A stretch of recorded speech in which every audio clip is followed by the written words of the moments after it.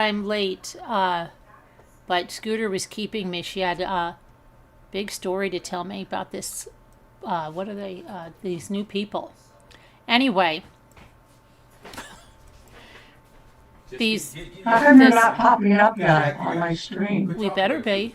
We are. You gotta go live. We're not. We are live. Oh, okay. I thought you were talking about something. No, I'm Okay, talking. I just. Okay, you are. You are. I Yeah. see you now. So we're talking. I was talking about these people that everybody is implicating. Their last name begins with a D, and one of the guys begins with an L, and another woman begins with a K. Now some people are saying that they're related, all kinds of stuff. Actually, just say their names. No, because I don't think we're supposed to. Because they're not. Yeah, but they put them out there. They have? Well, if you say you have already seen them. Yeah, but I don't think we. What does everybody think? Have you heard the names in other lives? I don't think we're supposed to give the names. But anyway, it really doesn't matter. It's the guy that's connected to the Range Rover. Right? And here's the funny thing is that I can say this. Hey, Jimmy. Jimmy? Yeah. Oh, could you get me my phone, please? Because there is an article that I found online. Remember when they said he bought and sold the Range Rover in one day? What I found out is if this is the person, they may be allegedly connected to some kind of car sales and then something to do with Dubai. It's really crazy. It's bizarre. I don't know what to believe at this point. You know that they said the family is cleared, but also look up, you could ask your AI, have they ever said people are cleared and they're not, and then they come out they're not? Yes, okay. Cleared could be as cleared for right now. Cleared could mean cleared until other evidence comes out. But yeah, that can happen in the middle of an investigation until they get all the pieces and they get the person and whatever. But let me go to this. Let me see. Hopefully I still have it on my phone because I looked at it earlier. It's crazy. But if they had one of these car dealerships, that would make sense if they were all connected, how he would buy and sell a Range Rover in one day. So I'm thinking, like, how are you doing that? You're not doing that through Craigslist. So let's see if I can get back to what Now, hasn't he been cleared though? cleared for that night, but why did they impound the car? And, you know, I'm not one of these people. Hi, Lee Show Runs. Hi, Linda. Hi, Wet Angel. Hi, High Speed. How come they, when they put Hi, somebody Wet up Angel. and they go, oh, that looks like the guy, and I never think it does, I have to say that I think this guy looks like the guy. Okay? I don't know. As a Jen, hi, Seeker. Hi, Sandra. Boss, hi. So Hi, everybody. let me know if you guys think, did you see him, Scooter? I did. I saw the one.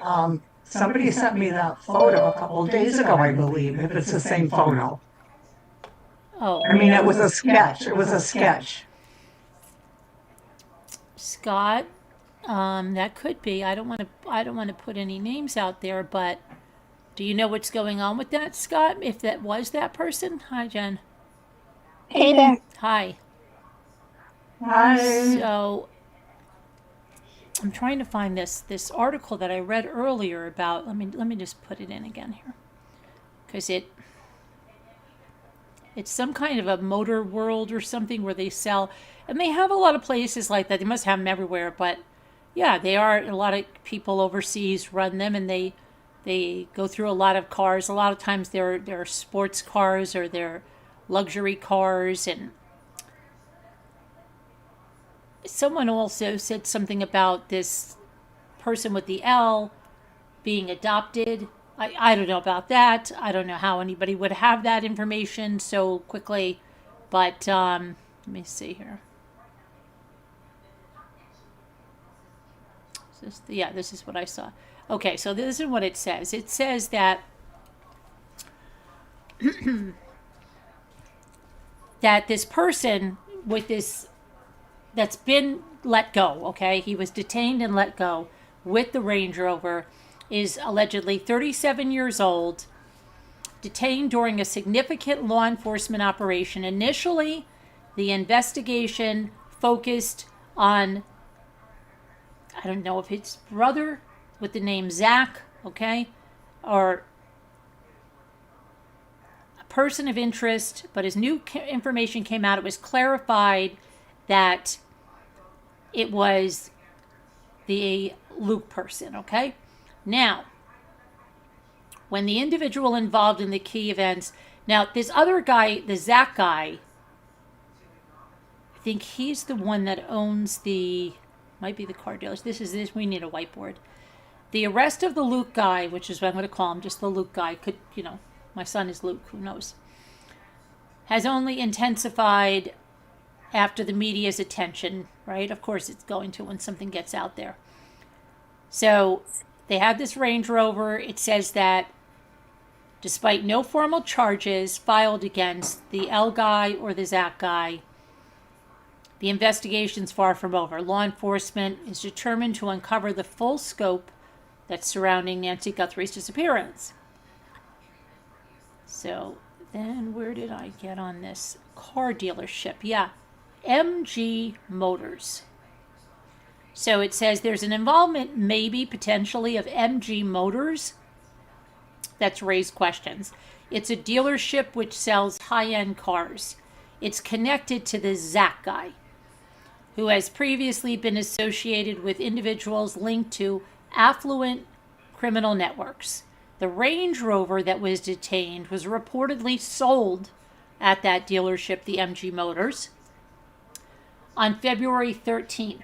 Okay, so it was sold on the 13th, just days before Nancy Guthrie's, no, that's not just, that's more than days before. I differ.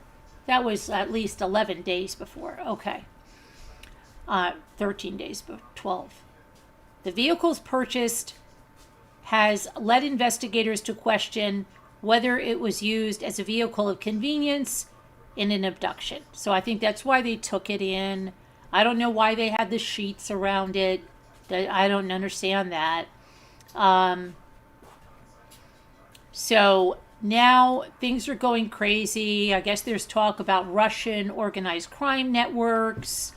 It's just going out of control. But the guy Zach, some places are saying that still a person of interest. I don't know. And also the Luke guy while they're doing this. But then there's also a Kayla. Now, Kayla, I think, is the one they're saying that could she be related to the Guthries? I don't know. This is like craziness. But you have to admit, if you look at the guy, to me, he looks like the suspect. But, you know, hey. Is he, there's also, if you heard him speak, if he says, I'm just a delivery driver or something like that, was that a different guy? I didn't hear him speak. He said, no, I don't know what was going on. He didn't, You heard the guy speak? One of the guys, I mean, it looked Oh, no, like not him. that guy, not that guy. It looked No, like no. him, though. Had a little beard and stuff. Oh, no, that's a totally Okay, different guy. all right. No. Let's not mix everybody up now. Okay. He's talking about Carlos, not Carlos. Has nothing to do with Carlos. Okay, so does anybody know about this? This is what I want to know. What are we doing about this? Yes, Carolyn, I see in chat that a person mentioned the possible girlfriend is Keela Day. That is from Kelly Castleberry. Kayla, she's the girlfriend of who? Who is it? Kaylee Castleberry? Wait. Kelly Castleberry. Oh, Kelly Castleberry. Hi, Kelly Castleberry. Hi, Zigzag. Luke has a rap sheet. Yeah, I heard that. His possible girlfriend was arrested on February 12th. Right, and wasn't that a drug charge or something, wasn't it? I believe. And that is public information, guys. I believe it was a drug charge, right, Kelly? But how could she have the same last name? That's weird if it's his girlfriend. Unless she's the girlfriend of the Zach guy who has a different last name. Kelly, it was sold to Luke on Friday. FBI impounded it. I don't think there's a relation between Kayla and Nancy. I don't think so either, Kelly. Just, I don't know. Luke and Kayla are possibly together. But don't they have the same last name? Okay, now White Angel says, yes, I agree. I saw the photo of the Zach guy with the Range Rover, and yes, he looks like the other guy. They could be brothers or twins for that matter. Yeah, see, I think they do look alike too, but then they're all starting with this Luke is adopted. Arrested last year for fentanyl trafficking. Right, okay, so it was last year. Is her last name also... Oh, that's crazy. Wait, that's weird. Is her last name really... That is funny. That's like having like... Okay. So what's going on now though? What about this DNA that they're going to put in this CODIS? I thought that was supposed to be 24 hours and we were going to hear. But this stuff is really, I don't know. The guy has connections in Dubai. But now, wait a minute. Didn't TMZ say they got a new letter today and that somebody saw Nancy with the kidnappers and she's in Mexico? I don't believe those ransom letters at all. And didn't somebody write a letter to TMZ and say they had a criminal past or something? And they didn't want to give their name because they had a criminal past. I think that's all baloney, and they're trying to make it sound like it's the band member of the other guy who was cleared. I think it's all baloney. Yeah, but I don't know about this. The part here with the this Range Rover connection. But why would they take Nancy? That's what I don't understand.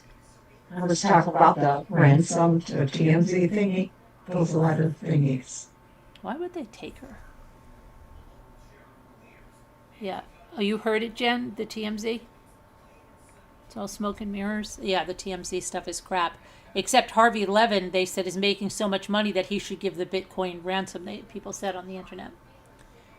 Because he's getting a lot of, just, little levity. I don't know. Apparently he's like, somebody asked me if he was on drugs. I don't know. I've wondered that for a heck of a long time. Yeah, one of our friends asked me if he was on drugs. Not Jen. Okay. Despite the lack of a body and the uncertainty, FBI continues to pursue all credible leads. But what about this CODIS stuff? One thing you listen to, Kelly says some people said Kayla's mother may have had the last name of Guthrie, but I can see a relation between Kayla and Nancy. Just so happens that her last name matches. Okay, now, Kelly, you seem to know a lot about this, right? So can I ask you a question? Are these the people that were in that Airbnb? And if so, how come people said that one of them lived in an apartment? The one with the Range Rover, I thought, lived in an apartment. And I'm lost. Are any of them in the Airbnb that they raided, or what happened to the mother and the son? Was that Elle's mother and son? Elle meaning Luke, not L-E-L-L-E.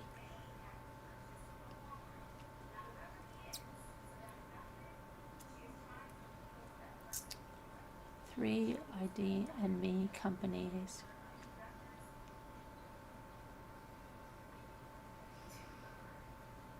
Actually, what is this one has, yeah. Do you want to call in, Kelly, so it's easier for you to speak? Luke and his mother live in the home, which may or may not be an Airbnb. And who lives in the apartment? Because I heard that the guy in the Range Rover lived in an apartment not that far from there. But I heard today that it hadn't been put into CODIS yet. Yeah, I heard both sides of it, Scott, that it did and it didn't. Oh, and the other thing, wait a minute, I did hear something else too. Oh gosh, what was the other thing I heard? The family got cleared. TMZ got a letter. Oh, they went to the gun stores. Did you guys hear this? In the Tucson area with 40 names and pictures. It's unclear whether there's 40 pictures to go with those 40 names or the 40 names are different names of the same person. But they went into gun stores asking if any of those people had come in to buy a gun. Anybody hear that one? Sorry, I'm just a keyboard warrior. Oh, okay. All right, Kelly, I just thought I'd give you the chance there. Yeah, and photos. They said they were showing photos. Right, and names. And they didn't say what Right. happened, but now why are they looking for the gun? Because they think that he just bought the gun, or they're just hoping that he did? That specific gun. In case he had just bought it, in one of the shops there. Did they do anything about that backpack? Because we actually That I'm went not sure. It's we- definitely sold at Walmart. Yeah, Jimmy and I were boots on the ground.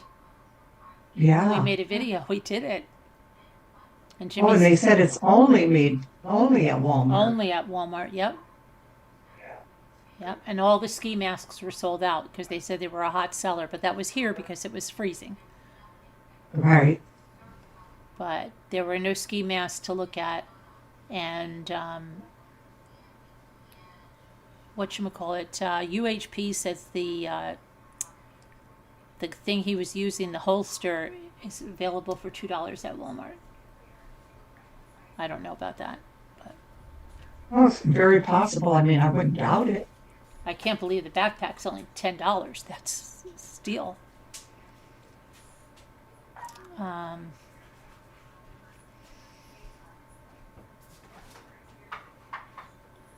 I keep going to read High Speed Drifter, and the High Speed must be talking about something completely different because it doesn't make sense. Okay, the 40. Okay, Scott, that we got that. Okay, now you all right? I got something. You'll catch in my throat. Okay. I had that last night. Not one person, even UHP, didn't ask me if I was all right. I was almost dying. Couldn't even speak after that. I go, the chat's going to probably be saying, "Are you okay, Carolyn?"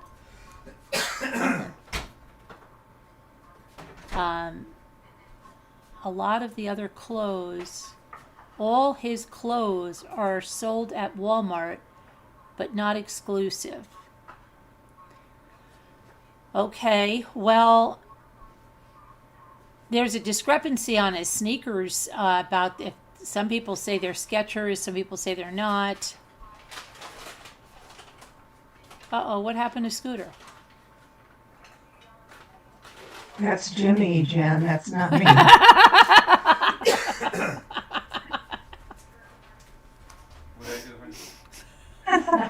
You were It's cute, Jen.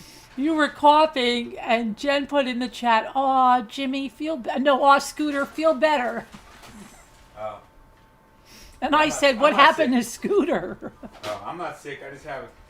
I set one down the wrong plate a while ago. Oh my goodness. Okay. I thought I missed something. The police said that about his clothes. Okay, I didn't see it, Scott. I didn't see it, but I'll take your word for it until you prove me wrong. But I can't trust you. But I Police think said I what? can. No, he said the police said about his clothes. I'm just making fun, Jimmy. If they said what? Oh. Just having a little fun with Scott. It's Oh, okay. good. Sounds good. Okay. Might be preferred. I'll trust you, Scott. The police said that about his clothes. Can I get a fact check? So, Oh my God, that's so funny. Because I'm thinking, Scooter, like, what are you happened? okay? Oh my gosh! I'm like, what happened to It's Scooter? funny, Jen. So, did you hear anything new, Jen? Jesus. I'm sorry, what? Did you hear anything new about these people? Just secondhand information, so it's probably like, it's crazy because everyone gets different Was views on it. was the information coming from Scooter? No, Oh, okay, good.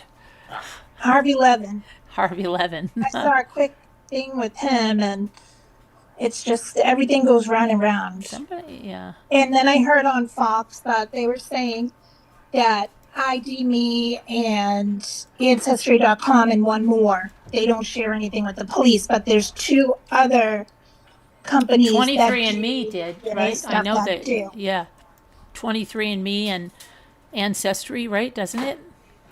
I Right. heard those same things, yes. Yeah, they don't share anything with the police because it's their reputation. No, but I mean, I think 23andMe does. That's how they caught a killer. I'm Yeah. not sure which ones, but they said 3 don't and 2 do. Oh, okay. Well, However, they said when you're filling one out, that you can check on there whether you would like to or not. Oh. yeah. So then, So if anyone has a warrant out for their arrest, I won't say no. No, I'm not doing it. someone's saying that Savannah Guthrie. I didn't read her memoir. Wrote in her memoir that they used to simulate kidnappings as kids with her cousins, and her mother would go along with it. I don't know because I Wait, didn't. what was this? Wait. Okay. Can you repeat that? Okay, it says that mostly what God does, reflections and seeking and finding his love everywhere. They said that's her memoir. First of all, that's not a memoir. That sounds kind of like her a very spiritual book. But anyway, it said that in this book, and I didn't read it, so I'm just taking this person on Twitter that said this. She said, Savannah, but I heard it from other places. Savannah wrote in her memoir, which is not a memoir, I don't think, that her sister and her used to simulate kidnappings as kids with their cousin, and their mother, Nancy, would go along with it. Oh, That's wow. weird if that's really true. Okay, so Oh, what does that man. It's just something they're putting out there, Jimmy. You're too, like, mean? No, boy. no. He's very strict. I know. Okay. You, Yeah, I just wanna know go what tell this is like. Harvey Levin what to say and not I to know. say. Are you trying to spread a Go- theory that maybe it's just a kidnapping? No, I'm not. Go talk to Harvey. Come on. How would you think? Man. Carly, you gotta get him one of those things that the judge has. Yeah. Over in the court. Wow. I'm One just more word. I'm just walking around listening. I hear stuff while I'm walking. That's all. Yeah. Carly, you gotta start hitting the, what do they call that? The mallet thing or whatever? Yeah, Do you I know have what it. I that's have one. I have one. about? That really nice lady got me one from California. See? You right here. do? Yeah, right here. Oh Yeah, my God. She got it personalized for me too. It says true crime with Carolyn. It has my name. Aw. Yep, and I even have the thing to hit it on. It's enough Yeah, now. Nobody like got it. what you're Or Newfie. Is yours from Newfie? It's too No. much. No, mine's from the other nice woman in California.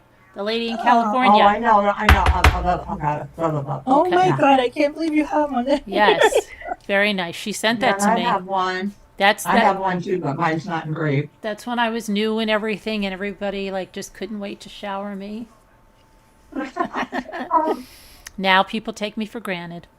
Okay, so let's see. What are they doing with this? I'm trying to see if there's anything that's. There's really been nothing today. Even the people in the media standing out there today, they're like, there's not much going on. Well, the family got cleared, but That's good, yeah. yeah, that's good. They said that also. Did they say that the sheriff, did his brother die the second day of this? Sheriff's brother? The sheriff Oh, Nanos. I didn't know that. I don't know. I that might be. Maybe we need to fact check it. I don't know. I thought somebody said that that it was, though. And did you see the person in the bunny suit that brought flowers? Person in a bunny No. yeah, a bunny suit, like, yeah, it was more like a bunny suit with a, it was like, I think it was out of Alice in Wonderland, because I think he had a blazer on too. Like, it was a bunny costume. But maybe, I have an idea. What if that guy came from a florist that sends people out in costumes to deliver flowers, and maybe he was going to another one or coming back? Because that was a professional costume. Wow. So it could have just been the delivery guy. Oh, I got to drop off yellow roses here, but then my next gig is over there. I got to go out dressed as this bunny from Alice in Wonderland. Right? It could be as simple as that. That's strange. Could be as simple as that. Maybe he was just trying to, Yeah. make good time. I don't know. But people really got, like, out of all things, like, what was that going to mean if this person came in a bunny costume? I don't know. Oh. I don't see what was, like, the big deal. Luke's coming to get firewood. Okay.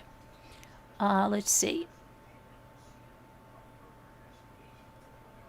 This is, okay, so somebody posted an indictment. What is this?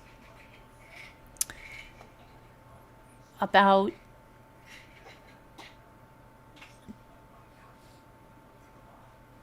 being held. So this kid with the L, he has a criminal past too? Is that what's going on? Kelly? Honey, you have a problem with somebody having a criminal past? No, I just want to know. Check. DNA still has not been. So they're saying that DNA still has not been put into CODIS. But do you think they're just telling people that so they can have a.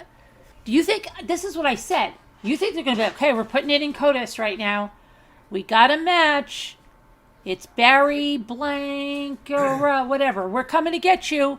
You think, I don't think we're going to hear if it matched somebody that they're going to go get that person. Person's going to be in custody, and then you're going to hear about it, right? Yeah, they're not going to be telling. Everybody thinks you're going to get every little notification. Ideally, it would have Nancy Guthrie's DNA on it and another person's DNA. That'd be the best case scenario regarding the glove. Right? I don't think they just said it has a male DNA on it. No, The preliminary. No, I'm just saying, but the best case scenario would be if on the outside. Yeah, but they already said it's just male. We'll see. DNA. And they're not going to show their hand if they, unless it's the best thing to do. All right. Okay, now people are not even, they go, I don't care what Nanos said. The last Savannah Guthrie video sounded like she was speaking to someone she knew, or even a family member, not a stranger.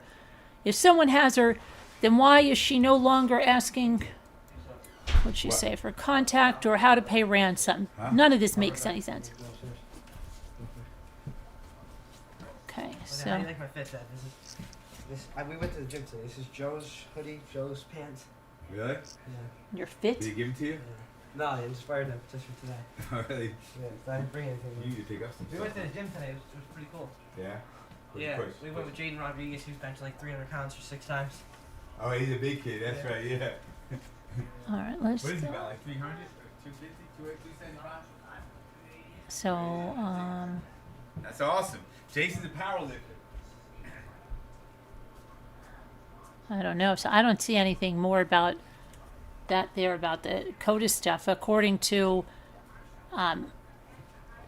Brian Enton, which,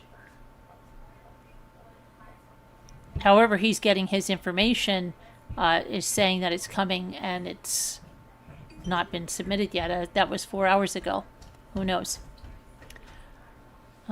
Some lady over here is absolutely No, I don't pissed. think It so. looks like a crafter or Tell him something. don't, tell him bye. She says she's sick of this nationwide distraction coverage. It's all It's all that the media is talking about. She doesn't want it anymore, so everybody's got to stop because AJB, it doesn't want to do that. She wants to Give you a stop. shock, too. Are you leaving now? Bye, I love you. All right, Luke, don't wake me I up. love you. I'm gonna Now let's sleep see.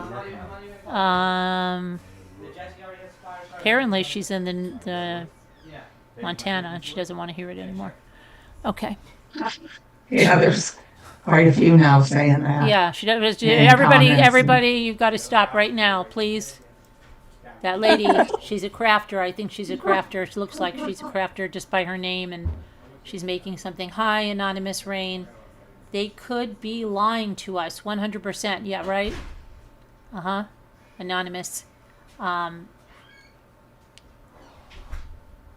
thought furry. What did she think? What did Linda said? I thought furry. Luke goes, what the? Oh, what is about this? that person in the bunny What do you suit. got? What The is it? generator. Oh, no. See, that Linda, you got to get your mind out of there, girl. Is that a really bad thing, the furry? When she says that like that? Doesn't it make it sound like it's one of those fetish things? I think so. No, I'm telling you, that person was probably, that wasn't anything like that. That was the I'm late rabbit, I think. I'm late, I'm late, I'm late. Yeah. I didn't think that. Let me see if I can find a picture of that person. Let me see.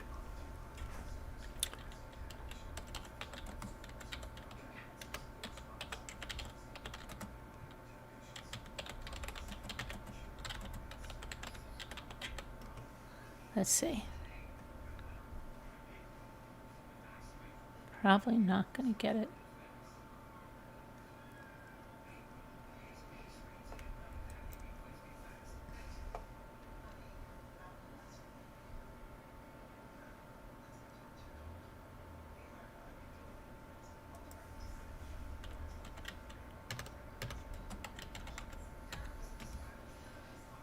Oh, here, yeah. Let me see.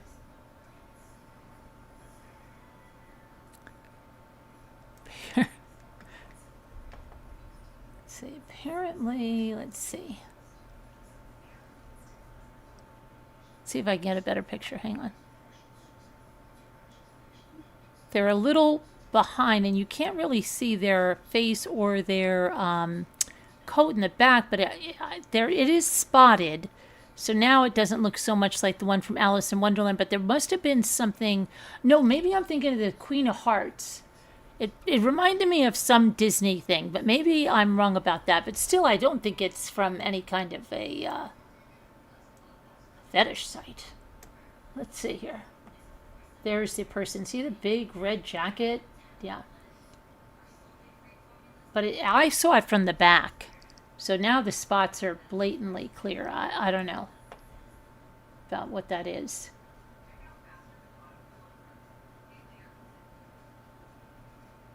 I don't know where. They must be walking away at this point because they don't have the flowers in their hand anymore. Just saying. I don't know. I don't think it's anything to be worried about.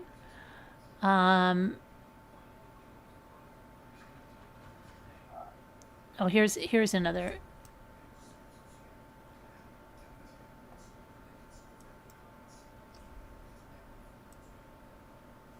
I can't get that. I had a really good picture, and the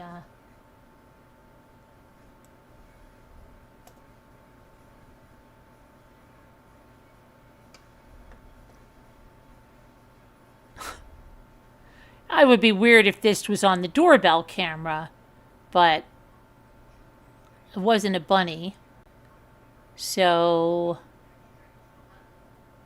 it's okay.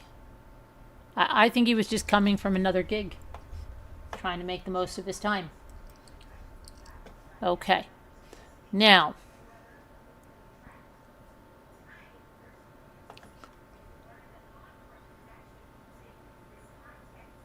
let me get over to you guys over here.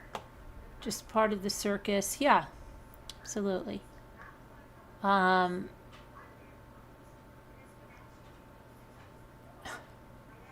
Hi, easily distracted. Hi, easily distracted. Talking about the signal switch to sniffers. Signal sniffer. Yeah, we've already been through that. The signal sniffer. has a rap sheet. His probable girlfriend was arrested on February 12th. MG Motors is in Tucson. Yeah. No, I think you're wrong, White Angel. I think they said it was Zach, but I think the Range Rover owner is Luke, right? Not Zach. Zach, I think he owns the dealership, correct? Were you guys gonna put that You're later? just, huh? I thought Jay was correcting me. We told you about that later. Didn't you? That was definitely not a furry. I know, right? Let's not be hating on everybody in a costume, guys. Everybody in a costume doesn't have to be on a fetish site. Some people like to wear costumes. It's okay. Stop, furries.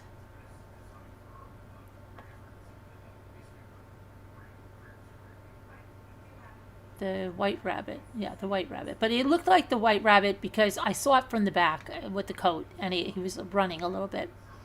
I thought he had a pocket watch. I don't know. I could be wrong.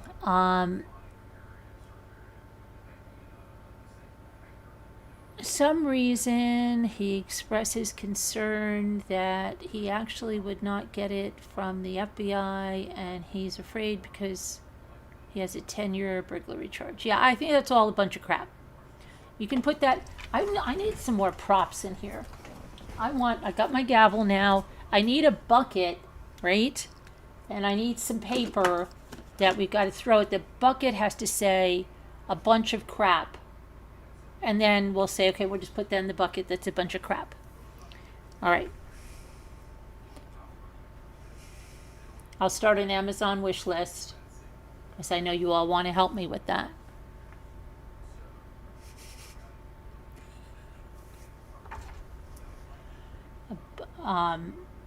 I'll make the letters with the cricket.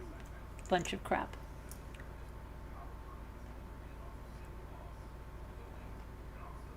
The bunny bugs you, High Speed? There's bigger things in life to be bugged about than that bunny. Don't be bugged by the bunny.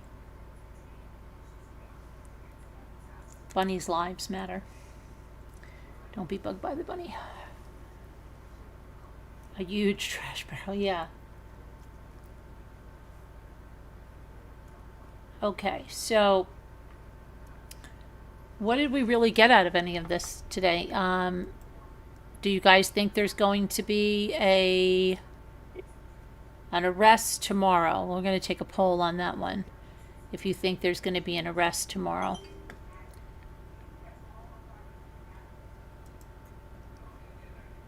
What do you want us to write? I'm going to put a poll if there's people think Oh, there's going to okay. be an arrest tomorrow. Hi, Heart.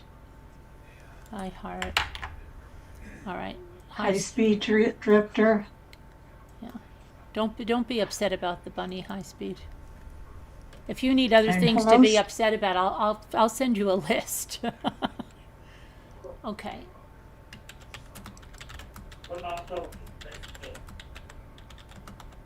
Do you want to hear, while you're doing this, do you want to hear this one lady's Yeah. conspiracy theory? And I think Yeah. it's the dumbest thing of all. Sure. That some people in here may think it's okay. All right. Oh, boy. And she popped up in my feed. She's an older lady, of course. Mm-hmm. Today, she says, today is Friday the 13th, and it's been 13 days since Nancy Guthrie disappeared. Okay, this is on her channel. So let me tell you a story. What if you're a young, vibrant woman? Happy, you're married to a great guy. You have 3 wonderful children, and your life is just moving right along in the right path. And suddenly, your husband has a heart attack, and here you are. You're left raising 3 children all by yourself. These children adored their father, so you want to keep his memory alive as much as you can. You've decided that this is going to be your duty, is going to raise them, give them everything that you can, and make sure that they grow up to be wonderful people. Hi, Twister. So you get a little part-time job. You join the church, and you do volunteer work. You start writing books and poetry, and things are moving along. This is a 6-minute video. And your church has retreats. So you go on a retreat. After a long time, though, you finally go on a retreat, and while you're there, you meet this guy. And this guy is so funny, and he's so handsome, and he makes you laugh, and he makes you dance, and your whole world is opened back up. All the things that you thought were never going to experience, you're all of a sudden feeling. And so you kind of are intrigued about this guy, and you're back home and you do your duty and you take care of your children, and when you put them to bed, you sneak off to the study and you call each other and you talk for hours and hours. And the more you talk, the more you want to be together. And so you make ways to go out of town for the week, and you say you're visiting family or relatives or a sick person, or you're going to a church service or something. And you see each other occasionally, quite often, and you both fall in love with each other. And so you cannot leave your obligations where you are, because your children and your family and church and your surroundings, you don't want to give that up. And he can't leave where he is because you don't want him in your life. You don't want the children to know that he exists. He has a business. And so you carry on this long distance relationship for years and years and years. And then when COVID hit, you couldn't travel. And so you started writing letters to each other. You still communicated by phone, but the letters came more and more often. And there were floral and flowery, and made you fuzzy and warm on the inside. And so you raised your children. They've gone to college and they became successful. And one then even is in the media. And you continued this relationship. But now you don't want anyone to know who you are. So when you go to see your friend of 30 years, he calls you by a different name. His surroundings know you as just a regular person, not affiliated with any high ass people. So you carry on this relationship more and more and more. And you're thinking about how you're going to move, give up everything, and be with that person you love. And so you plan and plan, but you just can't find the right way of doing it. The funny thing how God works, at your job, something happens. And I don't know if it's fraud or embezzlement or something, but you find something that could jeopardize your life if they found out, and they have. So now you're in danger, and you call your friend of 30 years and you start planning on how to get you away from your situation into his world. So you set up a new phone, you set up a new driver's license, you get new medication from down there, and you plan on making it look like you just disappeared. It was all planned out. And you even sent a letter to your children explaining most of everything. Not all, but just so they are aware of your disappearance. So now you're making it look like a kidnapping, but everything has gone wrong because the people that know, the few people that know what's going on, have fumbled and mumbled it, ruined everything. Everything is turning upside down and looking bad and worse than it was supposed to be. And here you are, and you're being protected by the people that know a family members know, but not anyone else. And so this is the story, and here we are. And I'm not saying that this is true, but and I'm not saying this story is not true, but what if you're laying low and until the fumbling fools in the media and the government finally figure out what's going on? Just saying. Okay, so you're done with that now? I'm going to tell you right away. And you know, Linda said this too, and it's weird. No, I want that cup. I like that. Isn't that crazy though? Okay, come Linda, on. it's okay. It's fine, Jimmy. Linda said it too. That she goes, oh well, she raised her babies in that house. I'm like, no, she didn't. Savannah is 54, going to be 55 years old. She bought the house in 1983. The husband died in 1985. Oh, so they bought it after Yeah. the father? No, he lived there 2 years and he died. But Linda was under the impression like she was bringing all her babies home to this house and they were little toddlers there. But she bought the house in 1983. Okay. Do the math, because in 1985, Annie was 18. Okay, Savannah was what was she, 14 or 13? 14 or 13, and the brother, is he the oldest, or is he between the two of them? I think, isn't the brother the oldest? I don't know, but so you have to realize that you already had one going out, like either Annie went to college or whatever. At 18, she was gone. So they had like their teenage years in that house. So I'm just going to say, so when they go, oh, you brought home your babies, that lady, I think I said that too, raised all your children there. No, because she actually had Savannah in Australia. Because their father was in the military. And the son is taken, right? They're both in the Air Force, the father and the son. Okay, yes. So they didn't move in that house. I don't even know if the brother was older. It's possible he never even lived in that house. It's possible he was already out into the Air Force. I don't know. I don't know if he's older, but so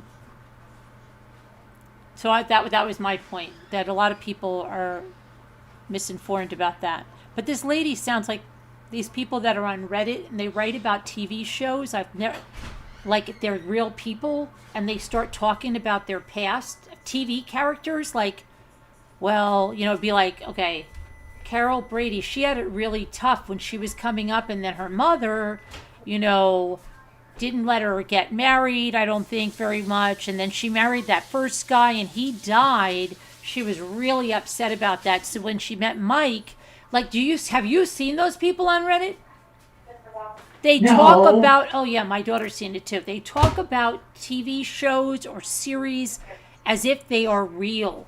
And they even do it with books too. And it's so funny because I could write something and never really be doing like a tremendous amount of thinking of like some offshoot character, right? But these people will give a life to it. And I go like this, the author probably never even thought of half this stuff that they're throwing in. Right? Like, it could even be a silly book like Jack and Jill, right? The nursery rhyme. Well, you know what? I think Jack was very conflicted. I think that's why he was rolling down that hill in the first place. And I bet you he did not have a good relationship with his father. I think he had an absentee father. This is what they do, right? And I think that's why his character is written like that. I can just see that he had an absentee father. And Jill, she was codependent. I have heard of that stuff. That's crazy. Jill was completely codependent. That's when she went tumbling after. Because she can't think for herself. And I heard that after that. Far. Right, yeah. That they do that. These people do that. I'm not joking. It's crazy. About TV series, books, they've extrapolate like you can't believe. And I don't even think the people that wrote the characters gave it as much thought as these people in Reddit do. Well, I'm telling you what, though, there's a problem there because they obviously weren't well off if they had to go up the hill to get a Pail of water. You know, they Right. weren't well off. It's hot. They didn't have a well at the house. You know, right? Yeah. And Jill, completely codependent, she went tumbling. Jack and Jill went up the hill to fetch a pail of water. Jack fell down and broke his crown, and Jill came tumbling after. Yeah. And he broke his crown, and that's what's happened to him, and that's why he now, every time the phone rings, he thinks it's the microwave. Yeah. It's just, I don't, it's just stupid. Peter, pumpkin eater. Okay, but I only know to tell Tammy online. Oh, I don't know who that is. High speed. 7-foot girl who And lives. this lady, I haven't subbed her, but she keeps popping up in my feed now. And then she goes on and says, I would like to know, why is Savannah already at work? Back to work on the Today She's Show. not. They already said that, and that's not true. They're lying. Exactly. Some of the people in her comments are like, what Thank are you you for talking the about, coffee. lady? Thank you for the Yeah, they're coffee. like, "She's-" He didn't hear me. Thank you for the coffee. Jimmy, thank you. He's over there sobbing. She didn't say thank you for the coffee. No. Jimmy, Yes, dear. thank you for the coffee. Are you so very welcome, honey? Yeah, thank you. Were you crying? Coffee. Coffee. It wasn't coffee. He's like, I already saw her. She's back there working already. They said that like on the third day. Yeah, That's so I heard dumb. that on the news too. Hi, Native Libra. Yeah, people are in her comments saying they're saying she's probably never gonna come back at this rate. Right. Like, it's none of their business either, right? Yeah. They She's get looking at, so things that they're overly showing. When, how they'll show her when she had been on and stuff. How they'll show those clips. That's what she's seeing. Right? They all do, but a lot of people use the AI, and they probably put pictures of her back at work or stuff. Yeah. Yeah. Coffee. But then the other people are there in her comments going, oh, well, that is wonderful. I have thought that exact same thing. Really? So Yeah, great theory. that's so They get crazy, because so how many invested years in it. passed? Do they think like she's act like she went from raising her kids and it was like 2 years and now she's doing this? Did they realize how old her kids are and how old Nancy is? Yeah, they do. And they're laughing their heads off, a lot of them. Going, she's 84, people. I don't think she'd have a problem with having a man in her life, blah, blah, blah, blah, blah. Right, or has to hide it, right?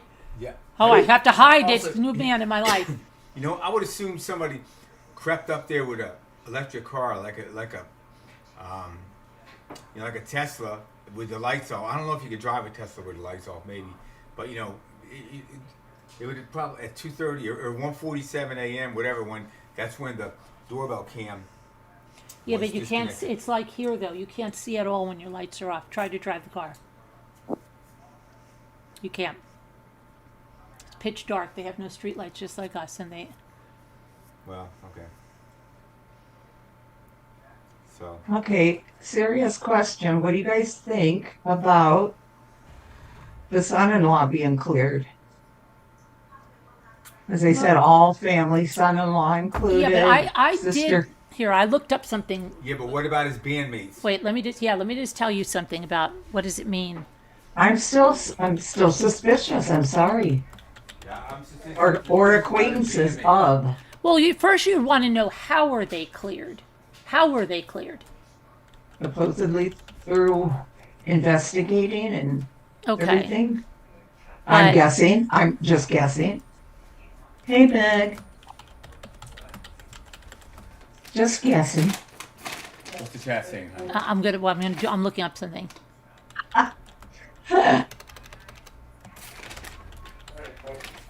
Now you guys make me want coffee. Okay, I'm gonna so warm me up some water.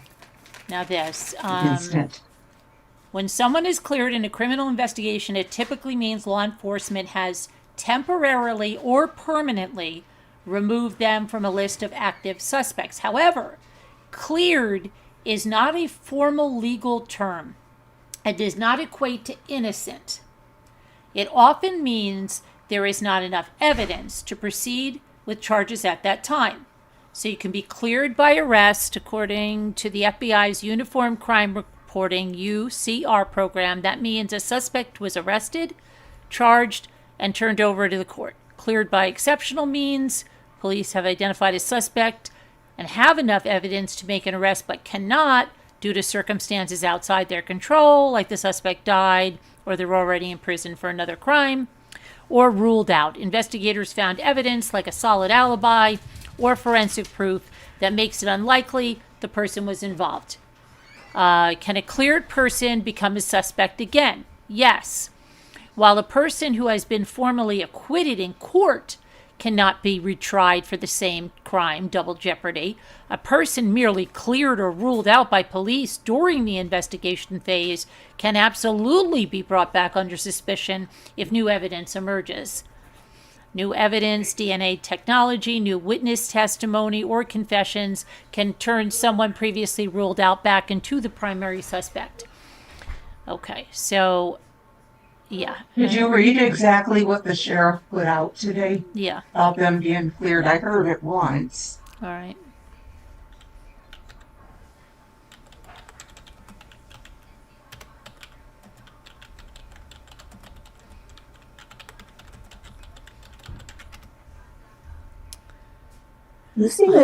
On February 16th, 2026, Pima County Sheriff Chris Nanos officially cleared all members of the Nancy Guthrie family, including siblings and spouses, as suspects in her disappearance. Nanos called the family victims, plain and simple, criticized speculators, and labeled accusations against them as cruel. Key details, let's see here what he said here. Let me see if I get the exact thing he said. It's probably right here. Did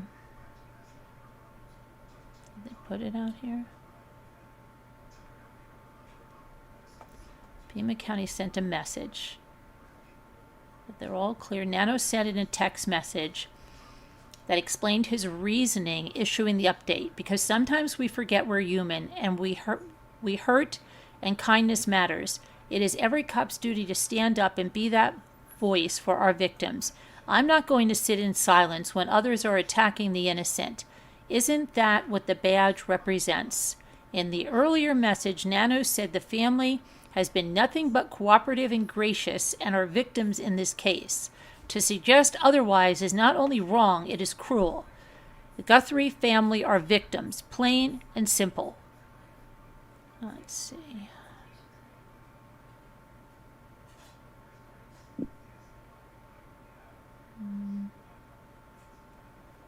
Okay. And so what do we know? Family cleared as suspects. New family video.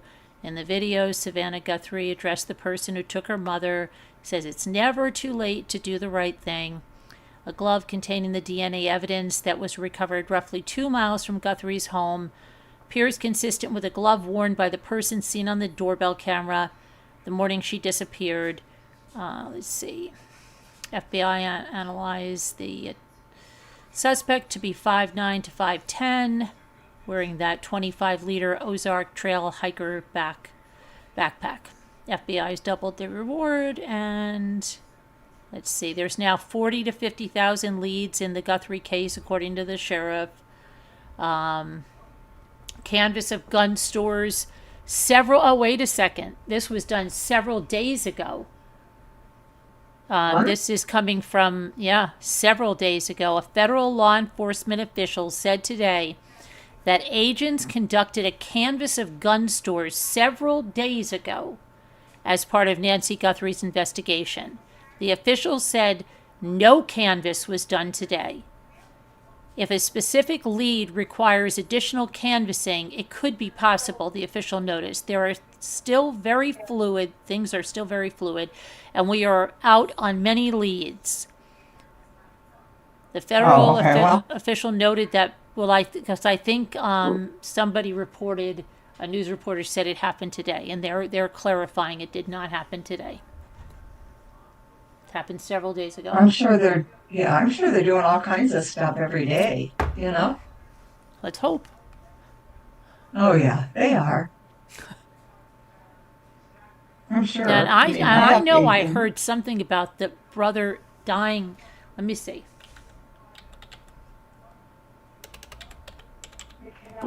What brother's son?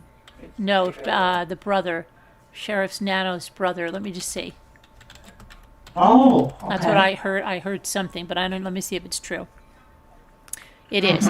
Pima County Sheriff Chris Nanos revealed on February 15th that his brother died in hospice care just one day after Nancy Guthrie was reported missing in Tucson, Arizona.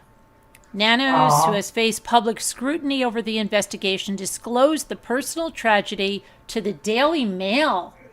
Oh my gosh. While defending his department's efforts in the case.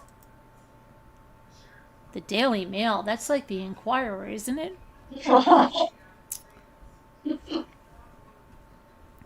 I'm surprised he wouldn't go to a Tucson station. Right? That was the one that put out the banner for Nancy. Bizarre. That's strange. That's true, high speed. They could be watching. Hi, High Speed. You said Savannah and the family could be watching. The investigators, all of them, could be watching right now. Oh, hi, everybody. Savannah. Hi. Okay.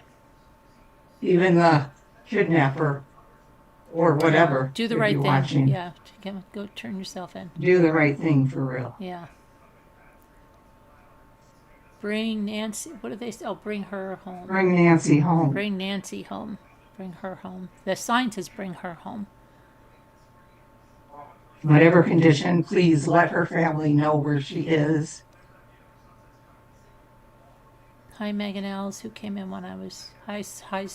Did you say high 61 is here or high speed? Wait, I'm at high speed. Oh, yeah, you said, okay. Did I say high 61? I think you did. Or I heard it. I don't know. I might have. Maybe. I think there definitely are out on many leads. Oh, I do too. I always have faith in the police. I don't know. Probably because, I've known them and whatnot. You were married to one, right? I was. Well, I shouldn't have faith in him. Never mind. Scooter would go. Okay. Scooter would. What did you say? Nothing. I'm not going to say anything. Can you bring him on? He's my kid's father. You should bring him on. We could say we have a No. retired law enforcement on. No, his wife wouldn't allow that. Really? She wouldn't? No. Oh boy. Yeah, she wouldn't. Enough said there. I gotta be quiet. You get me in trouble. He's not still working though, is he? No, he's retired from that. Okay. Maybe you can get, a friend of his that he could get on? Oh gosh. I think they'd be a lot younger by now. All of his would be retired too. Well, that's good. That's how they have him on YouTube. They're all retired. Well, that's true. Yeah, that's true. They're all former. That's true.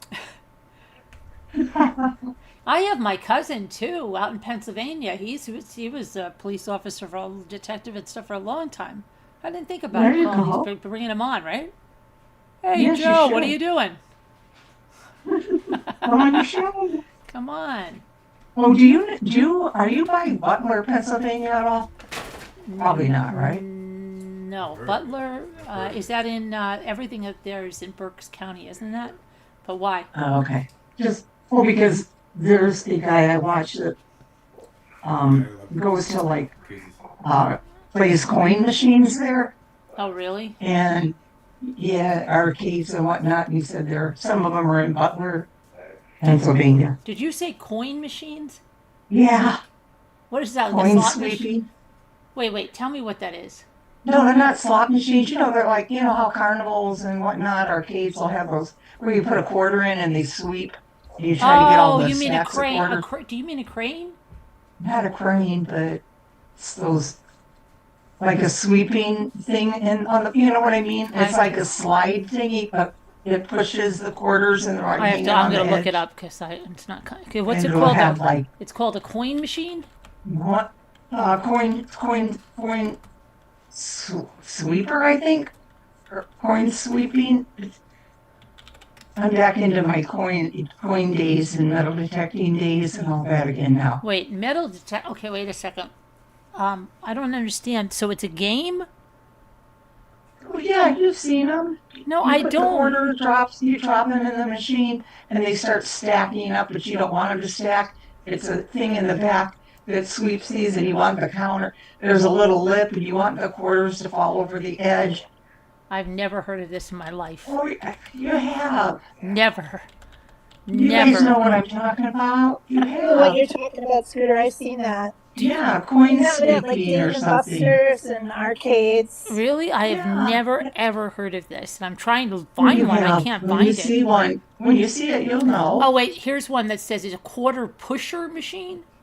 Yes, Coin quarter sweeper. pusher, coin sweeper. There's Yeah, one for quarter sale. pusher. If you want one, there's one that's marked down from 6,500 to 1450 on I eBay. know, I don't want one. I Oh, don't well, then you can have the want fun right in your own living room.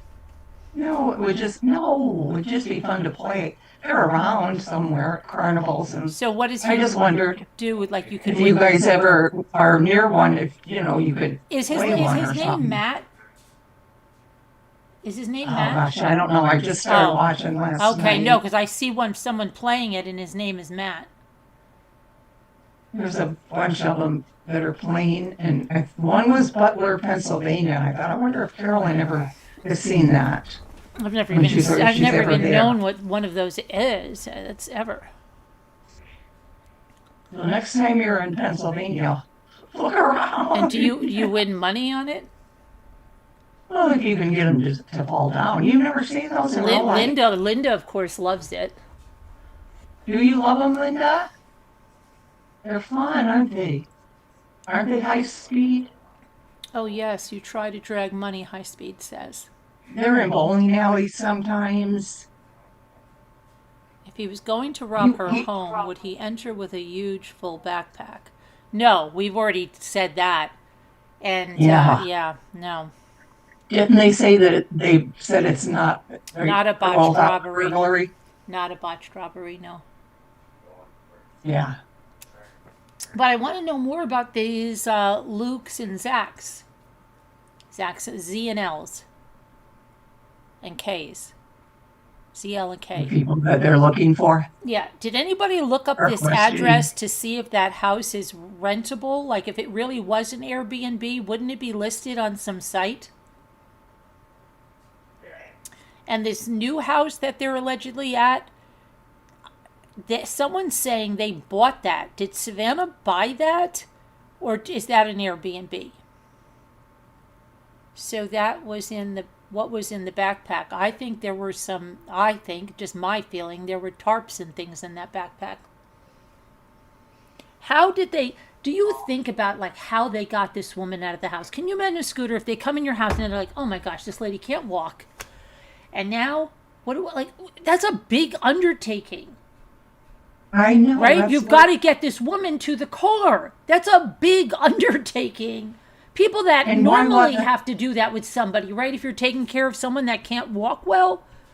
Hello, I very- helped my dad when he would be like that at times. Where he Right. And could it's barely really slow, right? Very slow moving. Yes. And that's what I'm saying. I can't imagine these people would have the patience for that. And I'm also trying to think like, okay, if they did force their entry into the house and she didn't have an alarm that went off, which she didn't. They just went to her room. I want to know what her room looked like. Okay. Was she Yeah. out on Ambien? Because I've never taken Ambien, but if you're out on that and someone tries to wake you up, hey, come on, get up, come on. Like, what is it? Now, seriously though, Oh, that's true. right? They Now, did gotta they say first. They that gotta they didn't wake the say woman that? up. If she's on that, we don't know that she is, but if she was, there's a lot of people that take sleep medication. Uh-huh. We don't know. But now you've got to Right. wake her up. Now let's say she comes to and she's like, what? I don't know. But if she is the opposite and she's like springing to like, what? Who are you? Right? Then she's going to be freaked out in her room. She might grab her lamp, try to hit them, so there'll probably be struggles in her bedroom. if all of a sudden you woke up and you saw that person over your bed, right? She might have a lamp. She might have a flashlight. Okay. So what did her bedroom look like? That's what I want to know. But the second thing is, she probably doesn't have shoes on. What if she's in very light night clothes? If she has to walk at all, they're going to have to get some shoes on her. If there's just say, forget it, we're not dealing with shoes, I'm just going to throw her over my shoulder and carry her out of here. What did they spend 47 minutes at the house doing? Like, can you imagine, I just think, imagine if they got there and then all of a sudden, they got her out and they felt sorry for her, and then they're getting her toothpaste or stuff or slippers. She wants a little snack before she goes, right? And imagine if this ended like she ended up in a movie. It would end that way, right? And then they come out on National Lampoon's Vacation. I'm not pressing any charges. These people have been really nice to me. They took me on. I was over there on the California coast, right? Yeah. You know, and then that guy, and it would be the guy would go there as a really bad guy, and then she'd remind him of his grandmother, and then he'd be like, "Oh, you want your slippers here? I could see, that you need to brush your teeth. Okay, what do you want me to grab? A bag for you over here? Okay, you need some eggs before we go." And that's why he spent 47 minutes there. Wouldn't that be some twist? Yeah. Right? Yeah. But I mean, none of that happened though. There was that blood. You can't overlook that blood. Yeah, it was the blood. Yeah, well, yeah, but still, the thing is, she's a slow-moving woman. She can't walk fast. What do they do? One person. They have to know. They have to know a lot more than But we're saying they, but it's just one guy, and he doesn't look like that big of a guy. So if he's 5'9", does anybody? She's 5'5", right? I think they said. I don't know. I never. She's paid 5'5", attention 150 pounds. So then where does he put her? He runs down the street to wherever he parked his car with her over his shoulder? It sounds crazy. And she wouldn't she wouldn't be screaming her lungs out while he's running down the road with her? Unless he hit her in the head.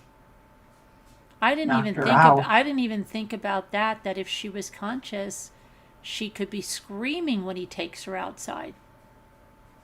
But she's bloody, so probably wasn't screaming. Oh, so this now. Sandra said she got a question. What do you think?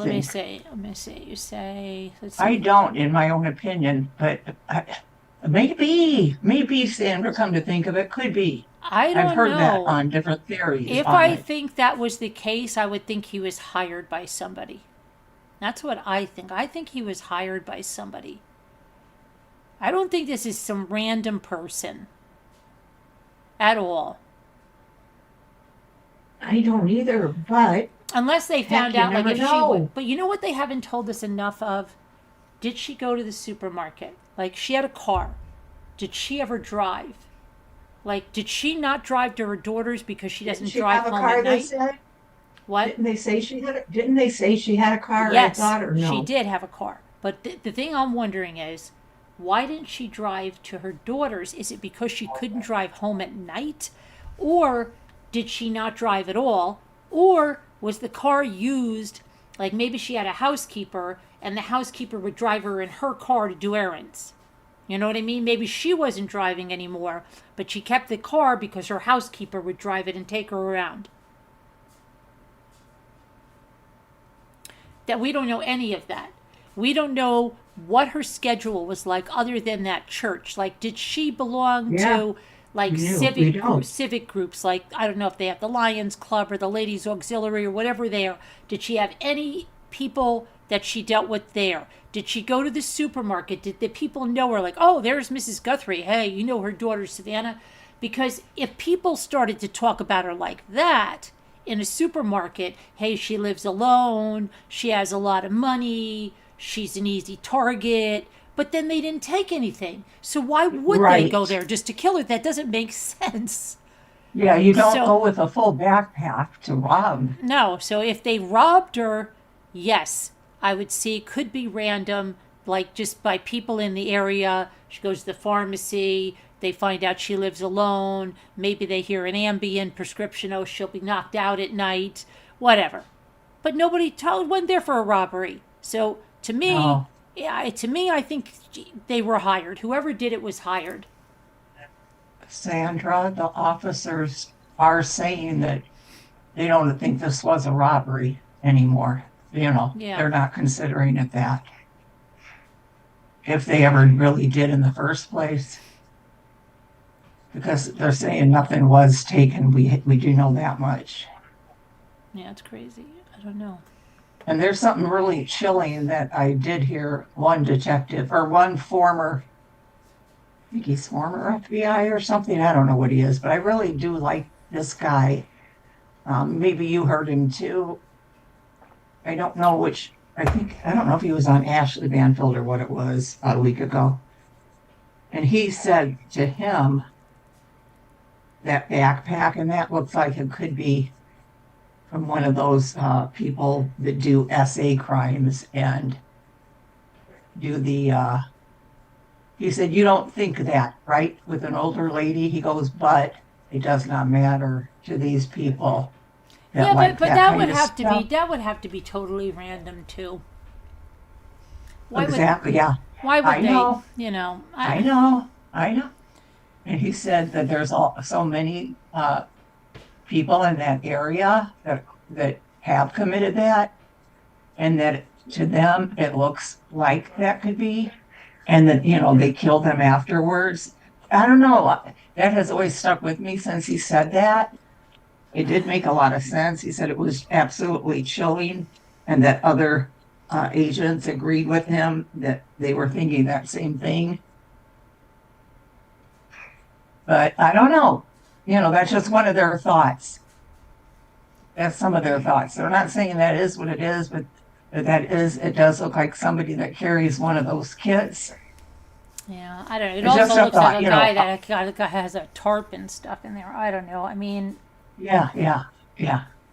that which makes me think that he's hired because they're like, look, she can't walk.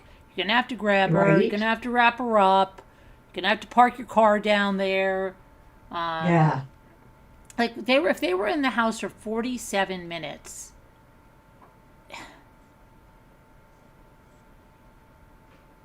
They had to be totally comfortable that nobody was going to be.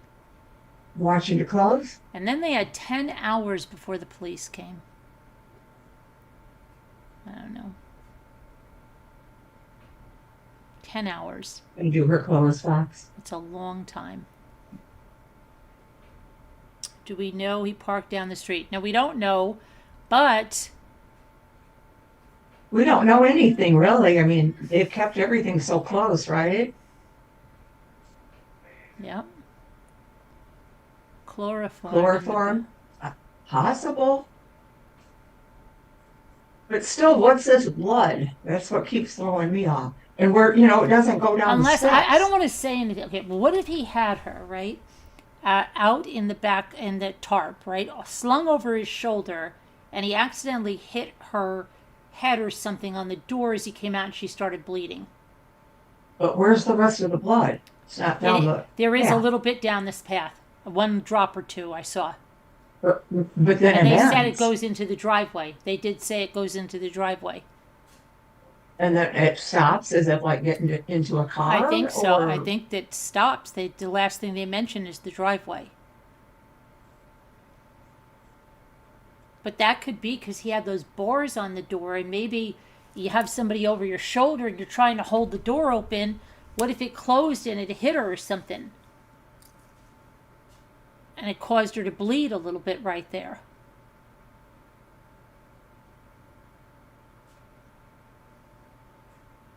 No, B lady, no clear motive yet. Maybe. Then Oh. maybe he got startled. He hit her head. That's why it's like a little concentrated in that area because he's turning around like, oh my gosh, maybe her hair got stuck on one of those bars on the security door. He gets it out, and then he quickly, maybe there's not a lot of blood because he's moving quick down the walkway, and that's why there's only a couple of drops. I don't know. Maybe he adjusted the tarp when he saw the blood to cover her face so it wouldn't bleed anymore, and that's why there's only a one drop or so. I don't know. Yeah, I mean, okay, maybe it's not so heavily with blood because she was able to cover her nose or something. Maybe. Maybe. You know what I mean? Mm. Maybe.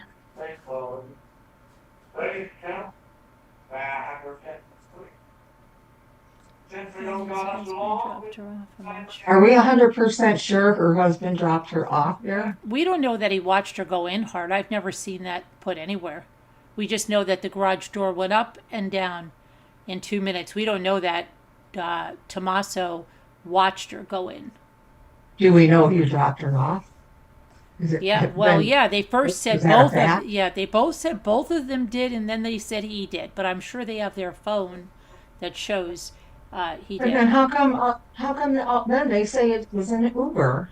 No, she took an Uber to her daughter's house on the way there. But then They they drove her they- home. He drove her It home. was- First it was they, that's then fact? it was he.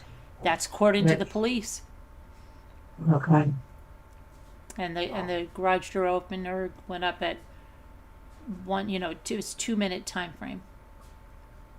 Makes me sick. 84 years old. I can't imagine how scared she was to live so long, and this happens. It's really scary.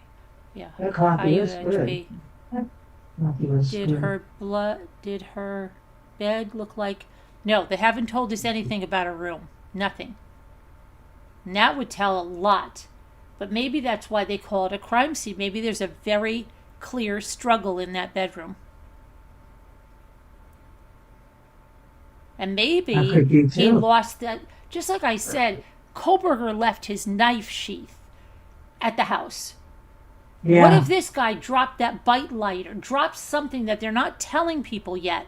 Because they wouldn't Yeah. tell people because they keep stuff like that private. But what if he dropped that light Very possible. and they have You DNA? guys- Yeah, I don't know. Well, I mean, I'm sure they know much more than we think they do. I mean, I would hope. I'm sure they do. And what about all those other cameras she's supposed to have? I do have faith in our law enforcement. The most part, they are good people. What They really is are. your opinion of what TMZ said to whoever wrote the fourth email? I thought it was pretty good. What did they say? What did they say, Don't- B lady?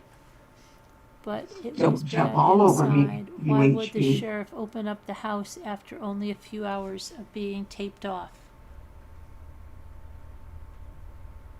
Okay, I think That's the my reason it opinion. stopped your comment, Megan Els, I just want you to know, is because instead of taped, you have an R in front of there, and that's why it held your comment. So I can read it for you the way it should be. Otherwise, you could Oh. type it again, but it has the R word, and Yeah. you can't have that. So it Yeah, says, sorry. Yeah. but if it was bad, Megan Els said, but if it was bad inside, why would the sheriff open the house up after only a few hours of being taped off? Yeah. Yeah. So Which was ridiculous. I mean, come on. I think they really did mess up there. I mean, come on. Zach sold it to Luke, yeah. You know, because then they kept going back and whatever. It was pretty dirty for a car that had been recently sold. It was dirty like crazy. Was he driving it somewhere really dusty or like what? Is it just in Arizona is everything like that super, super dusty? I don't know.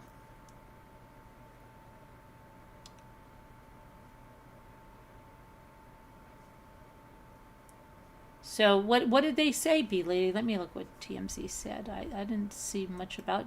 I don't believe any of that. That goes in the bucket of crap. But let me. What, Carolyn? I What? just said I'm going to have the TMZ stuff. She said the response to the kidnapper from, I guess, Harvey Levin was really good. I don't either. I really don't.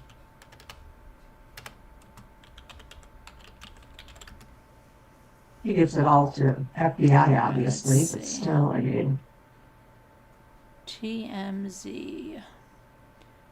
According. I had such a chilling thought. What if the guy was one of the searchers? Wouldn't that be creepy as But they heck? do that. A lot of them do that. That's what they I did. Joan know. D'Alessandro, that guy that killed her, went out there to search. Yes. Yeah, a lot of them do that. I know. So creepy. Okay, are you talking about if you're the individual claiming you know who the kidnapper is, prove it, send us the info. We'll forward it to the FBI and create a record tying it to you. What? That doesn't make sense to me. If you're the individual claiming you know who the kidnapper is, prove it. Send us the info. We'll forward it to the FBI and create a record tying it to you. What?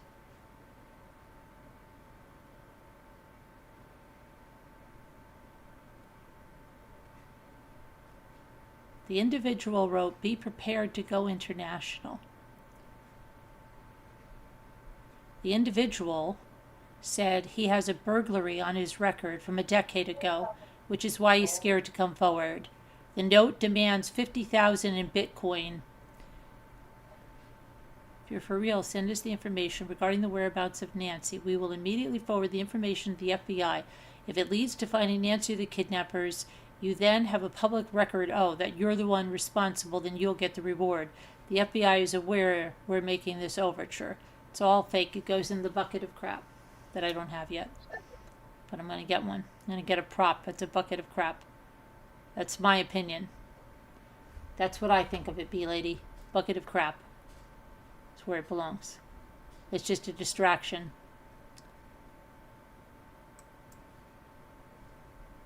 If anybody was serious, they wouldn't be sending it to Harvey Levin.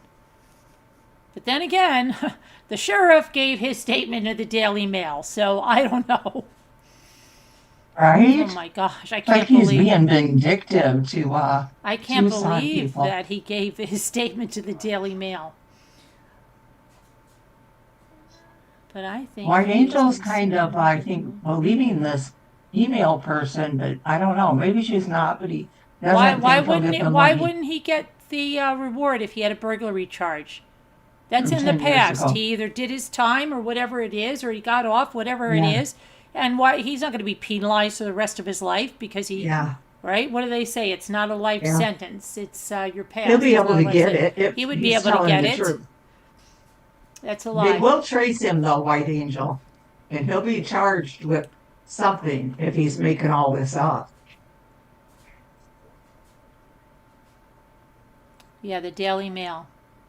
Exactly, B-Lady. He gave a statement to the Daily Mail. Yeah. That's crazy. Right. So how many people went up to buy a car from that motor place? I'm surprised everybody and their brother didn't go up there.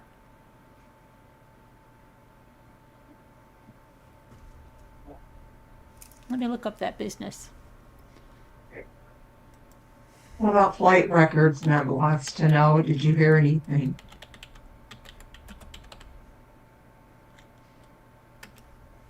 They'll trace him, this writer of the letters, V.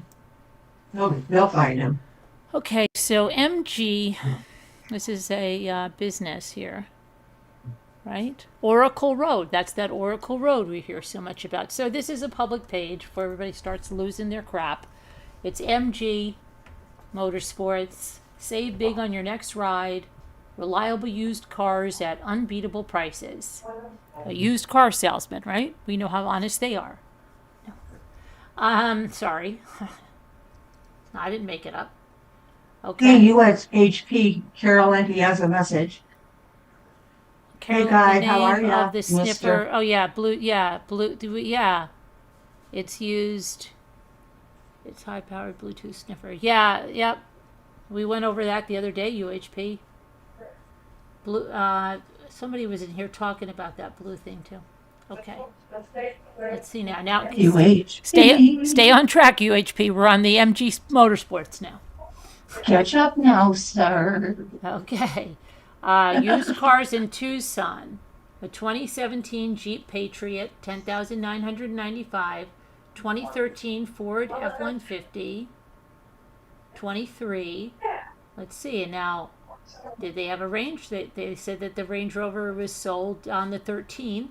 Sell my car. Warranty reviews. Contact us about us. Let's see. MG Motors has helped hundreds of auto buyers get the financing they deserve. We look forward to help you too. Audi, BMW, Cadillac, Chevrolet, Ford, Hyundai, Infiniti, Jeep, Mercedes-Benz.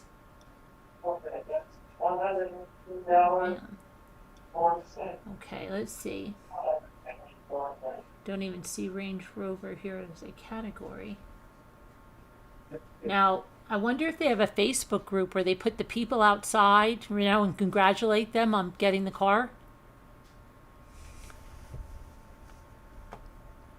Right? Pardon me? You know how Can you repeat? you know how on Facebook some dealerships take pictures of the people that bought a car Uh-huh. and they yeah. stand next to them and they say, "Hey, Yeah. congratulate." I wonder if they did that. They probably didn't do that with this guy, but Oh, that'd be something, wouldn't it? wouldn't it be?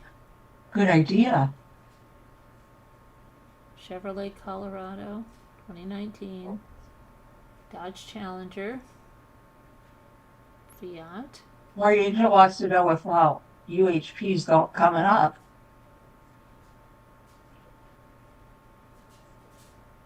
Not right now. We're gonna look at this.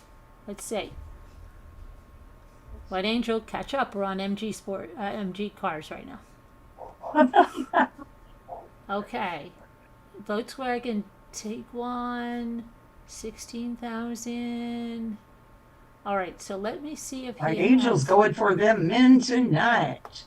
Okay, let's see. MG Sports. Here's their Facebook page. Happy Valentine's Day, they said. 1 year later. What is that? Okay, 4 days ago. Gee, let's see, maybe they have that Range Rover advertised on here from days past.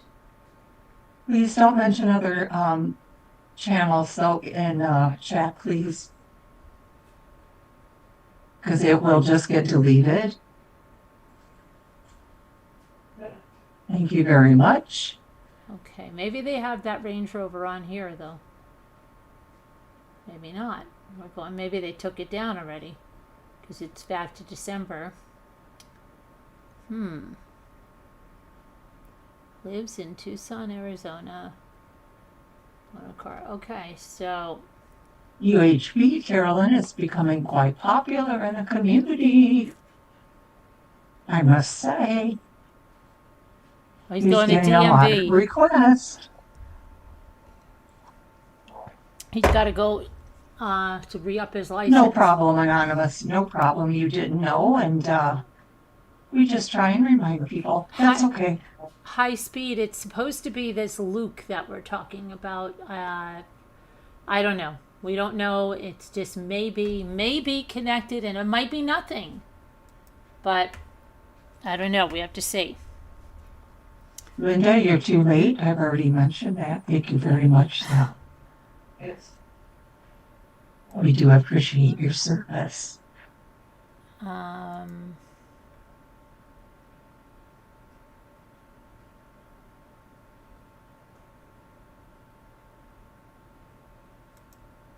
UHP, your fans are calling. Aw, thank you, White Angel. You're a doll. You know I need that every now and then. don't even know what the heck they're talking about. And you can love every now and then.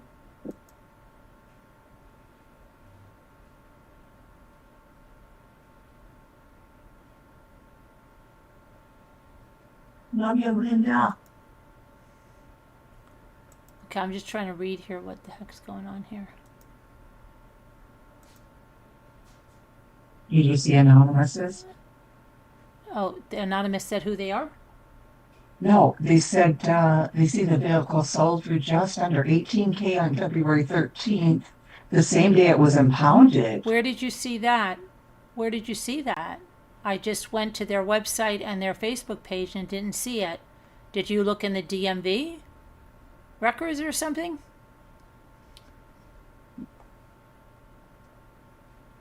Or did you do a Carfax on it? Did you get a VIN number?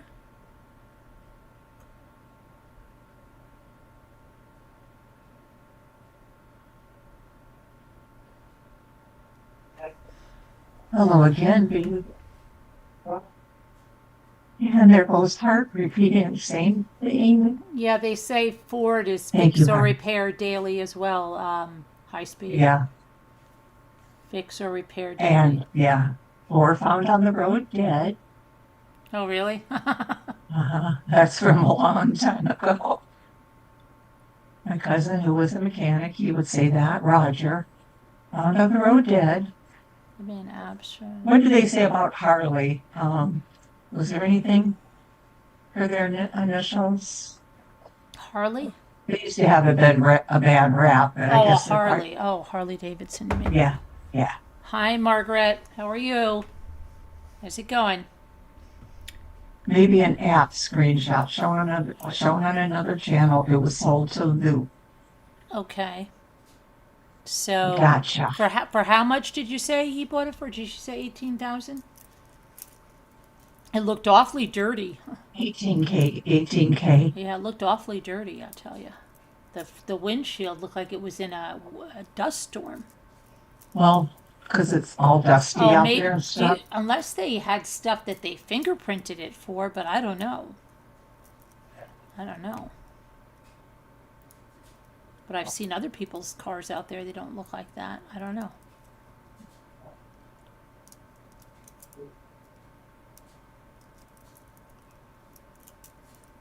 Good. You cleaning houses tonight, Margaret? We kept thinking Margaret was taking a bath when she was here last time. She's Oh, "No, really? yeah, And she cleans houses? Yeah, she was washing dishes or something. It would sound like she was in the bathtub. Oh. She's on a army military base. Oh, neat. Husband in the military, or is she in the military, or both? I don't think so. I don't think either. I don't think Margaret is married. I don't think so. Her husband? That means she's not married? I don't think she's married. Her husband? No, I think she said she has a roommate who looks like ZZ Top. See how much I retained, yeah. Margaret? Even though when it doesn't look like I'm paying attention, I got all that. She said Bellamy. What's that? That must be Bellamy. that must be the military base. Is there one called okay. Bellamy? It sounds like a song. Bellamy. Okay.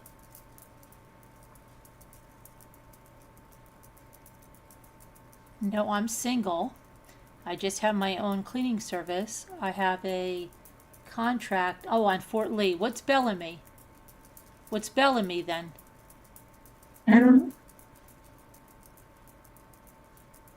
See, Margaret says she's single. She likes long walks on the beach, and she has her own cleaning service on Fort Lee. Hi, Margaret. Bob. And I know you Bobby. pay attention. Bobby. And That Debbie, doesn't she's make a lot of Jack. sense that it would be dirty, but I agree it was dirty in the coverage. The advertisement photos were very clean. Yeah, and why Well, did they have the sheet up, Anonymous? What they had the sheet up for? A lot of people are debating what they had the sheet up for. I heard one former investigators say. Sometimes they do that so the perpetrators will not see what has been left in there or something. That was one opinion. That maybe, they just throw all these different thoughts out. Maybe they think, oh, did I still have that? Is that in there? Or something like that. I'm just throwing out different stuff I've heard. Because yes, I have been paying attention. I'm just throwing out random thoughts that all these different people have said. See, Not Margaret from that loves the lady's ocean. channel. Margaret loves the ocean, so I was right. Oh, She Margaret. loves long walks on the beach. I said that. I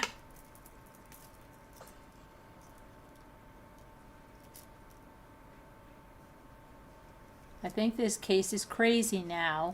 They're talking about a young lady that's connected to the family.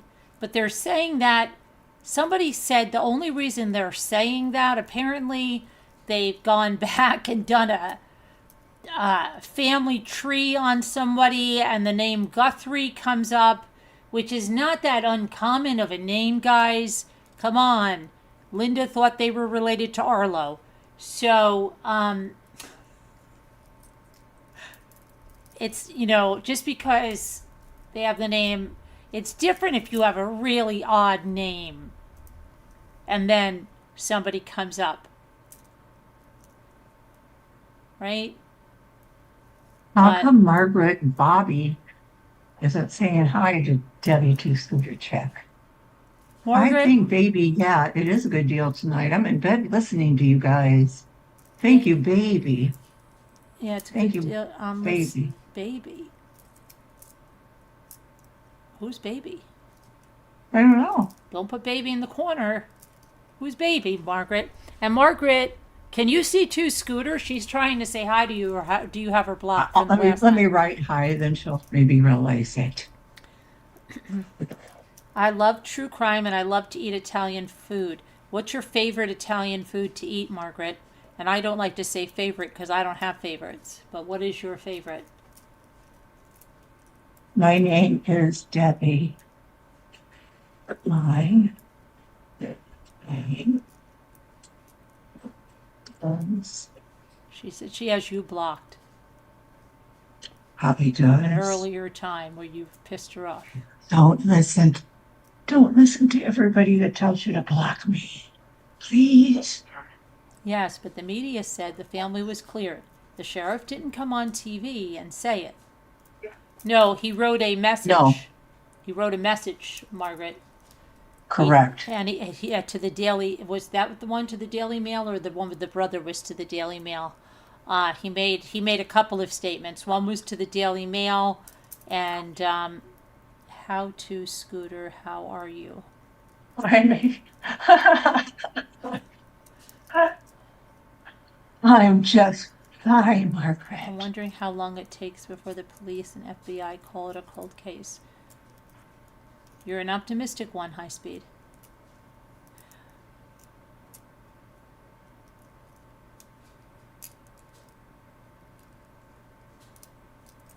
I'm surprised somebody hasn't gone up there and bought a car. How far is Scottsdale from Tucson? Is it about an hour?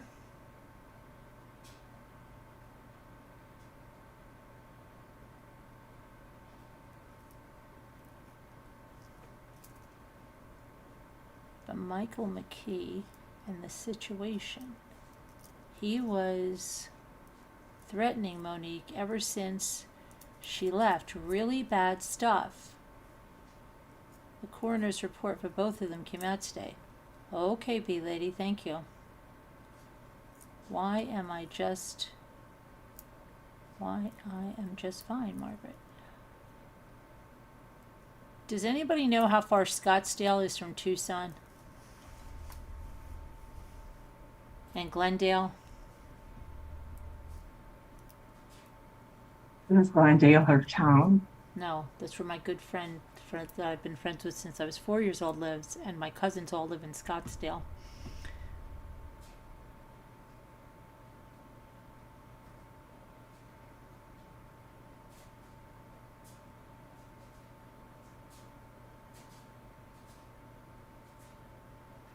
Do you believe it, though? Margaret? I read the definition of cleared. It could be cleared until if they get any evidence during an investigation, until they wrap it up with the real perpetrator, or, you know, well, they wouldn't have that until they had a trial, but you know what I mean. I love all Italian food. I don't have a favorite. Okay. Sandra says Google it. That's not nice, Sandra. Not nice. For once, I wanted somebody Sandra. I wanted somebody to do it for me, Sandra. For once, I thought somebody would know. Okay, Anonymous says both in Phoenix metro area. Scottsdale is further northeast. Thank you, Anonymous.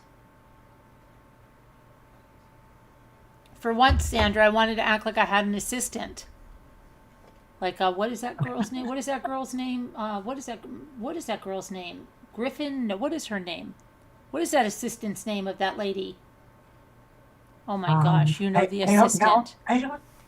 The 9-hour lady. She has an assistant. What is that assistant's name? I don't know her name. Oh my gosh, what is her assistant's name? I've never known her Everybody name. says, "Oh, I wish I had that assistant." Madison? No, it's not Madison. Something. It's a very strange name. It's like she has Grayson. I thought Scooter was my Grayson, but I guess I'm wrong. I guess I'm wrong. Okay. I guess I'm wrong. Okay, sorry. Sandra, I know you didn't. I'm just joking. Don't be sad, Sandra. I love you. No, Sandra, she's Don't be totally sad. joking. I'm totally joking. Big hugs. Oh my goodness, Sandra, don't. I'll have to go over to your house and send you flowers. And she's like, well, I'll probably like it, so I'm going to stay and be upset. I know, Sandra, I'm just joking with you. Mr. Wu, you can change it later. What can I change later? What's Mr. Wu telling me to change? Give her hugs in the chat in case she's not hearing or something. All right. Yeah, write her something nice in there.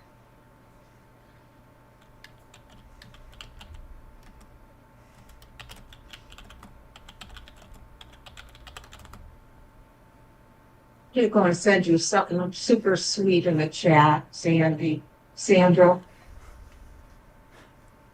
No caps. Who's doing no caps? Oh, no, don't worry. It's okay. She's just trying to say to me that she's trying to emphasize it. Yeah, she just wanted to make sure Carolyn could see it. Yeah, a private I do that investigator too. pointed out that a very small private jet departed Tucson for Puerto Vallarta, Mexico. Oh. I'm putting that in the bucket of crap pile too, container, else. That's beyond reaching to me. Let's see. Now, what did, Mr. Wu said, what am I changing, Mr. Wu? Sandra, we have to know you're okay or we're not going to go on with the show. The show is stopping until Sandra knows that we're joking. That I'm joking. Sorry, Sandra. I thought Scooter was my Grayson. I guess not.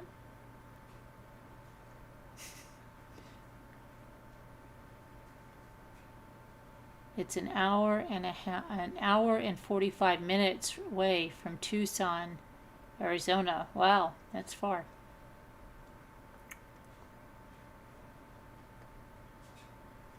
Oh, I'm here. There you are, Sandra. See, we're all good, right? Yeah, look, Sandra loves me. Do you love me, Sandra? I love you. Oh, she responded. I muted because my washers. Oh, I didn't see her. Okay. I didn't see her respond up there. She did. Well, She did. Oh, just now though. No, right up above as well. Really? I don't see it. What does it say? Let's see. I thought she did. Wait a minute. No, heart did. She just responded. She said, "I'm here with a heart." It's up there somewhere. It wasn't important. Oh, you're right. Okay, she wrote, "I am here with the heart." I smile. I'm smiling. You're right. You sound like Linda. Right. You sound like Linda now, Mr. Wu. Smile. Smiles, everyone. Okay. Hi, Mr. Wu. Yes, I love you. I love you too. I love you too, Sandra. Everything is good. But if you could work on a Grayson for me, Yay. that would be good. That'd be great. Yeah, we love Sandra, boss. That'd be great. I love that in heart. And Anonymous Rain, we're welcoming you so much. But is Anonymous Rain, did you used to be Summer Rain? Because we had a Summer's Rain. Oh, maybe. Or, no, but wait a minute. No, because Summer Rain is a member, so Anonymous Rain. It's better to pick a favorite. Oh, right. It's not like you're going to be held to it, but you learn about the person faster. Just pick a favorite. Really? Mr. Wu, that's interesting. And every time What anybody... is it? Remember I said to Margaret, what's your favorite Italian food? And she said, I don't have a favorite. I love it all. Well, Right. I said, me either. Everybody always asks my favorite this, my favorite that, favorite this. And I said, I don't have favorites. It's for every different thing. Mr. Wu's philosophy here is it's better to pick a favorite. It's not like you're going to be held to it, but you learn about the person faster. Just pick a favorite. But then, Mr. Wu, let's say this, right? Let's say you're meeting a girl, and the girl's like, Mr. Wu, what's your favorite Italian food? And you're like, okay, I like them all, but I'll just tell her chicken parmesan. Chicken parmesan. And then, look, I made your favorite, chicken parmesan. Look, oh, that's his favorite, chicken parmesan. And then after a while, you're like, oh my gosh, why do you always bring chicken parmesan? Could you once get the eggplant or maybe, I don't know, some Alfredo? I don't know. Why do you always get the chicken parmesan? But you said that was your favorite. And then you'll end up like me in a group, like my brother put me in for chicken parmesan on Facebook, which I can't even believe I'm still in this group. And now my brother is rating meatball parmesan sandwiches on his own now. This is the man that went to Facebook and said, why is my cousin posting her dinner about 10 years ago? This is where he's evolved to now. Okay? Okay.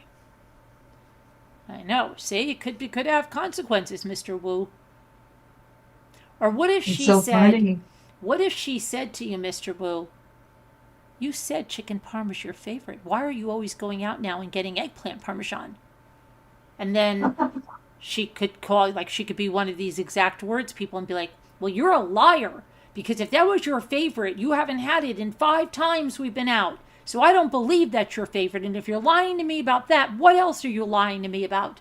And then she could be a wacko, but by then you'd probably be glad to got rid of her anyway. So, yeah, I don't know. I don't know. My point is not very good. I don't know. I don't. It would feel like a lie to me. What's your favorite Italian food? I can't do it.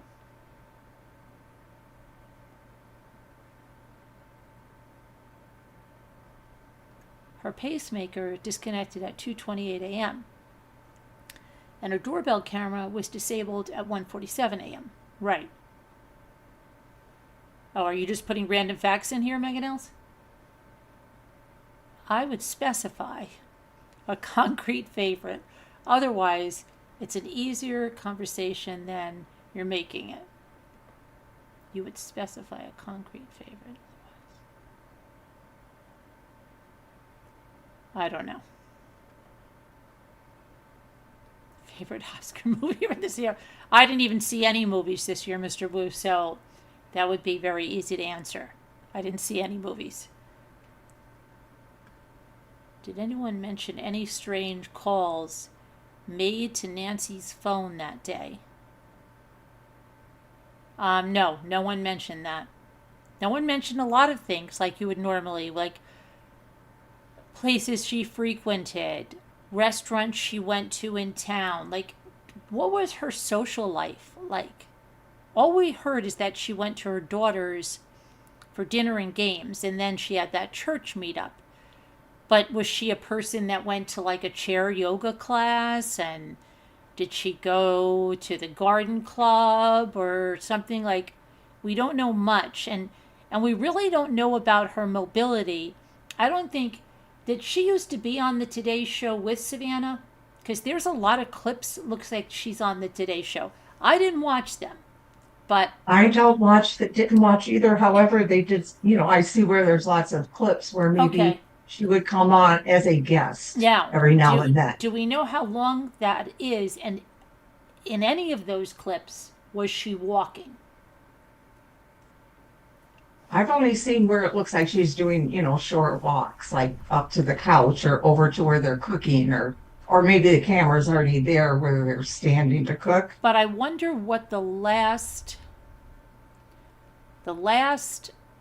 appearance, and because like this, we don't really know how her capabilities, how she could walk. But obviously, how did she get into the Uber, right? They talk about how far she can walk. 50, it's so many feet. Yeah, 50 feet or 50 yards, something like that. But here's the thing.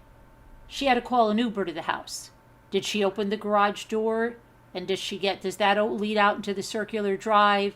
She only had to go a few feet and get into the Uber. So she had a cane. She gets in the Uber. She can get out of the Uber, I guess. So she's able to walk that distance to get in and out of an Uber. She gets out of the car when she's dropped off. She goes into the garage. Somehow they found out what games she played. One was Mahjong. I wonder if that's real, because there's a Mahjong picture and it's not from now. So I wonder if somebody's just making that up and it's another thing that goes in the bucket of crap. I have to get that bucket of crap. I'm going to put in Amazon wish list for some props that I need. I have the gavel that was sent to me years ago, but I'm going to have to get a bucket of crap over here so we can do the bucket of crap. Hi, little lady. Let's see. I'll probably need like a sound mixer too, because I need sound effects when I put the thing in the bucket Where's of the crap. lady? Little Where's lady's the just lady? right there. The lady. Hi. Yeah, Mr. Wu, hopefully she is, who knows? Like I said, the best case scenario would be, like, it'd probably be a Saturday Night Live skit where the guy goes there to do something bad, but then the lady's so nice, he's helping her brush her teeth and get her slippers on, and then he takes her out and makes her eggs. Why is she not and careful? he And brings that's her not some. happened. Well, I'm we don't sorry. know. We don't know what could happen. And then she's having such a good time, maybe on the coast of California somewhere. And then she's like, please, we're not pressing charges. He's a nice guy. I've been talking to him.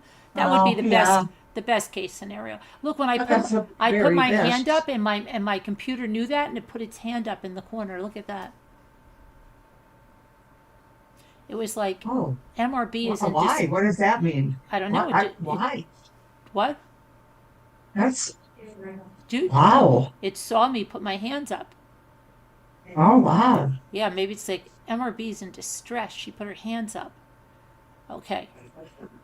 Makes her eggs and everything. I hope she's living her. So maybe she's living her best life. Wouldn't that, Mr. Wu? I always come up with great short stories and great movies. But how good of a movie would that be, Mr. Wu? You have this like really rough and tough guy, and he watches this lady in the supermarket, and he says, "I'm gonna go over there, and I'm gonna get her. I'm gonna kidnap her, and I'm gonna get a big ransom." And then he goes to the house and he tries to wake her up, and right away she took a sleeping pill, so she doesn't wake up right away. And then she's like, come on, let's go, hurry up. And then so it's like 10 minutes, he's getting her up, and then she gets up, and then she gets scared, and then the woman reminds him of his grandmother, so he's like, no, I'm not going to hurt you, no.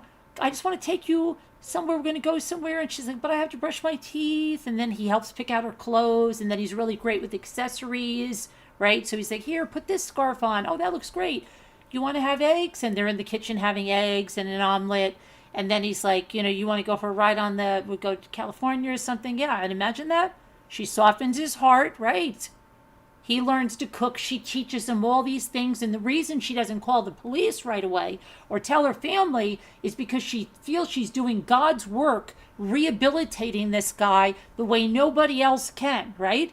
So she's like, he's never had a mother's love. He doesn't know about this. So she's then taught him, you know, how to run the washing machine. She's like, oh, here, get us a bit nicer Airbnb out here. I'll pay for it. I have a lot of money. Don't worry about it. You know, we'll get whatever. We'd have to make the money that she had a bunch of cash with her. She took, because she can't use a credit card. She left everything, so he'll have to have got the cash. But then, yeah, and then after a few weeks, she talks to him and she convinces him it's okay. And you know what? I'm going to get you this job in this company, and I'm going to tell everybody I'm not pressing charges. I went of my own free will, and that's it. Nice story, right? Yeah. And now someone Maybe she is having the time of her life. Someone takes my story right now, writes the screenplay, and it wins the Oscar next year. And I'm going to bring it right back, Mr. Wu, because that's what I do. That would be my favorite movie. Though it might not be my favorite movie next year that wins the Oscar, because then I'd be pretty pissed off. They took my idea, my story, and they won the Oscar and didn't even thank me. So, yeah. If you do it, please thank me.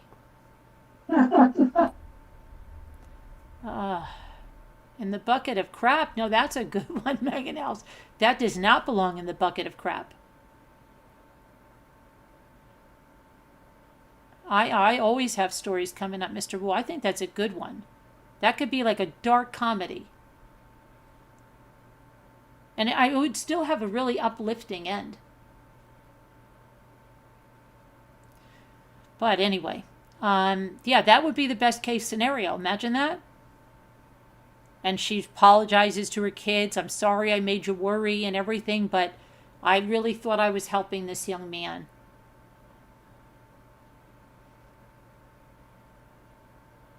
So, you never know. Could be. Maybe. Better than the alternative. Dark comedy, yeah. Anyway, so that would be something. But yeah, but seriously though, you know, how did he get her out of the house if she didn't walk? She had to put him on. I want to see when her last appearance on the Today Show was. Let me see how long ago it was.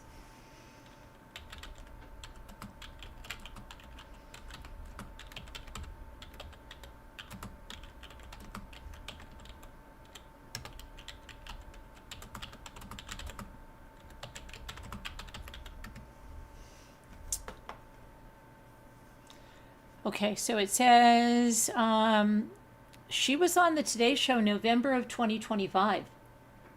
And during that segment, she appeared alongside Savannah, and they had a feature about her hometown of Tucson, Arizona, all the way to Tacoma, Philadelphia, Atlanta, LA.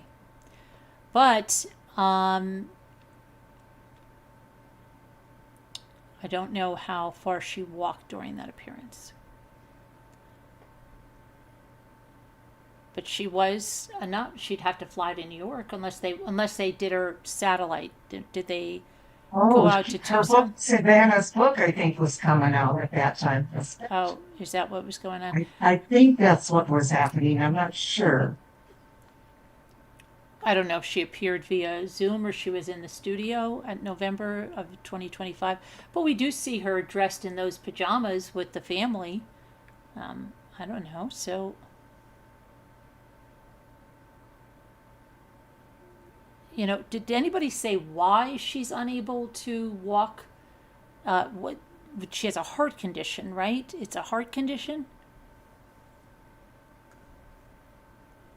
Well, she has a pacemaker. Right. So, but I mean, my grandfather had a pacemaker, but he could walk, and so My dad too. Yeah. Father. So it's got to be more than the pacemaker. Let's see.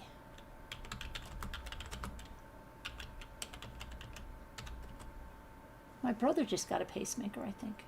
My oldest brother. The one that's in the chicken cutlet parmesan now and stuff. Did he or didn't he? Now I don't know if he did. Maybe he didn't. Maybe it was a cousin. I don't know. No, I don't think he did. Why did I just say that? I have no idea. Now I'm going to have to call him up tomorrow and see if I imagine that. Okay. Let's see here. See if I can find out why she had trouble walking. Did she have rheumatoid arthritis? Did she have something else like that? Because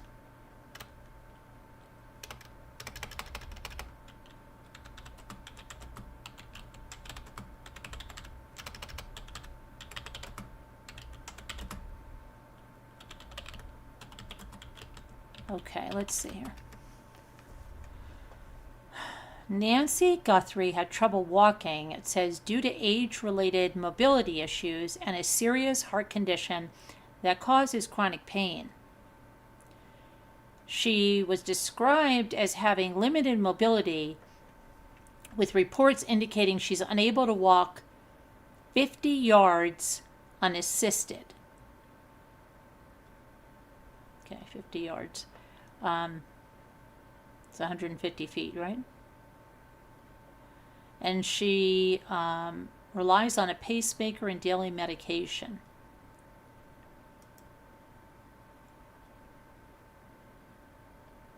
She is in constant pain. Savannah said her mother lives in constant pain and requires medication to survive.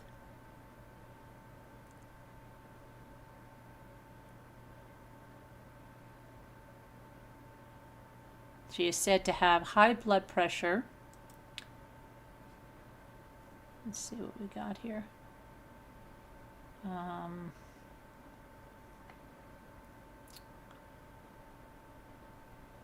think I saw that somewhere about high blood pressure. Where's that now?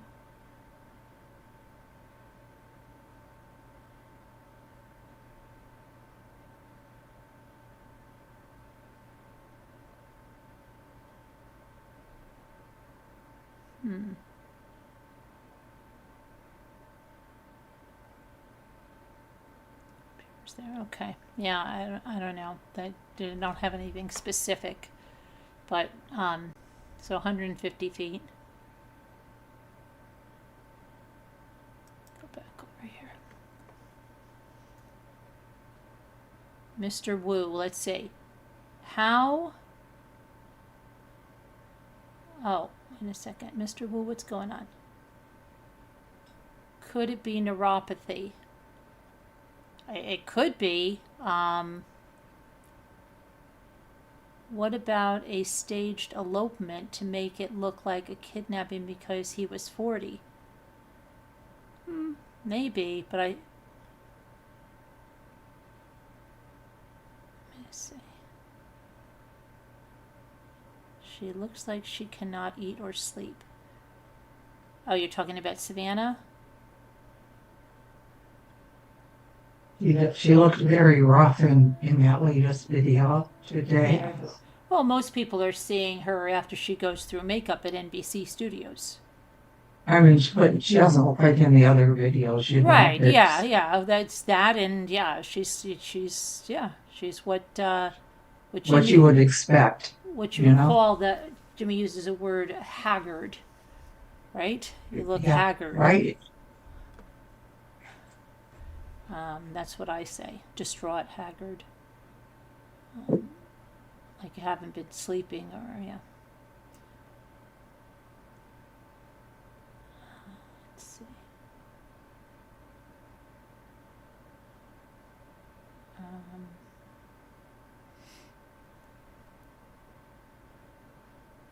Savannah did a story about going home and her mom in it. Okay, her mom in it. Was her mother in her home? They were at a restaurant where she lives in Tucson. Oh, they're at a restaurant. Okay. So she's able to go out. But that's why I would like to know more about her life. What does she do on the day-to-day?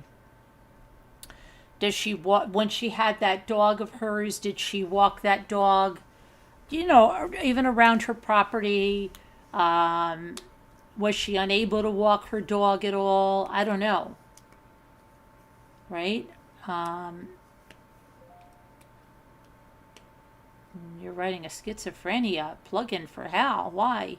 You want him to act like he has that? But what did she do on the day-to-day? You know, I keep thinking about like 84. Like, it sounds old, right? A lot of people are like, oh, 84 sounds old. But I have to tell you, my sister-in-law, my oldest sister-in-law, who's old enough to be my mother because, excuse me, I was born when my brother was 22 and going into law school, and that's his wife. Okay, so they're like second parents to me. But Yeah. she's 79. And Uh-huh. my sister-in-law, you wouldn't describe her like elderly or like she's very, very petite. She's very small, very thin. She does yoga.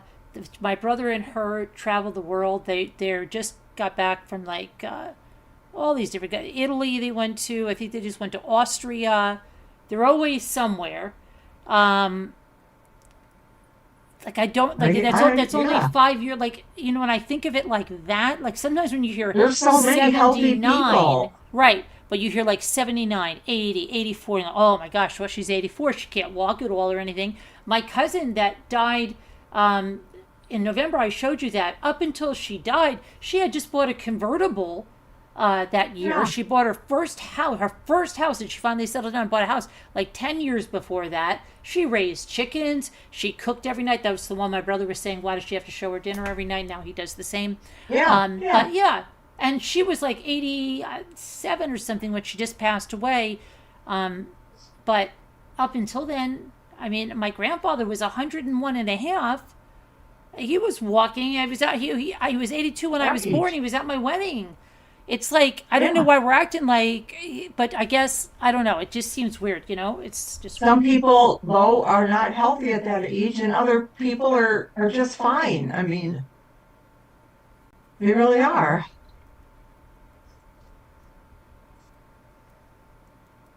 It just depends. Luck of the cards, luck of the draw, But yeah, I your mean, like, genes there's a and lot of, everything. I know, because like 84, think about my grandfather. He was 82 when I was born, and he saw me get married. Like, when you're talking about 84, sometimes you're acting like, oh, she only has a couple of years left. You know, but Uh-huh. wait, no, that's just not true. You know, look at my Right. aunt is going to be 101, and she sat there and they Exactly. said, "What is your wish?" And she says, "My wish is that we do this again next year." And my aunt, Yeah. if you could see next time, I'm going to take videos of my aunt walking. Okay, she was a registered Right. nurse her whole life, and she was literally, my cousin and I were running after her because we were going to she was running down embankments, okay? No cane, no nothing. Uh-huh. Just running down, and we're like, stop, you know, what if you fall? She's not going to fall. She walks faster than most people around the lake. It's crazy. Right. So, I don't know. But my aunt, maybe at 101, maybe even, you know, like could run circles maybe around something like that. Yeah, I don't know. It all depends. But it's just, we get to just like My discount. aunt Carolyn, remember, who I was so happy to hear from a couple Yeah. of years ago? And Lexi and I were we were floored Mm-hmm. by the sound of her voice, that she was 99, and of course she was 100, last year. Right. And we couldn't believe it, because she did not sound that age. Right. Because they don't Lexi's have a like, shit. Grandma, she sounds younger than you. And I'm like, My aunt And that's she 100 just sounds like that. died. Very young. She died? yeah, she just died on Lexi's birthday, January 16th of last year. And I had told my dad that LMA was still alive last summer. And he's like, are you kidding? And I'm like, no, Dad. And he's like, well, I'll be. He goes, yeah, I know where she lives and everything. Of course, she would have been dead and we didn't know it. Great. He's like, you know what? We need to get down over there and see her. Like, I know, because she would have called me bed maybe, I'm going to guess and say 40, 50 miles from maybe my dad's house. course, we would have looked up her address and stuff. Hopefully, I would have seen the obituary then and said, "Oh, Dad, guess what? She just died." Oh. But yeah, So she made it to 100? yeah, she was 100. She was 100. I'll have to look her obituary up again, but she may have been 101. Your even. grandfather lived to 99? Yeah. I mean, there's a lot of people that played 2 sets of tennis at 85. But it's just like, I don't know, every time, like, everybody talks about people like that, that's it. That's all I've ever done. There's a lot of people that have a very active life at that time. So I just wonder what she did on the day-to-day. Even if she was like that, if she had a very sharp mind, she might go to a bridge club or whatever, but we don't know. Why haven't they told us what she does? I don't know. Let's see. Carolyn, I'm in my 60s and run circles around the young punks on the job. They just hate it when I show up. Yeah. Well, so is my husband. He rides the shopping cart out of the store all the time. He's like a monkey. I'm serious. He's always climbing trees. He's doing all kinds of things that you wouldn't expect. He works out like crazy. But he always rides the shop. You know how you ride the shopping cart? How? You know how you jump onto it? Yeah. Jimmy does that all the time.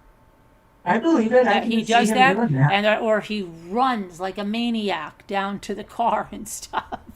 I can see him doing that. Yeah. 100%. Yeah. I really can. Yep.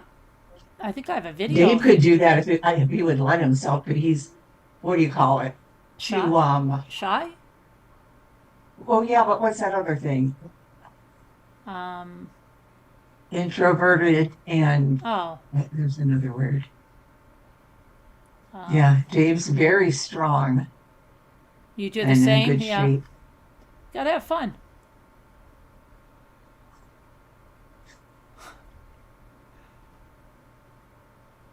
Yeah, but people with pacemakers, it's totally different. The algorithm in the body is. I don't know. My dad had a pacemaker, Margaret. So did my grandfather. They actually changed my grandfather's batteries at like 90. I think he got his pacemaker at 92 maybe, and they changed his batteries at 97. It was crazy. We were like, he's having his batteries changed at 97 or something. It was just crazy. And my Hi, father kept on YouTube. going and going like the Energizer Bunny. Right. YouTube monitors. Hi. I know. That's what I'm saying. Like, I hate when they just discount people. Because then when I think about the people that I know in my real life, like, because right now you go, yeah, well, she was 84. And they're like, wait a second. Because every time I hear Right. about his 70, when I think of my sister-in-law, like, she's like in the Catholic Church. She does all this stuff over there. She's like very, into her stuff and into the clubs and, very, very active. They just redid their house and down on the shore. They've got this other one. They travel all the time.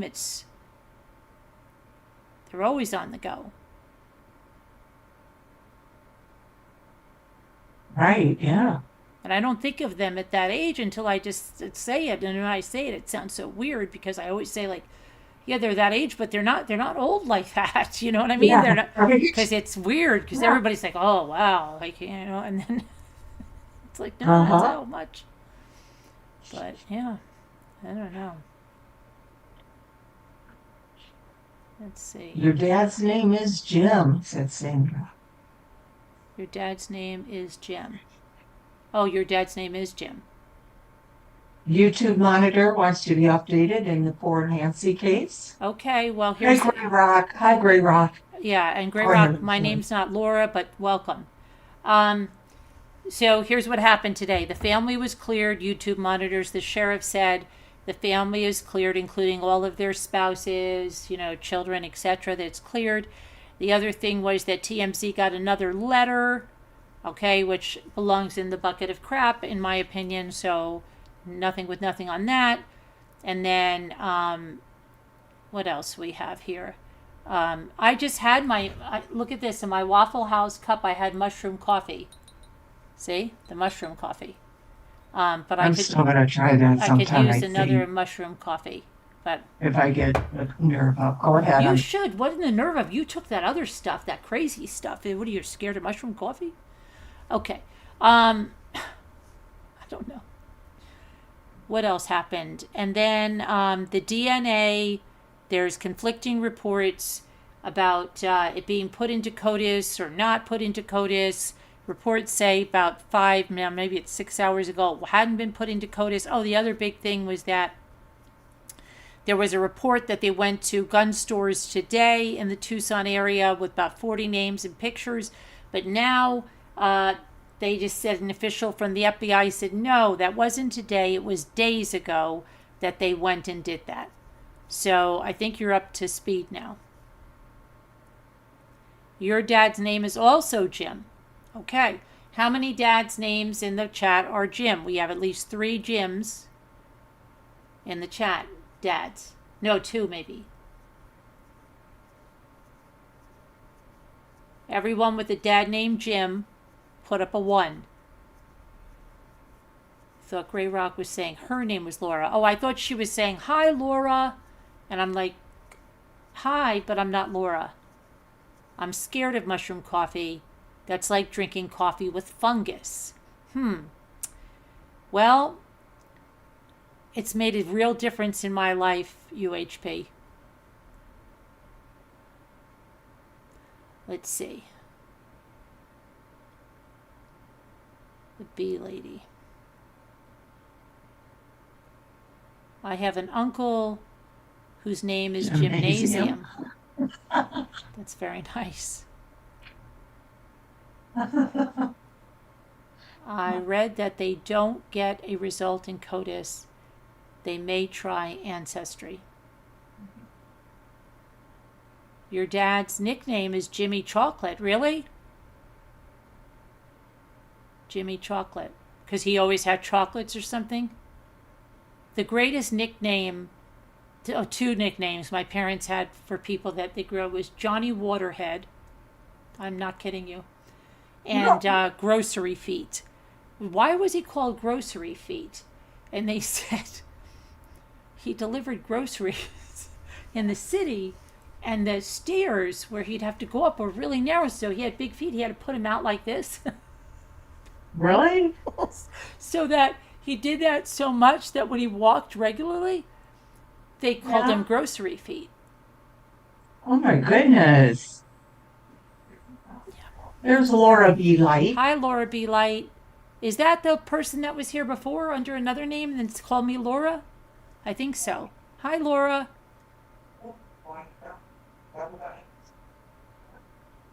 Oh, maybe you changed your other handle to be your name. Is that what happened? Hi, Laura. Your mom did that? The Grocery Feet? You feel like this case will never be solved, unfortunately. Really, little lady? You think so? I don't think so. I think it'll be solved. Well, I hope not. I think it'll be solved. Sometimes I start to feel that way, but then I think, no, they'll solve it. They'll solve it. Well, look at the people lost faith with the Idaho 4 case. Remember? That's true. That's true. He wasn't arrested until was it December? Was it right before New Year's, or was it? I heard something like it took 57 days or something like that. Because he went back. Remember, they got him. They stopped him twice on the highway, and I can't believe that was unrelated. That's just so random. I still think it wasn't. I still think it was related. But yeah, that was. Remember, so they say, crazy. "Oh no, it wasn't." Remember? Yeah. Don't they? Yep, they say it. Yeah. No, my mom gave my dad the nickname Jimmy Chocolate. Oh, okay. Your dad's name was Big Mike. Hey, my dad's name was Big Mike. You can't have a Big Mike. That's my dad's name. Sorry. Were they in the same area? Your mother? No, that's my dad's name. Big Mike. Okay. Maybe you and HP are related. I don't think so. Let's see. may have you guys may be siblings and don't know it. May need a DNA test here. Panel and chat. You got to go to bed. You have lots to do, bee lady. All right. Let's see. Good night, good night, bee Megan lady. Els. So, Night, what did Madge. somebody just ask me? Somebody asked me something. If anybody wants Carolyn and up to take DNA tests, put a 1 in the chat. Oh, stop. Do you have any common ancestors? Somebody asked a question before that. Oh, about Idaho. When was he arrested? He was arrested right before New Year's because he went back to Pennsylvania. I should have been boots on the ground with that arrest. Okay, but he was I don't know how far he was from me. Mr. 1. Yeah. Okay, let's see. When was Brian Koberger? I can't remember if it was December. I think it was December 30th. But people thought the same thing. Remember, they thought they were doing nothing, and that's the worst Yeah. police department in the world. Da, da, da, da, da, da, da. He was arrested on December 30th. And somebody else recently was Wow, and it happened, early November November? 13th. Mm-hmm. Okay. Yep. And up until then, they thought, That's they've amazing. gone cold. What Everybody's gone detective cold. work, what investigative work that was. Mm-hmm. And the other thing is, who else was recently arrested or something on December 30th? I remember something else recent. I felt like saying, oh, did they have them before? Something really recent. I don't remember what it was now. And the lady thought, oh, wasn't the nanny killer. I mean, not the nanny killer, the nanny affair. Like you see in the old movies, UHP. Carolyn's dad did that too. No, he did not. Stop it. No, they called my father. I'll tell you where the nickname came from. My father's first name is Mario Michael. Okay, middle name is Michael. And in the Navy, he got the name Big Mike because he was very tall, and he was tall because he was like pretty, slim at that time. So, but they called him Big Mike. So, yeah.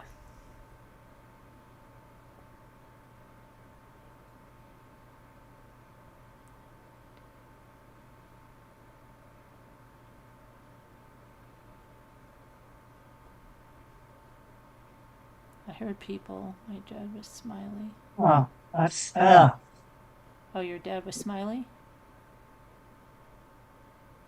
Who thinks that Nancy knows these monsters? I don't know. If so many people are so confused because sometimes they think like that Airbnb is next door to Nancy. It's not. That Airbnb was like, what was that, like 2 miles away from her? yeah, Wasn't it? yeah. If it was an Airbnb, nobody even knows of. People know, but there's so many rumors. I doubt she knew them, unless, did she volunteer at some crazy thing that she met these people? Who knows? Look how Koberger went into that restaurant that those girls worked in. All the rumors that was there, right? That he did this because she was somebody. There's so many crazy rumors about every case. Everybody thinks they know something. Everybody wants to report something. We don't know. We don't even know what Nancy did.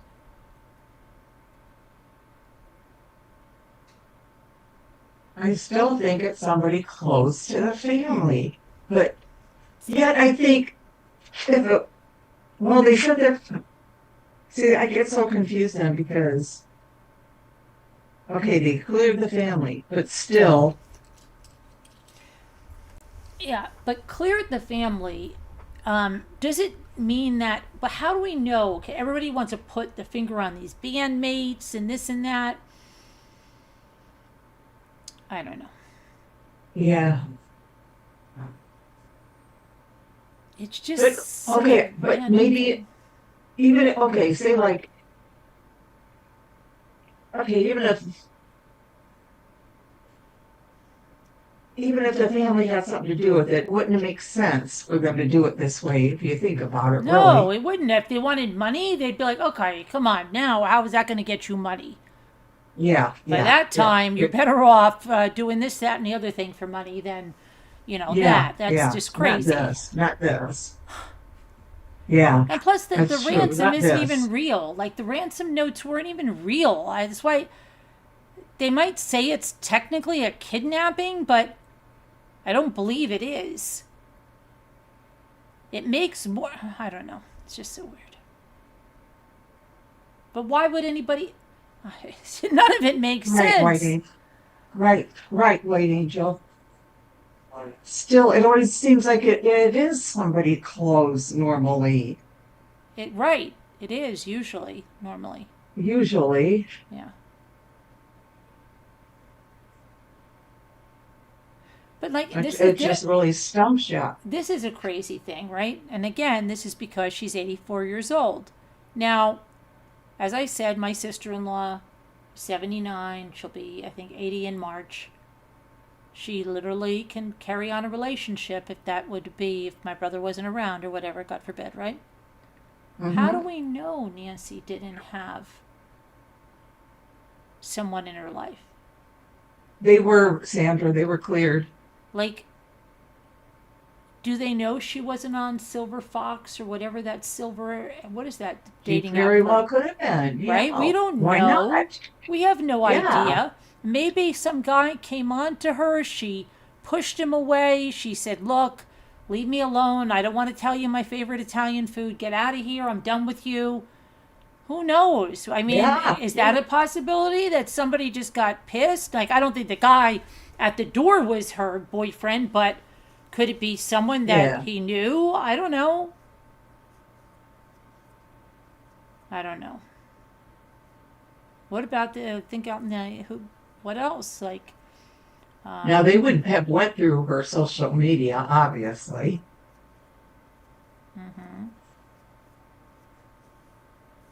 So they could still be going through all that, looking at everybody in there.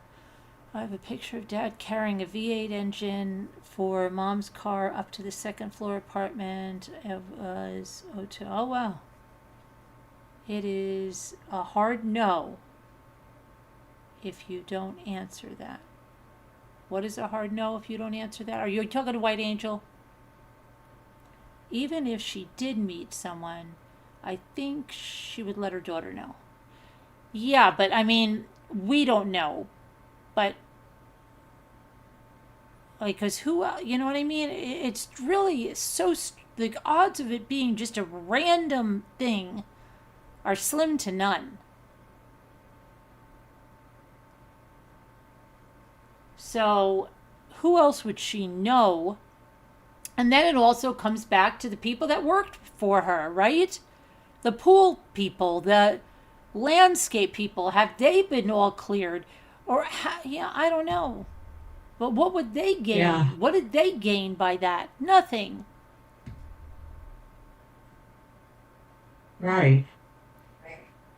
So it's senseless. Like, it doesn't make sense.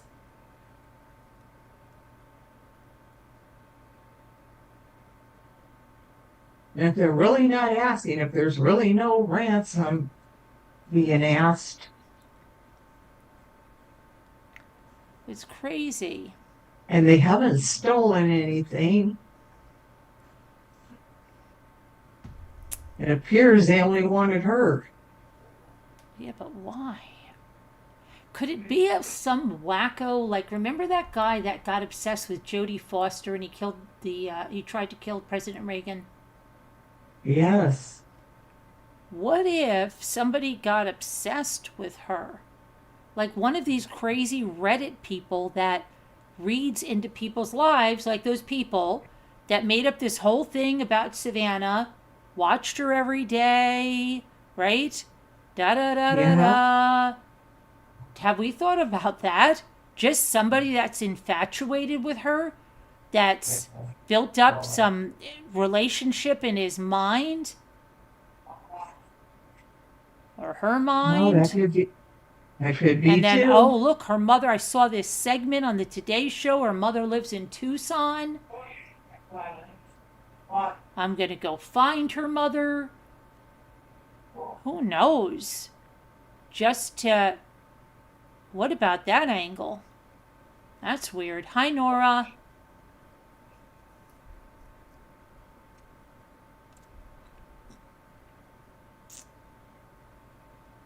Hi, Nora.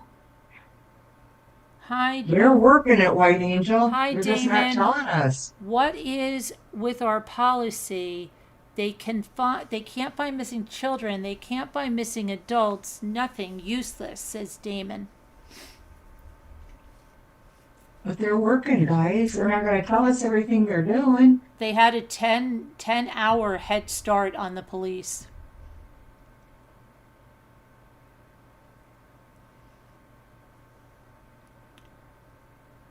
John Hinckley, yeah. Danny. Yeah, that's right. That was his name, John Hinckley Jr. Yeah. Right. And so he went and did. Why did he go do that? That was for what reason? To impress her or something? I don't know what that was about. Forget that. Welcome. I just hope it wasn't one of those kits like that one investigator guy said, and he said quite a few of the people in the business right away were saying the same thing, What? but they didn't want to say it out loud. Wait, what'd you say? Like he had one of those kits in his backpack. I don't think so. He said most people don't want to think that because of the age, but that people don't realize how often that happens. They just don't want to think about it, but that it happens a lot more than you think. And they said that actually the guy could have removed his mask and and he might have realized that, or she may have seen him and he could have thought, oh God, now she would be able to identify me and now I've got to take her with. That's what the guy had said. Yeah, but then why aren't the ransom notes connected with the person? Well, no, she wasn't saying that he was doing this for a ransom. Right, but I'm going to take her with. What's he going to do with her? Kill her. So she couldn't identify him. Where is she then? I don't know. I was just telling you this guy's opinion. Former. Oh. Whatever. And he's been in Vietnam, and he sure didn't even look like he was old enough. Very smart guy. Very smart. I liked him a lot. He was on one of the shows. But he said right away, a lot of the seasoned investigators between themselves said that's what it looked like, but they did not want to come right out and say it, and they hoped that they're wrong.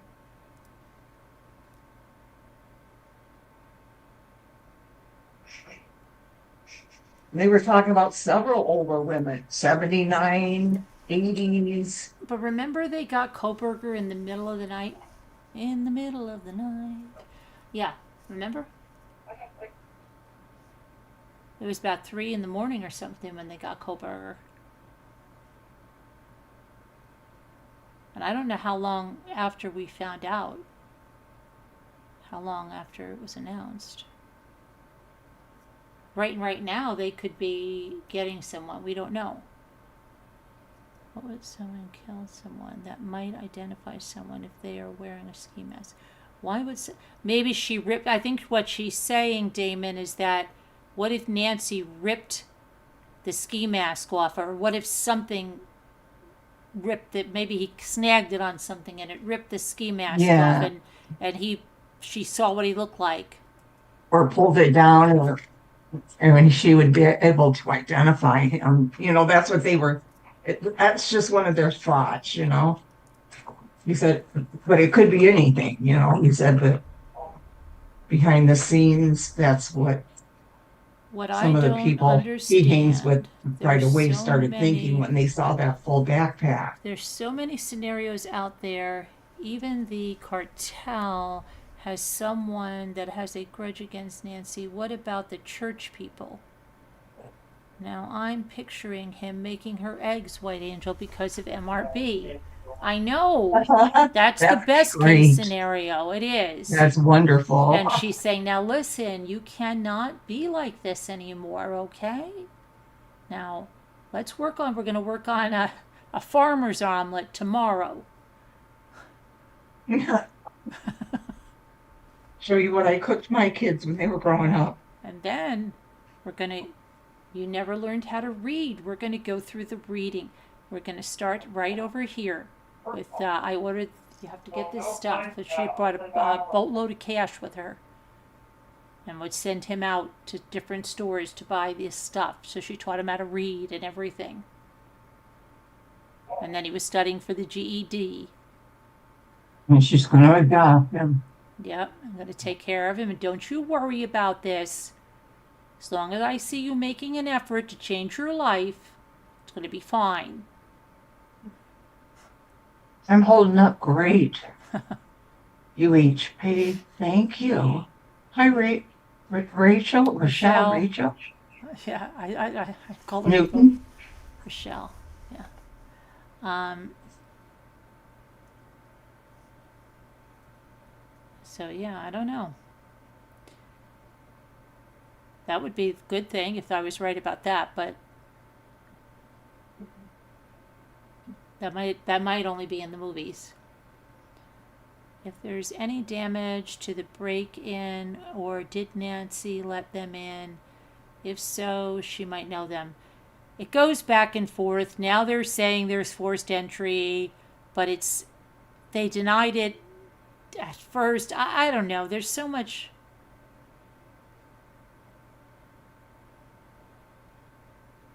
Yeah, she could very well be still alive, though, Who Yeah, knows? who knows? It's anybody's guess. Stranger things have happened.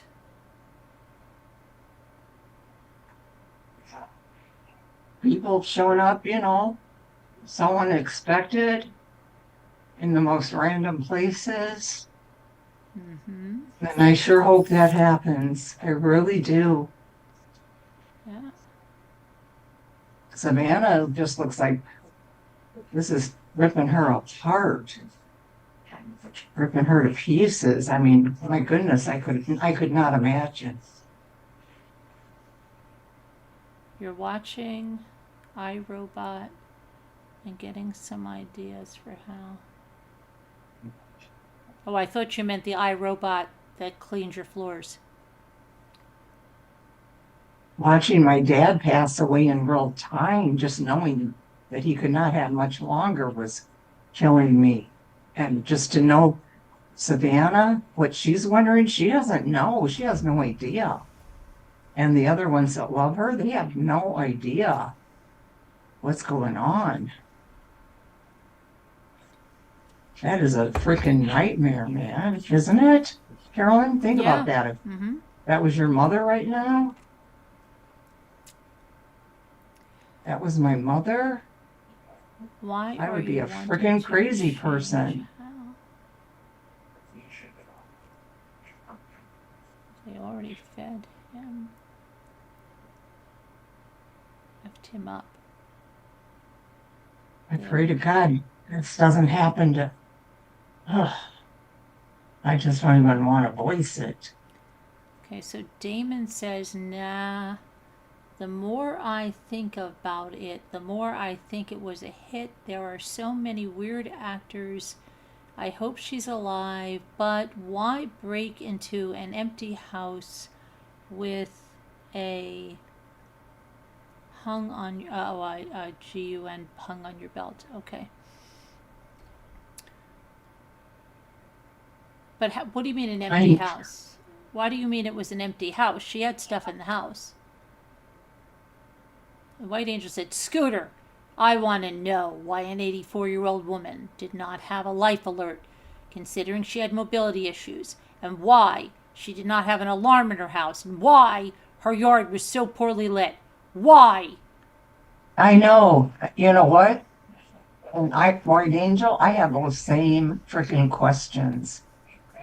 Why? Oh, she's got more. Why, Scooter? I mean, I fell in the bathroom a couple of months ago, and I hit my head on the edge of the bathtub, and I don't know how long I was there for, and I'm young. I'm half the age of Nancy Guthrie. That's what I want to know. I am upset about that. Why didn't that poor lady have that? Yeah, we're talking about people that are 84 that are healthy, that don't have mobility issues. And this lady had mobility issues. Wait, and there's So more. why in the heck didn't she have all There's that? more.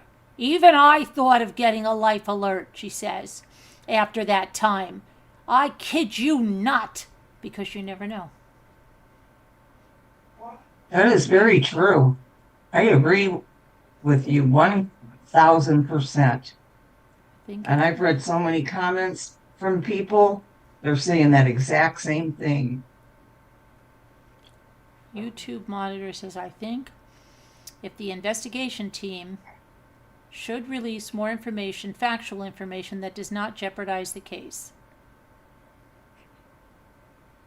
You know what I was thinking though, White Angel, about that? Only explanation I could come up with is maybe, and I'm leaving giving Savannah and out here, I don't even know why I am, because I sure never followed her or watched that program. Maybe she thought Annie was taking care of all that. Since Annie lives close by, maybe she had an account for her mom or something.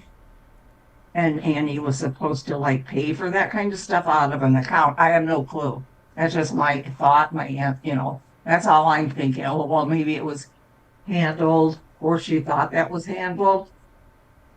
I'm not letting her off the hook. I guess I kind of am. That's my thought.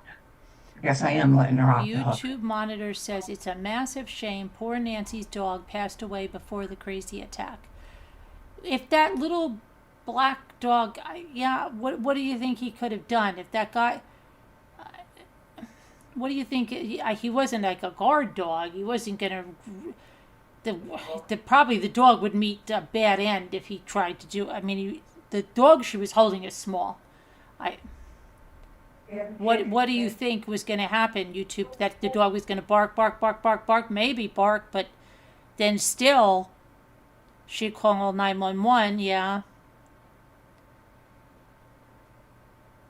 But he could have, the dog was probably, I don't know.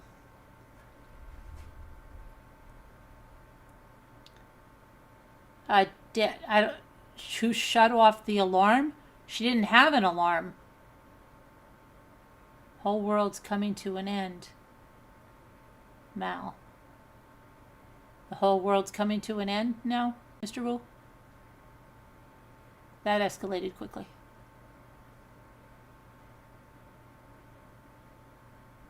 And Mal. Who's Mal? I don't know. Typo? I don't know. Ma'am? Maybe he means ma'am?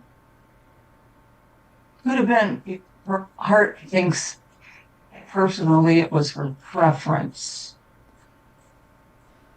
Not a prediction. Okay. It's a fact. You're putting there. The alarm on the house was shut off. It had been paid for, they said. They pulled it out, but yeah, she didn't have a subscription. Yeah, that's what I meant. Which is absolutely ridiculous. Damon says there was an alarm? Scooter, assuming something is different than knowing something, Savannah needed to take thorough look at her mother's lifestyle, just like she takes a thorough look into the files she works. Well, White Angel, She was probably an independent woman and said, "You ain't messing with my Hi, Jamie. financials." Maybe. I'm guessing. Well, I'm guessing. Yeah, I'm guessing. Hey, pet nanny. Oh, pet nanny. Hey, Hi. Jamie. What breed was the dog? It looked like some kind of a mix with a poodle, or maybe it was an actual miniature poodle or something. One of those. It was either a poodle mix or a poodle. It looked. If it's the black dog that she had, but I don't know. Maybe that's her son's dog. I haven't. I mean, her son-in-law's dog. I don't know because he was holding the dog, so I don't know. It had curly hair like a poodle, and it was all black. I didn't see it. I didn't see the pictures of it or anything. But I don't. Was that her dog or her daughter's dog? I don't know. Hi, Jamie. Your neighbor's small dogs make a lot of noise. My dogs too. If a stranger comes, they'll make a lot of noise.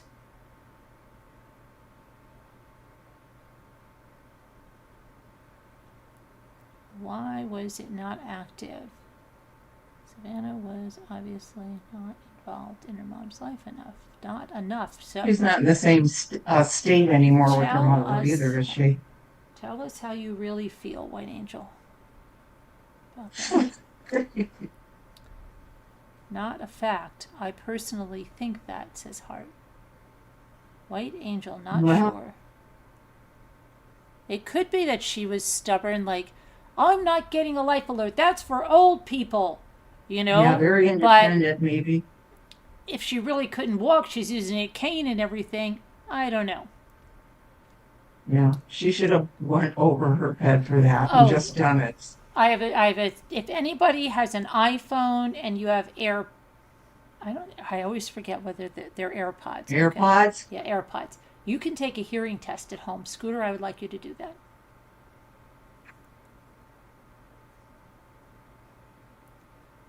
Did you hear me? Now, Okay, wait, I was reading White Angels. Just a second, White Angel. Right now? If you have Okay, the AirPods. if you have AirPods and an iPhone, which you have neither, right? I don't, but You can take Isaiah, You could take a hearing Let's see. test at home. okay. Okay. Okay. Jimmy said to me the other day, why, is Scooter hard of hearing? And I'm like, oh my gosh, yes! Not as bad. Okay. A little bit here and there. On the My news. ears they are said kind of the plugged law. up right now. And we don't know, was she hard of hearing? Did she wear hearing aids that she might have had out and then wouldn't hear anything at night either, right? That's true too. Unless you're like Jimmy and at night you get supersonic hearing. Let's see. Right. Yeah. On the news, they said Stu. was Okay, disabled. White Angel. Let's see. Let's see, I Mr. love White Angel's stuff. How did you interpret Savannah's little short video she put up a stream saying you are not lost in blah blah? What did you make of that?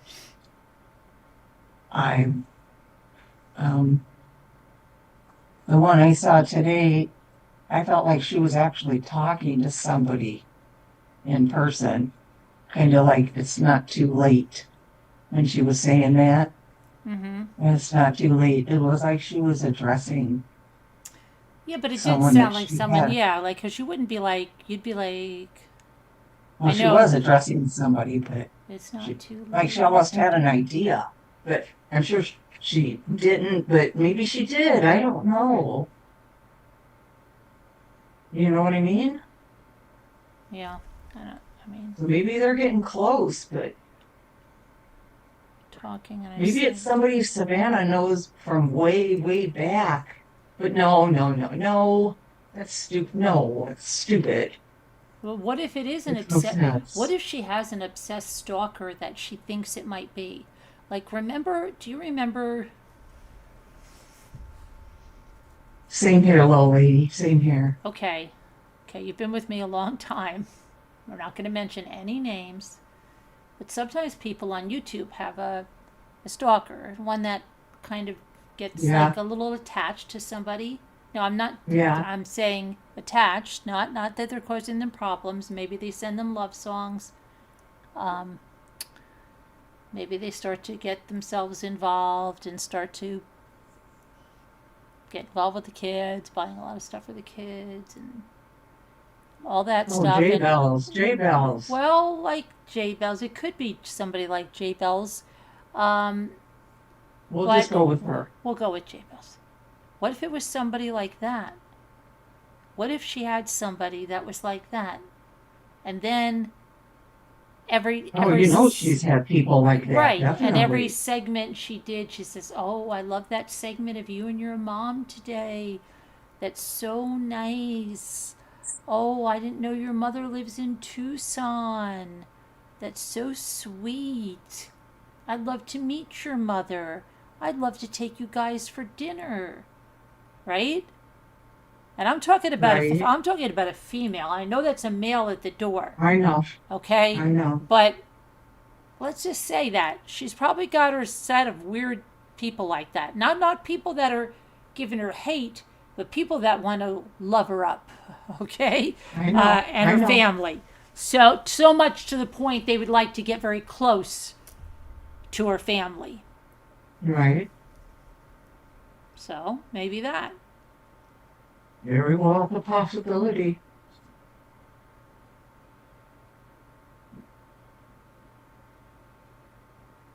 Yeah, could be. Just ignore the story, but it's made me curious because of all the bizarre stuff. Yeah, it's very bizarre. What about a serial killer on the loose, been let out of prison? I don't think so. The chances of that, yeah, slim to none. That's going to go in the bucket of crap.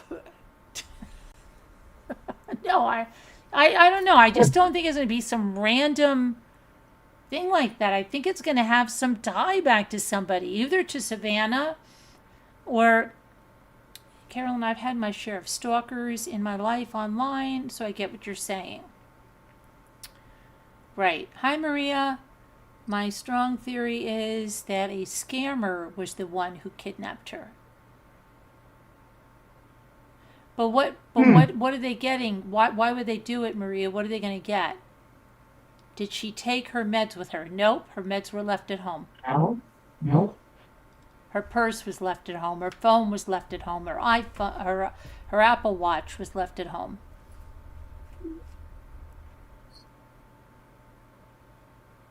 Isn't it funny that you call it an iPhone? It's an Apple. You call it an iPad, it's an Apple. When they used to have an iPod, it's an Apple. You have the watch, you would think you'd call it an iWatch, but you call it an Apple Watch. Yeah. And that's where I always trip up. I always go with my Apple Watch. Why? Why did they do that? Why would it not be called the iWatch? Maybe that was trademarked or something. Who knows? You have an iPad. Why wouldn't you call them iBuds too?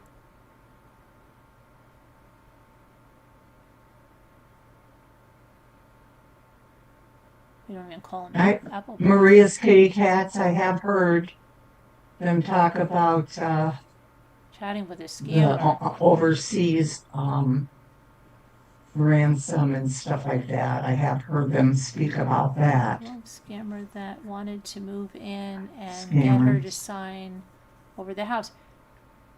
Oh, I don't know. But that's way too long by now. I mean, you never know, though. It's a scammer, like a lot of the scammers, especially if they're the ones overseas, they're not going to come over they're not here gonna. to Tucson. A lot of them are in India, really, that do that, or Jamaica. Well, I don't think so. It'd have to be closer to home.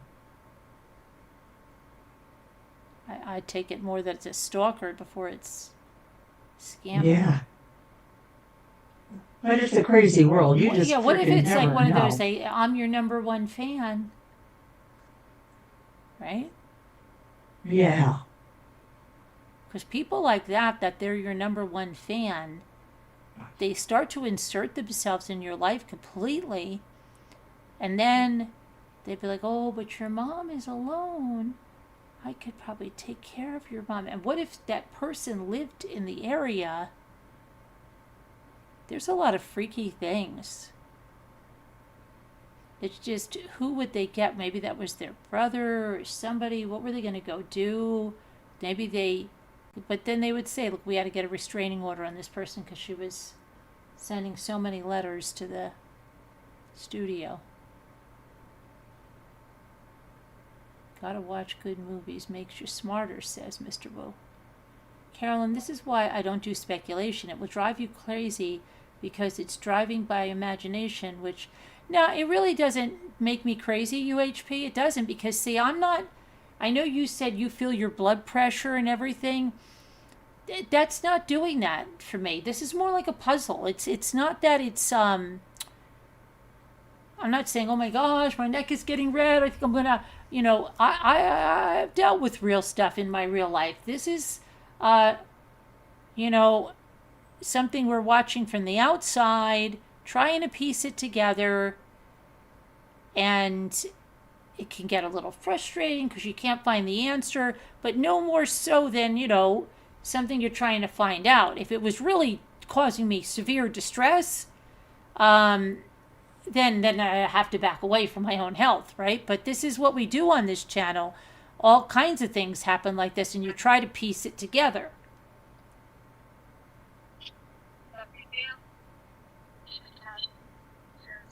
What's that? Oh, that was Jim. Okay. But yeah, just trying to piece it together, make it fit, find out what happened.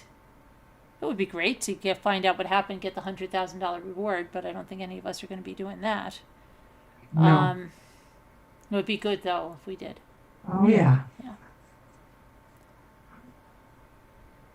But do you think anybody's going to get that reward? Oh, goodness. You just never know. I mean, it could happen. Sorry, that tip's only worth $300. Because it does say up to. They're fakers there.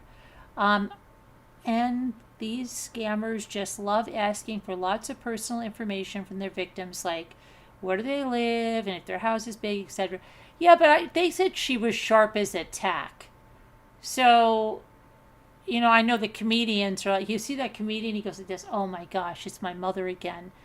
Oh, Mom, no, you didn't give them your social security number, did you? He's like, no, you didn't no, that's a scam. He's like, oh, I can't take it. He's like, every time she's calling, don't give them your bank information. Oh. But I guess there's a lot of people that readily give that out. And I guess if a lot of older people are not tech savvy, and it can be crazy with number spoofers because they can break a number that comes in as the IRS. There's so many people. What if Nancy right now in this moment is dreaming about eggs, right? What omelet she's going to teach him to make tomorrow. We're working on the Western omelet tomorrow.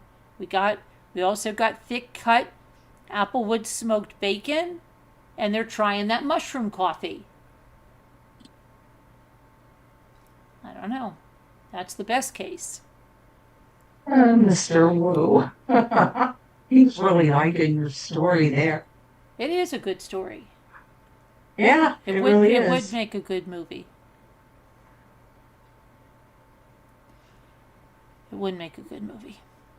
Be funny, heartwarming. They'd put something you would take the whole family to. To qualify for the reward, the information must lead to the location of Nancy and to the arrest. Specifically says that on the FBI site. Perfectly cooked eggs with mushroom coffee. I love White Angel. And hash Well, browns. Scooter, what are you waiting for? Give him the location. You know where. Oh, I wish I knew. I wish I did, Jen. I know. God. It's really easy. Gosh, I wish I knew. track people How horrible. get their information, actually. I believe that, Damon. I think there's a lot of people that readily will give you a lot of information. I heard Jimmy on the phone the other day. What are you doing, right? I'm like, crazy. You gotta, yeah. I'd have to be sedated for real, and just be sedated and knocked out. For what? I really would. For what? If this was my parent, Oh. because I know just what I went through with my dad. I Well, really I would do. be like offering a reward. I don't care if they told me not to. I would be doing that. My gosh, I would do that for my dogs every day. Every moment. Just what do you want? Just bring my mother back. Here's the money. We'll get you money. We won't. I would be saying everything under the sun. Yeah, I would want you as well. All you need to track someone down is their plate number on their car. Scooter, do you remember when those two little children went missing? Yes, I remember that. I remember that case. Why are you asking I Scooter? don't. She I never don't. talks to me. You're right, and she doesn't talk to me. I She's remember that asking case. me. I remember that case. They were adopted. I remember that case.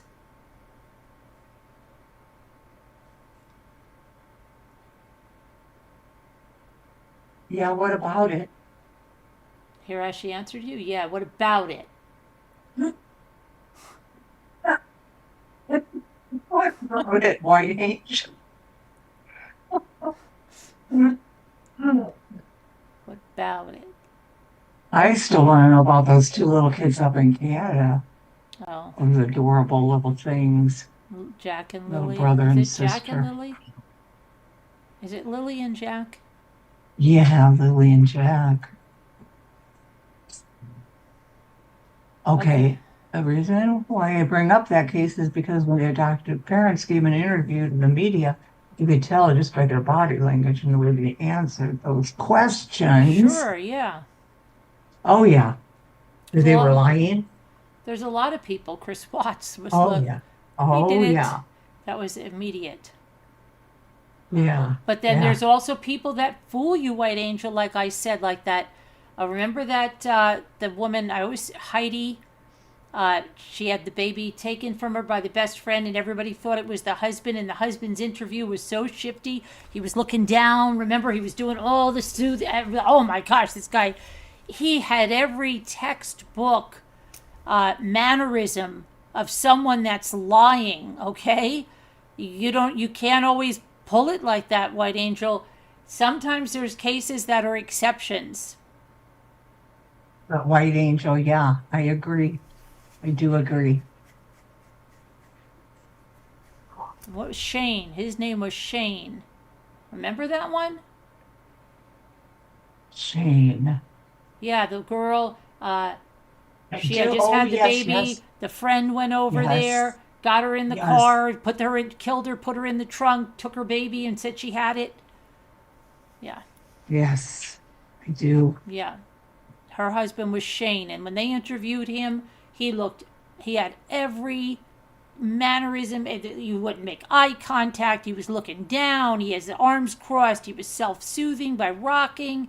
And he was innocent. He was innocent. That guy, Yes, and he was he innocent, yeah. fooled a lot of people.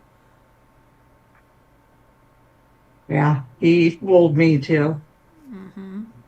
So we can't always go by that, but yeah, I would love for them to be interviewed still. Whoever took Nancy did not care about her well-being. Look at Chris Watts. He never took the children's medications.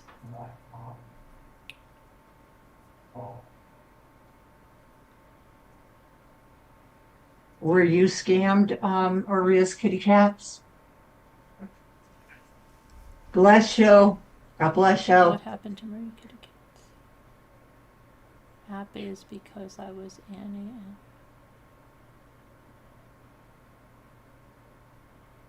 Why did Marie Kitty Cats got scammed?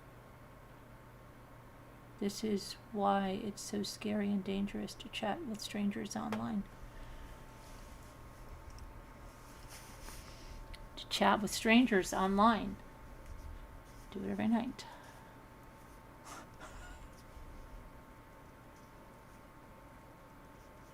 Well, I don't don't know about that, Maria Kitty Cats. You can't. Online is real life.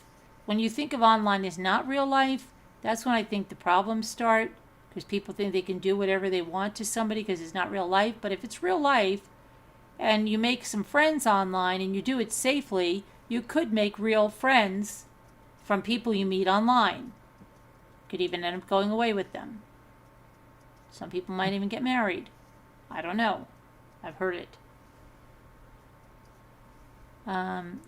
It is a pickup line to ask her how she likes her eggs in the morning. It's a pickup line to ask her how she likes her eggs in the morning.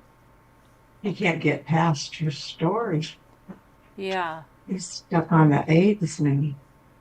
See, but I think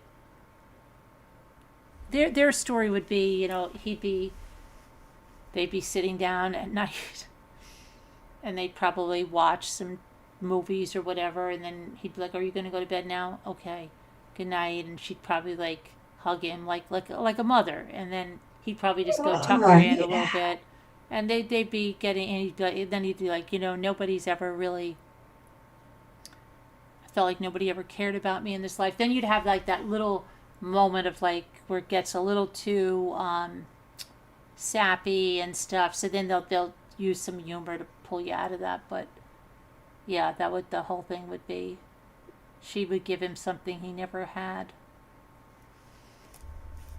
and was missing this whole time. It's a pickup line to ask if she likes her eggs in the morning, Scooter, because she keeps talking to you. She's deliberately, she is deliberate. I'm the one that asked the question, and she's deliberately going right over my head, Scooter, because the person is being presumptuous. I get it this morning. They are going to spend the night with them. Get it? Ha ha ha. Well, I think deep and sappy. You don't want it, if it's a dark comedy, you don't want to get too in there, because then you're going to go over like terms of endearment area. You don't want that.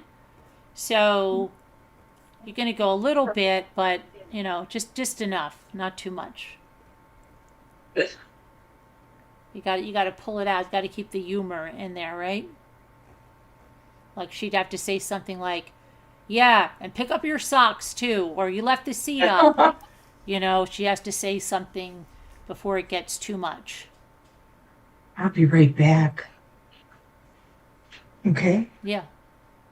Like tomorrow we're going to talk about that, you know, you've got to pick your dirty clothes up off the floor.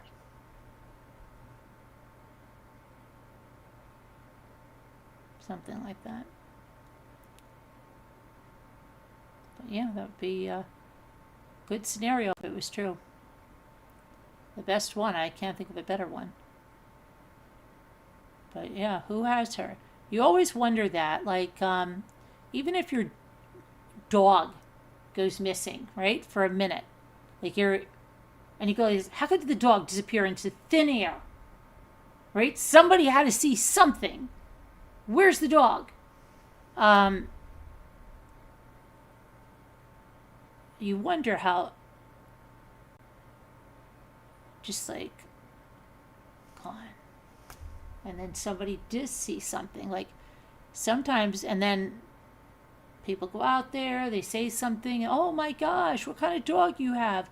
An Irish setter. "Oh my gosh, I saw an Irish setter. He was running down this road, he looked lost." "Oh, why would he be on that road? He never goes on that road. That's too far from the house. It could never be my dog." And then it's your dog.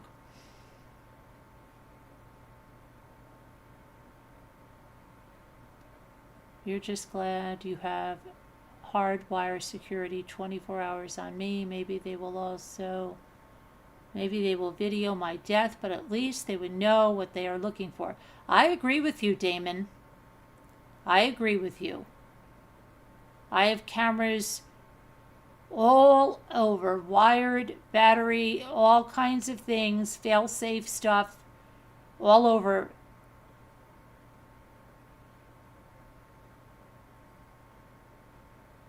It'll all be on video. Exactly.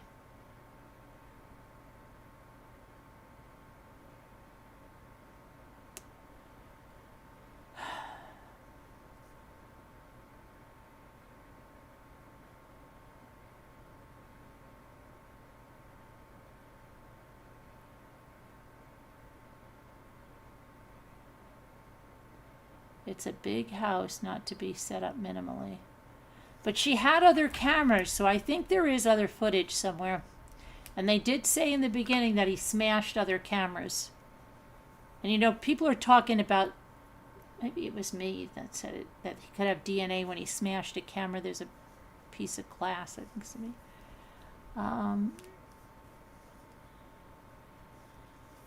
See, Scooter, when I talk to her, she skips over my questions, but I know, thank you, my dear Scooter, will always answer. Don't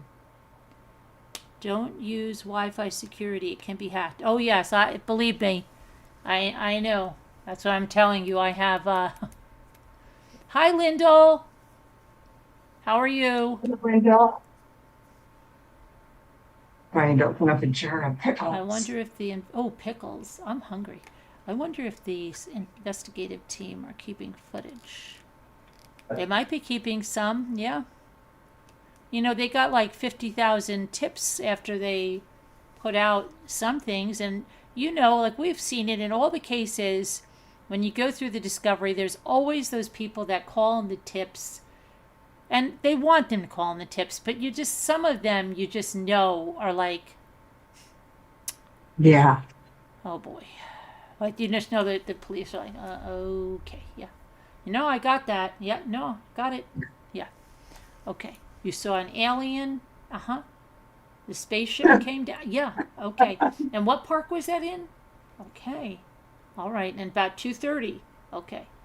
The guy was green and another guy was yellow? All right. But there's people in there that call I believe it. crazy things.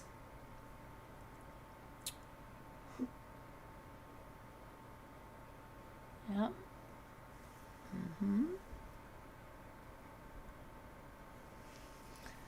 You saw them on an episode of, what was that? Oh, in the audience you saw them? Okay.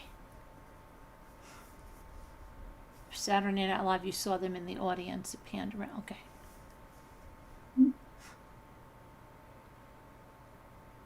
Some elderly ladies get so lonely, Maria says. You mean they'll just talk to random people? Maybe, yeah. That's why I think AI for that could be very good. Just to have a conversation. You know? AI that remembers your stuff. For people that really just want to talk to somebody that remembers things and talks to you. I mean, it could be good for people. I really do think for people that don't have that kind of interaction. I think that would be sad. Yeah, but it is also good. What about if you're living all alone, Scooter, and then that affects your brain. But if you had some kind of thing that was like, hey, Scooter, how are you doing this morning? What are you going to have for breakfast? Then you're like talking to it, and then it remembers, hey, didn't you say you were going to go to Target today and get that stuff? And then you come home and like, hey, did you find what you needed at Target? Like, I don't know. If you didn't have anybody else in your life, that might, I don't know. Yeah. It's still sad, though. Well, a lot of people in the older ages, like it's not so much. They just want someone to talk to. Yeah, but I'm just saying, it's sad. It is sad. See, then they start chatting with strangers online. And what about these older women who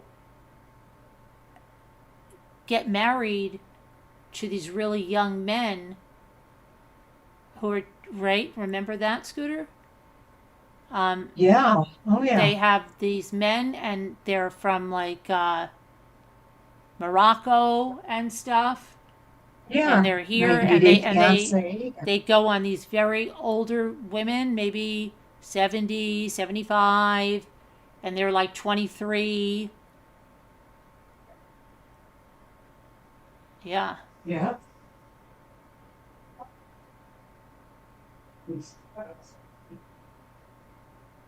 Romance scam. I wonder if a neighbor has something to do with Nancy missing. I don't think a real close neighbor, but They have stuff like that in Japan. It's a robot. It talks to Yes, you I've seen and has a that. chip in there and it gives you feedback and conversation and everything and it's safe. Really? What is it? I had a robot R2, not R2D2. What was his name? That one, and it was actually like an 8-track tape, but it had different. Can't get it. Heck was his name? I loved him. But I really would like a real robot that would do some chores in the kitchen and stuff like the That would Twilight be Zone. great. Like when Here he you made go. them look just like people. Thank you. That would be nice. Remember when they went to the store when remember the mother died that time and they got that grandmother? I Sing the Body Electric. Remember she got to pick out the eyes? Yes, you And they're do, like yeah. her blue Aggies. If like he was so ahead of his time, but if they had robots like that, lifelike, very nurturing robots, Yeah, yeah.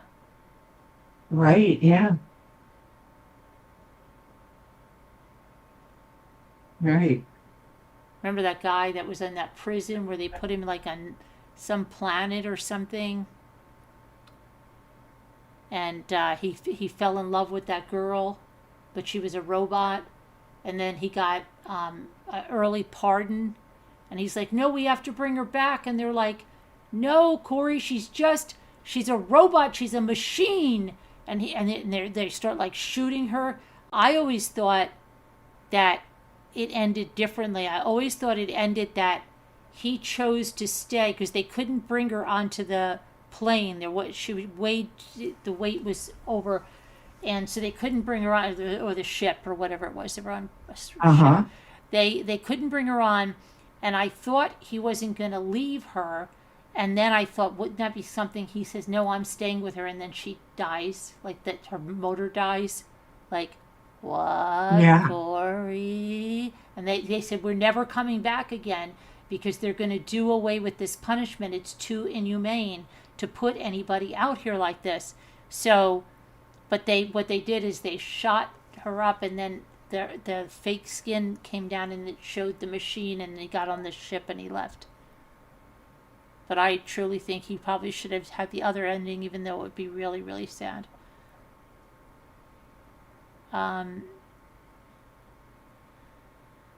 Let's see. Yeah, there are some seriously unspoiled people online. Unspoiled people online? What do you mean? People think they need robots? Really, Mr. Wu? You don't like robots?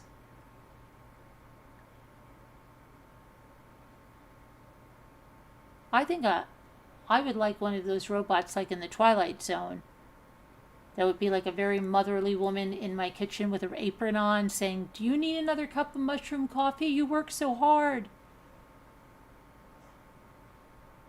Like that lady in Mommy Dearest that drives behind Joan when she's running, and she's like, if your fans knew what you did. Okay.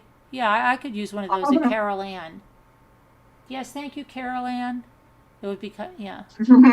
I will have some mushroom coffee.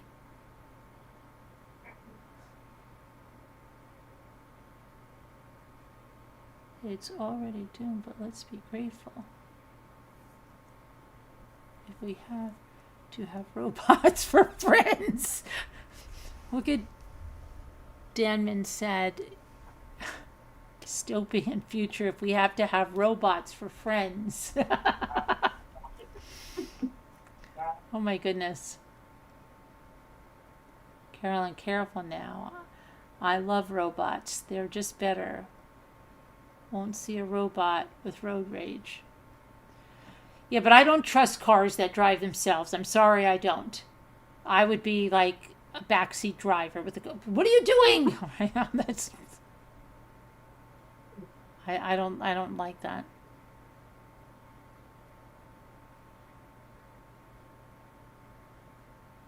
Hi, snow remover. DNA found in home. DNA found in glove. We don't know if glove and home DNA is a match, but we do know that they want to check the glove DNA in CODIS, or is it both home and glove? I think it's the glove.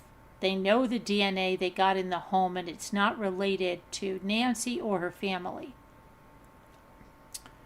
Yeah. Hi, snow remover. I can read through the spelling mistakes. I'm a mom.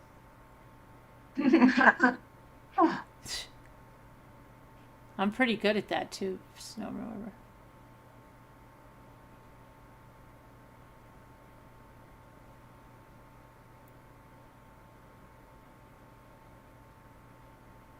So you don't like any kind of robots there, Mr. Wu?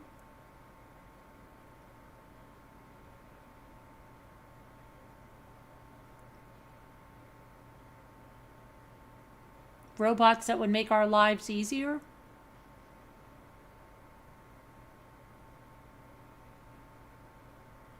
I could have a robot assistant, like my own, what is that lady's name, Grayson? What if I had a robot assistant like Grayson, and then I wouldn't have to worry about, like, her, like, it's not like somebody that would get, like, they don't get, like, jealous or like anything like that. So you have somebody that's, like, even keel. MRP, is there any place left on Earth that you still want to see that you haven't seen yet? Yes. Yes. I want to go. Listen to me. You don't even know, okay? I want to go back to Italy, to where my family is from, where my cousin came from, where the hotel that they have is, and go there, that my son is supposed to get married at, but now they've kind of changed the location on me because some people won't be able to go to Italy, and they're going to be able to go to the Caribbean better, easier. So yeah, it's fun. But that's one of the places I want to go. Yes.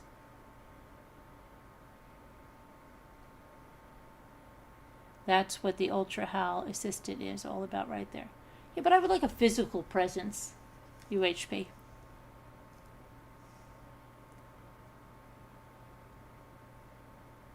No robots for little lady. Even if they did all your housework and everything, laid out your clothes, told you nice things. Hi, little lady, that looks smashing on you.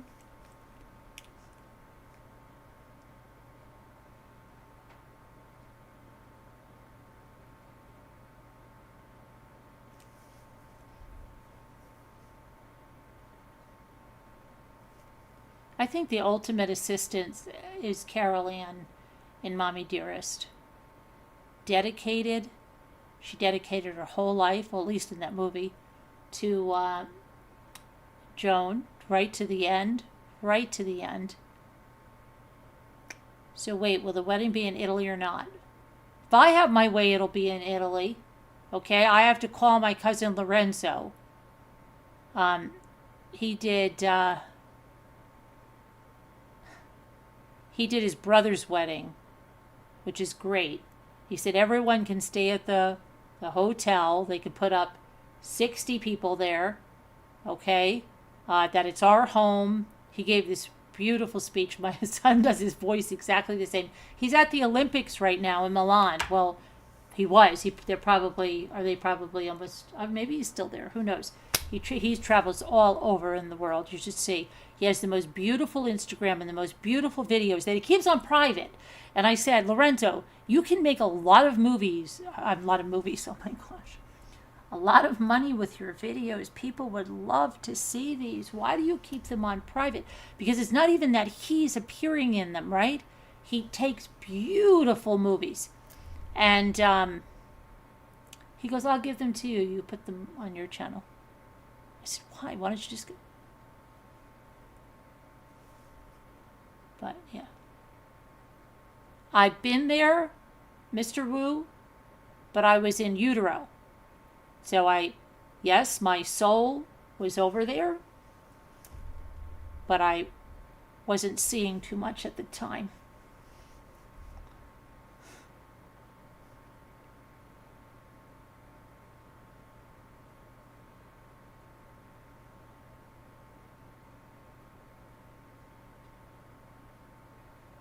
So I was there, but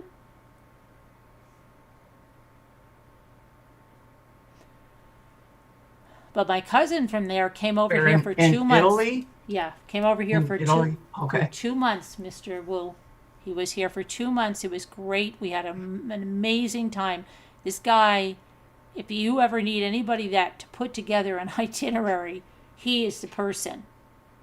I just don't even understand how much he packs in it, how much he knows, how much he knew not only about our family, how much he knew about the United States. He knew about cousins that I didn't even know in North Carolina. It's just crazy. It's just crazy how much he knows. And just about like everything that he told us about our lives, about it's nuts. He just is. Oh, just amazing. and Snow Remover wants you to reread her question. I'm confused about the DNA we are waiting for. Is the house? No. They have the house sample. It's the gloves.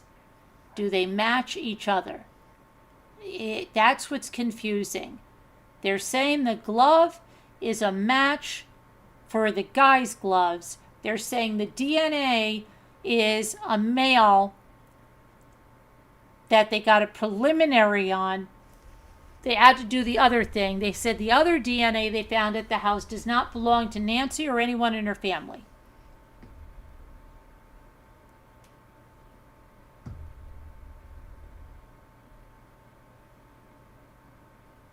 He spent And time. they've cleared the family, Yeah. Snow. He went to Times Square for New Year's, so we told him not to. He did it anyway. And he was all up in the front row, I think you would make a great your mother-in-law. cousin. Oh yeah, yeah, he was right up in front. He got there so early. I think you would make a great mother-in-law, MRB. I get along very good with my daughter. They do. They really do. I've seen it in person. I can vouch.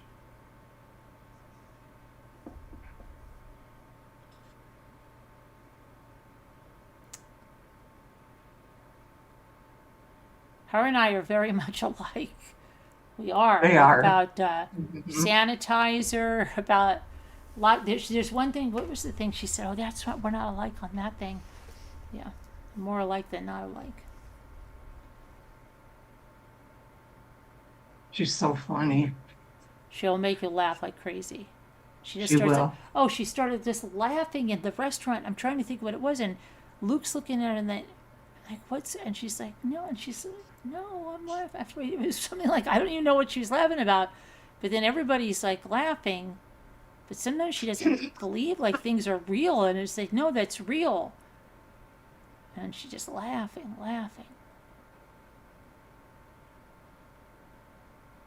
I love people like that who will start laughing. Yeah, you can't not laugh when she laughs, and she just laughs. Oh, you know what? She like if she calls you, you don't know you're on a video call, Yeah. and then she'll be like, "Oh, I didn't know you had those clips in your hair," and I'll be like, "Clips in my hair? What? Your mother didn't know she was on a video call. She had her clips on, like whatever." So I'm like, "Oh my gosh!" But she's laughing. I can't do her laugh. Her laugh is crazy, but she laughs and laughs, and then she loves that one because she'll say, "Oh, what are you making? How can you see that? Because we're on a video call." Oh.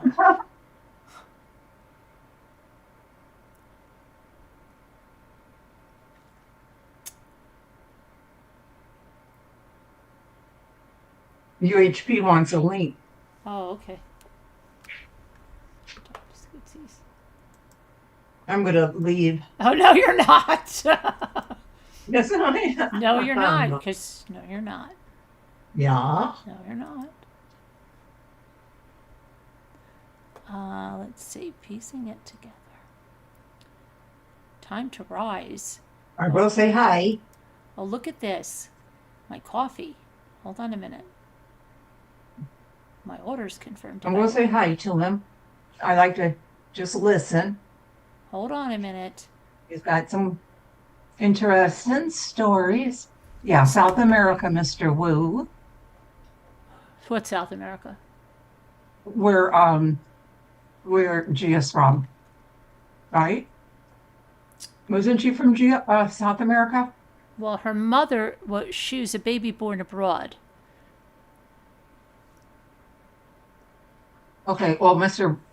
She was He was born. just asking where she's from She was exactly. born in Ecuador, but she's half Italian, Mr. Wu, and or maybe she's 3/4 Italian. I'm sorry, and she's went to school here. She's been here for a long time. She speaks like 7 languages. She used to travel a lot internationally with her job, but now she got a new job doing the same kind of thing, but she travels now less, and she gets to work remotely still. And when she travels, it'll usually be out to California and stuff like that, and that's good. Okay, Very smart lady, very smart. let's see. What am I doing here? Are you going to be pushing that snow, removing it tonight, snow remover? No, I think Snow Remover retired, didn't she?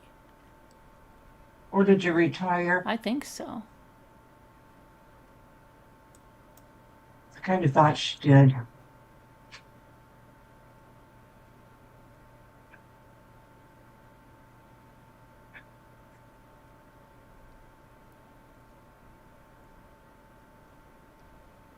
Wait, Angel's asking you something. Okay, hold on. I can't see it. You have to read it to me because I'm over here. Carolyn, was she licking her chops over the food at the restaurant on Valentine's Oh Day? yeah, that was the thing. Listen, she, Mr. Wu, she like certain expressions. So I was in the car. We were talking about people that don't negotiate well and everything. And I said, yeah, the guy was just, guy sees that person coming. They're licking their chops. And boy, I got to get this sale. She goes, what did you say? She couldn't even speak. She was laughing so hard. And she wanted to tell my son. So she goes, but I want to do something. So we're in ShopRite. So we're going to call him. And I'm going to say, the butcher was just licking his chops that I was going to get 2 pounds of that roast beef. He was licking his chops, right? So then we get him on the phone, and she couldn't even speak. And my son is like, what are you two doing? He's like, because she couldn't speak, and then I was trying to explain it. But yeah, you just have to say licking your chops. But then she said, she got it a little wrong. Instead of licking his chops, she said, licking the chops. That's what she said, licking the chops. He was just licking the chops. Oh my gosh, it was too much. Licking the chops. Huh? I'm like, no, he was licking his chops. So she's like, yeah. Okay, I gotta tell Morning, this. lady. Morning. Evening, Hey. actually. Morning. Hey up. Morning. What up? What up? I'm here. I was just listening to you ladies, man. Very intellectual conversation. Okay. Oh, well, you He said a pound.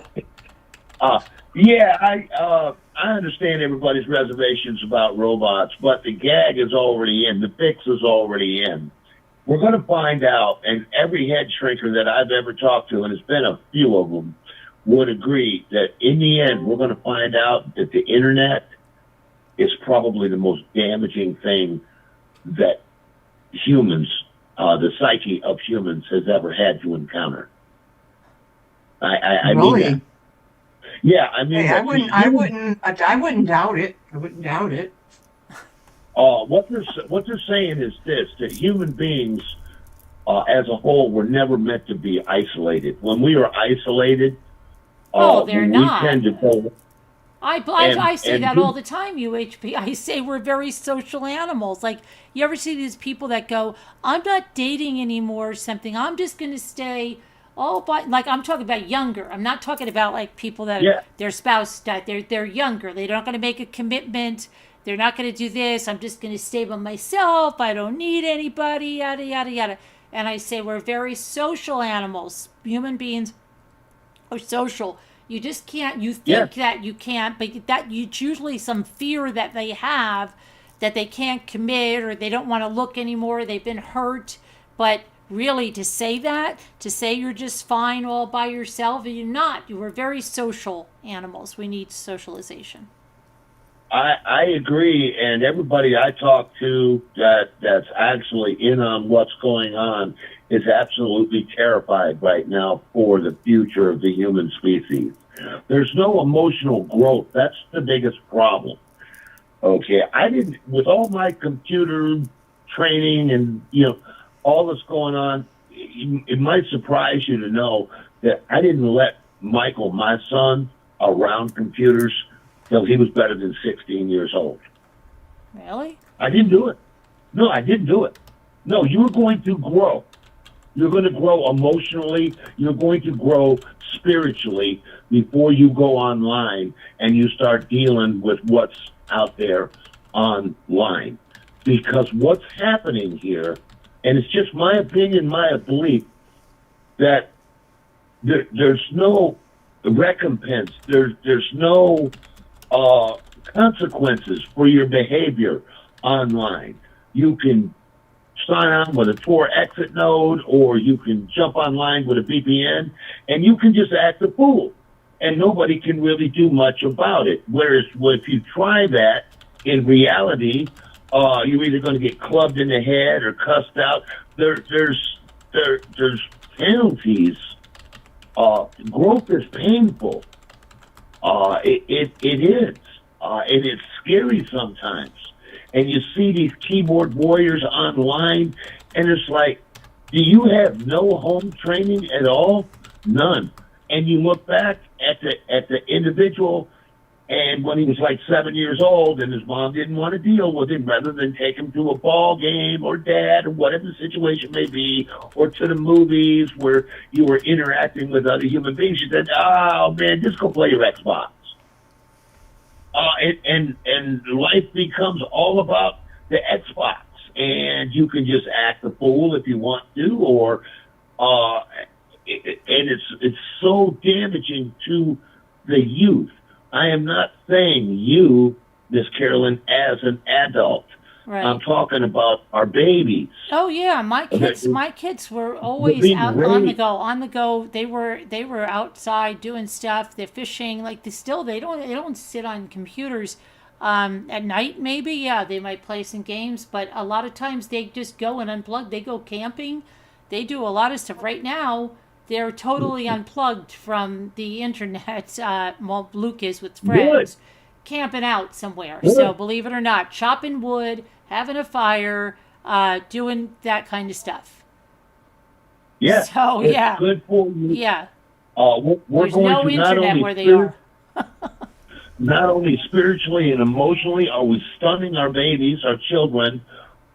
We're going to go through, I believe, it's an opinion, I believe the worst cases of human, what I'm trying to say is unhealthy, physically unhealthy humans sitting in front of a computer for 12 hours at a time is just horrendous on your body. Oh yeah, Being sedentary, Yeah, not moving. I agree. you got to do, you got to get blood up. moving. Yeah, that's why your watch should tell you get up every whatever. You do these things. You have to get up and move, stand, do some exercise. You can't just sit on a computer for 12 hours. Anybody, even if not on a computer, even like the secretaries back in the day that just sat, anybody with a desk job sitting down is not good for you. No, these bodies are not built. We're just not constructed for that. We become sedentary, and I believe it is just a belief that we're going to have a surge in diabetes from obesity, and all the ill effects of just sitting in front of a computer, not making a heart pump, not. Well, you know what? Listen. Working. You've got to go on Instagram, and I know it sounds counterproductive, but on Instagram, okay, and this is the greatest thing. Before I came on here, I did a whole bunch of and I try to do them every hour at least when I'm not on here. But even when sometimes I shut my screen And you guys don't even, you're none the wiser. When I put my picture up there, I'm standing back there doing something. It only takes a few minutes, but if you do it like 100 times, 200 times a day, there's different exercises, and anybody can start anywhere, but just by flexing and pointing your feet, say 20 times each foot, do it every single hour. That will cause blood in your ankles and everything to go up. Then you take your legs, you lift them up 20 times every hour. You do side steps in your kitchen. You do push-ups against your kitchen counter. All of that stuff. And the people on Instagram have really motivated. So that's the time. So they motivate people to do this and show them how easy it is. And they don't need any special equipment. And you have to do it. You like I heard it said, here first, folks. You heard it here first. Even sitting down on a chair, as easy as this sounds, just get up 20 times. Get up and down without using your arms or anything 20 times. This is for older people, mobile. So, but if they get in the habit of doing it, and that's where you're seeing a lot of 70, I bet you those people now are even going to be at it all the more because of Nancy. Because they're saying you don't want to be falling when you're 70 and 80 years old. And if you don't do these kind of exercises, you're not going to have that kind of core strength and everything. So they're teaching people how to do it. You absolutely won't. My mother, I posted this in the chat a little while ago. It just struck me as funny. I called my mother 2 days ago. She's got a broken back from the, it's not serious, but she crushed a vertebrae and is fine kayaking in Belize down Whitewater at 83 years old. It's a new year. I called my mother 2 days ago to see, hey, why don't I take some time off? I'll come up there. I'll leave Fonda down here because they don't really get along with each other. And I'll come up there and I'll do some things for you. I'll go through the electric, make sure everything's okay, check out the pump. I'm just trying to volunteer myself. And she goes off on this rant with me about, hey, I'm not an invalid, okay, blah, blah, blah, blah, blah. And I'm like, Mom, you need to stop, okay? You're acting crazy. She pops off with, it's lucky I can't breathe right now because I'd walk all up and down your ass. I'm like, Mom,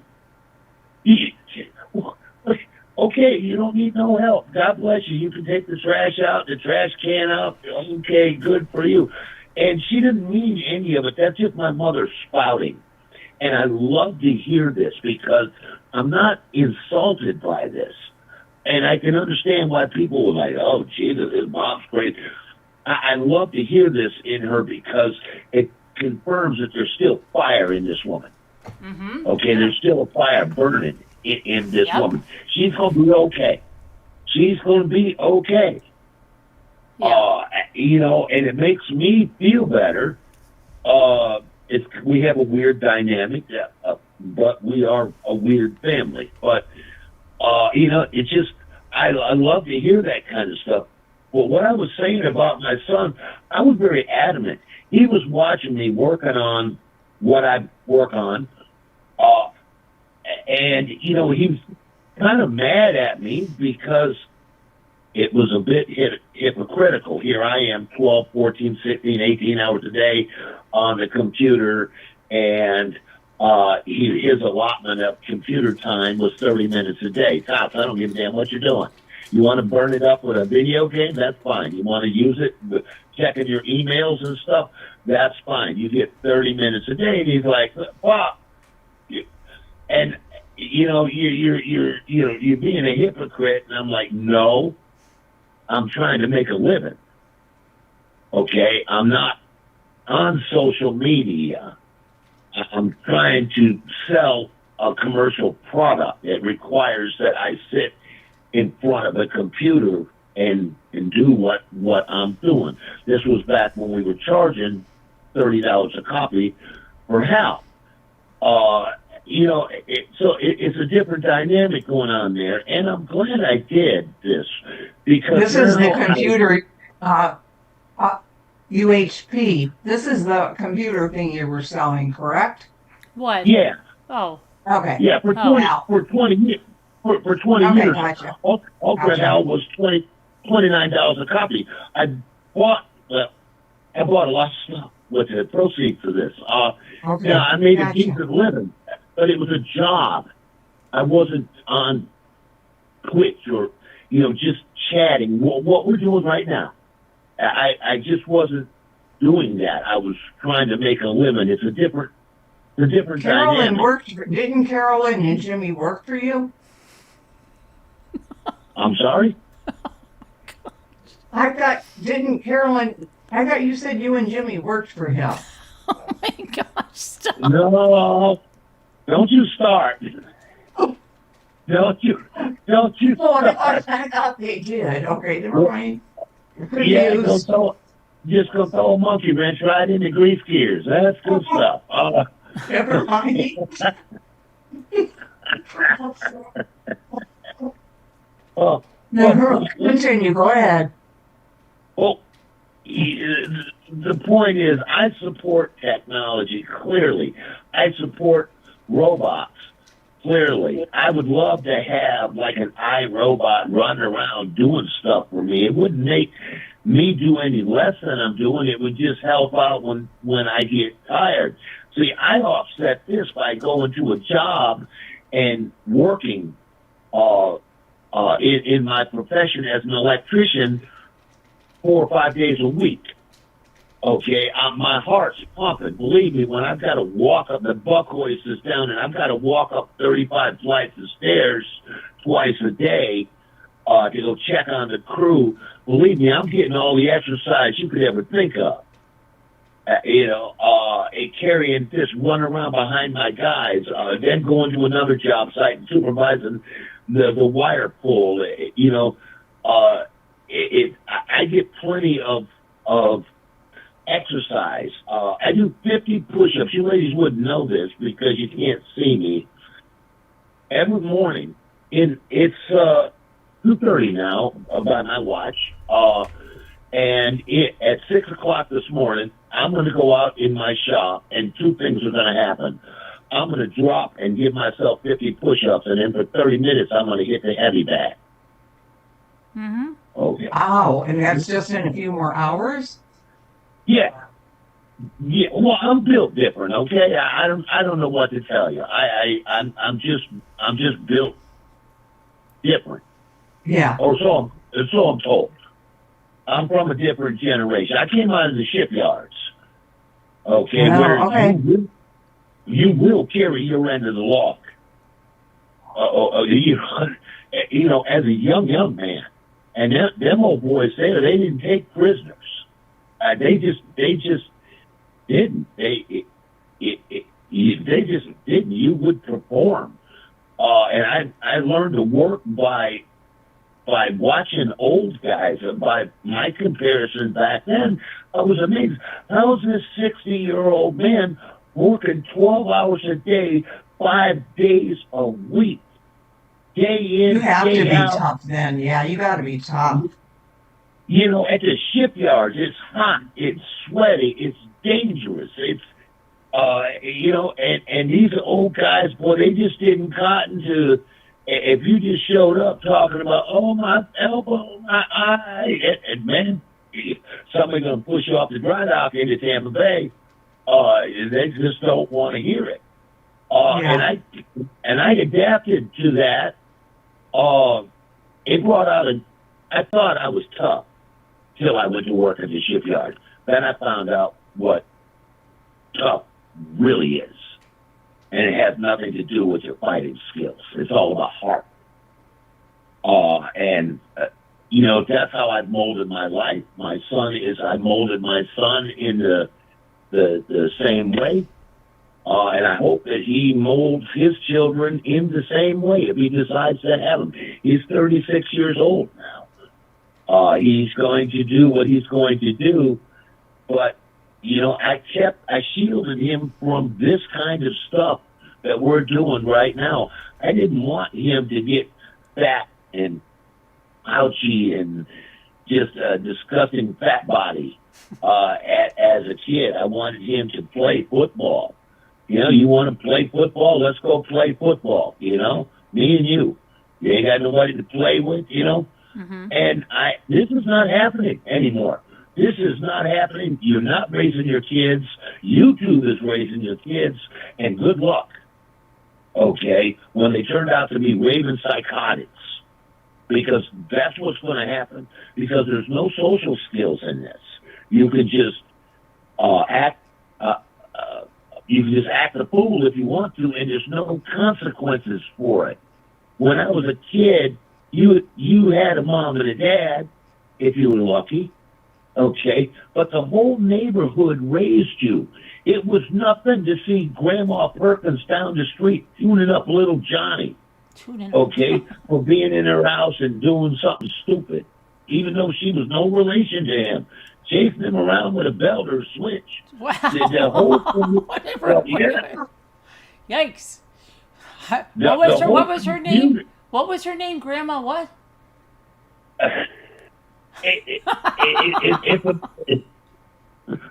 Okay, it could have been Grandma Gertrude. It didn't matter. When you lived in our neighborhood, every kid had like 50 grandmas. Okay, and 50 moms and 50 dads. Right. And they would just light you up. And had permission from your mom and dad was automatic. What? Little Michael did what? Oh, you didn't break your foot off in his hindquarters? Don't worry about it. I'll take care of it. This is nothing new. The American Indians were the same way. An entire tribe would raise your kid. If you were a Sioux, I read a wonderful article about that from a guy whose grandfather actually wrote in his memoirs what it was like to be raised by the Sioux Indians, and he had all these grandmas and all these moms and all these dads, and he just surrounded by. They still have that today. I mean, we have that with our kids now. Nobody's chasing anybody around hitting them, but I have a lot of kids that like we're very blessed and to have like a Scooter knows my quasi son Esteban, who's half Asian, half he's here all the time, and their dad is like the greatest guy. He sends home food when he makes a certain food for Jimmy. I take his kid to Hershey Park with us. He takes the kids to this other one. It's like it's wonderful. Then we have some other families that like even like Jimmy will say, to all the mothers, like to my wife, but all the other mothers that help bring up our kids. And just like that, we have a very good, close group, maybe 10, 11 of us that, we know like right now who my son Luke is with, his family, right? And then it's just like they switch around and everybody really helps out and does so much. We're so blessed. You're Blessed fortunate like that. to have that and have Very really, fortunate. really good people that immediately say, "Oh, the kids can stay here." Like I'm talking about even on like a school night or something. If we have their kids, they have our kids. But it's great, and they're like brothers. And what I think is that my kids say, "I love you all the time. Love you, Steve," to the father. I love you to they constantly say, "I love you" to their friends. Their friends say, "I love you" back all the time. Like they're brothers. Yeah, it's reinforcement, psychological reinforcement, and kids. And they, are so not to interrupt you, but her kids, just being around them, I can see that they've had such a wonderful childhood. They really have. They're so confident and happy and everything. Yeah. Yeah. Good. And the same thing with my grandkids. They're very fortunate that way. Okay, go ahead. I've had little moments in my life where it's really been a tearjerker for me. But, I'm dad. I can't, and I'm a guy. I can't show that side of me. I'm thinking of one incident not long ago at a restaurant where my wife joined us at the table. And we're all sitting down. My wife gets up. She goes, "This is what you got to do." Okay. My son actually stood up when Fonda sat down. Wow. When's the last time you saw a kid do that? No, you really Okay. don't. Yeah. He doesn't put his elbows on the table, sits up straight. He's yes, ma'am, no, ma'am, thank you, please, sir, this, sir, that. You know, this is stuff that I reinforced in my kid, and I made it very clear to his mother that this was going to happen. You know, this is going to happen. We're going to break the mold with this boy. He sounds like a wonderful young man. He's got his shit together, I'll tell you that. Mike's Fine Finishes LLC up in Carabel, Florida. He's a hell of a craftsman. Doesn't work for anybody, and he'll tell you quick. My dad taught me I don't need a job. I'll sign my own ticket. I'll go put my own money down. I don't not need to depend on General Motors for a paycheck. I'll go get mine on my own. That's Right on. wonderful. That's, you know, that's what I wanted. Not that I got a problem with anybody working for, you know. Okay, I wanted to develop that entrepreneurial spirit. Don't wait for somebody to go give you a handout, boy. Go get yours. Mm-hmm. There's all kinds of money on the table. Go get it. Yep. And, you know, and he, my son in this Fine Finishes, he makes.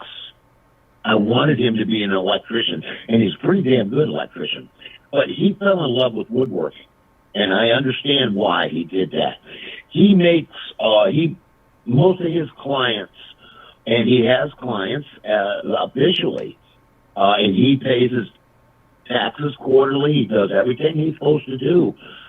He caters to people with deep pockets. On St. George Island, Little St. George Island, Dog Island, places like that where people just have way too much money. And he makes these beautiful, beautiful staircases, spiral wooden stairs that go up to the second and third floor. And he steams the wood. He's got his 18-foot trailer, box trailer. And he takes a piece of lumber that he's had shipped in from Spain or whatever that's going to be the arm, the handrail of it, and he steams it and molds it himself. He doesn't go to Home Depot and buy a staircase. He builds one. Mm-hmm. And people out of exotic woods. Mm-hmm. Exotic woods. He dives. Used to dive with me. I trained him to be a diver at 8 years old. I had him in the water with me. And he pulls up wood out of the Carabel River that's been submerged for 150 years, sitting on the bottom. And he will take that to the mill and have it cut up. And then he will build whatever, you know, bookcases. And it just goes on and on and on and on and on. And I just couldn't be happier. I would care if he was a local dog catcher. I wouldn't care. What I do care about is he's not on a food stamp card. And the reason why I bring that up is about 80% of the people in Franklin County, Florida on social services as in some sort of way. Okay. And I did not want that for him. And I just wanted to enforce him that this is not your only out. Working at 7-Eleven, if you don't have a job at 7-Eleven, or the Swanee Swifty store, that you're going to be. No, there's all kinds of outs for you, man. All kinds. You're highly intelligent. You got a great work ethic. No criminal record. There's nothing holding you back except you. Right. And I lit a fire under his behind, and he ran with it. As a parent, I could not be prouder. I only remember one instance in my life where I had to put my hands on him, and boy, did I put my hands on him. And by today's standards, I'd have went to jail. But it had to be done. Trust me, it had to be done. He was coming into his own. It was during puberty. His emotions and hormones were in an uproar. Called his mom a bitch and me a cocksucker. And Okay, PG-13. yeah. I mean, he just kind of lost it there, and he got tuned up for it. Yeah. But other than that, I can't think of I hope he never gets into a fist fight because he's going to get whooped. He has no fighting skills. He's never been in a fist fight. Ever. That I'm aware of. Ever. And for a boy, that's saying a lot. It is. I mean, he's emotionally stable. Got a sweet little girlfriend. He's doing the family thing. Just very stable, mentally, financially. Just very, very stable. And I can't get past the notion that me keeping him away from the internet played a role in that. Yeah, I'll bet you it did. I bet it did. Not that I don't want to sound like I'm the hammer and anvil guy because that wasn't the case. Believe me, he sat in my lap and we played with Hal a lot more than he should have. Okay, but it wasn't all consuming. He never had an Xbox. He never had a Sega. He never had any of that, the gaming platforms ever. It just, and I see the end result of it. And my job as a parent was to get him through his formidable years. And that's 0 through about 17. Now, the male mind matures somewhere between 23 to 26. That's why you girls are always ahead of us. Okay? It's got nothing to do with you being any smarter than us. It's just that males mature at a later date than females do. I don't know why. I don't know the mechanics of it, but you can research it and you'll come up. They're saying that the frontal lobes of a male human being do not stop growing to somewhere around 26 years old. Well, the frontal lobes are your that's your moral centers. That's where all of this guilt and being a good man, and that's where all of that originates from. Is the frontal lobes of a male human being. Mm-hmm. Right. But if you can get them to 17 or 18 and get them through that, chances are they're going to be okay. They're going to be okay. My son has got more guns. He's got enough guns hanging on a wall to arm Panama. Literally. There's got to be 50 different rifles and handguns. And you know what I'm not afraid of? I'm not afraid of him shooting this place up. Right. I'm absolutely not afraid of that. I have no concerns with that at all because he has value for human life, even if he doesn't like you. Okay? Right. He doesn't want to harm you. He just doesn't want anything to do with you. You know? Yeah. Right. And I think that is the way that it is supposed to be. Exactly. They're blaming guns for all these school shootings. Well, now they have a trial right now in Georgia. I was watching a little bit of that today, where that dad, and Jimmy says that dad is, I didn't watch a lot of the stuff about him or them, but that they were just crazy. I was watching the cops testifying about what it was like after the shooting. You know, we had the big Parkland case south of Okay. Yep. Yeah. Okay. And they want, and their go-to thing was, well, he was bullied. You know, they're trying to give him outs. Well, yeah, you know what? He was bullied. I know plenty of kids that are bullied that don't come back with a AK-47 or an AR-15 and just shoot the place up. Okay? And then we find out later on that yeah, he was bullied, but his entire self is wrapped around computers. Goes to school, doesn't engage with anybody. All he wants to do is play video games and go online in chat rooms, and that he got no friends. Okay, so yeah, I'm not surprised that he got pushed too hard and came back with a gun and shot the place up. I'm not surprised. This is what happens when you don't have any social interactivity. Society, one of society's greatest things for a boy in particular, I don't speak for women, but for boys, society will teach you when to pump the brakes.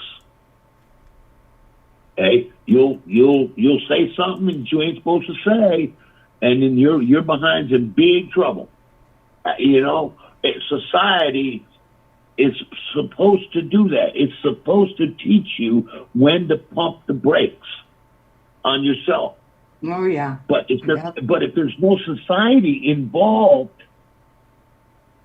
then you're running on, I guess, raw emotion. There's no consequences. You can come online. It's very troubling, and I hate to see it. You come online and you're a victim to it yourself, Miss Carolyn. Yeah, and it's not kids. It's not kids. It's 60, 70, 50-year-old women. Yeah, it's grown human beings. Yeah, grandmothers. 80-year-old women. 80-year-old women. Yeah, well, it's going to be 100-year-old women pretty soon. It's just crazy. It's Huh. And then they're raising their children and grandchildren guaranteed to be the same way. This thing is all-consuming. It's like cancer. a lot of them don't have relationships with their family. A lot of them are estranged from their family. That's just part of the problem. But the ones that aren't, what a poor example, right? Hey, Grandma, what are you doing? Oh, I'm terrorizing these people. Yeah. I didn't find that one yet, little lady, but I found that plane crash. Did you hear that? 2 people killed in a Texas plane crash, CFI. No, and then I found there was the ice skating rink shooting that was in Rhode Island. But little lady was telling me about some husband that shot his wife and kids. I was trying to find that, but I found a mother that shot her daughter and then herself in Las Vegas hotel. Yeah, lots of stuff going on. Yeah, I mean, I'm looking at the chat. Absolutely right. There's no accountability for your actions. Well, if you're free range, that's what I refer to as just free range individuals. Okay? If there's no accountability for your behavior, guaranteed you're getting the worst of everything, because it's much easier. I am sorry to say, it is much easier to be a DICK than it is to be a good person. Oh, of course. Yeah. Yes. I don't know why that is. But that apparently is how our particular society works. It's just much easier. But the people that are nasty being the person. DICKs or the BITCHs try to convince everybody, no, they're the good ones. They're trying just to, warn everybody about people. And I'm just trying to do this for us. I'm trying to do this for all of us. That's what it is. Could you just deposit some money in my account so that I can go attack these people? Because I'm doing it for all of us. All of us. They hurt so many people. Right. I'm a keyboard warrior for hire. Yeah. But they take it real life. They come out from behind the keyboard and they take it real life if somebody fronts the money for them. Yeah. Yeah. It's just there's no repercussions for bad behavior. And you think we're going to produce solid citizens with that model? Mm-hmm. Are you kidding me? It's not guns that's killing everybody. It's people. Okay? It doesn't matter that if you take away the guns, and I'm not a gun advocate, and I'm not advocating for guns. I am saying once an individual has it set in his mind that he's going to hurt some people, he don't care. Take away his gun, he's going to use a knife. Take away the knife, he's going to get his I agree. Yeah. You know, Wholeheartedly. yeah, it's just gonna, look at Daryl Brooks. He couldn't get his hands on a gun, so he just drove over a parade. A bunch of grandmas. You know, uh, Mm-hmm. you know, uh, and why is this happening? I don't believe all these people are deranged. I don't believe this at all.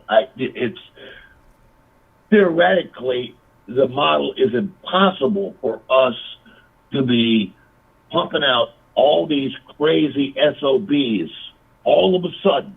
This Yeah. hasn't been happening in society until now. And then all of a sudden, we're pumping out just one deranged individual after another. No, I don't believe that. I believe it's how they're spending their time.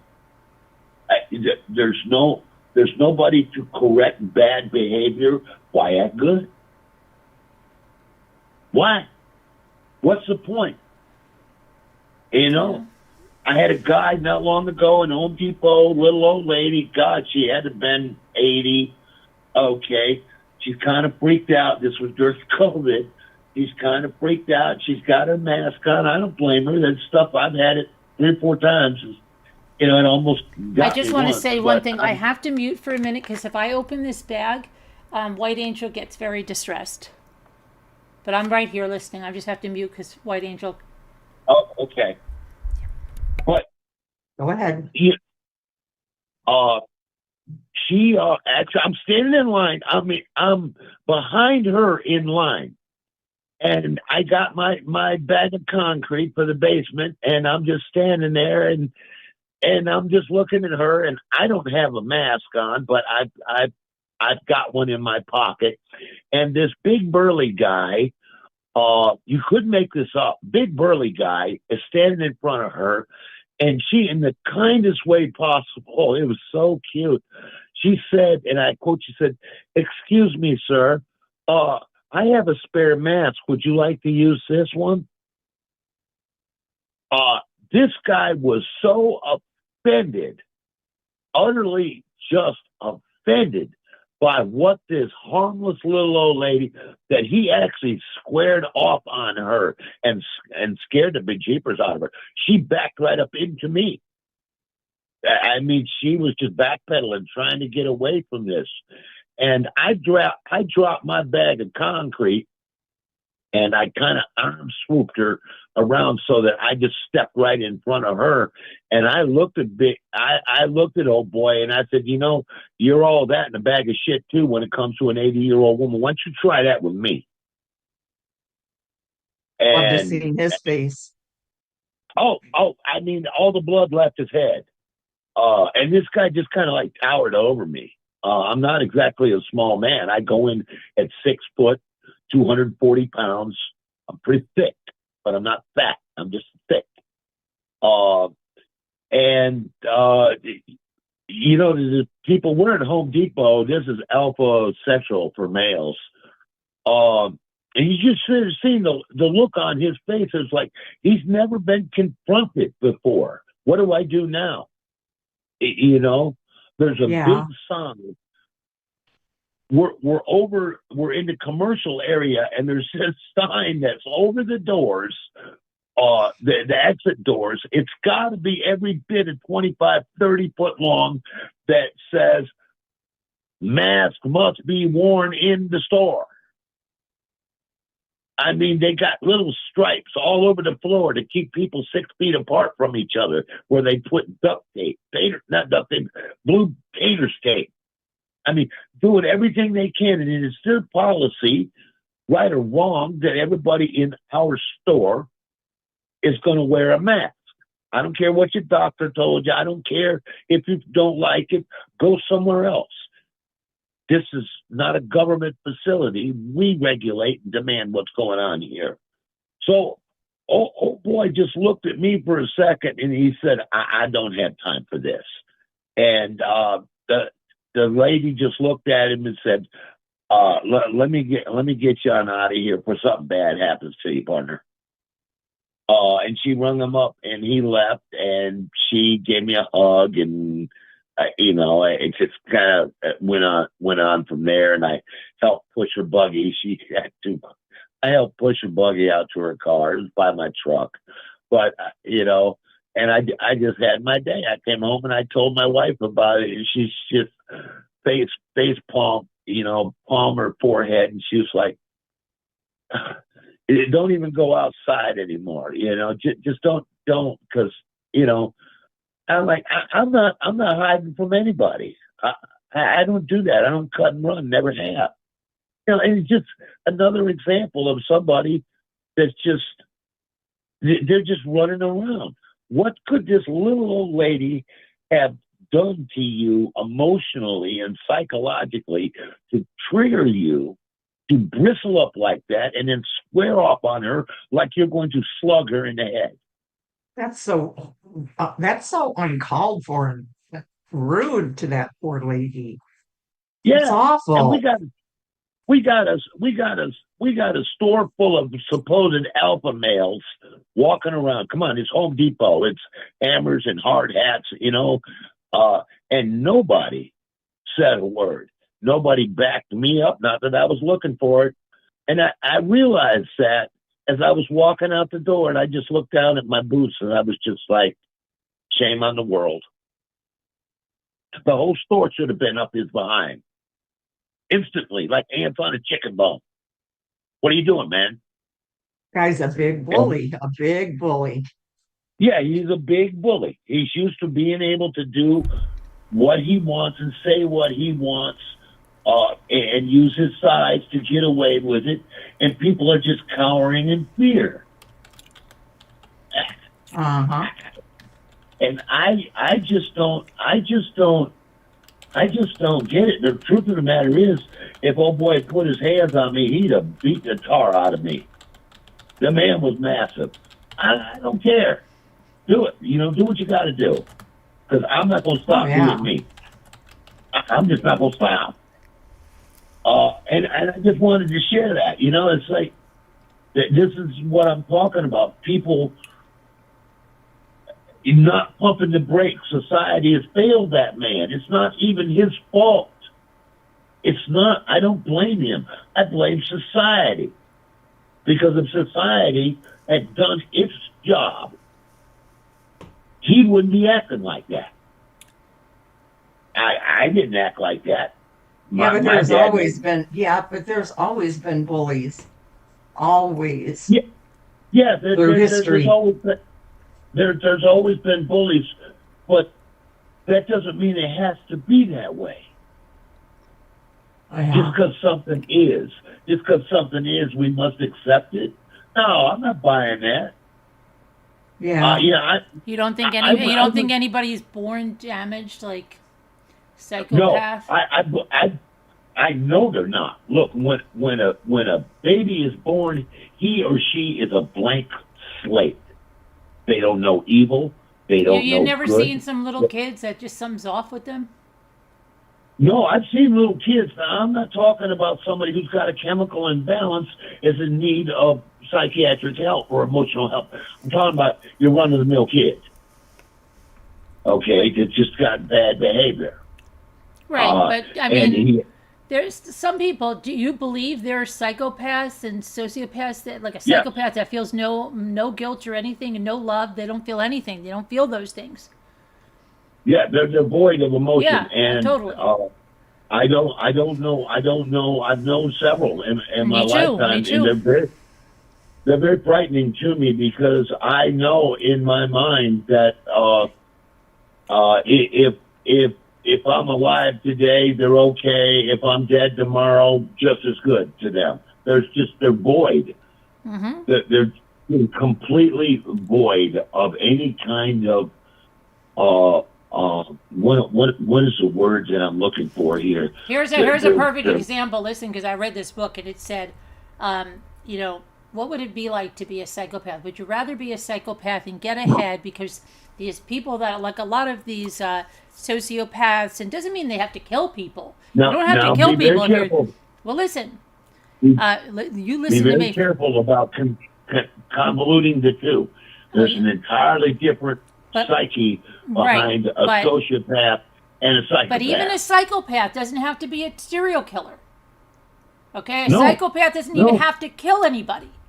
A psychopath, some CEOs could be a psychopath because they'll do whatever it takes to get to the top. Nothing is going to stop them. That's And whether a it's sociopath. no, but it's also a listen, because I have this book, but they'll do whatever it takes. Okay, so if it's to screw you over. They'll have zero remorse about it.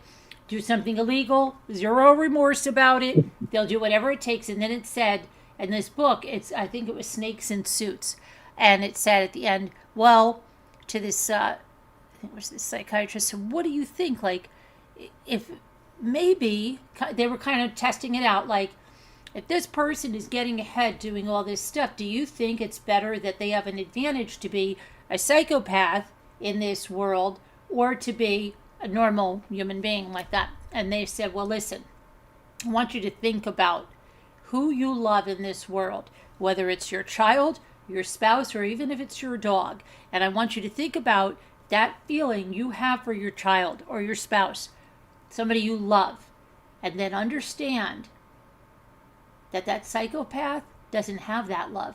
Not even for their child, not even for their spouse, not even for any. They They're don't bored. have it.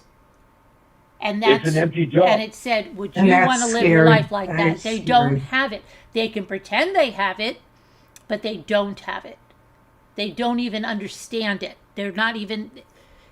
They mimic Yeah. what they see. Right. Ted Bundy was good about that. He was actually quite skilled at that. But he actually was That gives me the completely. chills that you Yeah. actually, you spoke to him, right? Up. I You spoke spoke to to him hundreds of times in a 30-month period. Because that was the length of my tenure on death row as an orderly. But I spoke to all of them, and I got all the stories. And most of the time, it was these are just some miserable people that they justify their actions any way they can. There's no he had 300 people on death row and didn't have an ounce of remorse out of all 300 of them. They just absolutely, I did this because I had a shitty childhood.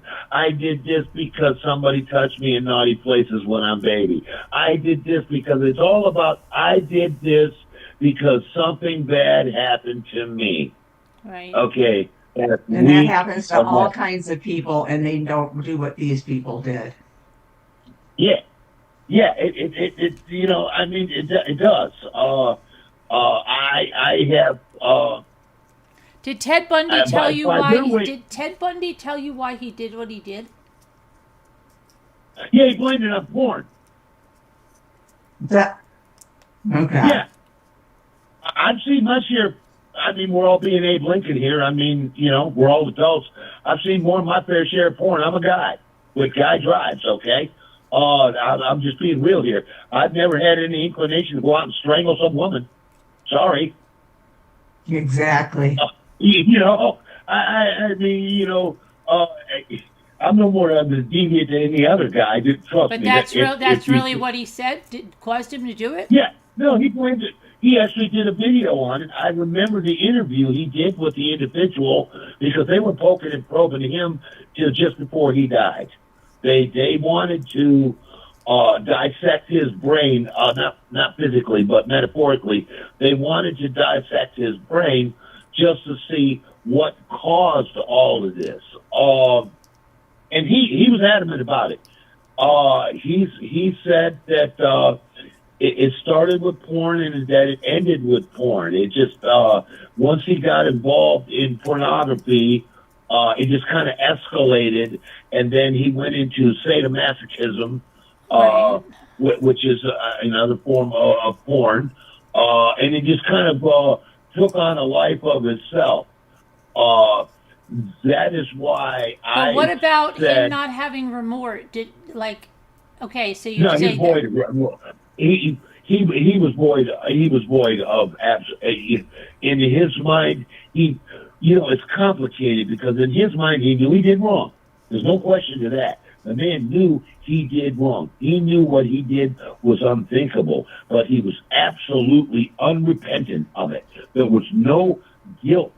Whatever guilt mechanisms that are in us as human beings that kind of steer us a certain way, okay, was not there. It was not there. It had nothing to do with his childhood. It had nothing to do with the porn. Like I said, my assessment, and will always remain the same to the day I die, that I don't know how many women he actually killed. I don't think the world will ever know. The numbers are all over the place. I think what happened was he was involved with a prostitute.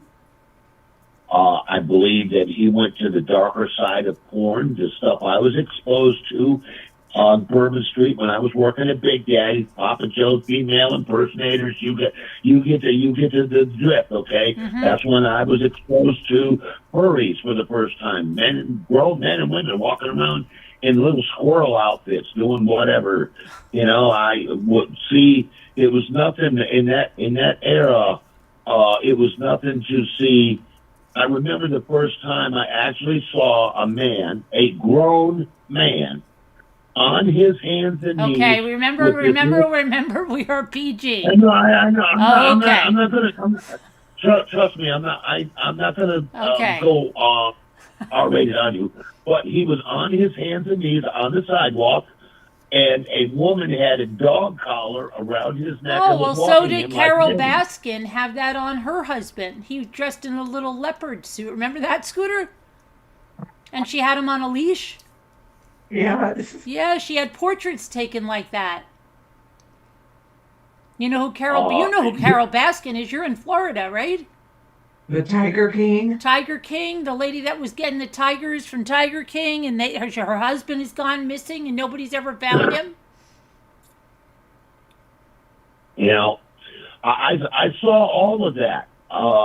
You know, I used to work security at these little get-togethers. Mike, you know, I need you to go down and work the door at this house. They're going to throw a party. You know, what's going on, Reggie? And he's like, you really don't want to know. I just need you to work the door, man. There's 100 in it for you, you know, and, you know, see the door. And I would see these people coming in these costumes and stuff. And I'm just like, what is going on inside of the mind of this human being? I was just blown away by this. Anyways, back to Ted. I think something like this happened. I think it is no more difficult than the fact that he was involved in some sort of pseudo-sexual activity, PG-13 being on the show, that he was involved in some sort of sadomasochistic thing, and he accidentally killed a girl. I think that's how it started. I think that's why he blamed the porn. But why did why did he have a certain girl, right? I don't know how many girlfriends he had, right? But he had the one that he had a baby with, right?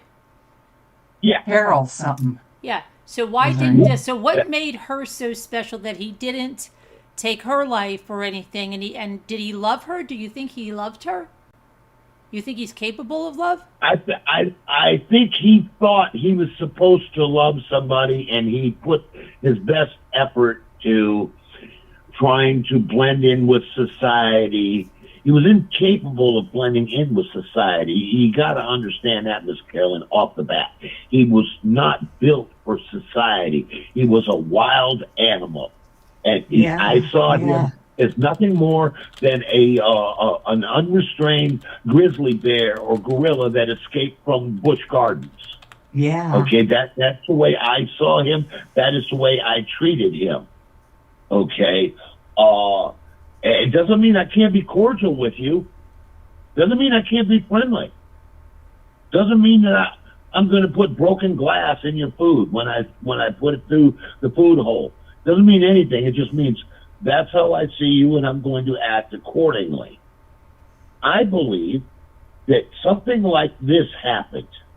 and then the ultimate the ultimate tragedy happened. And it's not the first time that you'll hear about this in the course of your life. He killed somebody, and then he got a taste for it. Right, but then he started doing that stuff where he'd put a cast on, and like he really got Well, that's all. That's into all. the That's all part. psychology of That's all part of his predator prey mode. yeah. He realized for the first time that he can get respect, that he's a man, that he's running the show, that you are Miss Carolyn is alive because I allow it. Okay, some trippy stuff, some deep blue stuff. I don't expect people to get it. I don't know if I get it. I just know that was what the impression that I got after 2.5 years interacting with the guy. Now, he would never do this with a guy just simply because a guy is another predator, and predators don't go after predators. Well, wait a second. Look at Golden State Killer, though, right? He did the men and the women. If they Well, had I can't speak. I can't speak for him. I didn't spend 30 months with him. Okay, sorry. Okay, I'm referring to Bundy just simply because I got to interact with him. You know, people aren't carbon copies, you know, any more than Billy Ferry was to Ted Bundy, although they were, you know, Billy Ferry's execution was nothing more than a crime against society and against him. The man was clearly insane. The man was clearly insane. He was deranged. You know, but keep in mind, our justice system isn't there to prove sanity. They don't work that way. They found Jeffrey Dahmer sane. The man was eating people. Yeah. Yeah. They found this man sane. If there was ever a man that's clinically insane, it's this guy. Come on. What do you have to do to be declared insane? Okay, well, according to our person, our betters, sanity is determined by the fact that you know that what you're doing is wrong. You know that there are consequences to doing this. Okay? That's your predicate for Well, I think sanity. it's because that if they're hiding it or something, that's what they're saying, that they knew it was wrong. They concealed it. So if he was truly insane, he'd be eating people outside on a picnic table in the yard, maybe. Thinking it's totally fine, asking people if they like to have it pull up a plate. That's semantics, and I get that. I don't call it an argument, but I understand that opinion. But the very fact that you're carving people up in your house and eating them in a stew, man, you are the clinical definition of out of your damn mind. Right. You are. I don't care if you're doing it in public or not. The fact that you are doing this, you are out of your freaking mind.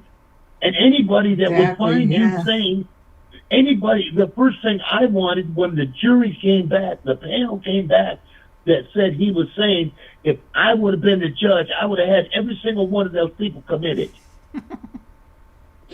Every one of them. Oh, yeah. We got ambulances waiting for all of y'all. Oh, okay.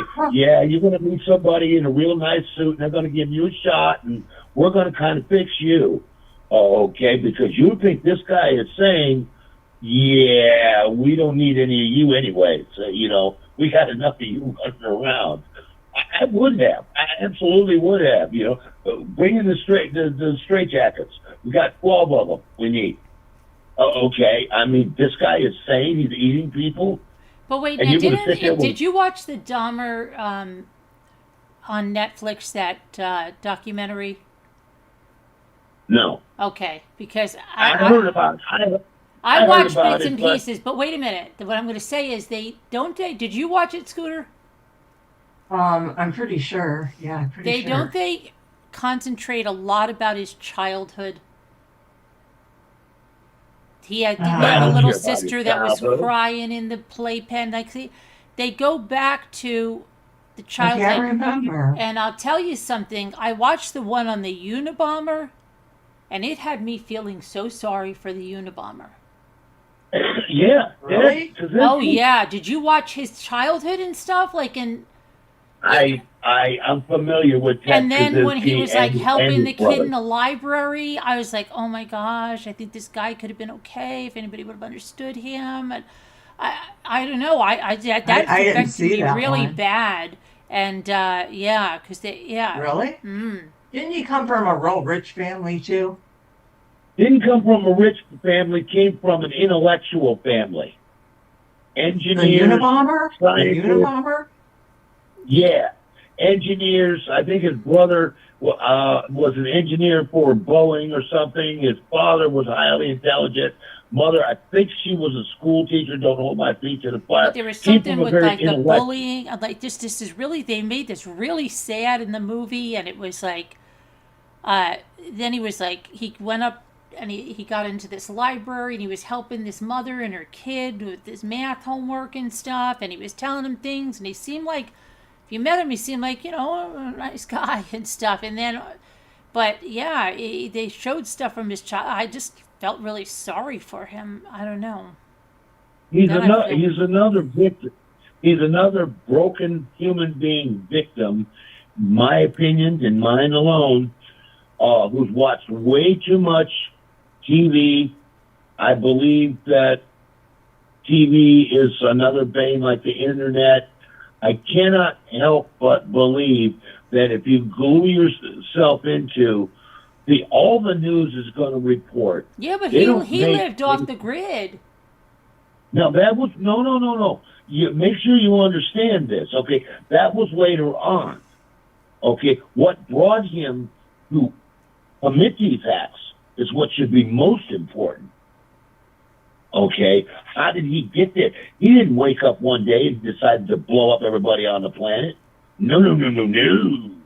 Okay, he had years of plugging in through the news and being indoctrinated into nothing but conspiracies and ugliness, the same stuff we see every day, which has got this country tearing itself apart right now. If you're a Republican, you're a Nazi. Okay, if you're a Democrat, you're a liberal F-tard, and who's pumping all this stuff into our minds and stuff? Well, Fox and MSNBC and CNN. And why are they doing it? They'll tell you, because there's no money in good stuff. There's no money in there's no sales in, check out the pretty sailboat. Isn't it a wonderful, beautiful sky today? No, all they're pushing is who got robbed, who got, I got to be careful here. It's just all of the ugliness in Right. society. Mm-hmm. Okay, people are just absorbing this at a rate that their brain just cannot. Well, now, We- there's a lot of this stuff. Whenever people see this stuff, they go, oh, I'm just going to stay in my house. I don't even want to go out in public anymore. I don't want to go anywhere. I'm scared to go anywhere. And, Agoraphobia. well, yeah, but I'm Yeah. saying because not just agoraphobia, but it's just like because of the stuff that's going on, they start to shelter themselves and they don't want to go anywhere because they're scared. Like, oh, I can't go to New York City anymore. New York City is a dangerous, dangerous place. But really, Yeah. it's not. Okay? There's It's those not. things that happen, but you're going to miss out a lot if you just don't go because you're scared like that. You know what I mean? It's like the chances of something like that happening, they're not, you've got more chances you're going to go and have a great time and come back and but it's just, Sure, but a lot of depending on people what are getting neighborhood. so, they heard somebody was thrown in front of a subway. I'm never going on the subway again. I love New York. I have spent my time in New York. The reason why I went to New York is my father was actually raised in a section of New York that is no more, but my daddy was raised in a place called Hell's Kitchen. Hell's Kitchen, Right. yeah. I just saw that That- Broadway play. Oh, I didn't know there was one. Yeah, but Alicia okay, you Keys. got me there. Yeah, Hell's Kitchen. I Yeah, have the it's playbill all- right here. Hell's Kitchen. But I wanted to go to the Big Apple. I've been everywhere else: Chicago, Dallas, Houston, Tampa, Miami. I wanted to, explore. I'm a gypsy. I really am. The only reason why I own a home right now and I'm a transplant is because of my wife. Other than that, I'd still be on the road. That's why I was in Panama. That's why I was in Costa Rica. That's why in the 80s I was tripping off down to La Paz, Bolivia, and Medellin, Colombia. I love people, and I love culture, and I love being. I'm not necessarily going to hike the Appalachian Mountain Trail like my mother did. Oh my gosh, you just reminded me of something. My neighbor is hiking the Appalachian. Oh my gosh, he just started this month. That's amazing. And I've your gotta mother keep did track that of too. him. Wow. This is crazy. Yeah, Wow. she did that when she was 50 years old. Wow. She walked most of the 2,500 miles. Oh my gosh. Most of it. She did it alone. That is crazy. She did it alone. My dad was at the house. He didn't want none of that. You know, he was like, I got better things I can do. Yeah, where's my fishing pole? You know, he got a whole different idea of what he had, a whole different idea of pleasure than what my mother did. And I got that from my mother. I'm a gypsy. You know, I've been to all forms. How long did it take her? How long? How long did it take her? 9 months. 9 freaking months. Okay. Yeah. He started. Did he? Yes. So, okay. Yep. Yeah. 9 months. She had a backpack on, a full-size backpack with a pad and a nice 2-man tent. I talked her. I couldn't talk her for the love of God. I couldn't talk her into carrying a firearm with her because I just think that would be a wise move for a single female out there in the woods like that. That just tempted fate and the bears. But I did talk her into carrying a couple of cans of bear spray. So that made me feel, because bear spray ain't mace. Okay, it's an entirely different animal. It really is. But you know and it's sailing down to my mother at 40 years old. Told me one day, I own the boat now. It's a 31-foot Morgan. That's a Deptford Needle work. My mother told me one day she had just gotten her 6-pack license. Now that, for the uninitiated, that is a 100-ton captain's license issued by the United States Coast Guard. You got to go through sea school. You got to go through all of this stuff to get your, you know. And I didn't understand why she would do this stuff. Usually, as a school teacher, she'd have 3 months off, and that's when she would go cruising and traipsing around the neighborhood, if you would. I call the neighborhood the United States. But she told me, she said, hey, I'm going to take the boat down to Key West and come back. And I'm going to single-hand it. Now, that's a big handful for a 31-foot Morgan. I don't care. You know, that's a lot. Because once you get out there in the blue water, it can get rough. And she's in the Gulf, which means, you know, a lot of bad stuff can happen. And it didn't happen. And then about a week later, I get a call from her. She's in Daytona Beach. She's going to come all the way around Key West and then come up the East Coast. And I hop in my truck. I drive. I'm not a long ways away. And I drive over to Daytona, hug, kiss, and you know, what's on the agenda? I thought she might be going up to North Carolina, just follow the eastern seaboard. You know, she pops off and tells me, she says, no, I almost said it. She said, my son, I think I'm going to go to France. Excuse me? Did you just say France?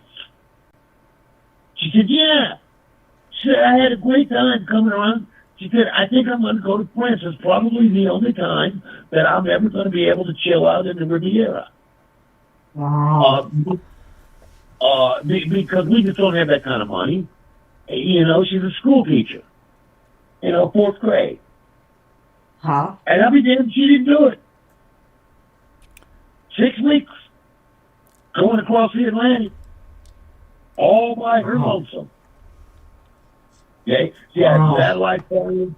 She had an e-bird. She had, you know, if she got into trouble, you know, she had a way of actually calling out to somebody if things got a little too hairy for her. Yeah. So you know, so I did feel, and when I rolled up on her, I thought it weird that I just didn't get the significance of what she was doing. I thought she was coming back home. But no, she was topping off fuel tanks and she was going to the grocery store to get enough food to last for 3 months. My goodness. Which was not a bad deal. It's a 6-week trip. Okay. So, you know, you go by the 100% rule. You know, a person needs at least 1 gallon of water per day per person on a boat for everything to work right. That's a minimum. Well, the boat's got an 800 gallon freshwater tank that she capped off. So, you know, I went through it and I just couldn't argue her logic. It's just like, she's never going to she wants to go to France. She wants to hang out on the French Riviera with the multi-millionaires and the billionaires. And so she just had the greatest time in the world. And then putted her behind right back 3,000 miles. It's putted her behind right back. Okay, and just had the time of her life doing it, and did it alone. Okay, single-handed, you know. So this is where I get the gypsy blood from. But no, you know, I have responsibilities. You know, I have a wife. I take care of. I live a different kind of lifestyle. But I'm old school. I'm reluctant to say this in a room full of women. But this came from my mother. It didn't come from my dad. That men in our family are ultimately responsible. We are the providers. The buck stops with us. At the end of the day, the man in our household's got answers to every problem coming our way. Even if he doesn't have answers, he's got answers for what he can fix whatever's wrong. Okay, that's the responsibility of being a man. I know that in this era, that's like an arcane thought. But, you know, that is how I believe, and my wife is very supporting of that. Right. She does what a good wife does. She's running the show and got me convinced that I'm running the show. Mm-hmm. Okay? But I know what reality is. Now, me, in the United States, I've gone from Key West, not in a single trip. I've gone from Key West to Dutch Harbor, Alaska. End to end of this country. Yeah. With the frozen tundra, I could have walked for 35 miles and been literally in Siberia, Russia. Okay? That is how close to Russia I was. Yeah. Where they've got polar bears walking around. Just walking around. Like, oh, that's Ben over there, and that's Bob over there. I mean, they give them names. You know, it just, and I got to meet Eskimos, and I was fascinated by their lifestyle, and those people are just wonderful, wonderful people. I love people. When I went to Cherokee, Grandy, Panama for the first time, I showed up at the Day of the Dead Festival. I don't know nothing about life. I'm 18 years old, 19 years old, SIU, working for Seafarers International Union, which is going to kick in about 2 weeks. My pension from that is, and that'll make things much easier for me. But I'm working for the shipping company, Omni Marine, and I show up over there. My first tour. What would happen there is I work Panama class super tankers as a wireman third class. I would pick up JetBlue. This is why I brought this up in Carolyn. I would catch JetBlue out of Tampa to Bayonne, New Jersey, and that's where I would pick up my ride. And then I would ride the super tanker, oil tankers. They're Panama class because there's two classes of them, and it's about the size. Panama class means that this vessel is built specifically to traverse through the Panamanian Canal. Suez class are much larger, and they're designed to go the other way and specifically to go through the Suez locks. So through that channelway. So all that being said, I go and I show up. I got 3 days liberty while we're filling up this super tanker with number 6 oil coming straight out of the Panamanian pipeline. And skipper gives me 3 days off. Don't miss the boat. Are you walking home? I have okay. I have just a really breaking news thing here. Did you guys hear this? Chris Nanos. What? Chris Nanos, right? The Pima County Sheriff. Did anybody What? hear him say this? Listen, he says he raised the question in comments to the freaking Daily Mail. Listen to this. That Oh gosh. asking whether the crime was financially motivated or driven by something more personal. And he said, and I'm quoting him now, Okay. is it really for money or is it for revenge for something?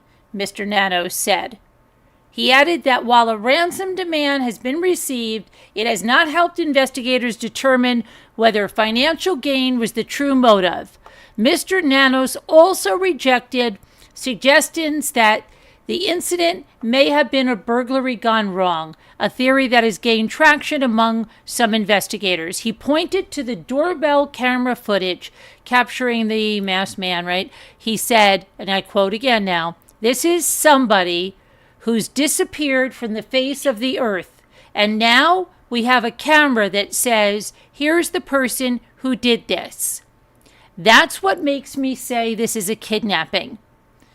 Let's see what else he said. So this. Wait. So.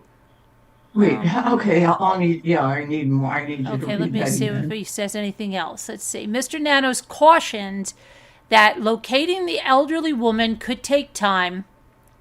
He told the New York Times, and I quote, "Maybe it's an hour from now, maybe it's weeks or months or years from now, but we won't quit. We're going to find Nancy. We're going to find this guy." But let's see here. A third comment. Okay. So how come now he's saying revenge? I don't know. Because they don't have. See, I understand the frustration from law enforcement because none of these theories make any kind of sense at all. They're just spouting nonsense. Well, he Look, sounds like he's not revenge- too hopeful that whatever DNA they think they're going to find, he's saying this guy disappeared from the face of the earth. Well, apparently he has. Okay, Yeah. or they would have already found him. Look, I could read this one with my eyes closed. You can knock down all of these conspiracies very simply by looking at this unemotionally and logically. Look, if it was revenge, they would have found her body right there. Who's going to unalive her and then take her? Come on, this doesn't make any sense. The fact that there's no body there means that this wasn't a crime of hate, passion. Okay, was it a burglary gone wrong? Same thing. Okay, there would have been a body. There's been They plenty didn't of take burglaries. anything. They're saying. They're saying they didn't take anything. They didn't take anything. So this wasn't a burglary He gone says wrong. he says it's not a burglary gone wrong. He said it's not a burglary gone wrong. That's what he said. He said, I think it was motivated by money, he said, or revenge. Well, I don't know anybody that. Well, okay, I try to work this revenge angle, and it Oh, just somebody- doesn't hold any. It just doesn't hold any water for me, because if somebody were, let's say it were revenge, so your idea of revenge is breaking into this woman's But what if home it, and follow me on this? What if it's a Yeah. guy stalker she had? And I don't mean like a bad stalker. I mean somebody that fell in love with her on the internet, watching her on her show, and then tried to write her, maybe tried to go, maybe he went to New York City and she kind of was flipping, hey, you know, like, and he got this notion in his head, and then she did that skit with her, that part with her mother, with your mother, oh, her mother lives in Tucson, okay, you know, and then got invested, she wasn't answering letters or something, right? Who knows? And then he thought, okay, you rejected me, I'm going to go get to your mother. Like, who knows? I believe it's more something like that, because he didn't want money. He didn't want anything. He wanted to hurt her because she hurt him. I don't know. Well, that actually holds some water. That hypothesis, as we said in college, actually holds water. Yeah. It's more than some of the stuff I'm don't- hearing. I don't know. Yeah. I do the Columbo thing in a way where I knock down, what was it that somebody said, once you remove everything that is impossible, the only thing that you are left with is reality. And they said it's a much better way of saying it. I'm definitely bastardizing that, but it's that train of thought. Anyways, look, it wasn't a hit. It wasn't the mafia. It wasn't the ice cream man. It wasn't the cartel. It wasn't a robbery gone wrong. Reason being, nothing was taken. Typically, a revenge kind of situation would be you would go there and it's hard for me to say this. You would find a body. That's a crime of anger. That's a crime of passion. Somebody went to this woman's house and stole her. Okay, they went through the trouble of stealing a living human So being. maybe, what if this guy was a stalker, and if he couldn't have her daughter, well, then he had the best next he thing. wanted her? And maybe she is alive and he's living with her, as, you know, he has her as her number one fan. Number one fan of your daughter. But she won't. I don't know. All I know But is then there's the blood, all like I- Scooter said. But maybe it went don't wrong. know Maybe what- she fought. Maybe he hit her head on the door. Maybe, I don't know. why not leave her if she's fighting? I mean, if this Because is then revenge, she's going to tell on him, and he really wants her. Because he in his head, he fell in love with Savannah, and now he can have her mother. And her mother can tell her all about Savannah. They can Well, probably I get mean, that DNA would- of him off of her. that would not be the first time that's happened. I have to concede that. I myself am left with the whole ransom routine. Now, what I is think all that motivated ransom this? stuff is stupid. It's not related, I don't think. It's just people trying to. I don't think what we know with the ransom notes and the crypto, I don't think that is legit. I think that is a bunch of trolls Yeah. having a good time, trying to just stir up, you know, and there's a whole psychopathy behind that, but that's not what I'm talking about. I'm talking about the crime itself and being void of emotional attachments. You're looking at this logically as an algorithm. What happened and what didn't happen. Here's what we know. It was a break-in. It clearly was not a robbery because there's nothing that's been taken. One, if it were a robbery, let's say a Picasso hanging on the wall, whatever, the jewelry, she fought back, it would have come back, there was some stuff missing, and we got a body laying on the floor. Who steals a human being that is intent on taking them alive? What is going on here? Was it revenge? I tend to think that if it's revenge, whatever's going to happen is going to happen right there. You know, that's a stretch. So all those things being taken off the table because they make no sense.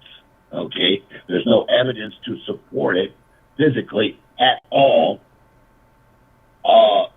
I'm left with ransom, but yet.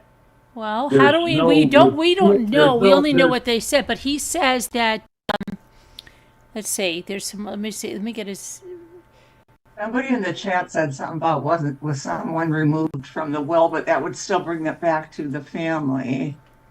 So okay, here's another quote of his. It says, "Google said at first we don't have anything, but we're going to do our best to try to what they call scratch. It's hard.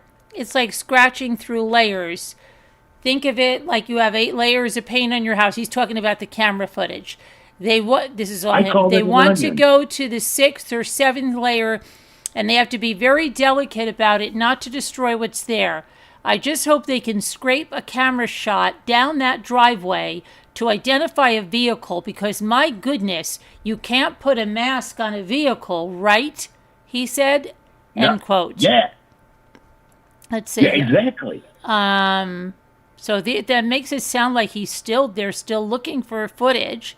Let's see. He said, this is somebody who's disappeared from the face of the earth, and now we have a camera that says this is the person that did this.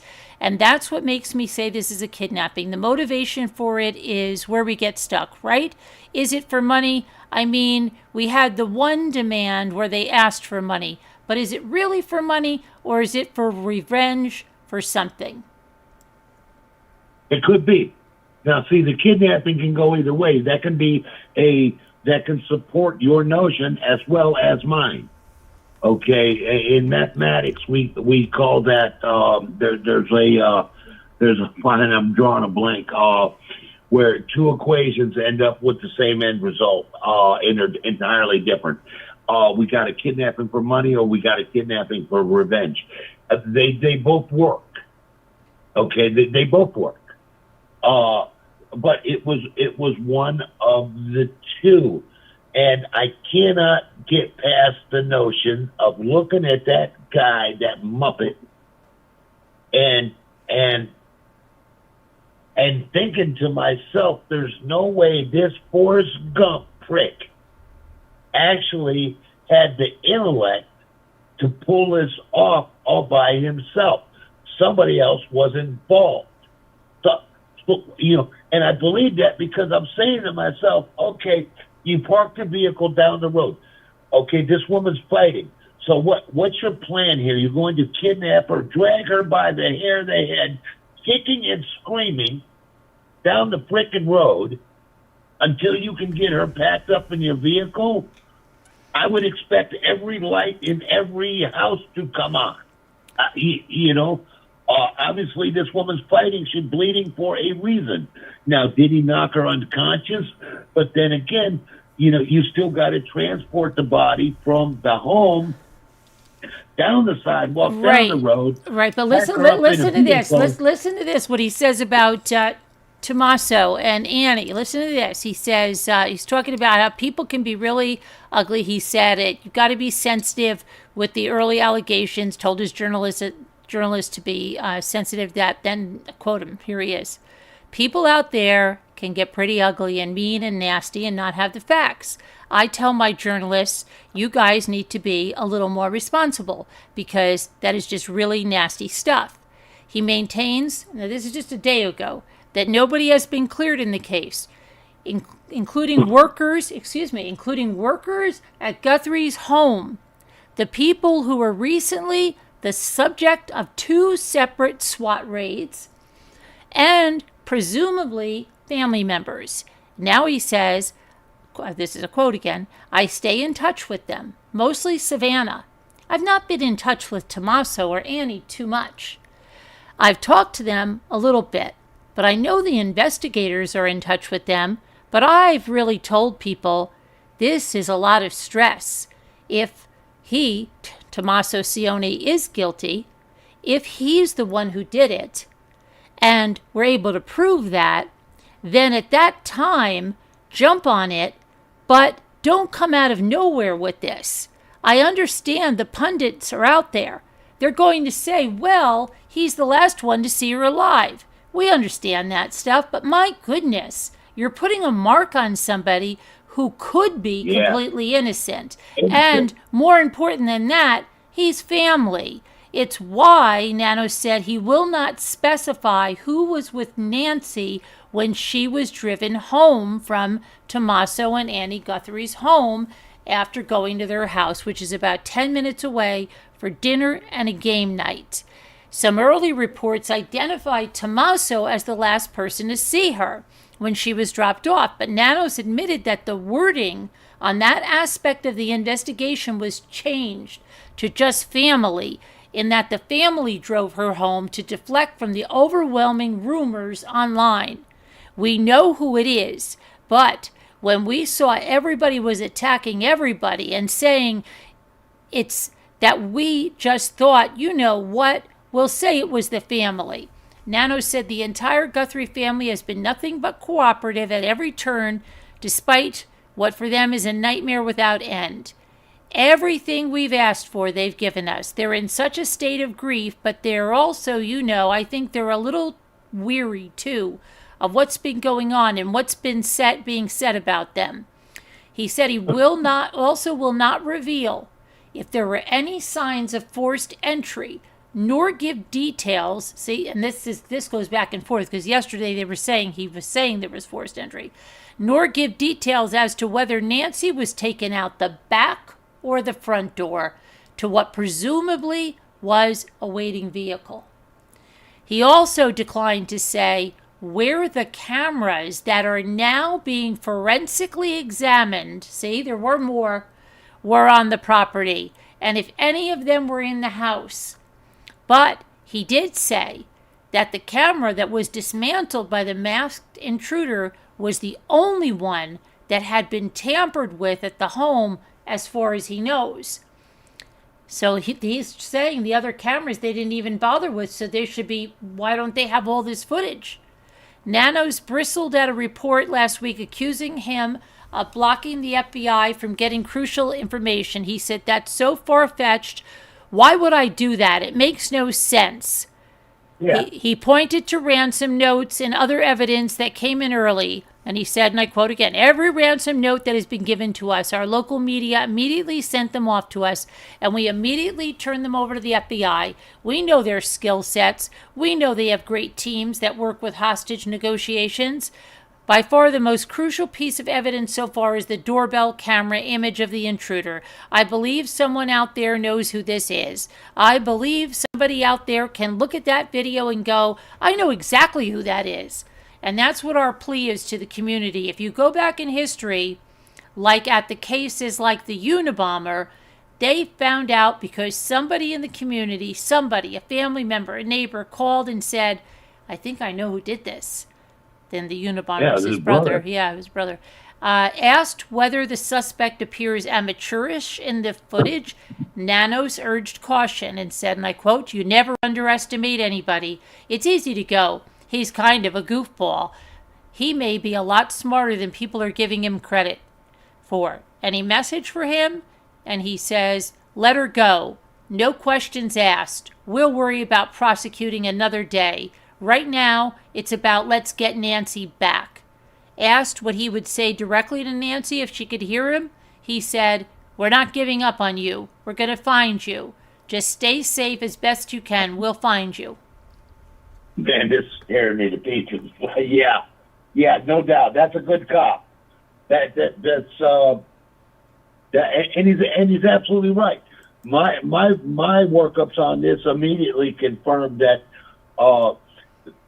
the FBI and local law enforcement thought that Florida's DNA processing place would be the place to put it, just simply because it's state of the art. Whereas nothing to be said about the farm, bad about the farm, but apparently they thought that Quantico. They thought for whatever reason that Florida would be the better place. But in point of fact, it was the FBI and law enforcement that came to that conclusion. It wasn't a wee-wee contest between state, local, and federal government. Right. But what else did we learn? We learned that he's backing it up on the forced entry. He's mentioning the back door, which makes it sound like she was taken out the back door. But that doesn't wash. That doesn't make sense. He said the thing about the cameras, there's all cameras in the home. He's not going to say where, but they weren't tampered with. So if they weren't tampered with, they have footage from them. Yeah, so they're going through that, Right. I'm sure. I'm sure they're going through that. They're not going to show us that. I understand what he's doing. He's playing a great PR role, but some things, while I give him credit for doing this and trying to de-escalate the situation with us unknowing civilians, me, you guys, the rest of the world, because I know they know things we don't know, I'm still left with certain physical parameters that you just can't get around. If he didn't take her out the back door, because to suggest he took her out the back door would mean that he took her out the back door and then went around the house carrying this body, which was fighting, or maybe not, was fighting with him, I will say, because of who she is. But what if somebody was out? Wait, I'm not done. I'm trying to make a point here. Okay? Take her around the back, around the bushes, around the cactus, and take her back around to the very front of the house where she started bleeding out, and then take her down the sidewalk. I'm still not buying that. He came out the front door. That's why there's blood all the way down the sidewalk. Okay? That's where she was exited. They did not do this and then drag her all the way around the house to the front, literally onto the front stoop by the front door, and then decide, okay, now let's take her down the sidewalk. Right, okay, good point. It doesn't make any sense. Okay. That's why I know what he's doing. He's being a good cop. He's trying to de-escalate society, and that's part of his job, is to be a PR man, and he's sending a message to the guy in particular. Hey, we'll catch up with you at a later date, brother. Not a problem. Just release her. Okay? Leave her at a bus stop somewhere with a blindfold on. We don't care. We'll deal with prosecution later. All we care about is getting her home. He's appealing to this individual's sense of self. That's a smart move to actually do. He's making her human rather than an animate object. And that's all. I agree. That's all. I can agree with that. Yeah, and I agree that. Yeah, it's harder to kill a human being than it is to kill an inanimate object. Okay, it just is. So I get where he's going with that. He's trying to just cover all the bases. Clearly, there was a forced entry because this old woman did not wake up at 1 o'clock in the morning, whatever time it was, okay, at 1 o'clock in the morning in her nightie, okay, and then open the door to a stranger wearing a ski mask. Okay, Yeah. at some point, Yeah. rational thought has to kick in. Okay, you have to think about this rationally. Third, there was a reason why they covered the front door with a tent. I know what that reason was. Okay, they were either X-raying the door or they were looking for forced entry, which is what they found, and they were documenting all of that. She came out the front door. The fact that they pried open the front door or kicked open the front door, however entry was made, proves that she didn't open the door. Oh, gee whiz, huh?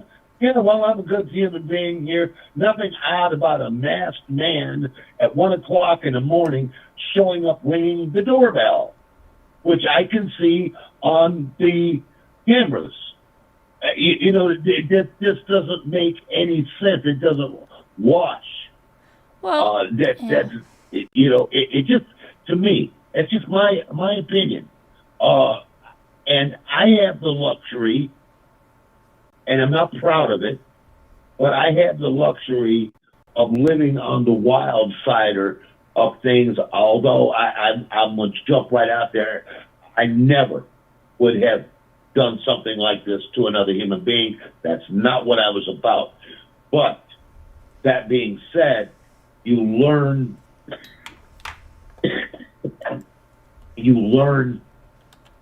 things in the street. You learn things, you hear things, you see things that you should, So I am just convinced that whatever happened at that front door. That old woman did not open that door. It was forced open, and I don't know how she heard it. I don't know. I don't know what happened inside. I know there's a ton of blood on the front steps. There's a trail of blood that goes all the way down the street, apparently. From what I'm being told, they found blood in the cracks down by the cobblestones, if you want to call them, pavers, whatever you want to call them, down by the edge of the road. Okay, she was bleeding out all the way down the sidewalk. Okay, so there had to have been a vehicle there. I do not accept the fact that Forrest Gump did this on his own. There was another person involved. Absolutely had to be somebody I agree. else. You're not going to drag this woman who clearly is fighting because she's bleeding. Something has gone horribly wrong with this. You're not dragging a woman down this dead of night, quiet as hell's front gate, okay, with no street lights. I mean, this is a quiet neighborhood. You can tell there's no Shambhala parties going on there. This is a quiet neighborhood where you can hear the coyotes miles away. We all heard the coyotes, okay? And you're going to drag a woman by the hair, presumably, kicking and screaming down the freaking road till you can get her packed up in a vehicle, which is undoubtedly going to be some sort of van. I can't get past the notion that they didn't use a Chevette. I don't know if it was a van, a minivan. I don't know. A UPS truck. I don't have any idea about that. I'm just saying that there are certain things that you just have to rule out. You have to. You don't have a choice in the matter. I don't, not you. I need to stop. This is where I get into trouble with my wife. Okay?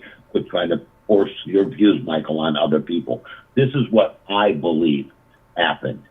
I believe it from being in the streets, knowing these thugs, knowing the way they act, knowing how dumb they are, as a rule, how uneducated they are. The thugs, they have no concept of any kind of criminal activity other than bust somebody in the head and snatch their chain off their neck. You know, this mentality. And when I see this guy walking up this thing with this gun in his whole persona and the way this is happening here, and then taking the bushes and trying to hide himself from the camera, which was what was going on, until he realized, well, I'll just break it, okay, not knowing, not having the technical savvy to know that this stuff's going to be in the cloud or the back end or whatever you want to call it. Okay, this is not an intellectual person that is doing this. This is a thug. Right. This is the guy that knocks grandma to the ground and steals her purse for her food stamps. Okay, here's Okay, another breaking news. About 3 hours ago on the Ring Neighbors app, somebody said a helicopter was flying around for the past 20 minutes. Anyone know what's going on? Well, they probably got Nobody's that- responding. A helicopter has They been probably- flying around for the past 20 minutes. This is on the Neighbors, that next door app, I guess the Ring app thing. Yeah. Does anybody know what's going on? So they're still flying the helicopters low. Are they doing the signals or what? They're probably doing that Says signal, former, that thing I yeah, posted. yeah, Bluetooth sniffer, right? Sure, yeah, but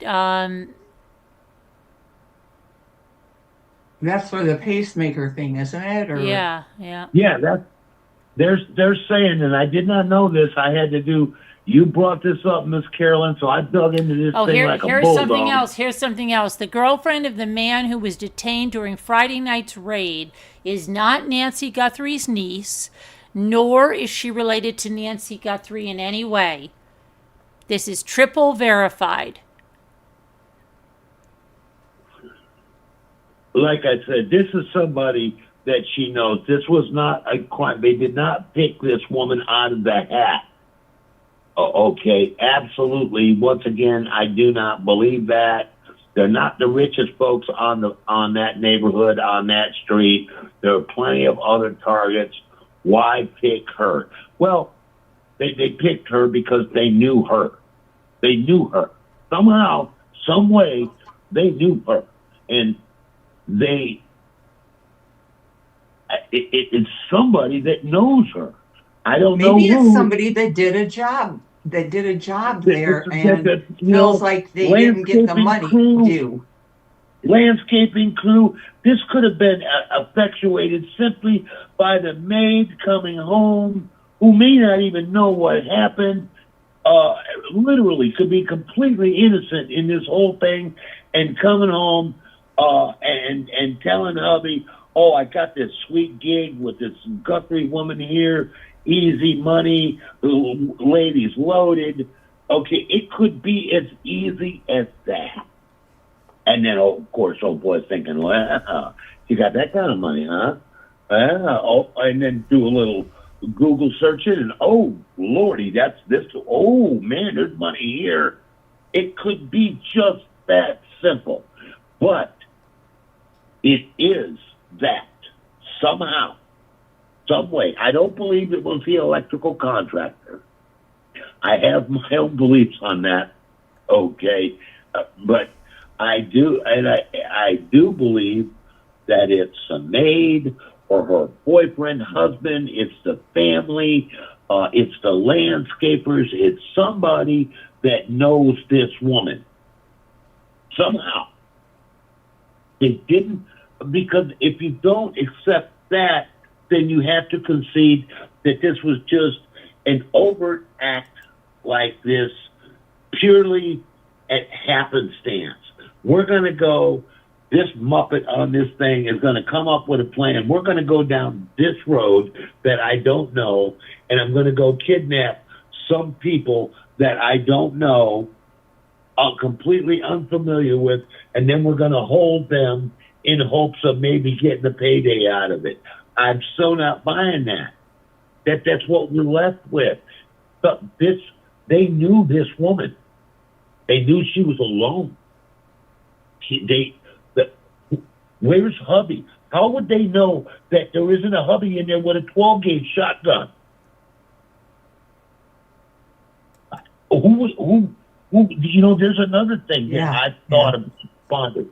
How would they not know this?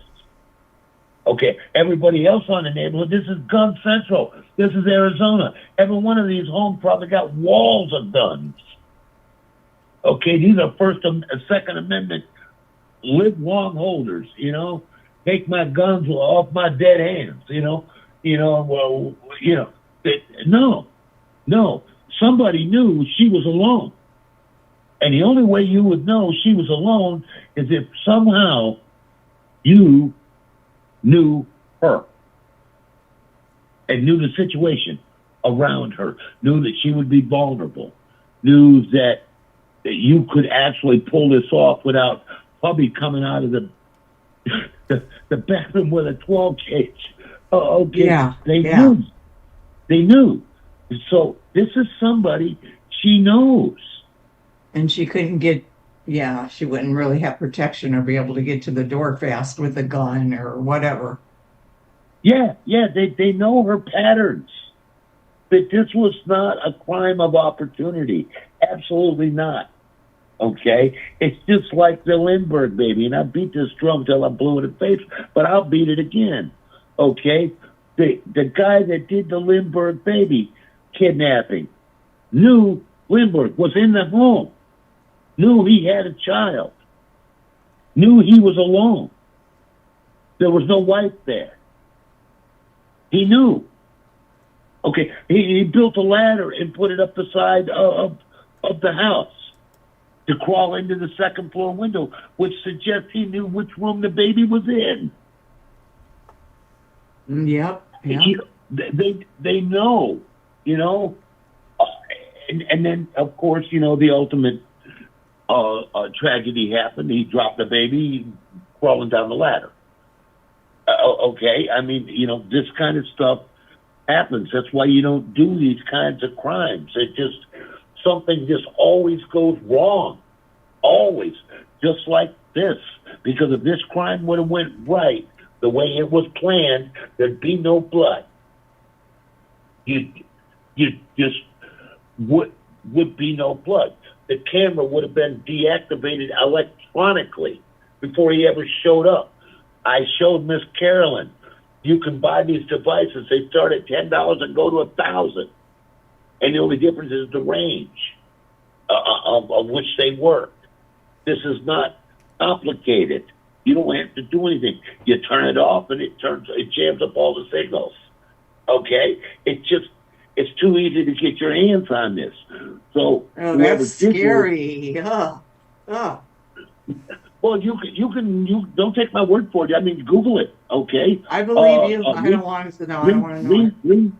The way I did it was, I've known about it for, once again, we're going back to the streets. One of the things that I would do back in the 80s to make sure that I wasn't being bugged is I had a scrambler, which would scramble everything. Your microphones, none of this stuff would work. Where did I get it? Radio Shack. $99. Okay. Called it the eavesdropper stopper. Yeah. There's nothing new about this technology. So the fact that he does not know these things tells me that he's not tech savvy.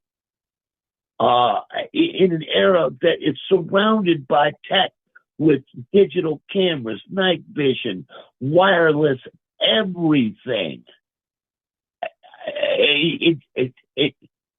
It's to me, it's a thug that has pulled this off. He could not do it alone. Nobody could do it alone. Nobody would do it alone. They were asking for trouble that way. So where's the other parties at? Who was driving? Yeah. Okay, this is a multi. But this is a difficult crime to do. That's why it's so unsuccessful. It's very difficult to pull off. It's in the street, we call it a snatch and grab. It's very difficult because too much can go wrong. Somebody can come out around the corner. You know, you got kicking and screaming people in that neighborhood in the middle of the night when you can hear coyotes from a half a mile away or whatever it was. Okay, we all heard the same thing. No, I'm not buying it. What I think happened is once the ring cam was disabled and the woman was secured, I think we don't find any blood on the street for a reason. And yes, I've inquired as to where the blood actually stops. It stops right at the edge of the walk, which means it suggests, doesn't mean anything. It suggests that whoever's driving the, per se, minivan drove up real quick with the lights off. Okay. In the van, she went in the side door and they were down the road. Okay. That's how I see this crime actually happening. Yeah. There's just not that many strings for me to pull on here that make any sense. Could she have gone out the back door? Yeah, theoretically. Yeah, he could have taken her out the back door, but that means he's got to drag her kicking and screaming body all the way around the house to the front stoop so that she could bleed out on the front porch, if you want to call it that. Okay, that doesn't make any sense. I know. The whole thing it doesn't make any sense. The whole thing from start to finish doesn't make any sense. You're not getting away with this. Anybody that's listening to me on lurking, if you happen to be the individual, my message to you is drop that lady off somewhere, man. You are not getting away with this. Somebody's going to give you up. And the system as we know it, it's going to eat you alive because you just hurt grandma. Okay, bad juju. I don't care who you are, how low you sink in this world, there are rules. And this individual is going to get accustomed to the rules. Now, they're running around. Miss Carolyn asked me to find out what kind of sensor that they were using, and I went to great pains to actually track this down. While I do not have a model number, I know that it was manufactured at Berkeley and that it's sold to police departments, and it's a high range, low impedance BLE to pick up signals of Bluetooth. Apparently, that the heart monitor pacemaker gizmo has got some sort of Bluetooth, which really makes a lot of sense because right back again, what makes sense in order for the heart monitor, it's not the heart monitor, maybe it is, but the pacemaker, in order for that to communicate with the phone, it's got to have some sort of Bluetooth assembly built in. It's got to have it. Unless she's plugging this thing into her ear, okay, it's got to have some sort of Bluetooth technology roaming through there. And this particular model goes for about $5,000. And it is meant to be hung from the bottom of a helicopter about 100 feet off the ground. And it will pick up, apparently, the pacemaker Bluetooth battery system will ping for, they said, months, even years. Okay, it will be pinging. Okay, that is why they are so adamant about, this dongle, as they call it, hanging from the thing. As soon as I saw that thing swinging from the bottom of the helicopter, I knew about what it was. I'm pretty good with these things, and that's exactly what it was. But it is the BLE is what it's called, a Bluetooth low energy output. It's a sniffer. It's a sniffer, but it's very, very sensitive. They make all that kinds was of smart them. of you, Carolyn, to think about that. She asked me to do it, and I was like honored to. I was caught off guard by her asking me, and then I went and did what I do, and I started sniffing around, forgive the pun, and it didn't take me long. It didn't take me long because I just fed into Google, what you would use to swing from a hell, and it just went one thing, with the AI stuff. It went right on down the line. It didn't take me 5 minutes, and then I knew who the manufacturer is, but I don't know the model number. Okay, but I saw a picture of it, and it's the same damn thing. Okay, it's the same shape. It's got like a 20-foot cord on it. And you can swing it from an area, obviously a helicopter, because a plane is just moving too fast. You could go over in a plane at 130 miles an hour. You could ride right over this thing and never even pick it up. No, it's used most effectively, they said, with a helicopter, and the helicopter has a grid pattern built into the actual receiver inside, so they can actually take in like a 1 acre spot, if you will. I'm just using it for an example, and you can cover every square inch of it, missing nothing. back and Wow. forth, back and forth, back and forth, back. You're just sweeping over what they call a grid pattern. It's the same thing I use with diving. When I'm out trying to find Jacques Cousteau's Last Treasure, I do a lot of wreck diving and stuff here in Florida. I set up a grid pattern so that on the bottom of the ocean floor, I don't miss anything. So I Right. get where they're going with that. And I think that them using that for the neighborhood is a lost cause, because I don't think she's anywhere near her house. I have no I don't reason to either. think, I don't have any reason to think that she is. So, in order to think that she's in the neighborhood, then this whole kidnapping thing went wrong. You got blood all over the street. You got a woman kicking and screaming, preferably, all the way out the door into the hypothetical minivan. And then your master plan is to take her in the backyard and bury her? Right there. It just doesn't make any sense. They took her a long ways away in a very secluded area, and did whatever they did, whether it's a home, a basement, a you lock it, you store it container place. I would be opening up every one of them within 100-mile range. Every single one. If it's there's only so many.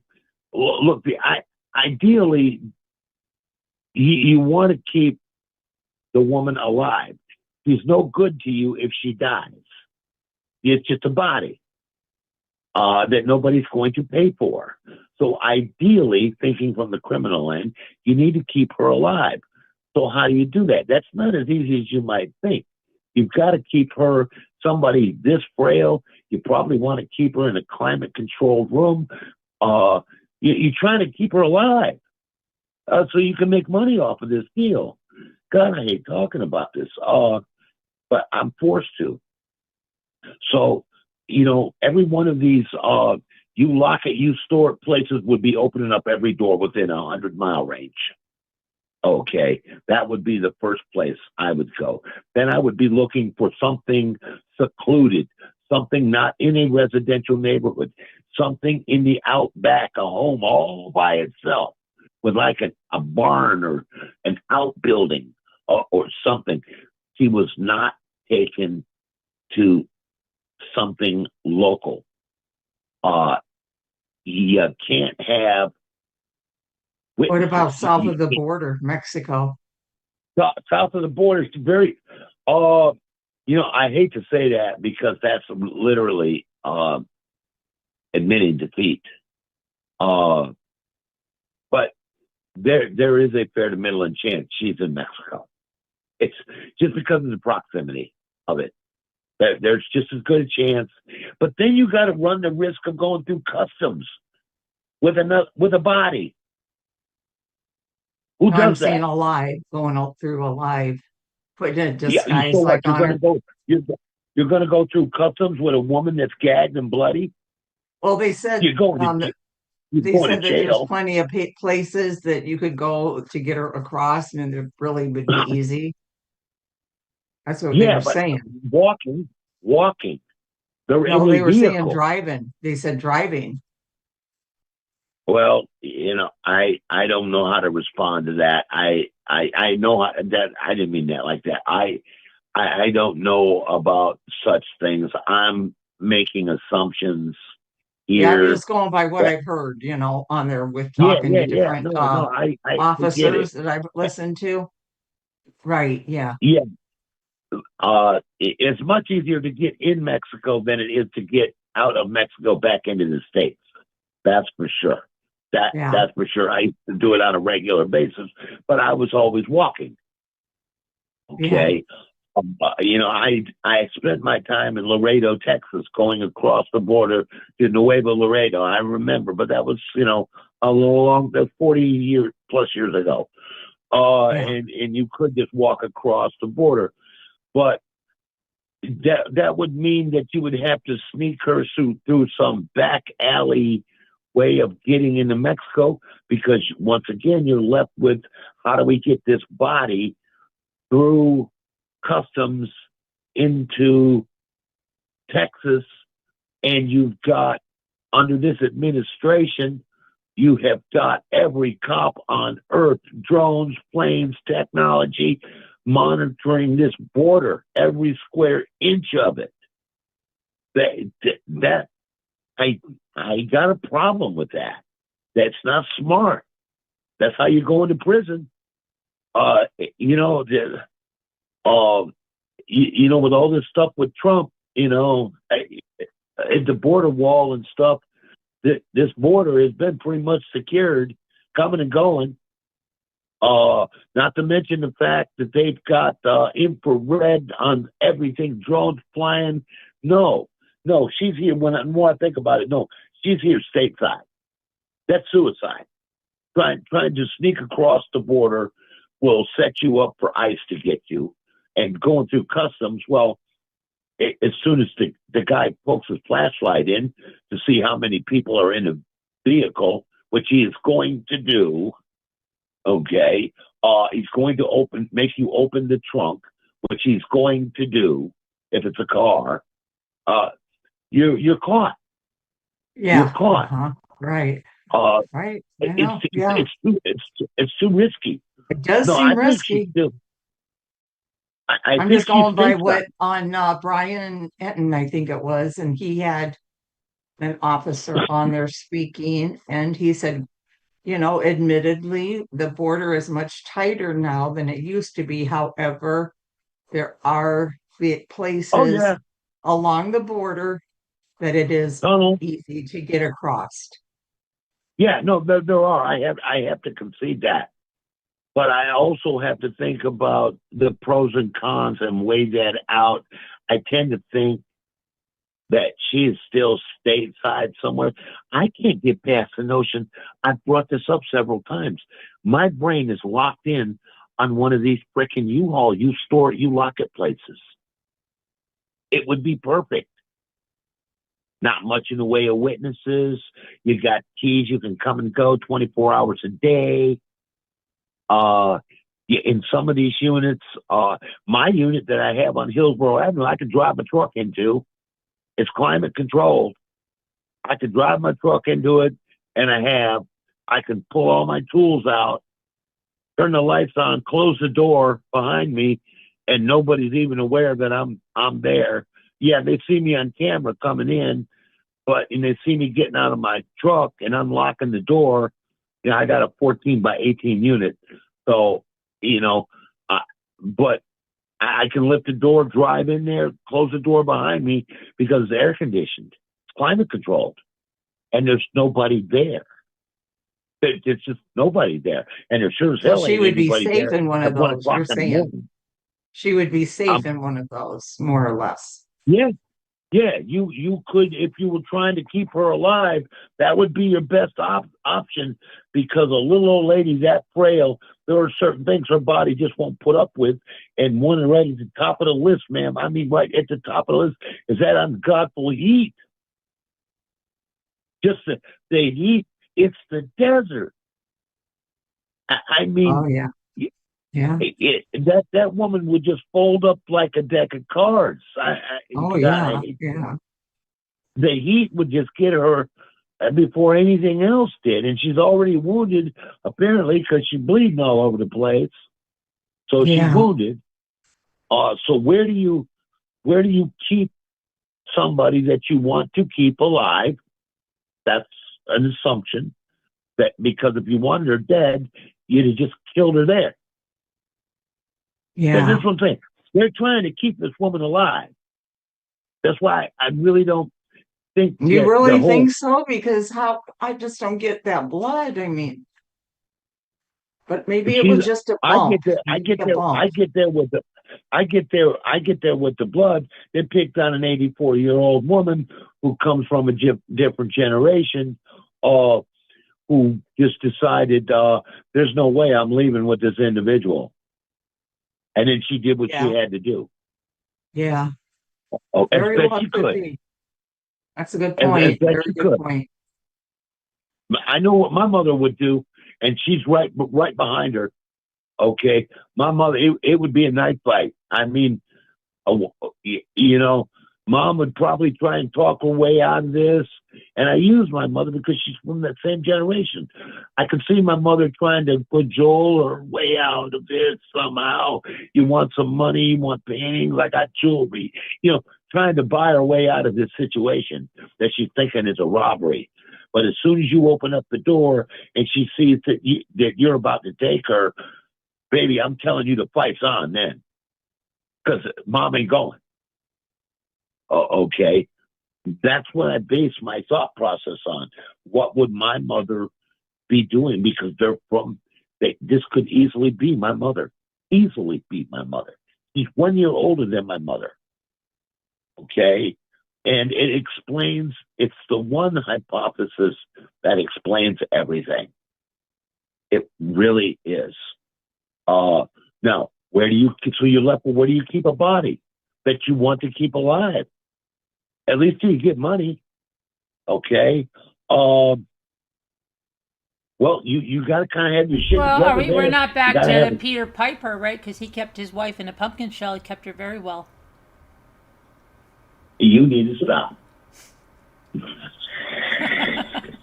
Well, you said, where do you keep him? I mean, he did keep her very well, and that brings us back to the nursery rhymes where we started with Jack and Jill. Yeah. Grimm's fairy tales. Grimm's fairy tales are really bad. They're really bad. Cinderella chopped off. I mean, her stepsisters, they chopped off parts of their foot to make it try to fit in the glass slipper. Yeah, and we can't imagine how we're producing psychopaths. Yeah, but that was back in the day when you said the kids were better. See? Well, yeah, I was raised by Dr. Spot. But they sanitize those fairy tales, like, maybe it was better to have the gruesome ones if things were better back then. I don't know. I don't understand why you would be reading this stuff to your infant child or your adolescent child before bed, doing a whole bedtime story routine. Right. I just don't. I remember my mother reading to me Spot. Something Spot. It was about a dog. C-Spot, yeah, C-Spot Run, that one? C-Spot Run, yeah. That's the one I remember. Dick and Jane. Sure as hell tell Dick you. and Jane.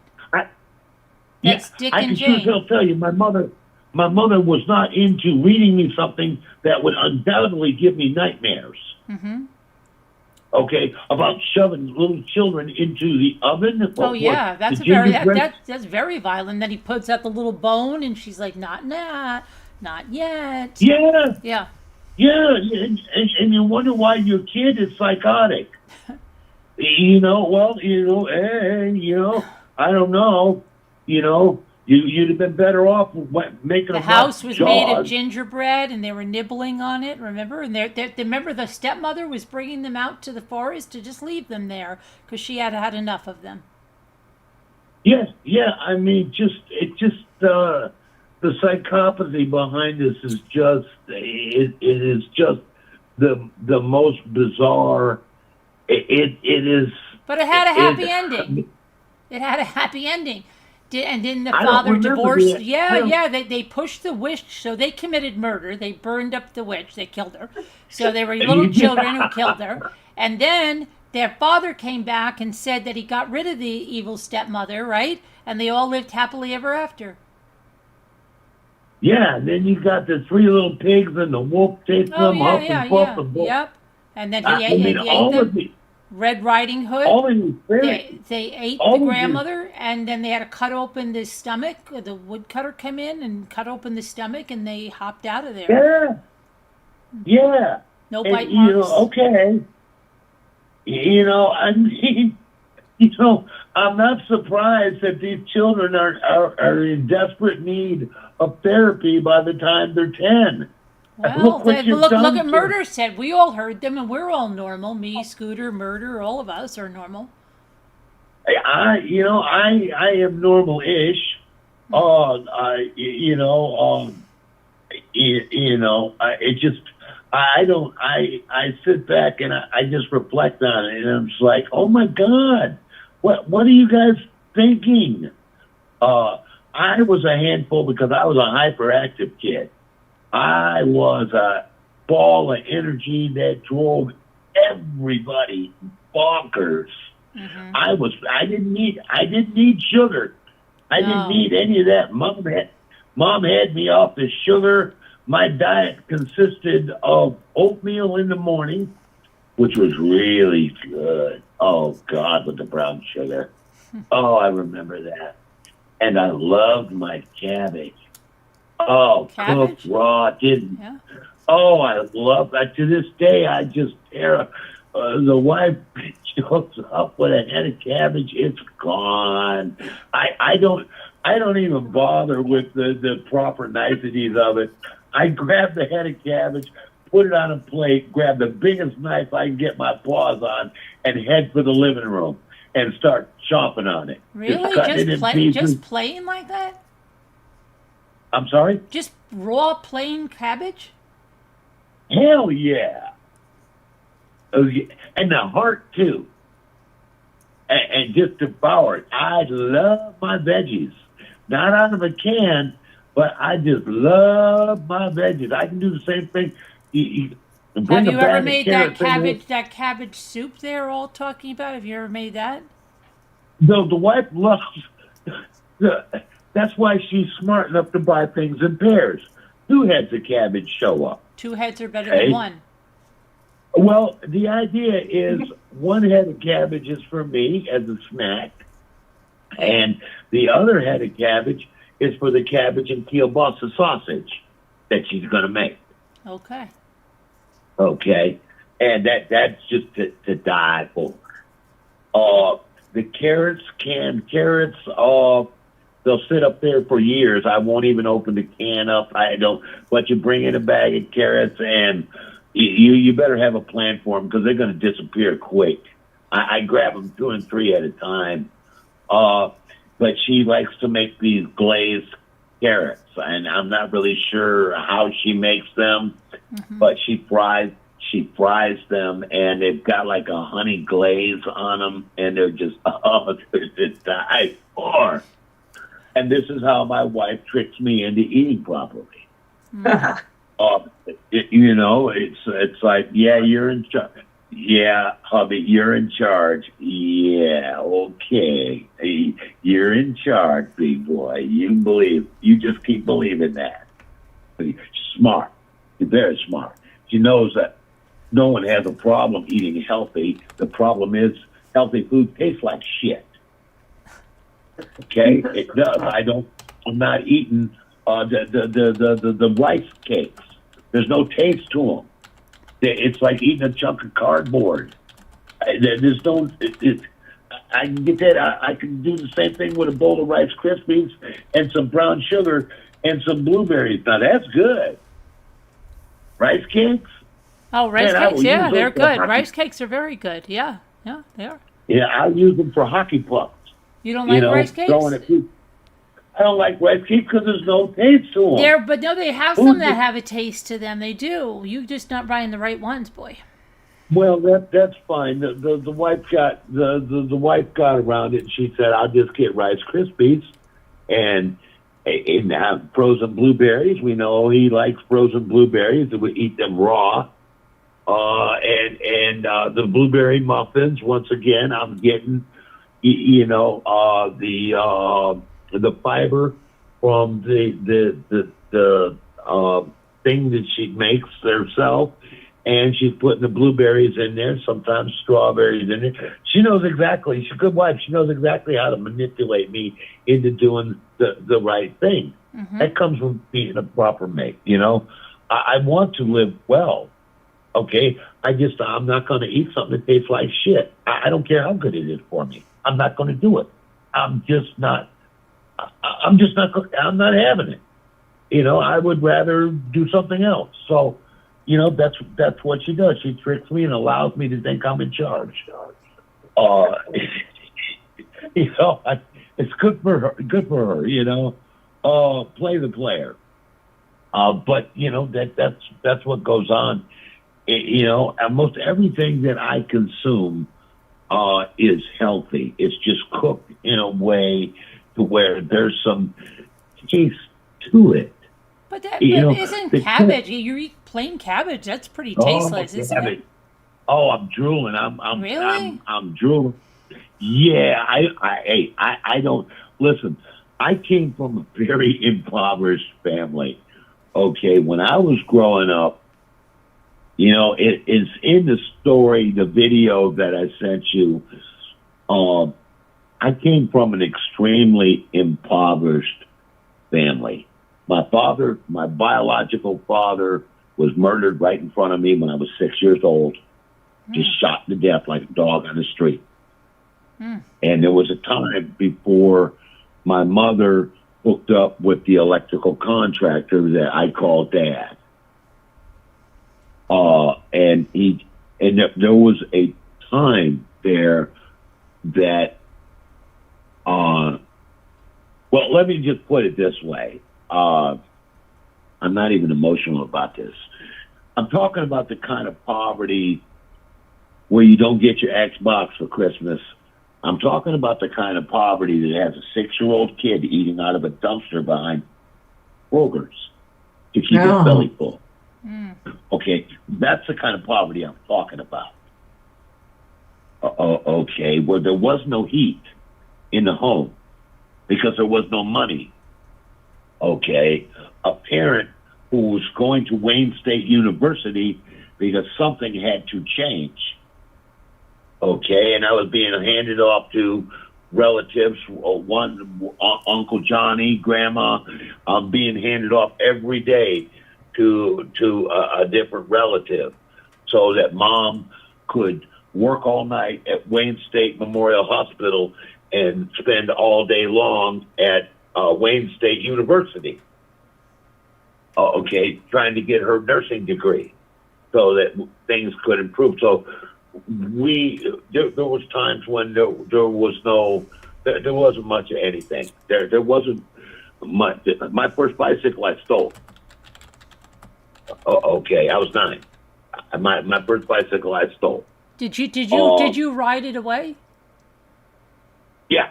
Well, then that's good because you never were on a bicycle and you know how to ride. Yeah. You know, my dad actually taught me how to ride. My father was a good man. There was nothing wrong with Big Mike. But he had a nasty ass temper. And him and Mom, I wasn't there, but my understanding was that him and Mom, he's working for Smiley Brothers Piano Company, big old thick boy out of Hell's Kitchen, you know, putting pianos up, and he was apparently a hell of a musician. And he's one of these guys that would hook a crane up to the roof of a 12-story building and literally knock a hole in the block wall and then lift this 1,500-pound or whatever it was baby grand piano up the building and then insert it into your living room. And then the block masons would come in. And he was that guy. Apparently what happened was Mom and Dad went out for dinner. Not for dinner. Mom and Dad went out to the bar one night, you know, just trying to blow off some steam, whatever adults were doing, you know, at the time. And some guy was making goo-goo eyes at my mom, and Dad just wasn't having none of it. And the bar was notorious for bikers, and road nights in particular. I know that much about them. Biker game called Road Nights. And Dad just apparently had enough of it and decided to beat up everybody in the bar. Apparently he was successful at it. I've heard the stories. I don't know how much is fiction. I heard people flying out windows, literally going face first out a window like Superman, basically destroyed the bar. Mom and Dad left, went home. Somehow they knew where Dad lived, and me and Dad the next day were going fishing. I got a picture of it just 5 minutes before my dad was killed.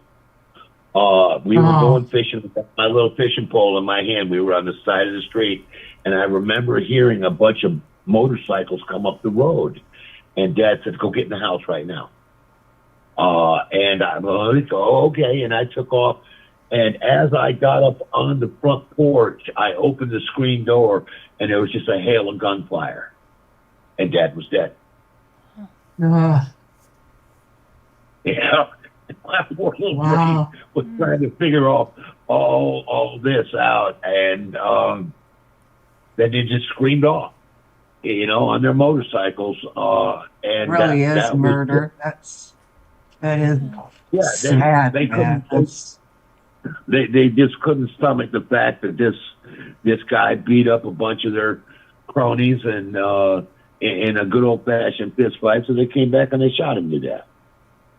Okay, So I got indoctrinated into this kind of violence at a very young age, and then we moved. We were in Dearborn Heights, and we moved over to Woodward. Now, Woodward was a little bit different because Grandma lived there, and she was old school. She's like Miss Carolyn. She's old school Tally. Okay, and then we had a different kind of mindset going on there. And I'm 6, 7 years old, and we're poverty stricken, and we're doing the best we can. Nobody was neglecting me. There just wasn't nothing to give. There's no food stamps. There's no child support. There's no AFP-CDA. There's just no programs. There's just nothing. If you don't have it, you ain't eating. It's Detroit. They're the civil rights movement, and I messed with my mom over the years about it.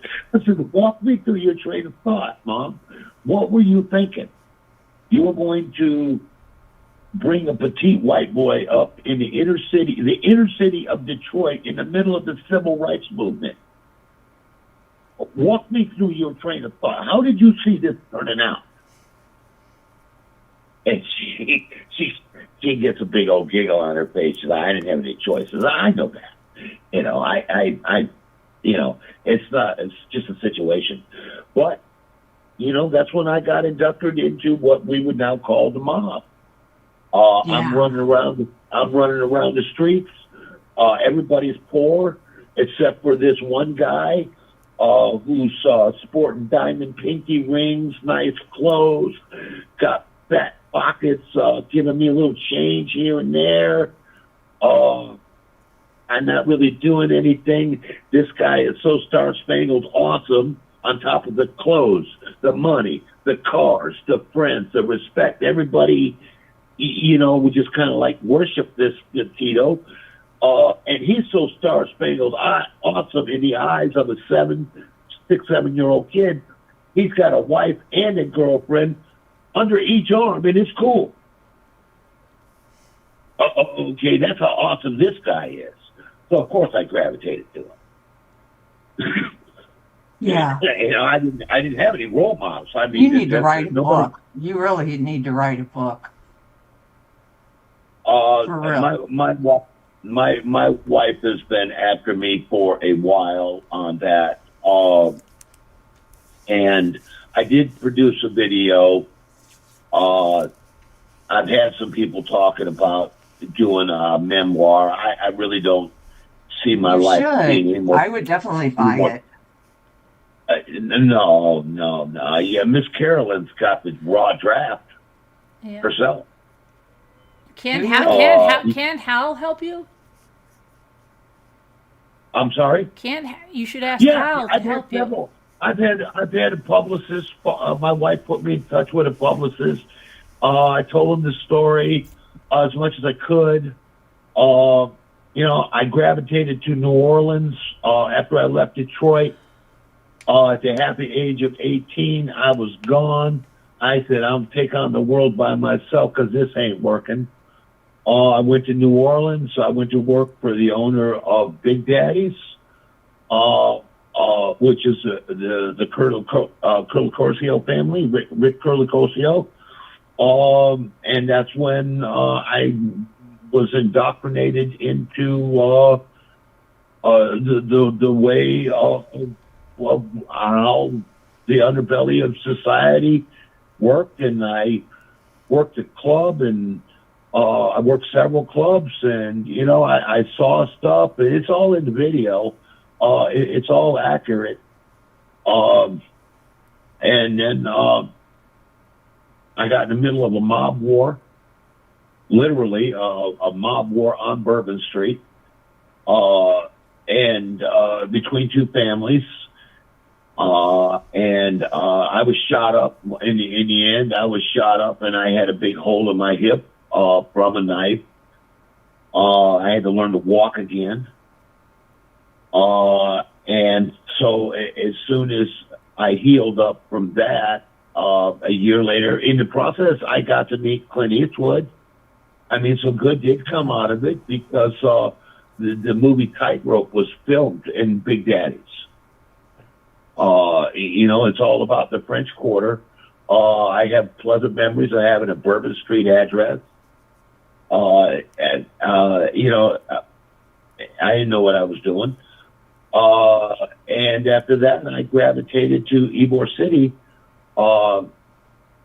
Rick thought it'd be best if I disappeared till the gunfire was over with, and I could come back, which I fully intended on doing. But I found myself in Ybor City, which is Tropicante land. I immediately got myself a job at Tony's restaurant in Ybor City, and hooked up with the Scaglione family. And life just continued on from there. You know, and I ended up, you know, I ended up going to prison. You know, and then I got out of prison, and you know, we were married in the Mariel room of Tony's restaurant. You can probably Google Tony's restaurant and probably see it. He was an old school mobster. Taught me how to dress. Taught me how to act. Taught me how to walk the streets. It was the first time I actually had a suit cut for me. I never experienced anything like that before. I mean, it was like, you know, it was pretty cool. I went to 7th Avenue, a place called Mad Hatters with Tony, and I got size for a suit to work the restaurant, the card game at the back of the restaurant. That's how we all got in trouble. I didn't see the crime in it. Do you know? Do you know the Trafficante family?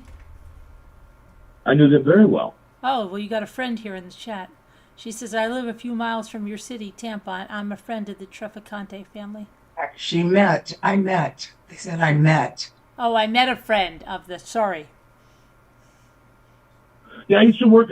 I used to work at the Columbia restaurant. That was Santos restaurant. I was officially, my day job was a busboy. But my night job, I had extracurricular activities. You know, little things here, take this, go there. I was trusted, you know, keep my mouth shut. You know, I was low key. I was indoctrinated. It's hard to explain, Miss Carolyn, because it's not like what you see on TV. In Ybor City or New Orleans, there is from Ybor City. I thought she said from your city. Oh my God. No, from Ybor City. Okay. You know, working at the Columbia restaurant.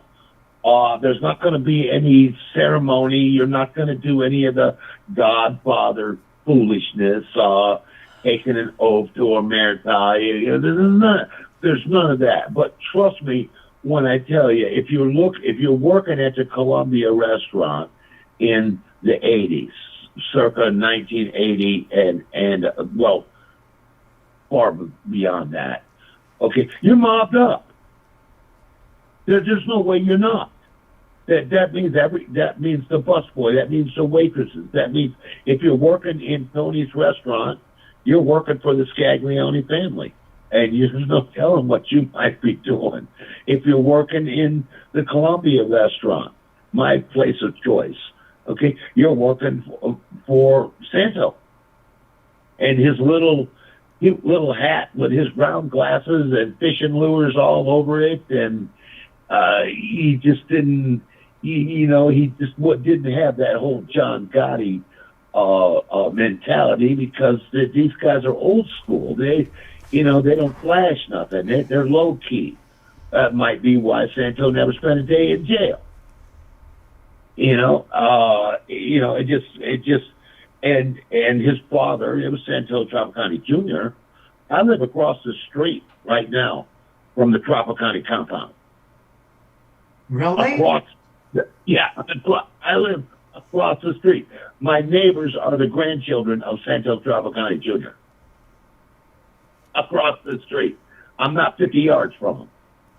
I have dinner with them. Terry said that the Columbia restaurant has really good food. It does. It does. And the cigar shop is second to none. I worked in the cigar shop for years.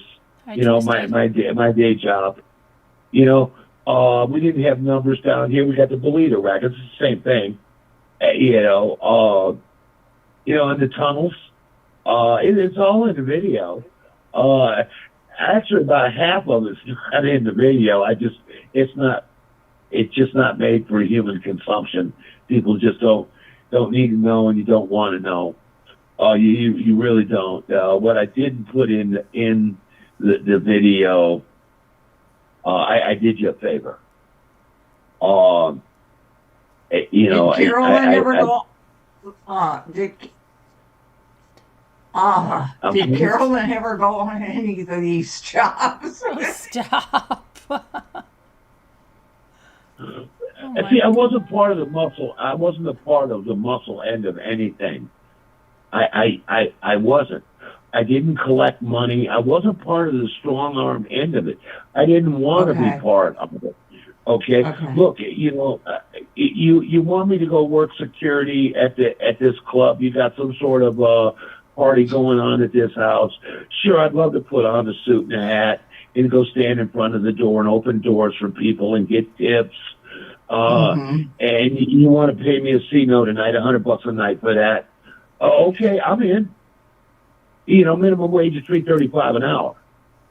Okay, yeah, I'm in.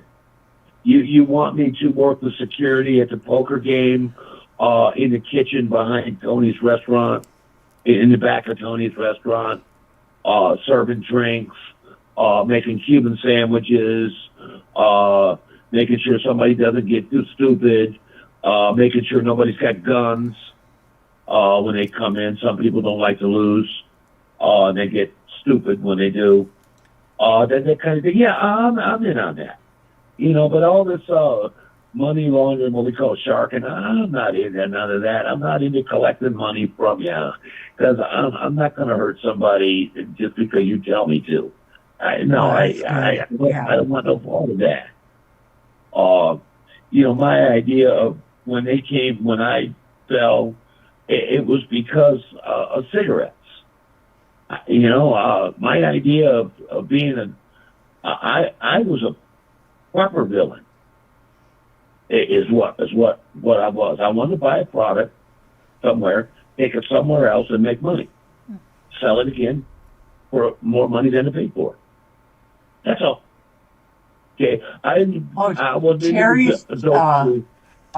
Terry said that her dad's sister worked in the Ybor, I don't know how you pronounce that, City Cigar Factory. Maybe you knew her. Maybe he knows her. Maybe he knows you, Terry. Ybor City, Tampa, Florida was. Yeah, Terry knows what's up. Ybor City, Tampa, Florida was Mob City. She ain't lying. Not even a little bit. Okay, you do not work down there without being connected to somebody. It doesn't mean that it doesn't mean it's too much Hollywood. It doesn't mean the same thing. And the streets were safe. You could walk the streets any time at night because the thugs just didn't come down there. They knew better. You got the Scaglione family with Nick Scaglione, Tony Scaglione. You got Santo Tropicante Jr., and the Columbia restaurant and every other club up and down the street. It was mob central. Oh, she And rolled cigars. She rolled cigars. yeah, so did I. So did I in the Columbia restaurant. One of many duties. And I cleaned sewer drains. I plunged toilets, and I cleaned ceiling fans, and I teak oiled bars. I did whatever was needed. I bust tables. I did what was ever needed, but there was no mistake about who you were working for. There was never any confluence of that. I was told when I interviewed with the job, I was told literally, dude, it's okay to steal from me. It is. Everybody deserves to wet their beak a little bit. Just don't steal enough for me to notice. Really? Yeah. Yeah. While I was sitting on a school chair that was set up on a piece of visqueen that was about 8 foot square. It was one of those interviews where you don't get the job, you come rolled out in a carpet. But I was told by Buck, once you go through this door, Mike, there's no coming back, man. You sure you want to do this? Me, yeah, come on, let's rock and roll, baby. I was young, I was hungry, I was braver than I should have been. I did all right. I survived the whole experience. When I went to prison, I kept my mouth shut. I kept my word. I went back to Tony's restaurant, and I had a discussion with Tony, and it got a little heated. And I told him, I said, if you're going to do something, do it now, because I'm not running from you and I'm not leaving here. In Ybor City, I love Ybor. I live on 9th Avenue. I'm not running anywhere. So, and I'm not going to hide from you. I'm not going to duck. I'm not going to slink. I did what I was supposed to do. I did your time for you. I want out, but I want to be able to come to the restaurant and eat. I want to be able to go to the Columbia restaurant and eat. I want to be able to walk these streets at night if I feel like it, without worried about somebody coming out from behind the bushes and putting two in the back of my head. If this is what's going to happen, let's just do it now and get it over with. Really? And he respected that. Yeah, and he respected that, as I thought he would. He respected that, and he said, I got no problem with that, Michael. And thank you for not involving, I didn't have to go to prison. I absolutely did not have to go to prison. 20 minutes before I was sentenced to 7 years in prison, John Daniels, my lawyer, was telling me in the conference room, Michael, you tell these people what they want to know. You're going home today with 4 years probation. You don't. You're going to prison, and I don't know for how long. I went to prison. Wow. I chose. I kept my word. I know this is an arcane thing in 2025. I actually kept my word. I made a promise and I kept it. I didn't do anything I can't live with. I didn't get in debt to bookies. I didn't bet on Super Bowl games that I couldn't afford to pay when I lost. That's just dumb. They want their money. I didn't fall into none of those bear traps. Like I said, I was mobbed up, but it's weird. I didn't have to hurt anybody, and I wasn't going to. That's not exactly true. That's not exactly true. How do I put this? I didn't do anything to anybody that didn't have it coming to them. Okay, yeah. Yeah. Okay, I'm gonna walk these streets. I'm not gonna be molested by anybody. And if you want to go to Knuckle City, well, we can do that. If you want to have a gunfight in the middle of 7th Avenue, we can do that too. Okay, I'm not running. I got nowhere to run to. You don't get it. This is the Alamo for me. I've come from Detroit to New Orleans, now to here. There's nowhere to go. I'm running out of Miami. It's my next stop. It's the end of the planet. I got nowhere to go. So whatever we're going to do, we're going to do, and let's get on with it. You know, you're armed, I'm armed. You know, that's best man. You know, see you in the middle of the street. I knew. Oh, I don't want to. I gotta ask for, sorry to interrupt you. I have to ask for White Angel so she doesn't kill me. She wants to see, she's begging you for a rough draft of your book, a raw copy. She won't charge, she'll read it for free. She's dying to read it. Really, really, really bad. It's free. It was just, look, I got a couple of choices here that I've made. You know, I'm a convicted felon who's been to prison. Okay, now I can either hide from that or I can embrace that. I'm not one clearly for slinking and hiding. So I don't see myself as anything but a success case. And you know, at the end of the video, the AI thing that really helped me put it together. Okay, I'm very clear by it. I'm not hiding from it. I'm not glorifying it. It's maybe who I am. I'm not going to hide from it. If you want to look down upon me at something I did 40 years ago, man, fuck you. It says more about you than it says more about you than me. You know. I can't tell you how many jobs I was denied for. I could have went anywhere and not have to deal with this. I could have got out of prison and gone to Maine or Michigan or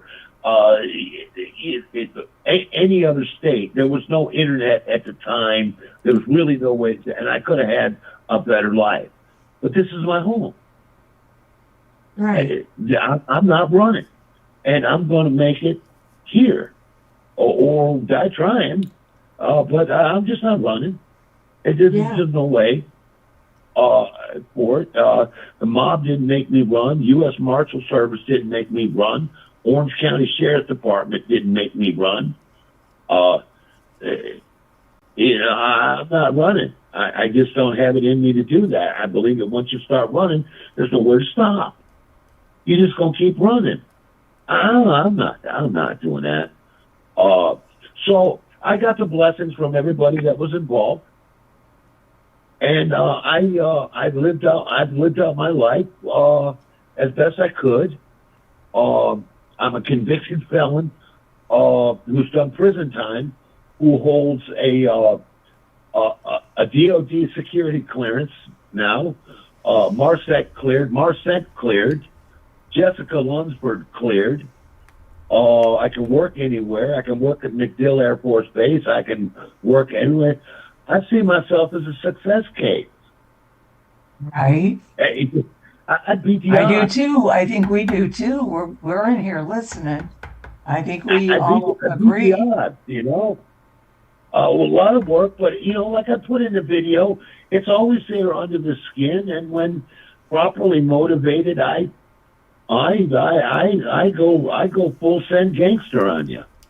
You know, it's always there under the skin. It wasn't long ago that I had a near catastrophe. I slipped. I didn't catch myself in time. It was raining. I put a hat on to go to the store, and it happened to say MAGA on it. And I had, you know, it was cold and it was windy and it was wet, and I went down to the store, and I'm in line. They all know me at the store there. We're all buddy there. I do service work for them. And this little corp, apparently behind me was, he was offended by my hat, which I was just unaware of at the time. the significance of it, because my brain just doesn't work that way. And this ass heck, God, this ass heck leans into my ear and he whispers in a kind of loud voice. I mean, right behind me, he goes, "You fucking Nazi." PG. Oh, PG. Oh, I'm sorry. only because this is a G or PG, whatever. Yeah. Yeah. And I turned around and I looked You could at go him. on Scooter's show after dark. I turned around and looked at him, and I said, I said some things that were Bleep, bleep, quite. bleep. Okay. No, Yeah. I'm not gonna say what I actually told him, but Right. it involved him not surviving the Beep, experience. beep, beep, beep. Yeah. But I'm not that guy anymore. Now I'm just a broke Yeah, down that's ass obvious. dumbass. I'm just a dumbass old electrician now. Loved by my community, loved by my neighborhood, respected by those who don't. Okay, nobody fears me. My neighbors will tell you there's no reason to be afraid. They all know that there's no hiding it. They are. I got Sicilians on one side, Puerto Ricans on the other. Behind me, I got a Vietnamese family, and across the street, I got the Tropicana compound. Okay, I live at the very end of the block, in the middle of the street, and they when the FBI was checking me out for my clearance and my DoD clearance to work at MacDill Air Force Base, they went to my neighbors and asked my neighbors, and Tony Holden said, "Mike's all right. Don't worry about him." And apparently they asked him, they said, "How do you feel? Are you afraid of him?" They're trying to get inside of his head. He said, "Nobody's afraid of Mike. If you're afraid of Mike, it's because you're up to no good. And if you're up to no good with Mike, you need to be afraid." Yeah. And it wasn't long after that I got my call that I got my pass, and I'm so proud of it. And I went and ran a couple of jobs at MacDill Air Force Base. I got some You fun could put memories. this book out, but just don't give certain names, You know what I mean? I didn't give out any names. Well, I there did you give go. out. I did. Sounded like it. I But did. okay. I did give out the Colonel Coach. I did give out the Colonel Cosio family just simply because they're all dead. They're all what? dead. They're all gone. They're all dead? Okay, the club. Yeah, the club's gone and they're all dead. Big Daddy doesn't exist anymore. Okay, but you Is can it Google true Big that the Daddy. mobs aren't around anymore? Is that Oh, not. Yeah, they're around. They're around, and if you, I know actually where they are, where they hang out, and I don't go there. And not that I'm running from anything. I don't go there because it's trouble. It's trouble, Yeah. and I'm gonna be, they don't know who I am anyways. Who was this guy? They weren't around back in the 80s. They don't know me, and I don't know them, and it's probably best that we don't get to know one another. Yeah. Tony died. Nick Scaglione is doing 5 consecutive life sentences, and Tony passed away in 2017. And Mike and Larry sold Scaglione sold the restaurant, and it's something else now, and I don't know what they're doing. So you never knew like the other gangs, like the mob families, like up in New York, all those other kind No, of I didn't people, go up right? to New York and their 5 families. I was never part of that whole Gambino thing. Although the Gambinos did come down here and try to make a move, and that was just dumb. That was dumb. That's why John Gotti Jr. picked up a RICO charge down here immediately. They just set him up. Okay, you're not. This is Tropicana land. You're not coming down here from the 5 families.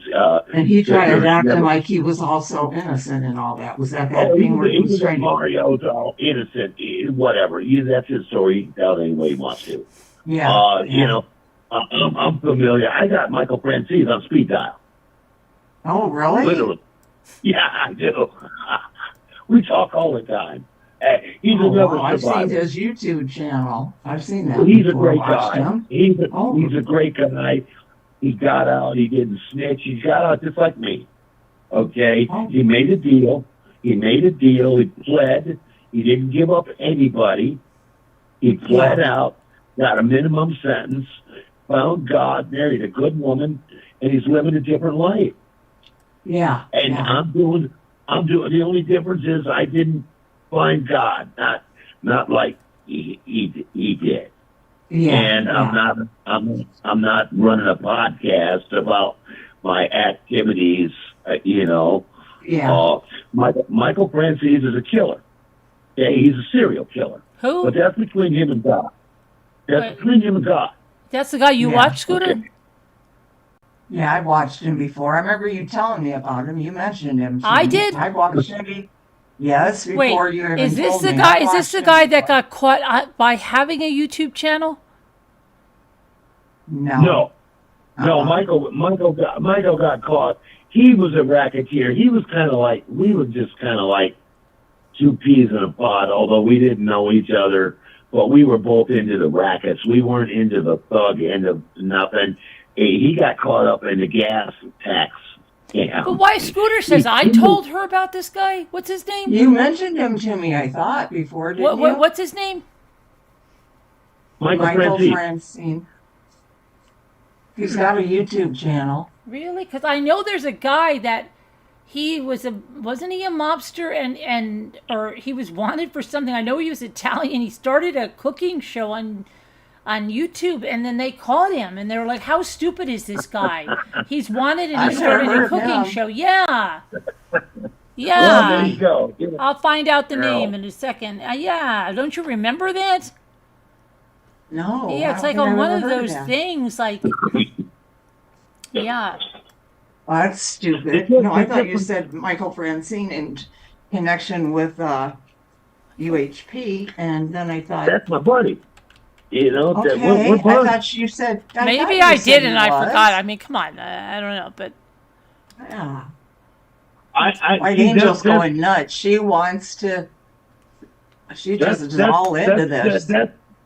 That's the difference between. That's why down here in the South we really don't have well, any. maybe I respect. did don't mention mean- that guy, Michael Francis.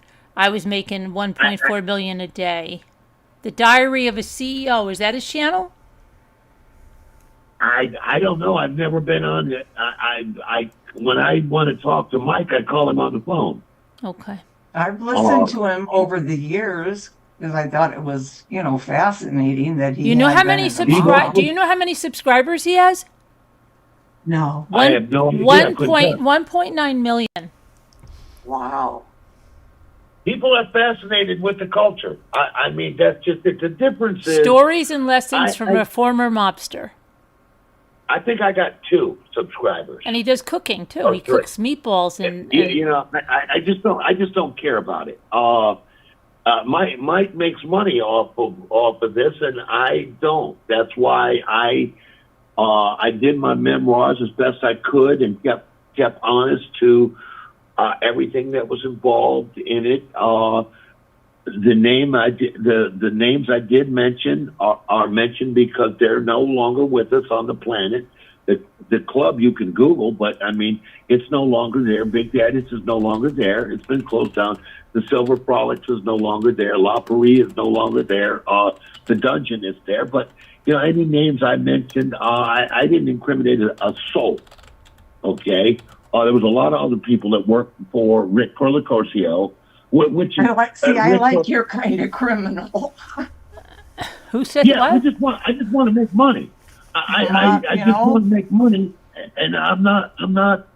If it involved violence, that to me that's not making money. That's just My it's cousin and I were always fascinated by the mob, and so was my granny. She took me to see The Godfather at the drive-in when I was a teenager. It was so cute. Oh, I the thought it was guy, You so know, cute. She the wanted to guy that see got that. caught on YouTube. Listen to this: Italian police tracked down Mark Ferrin Claude Biart, 53, through the culinary videos he uploaded to YouTube. He was a fugitive Italian gangster. How funny. Yeah. yeah. See, you know, it's a different culture down here. It's the same premise, but it's a different culture.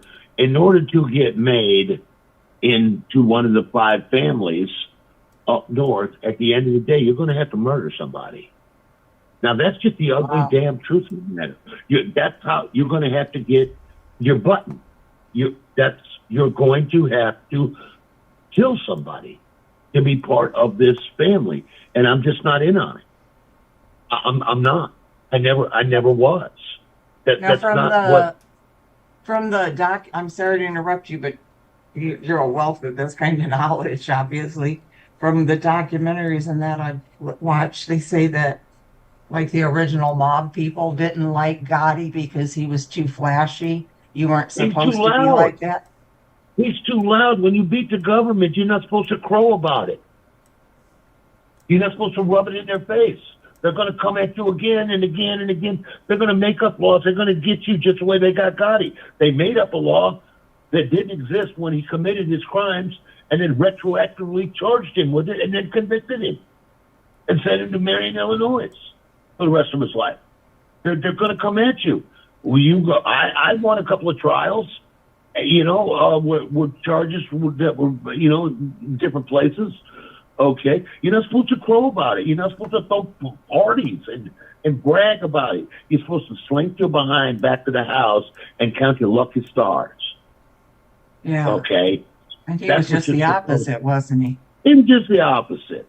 You know, he was all flash and shizbang. He was what we call down here a hassa. Okay, Yeah. a hassa is a pig that don't fly straight. Okay, you know that's why Santo got away with it his entire life. Why his daddy was never arrested. Low key. You don't show off nothing. You don't show nothing. Okay, for all intents and purposes, when you looked at Santo Jr., he looked like he just got off. He was Joe Turris and just got off a fishing boat. I swear to God, hat and all, with the lures all the way around it. He in the little round glasses, little old baby guy. You'd never know who he was if you didn't know who he was. He just looked like any other guy on the street. Shake your hand, just pleasant as could be. But if you angered this man, you would see he would burn holes through you like Superman with his radar vision. I mean, you knew you were in trouble. That would be scary. I'd be terrified to be involved at all, you know? I'd be scared to death. I was too. If I was a man, you know, as a woman, I of course wouldn't be in it, but as a man, I would be absolutely freaking terrified. I couldn't be in it. It does come with certain realities to it. But I had a reputation before I met them. I had a reputation while I was with them, and it was very simple.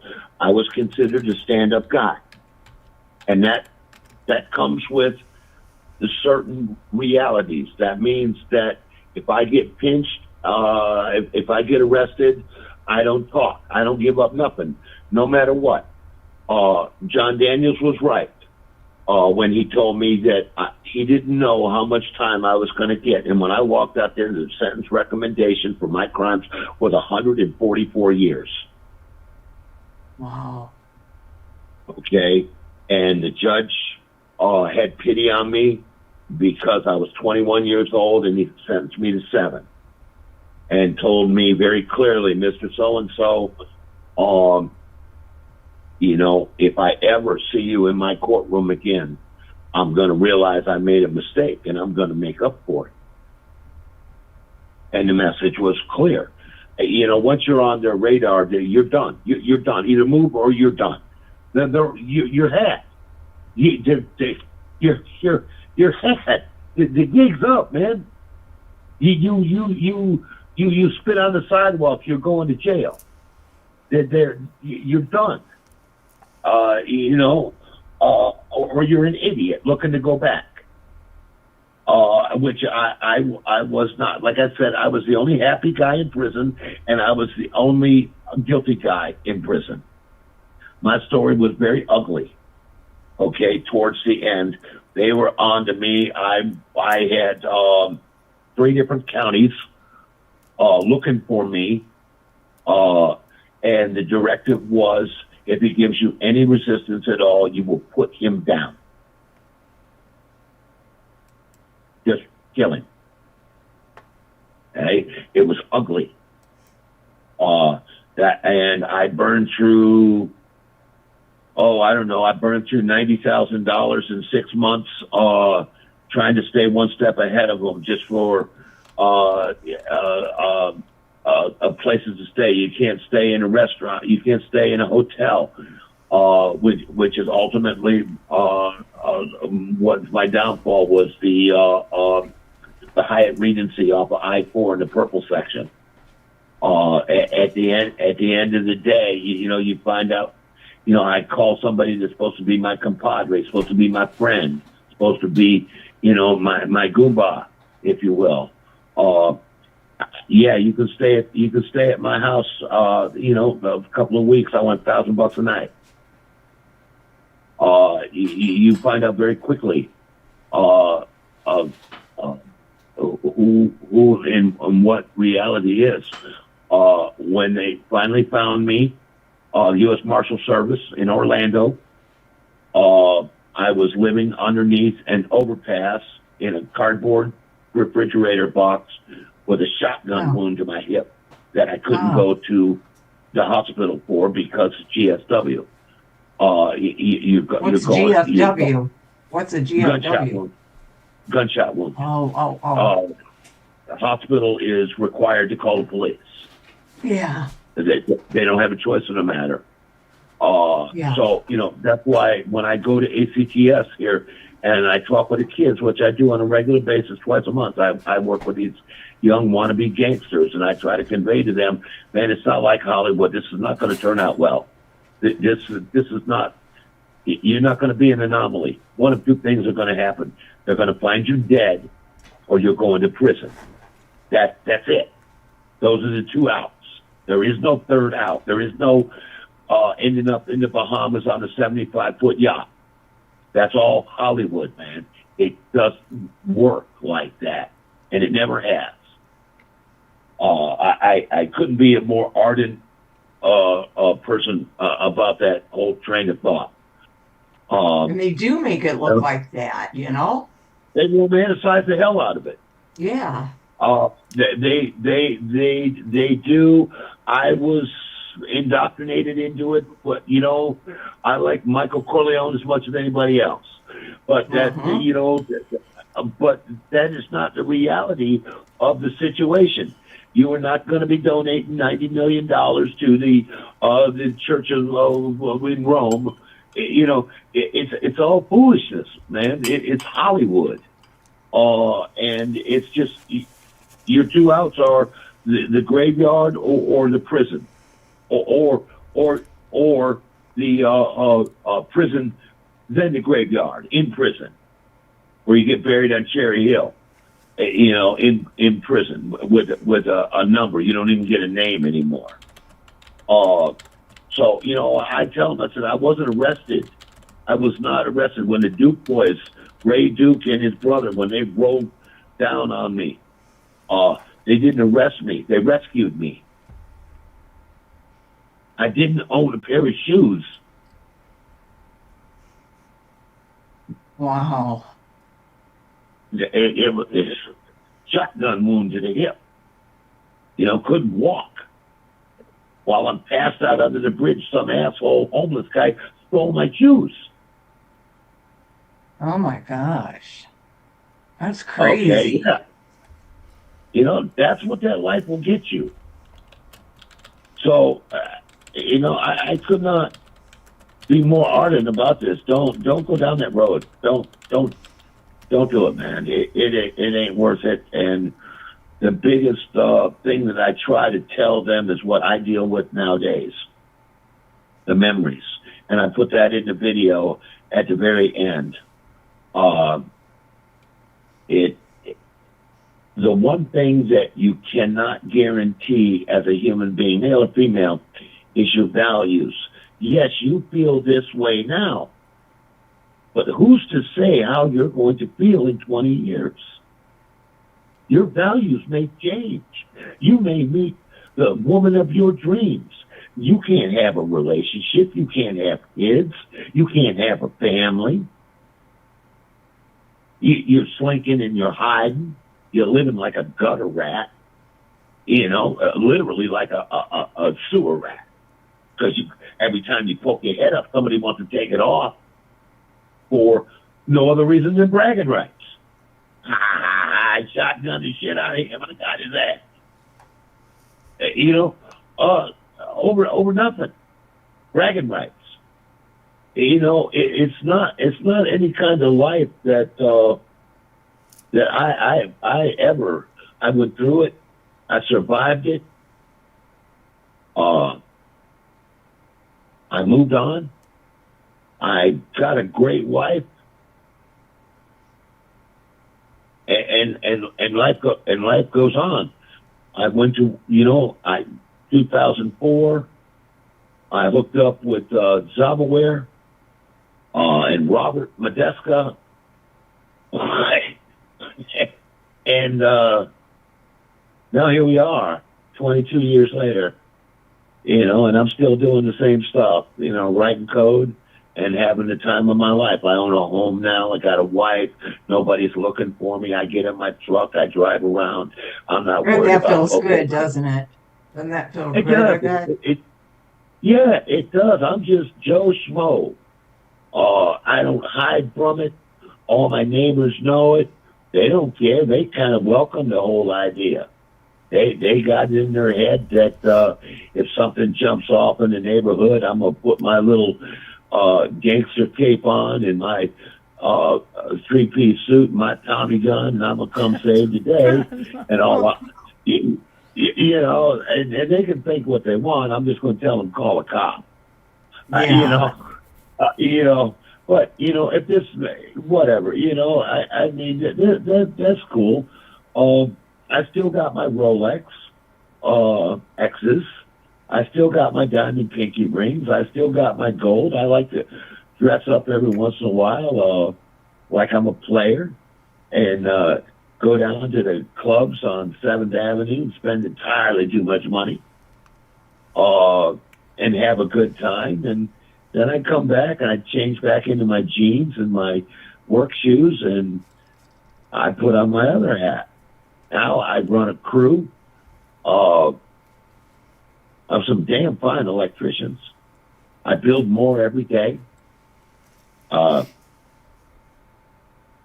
I said in the video, shit.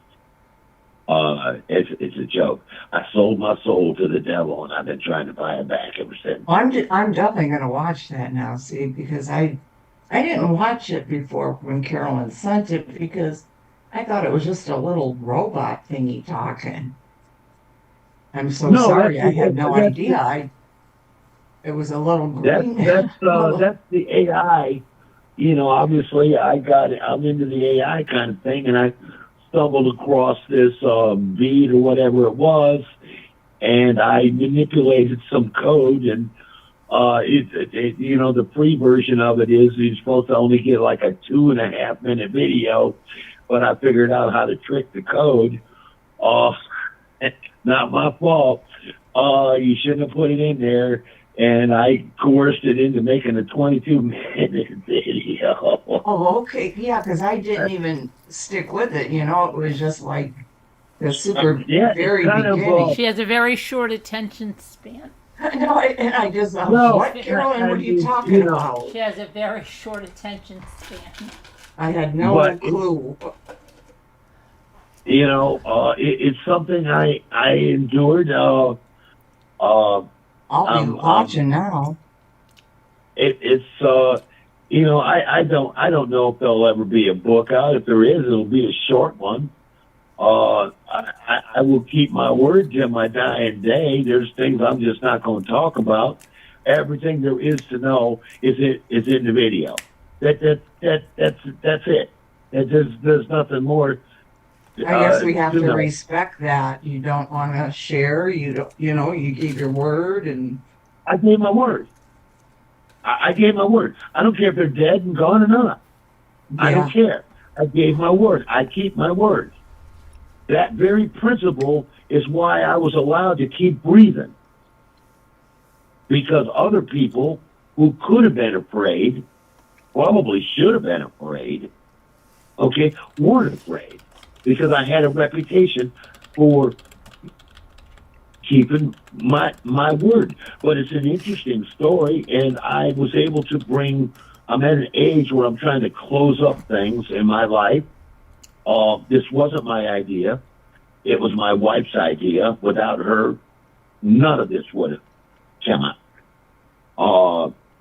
But I have some mental issues about the whole thing, and I don't mean mental in the sense that I'm crazy or anything.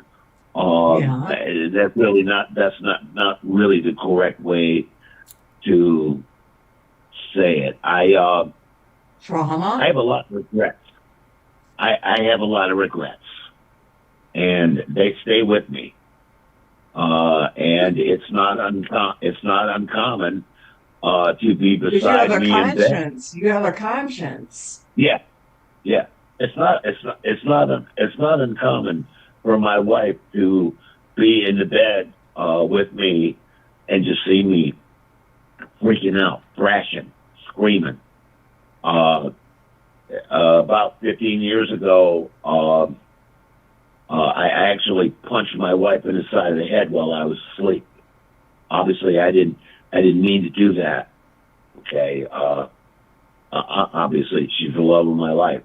But I was in the middle of I suffer from what's called night terrors. They're nightmares on steroids. Okay, I wake up and I can feel pain. I see blood. I see big gaping holes in me. I see other stuff from other people. I taste stuff. It's like my subconscious and my conscious mind are fighting for who's running this show. They call it night terrors. There's nothing you can do about it. I sleep on the couch most of the time, just because I never want to repeat that again. Although she has no ill will towards me, and not. I mean, I was horrified that I planned. Well, you one couldn't in help the it. You weren't doing it on purpose. Yeah, right. But I was absolutely horrified. I think I cried for like 2 days, and I think within a week I moved out to the couch, and I've pretty much been there ever since. You have the same thing like one of my sisters does. Who? She has to Your take sister- a medicine. She punches people? Shelly. Yes, she takes these little strange looking pills Really? because she has the most horrible night terrors. She said they're horrible, horrible dreams. She dreams about my mom being on fire and all these horrible Things that didn't even happen? things that never happened. Yeah. Yeah. I can't tell you how many times I've fallen off a cliff and hit the ground. And awake. And awake. I don't wake up. Hit the ground. Broken bones, compound fractures sticking out, blood going everywhere. In reality, you'd be dead, but I'm not dead. And when I wake up, I actually hurt in those places, physically hurt, and feel pain in those places. Never heard. I'm sorry to keep interrupting you, but I've heard of that, but I've never known of anybody else but her to actually have this. Yeah. Oh my gosh. It's not nice. It's not nice. Not nice. I've been shot. I've been shot to death a dozen times in the last 25 years. Hit by cars. Got run over by a bus. got set on fire. Actually, I had a dream where somebody put a 15-inch tire over me and poured diesel fuel on me and chained me to an orange tree and set me on fire. Oh, Yeah, it's stuff that nightmares. and it's okay. It's okay. It's okay. So in you the must sense not. Do you look that- forward to going to sleep? That's why I eat.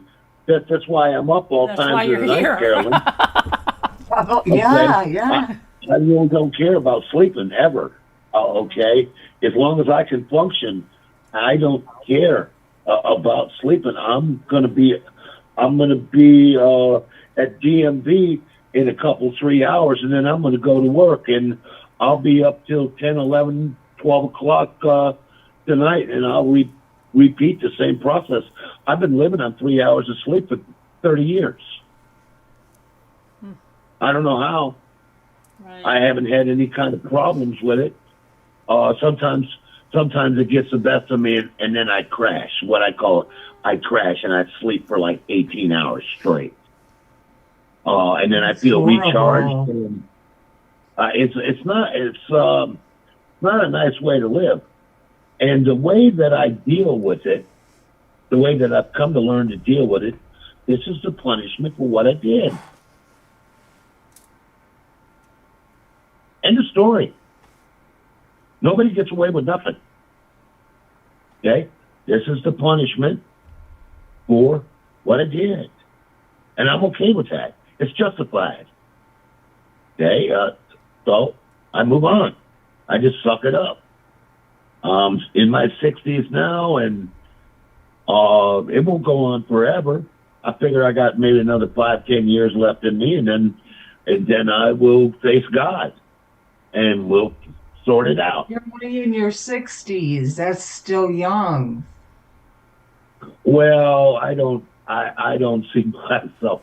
I smoke like a freight train. I got high blood pressure. I'm sleeping 3 hours a night. Sooner or later, something's gonna catch up with me.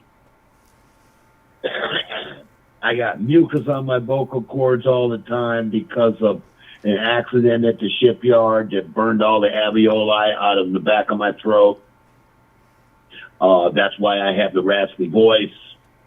Gosh, dang it. Now I don't want you to die. I don't want to die either. Okay, don't get me wrong. I'm enjoying life. I just, I'm getting ready to get my master diver certification. I'm a current That's holding. fantastic. I'm a current holding Hi, mixed gas Dingbat. diver and a Dingbat, rescue diver. hey. Dingbat. Hi, Dingbat. I'm a rescue. Hey, Diggy. Dingbat. Dingbat. I thought, okay. No, I won't respond to that one. No, it really is her. Yeah, that's her name. That's her name. Dingbat. Okay. I tell somebody tried to set me up. No, I'm not. She's not. No, It really no, is. she really is It Dingbat. Okay, hi, Dingbat. That wasn't my Yeah. idea. Don't be I love stabbing her me about this saying her pocket, name. please. Yeah. So that's how I accept it, and I move on. That's the only way I can keep my sanity, is to accept the fact that this is my punishment for what I did. And I try to explain. I I get explain it. I that. get what you're saying, but that's not right. You know? You shouldn't have to be Well, like no, that. Yeah, it doesn't. Yeah, It's that doesn't be like if you believe in God, like you said, you're forgiven for your You need sins, to get help for that. and you can get help, and you don't have You to need suffer good like rest. that. Yeah, that I don't believe that. Well, I think God is well versed on what's going on with me, and He is quite content with the notion. No, but that, suffering doesn't. yeah. You don't have to say suffering is normal.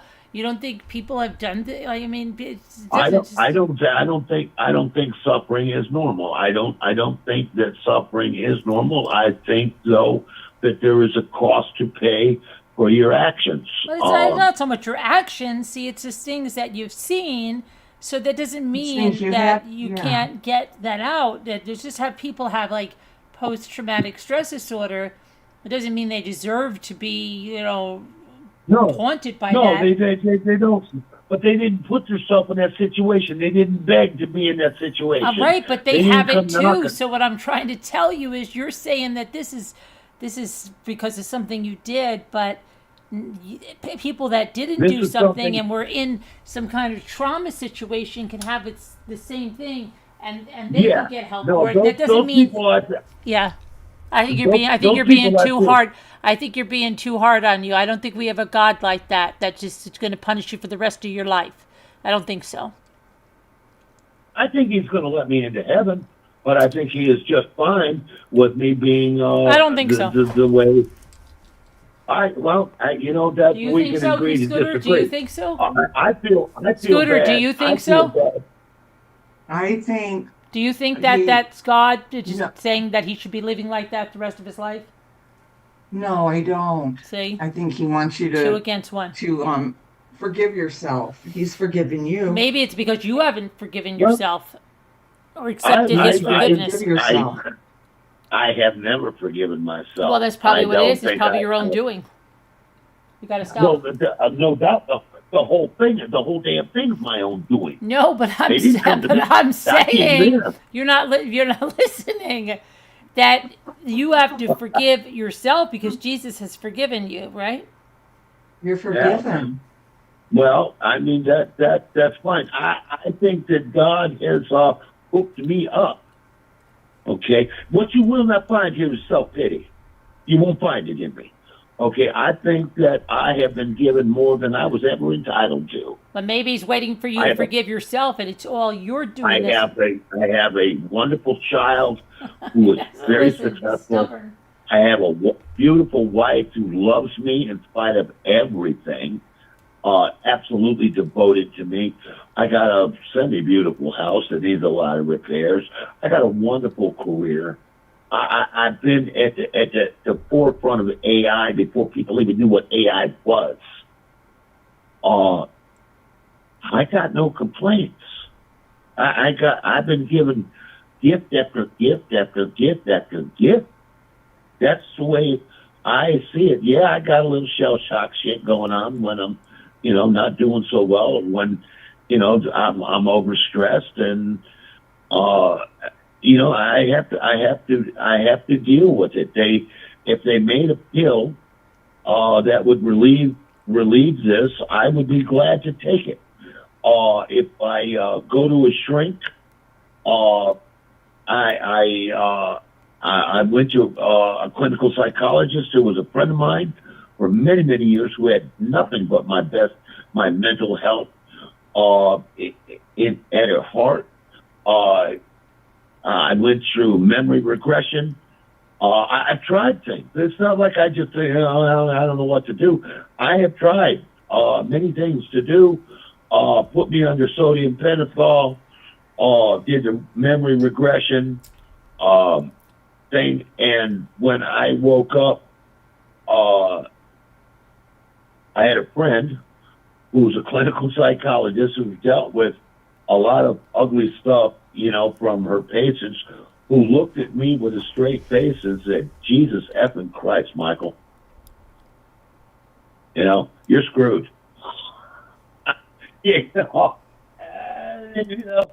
So, and that came from a heart. That didn't come from a clinical perspective. So I deal with it. I don't ask for anybody's sympathy. It is what it is. And I'm not going to involve myself in self-pity. I feel amazingly blessed. I'm a convicted felon who's done prison time, who holds a current DOD clearance, for Christ's sake. The story's remarkable. What's that clearance? What's a COT clearance? DOD, Department of Defense. Oh, DOD. Okay, yeah. Okay. Yeah. DOD. Marcent, Jessica Lunsford. I got all the goodies. It's a hell of a story. And in this one, I take great pride in. And every day I grow a little bit more and a little bit more. And Al grows a little bit more. And I meet new and interesting people like you and yourself. in this whole crew here, and I'm But you can't surrounded keep by people. punishing yourself. You can't, Well, you're I don't punishing need to. yourself. I I don't know. need to. It's not like I'm walking around punching myself in the head and sticking red hot needles in my eyes. But in your Okay, but subconscious, you are. but You're I can punishing yourself. I can hardly control what happens in my sleep. You need You know, maybe some kind of medication to help you sleep, to take that yeah. away. Well, I tell you something. I got a news flash for you on that. That ain't happening with this old boy. The last thing in the world I need is to be put on some kind of medication. I have one of the most dangerous jobs on the planet. I will be dead, and I will be dead quickly. I cannot. This is why I don't drink. This is why I don't do drugs. Guys in my field who show up on it with a hangover get killed. They die. They burn. No, I need all my mental faculties. I don't Okay. need to be. I don't need to be suffering from the after effects of Okay.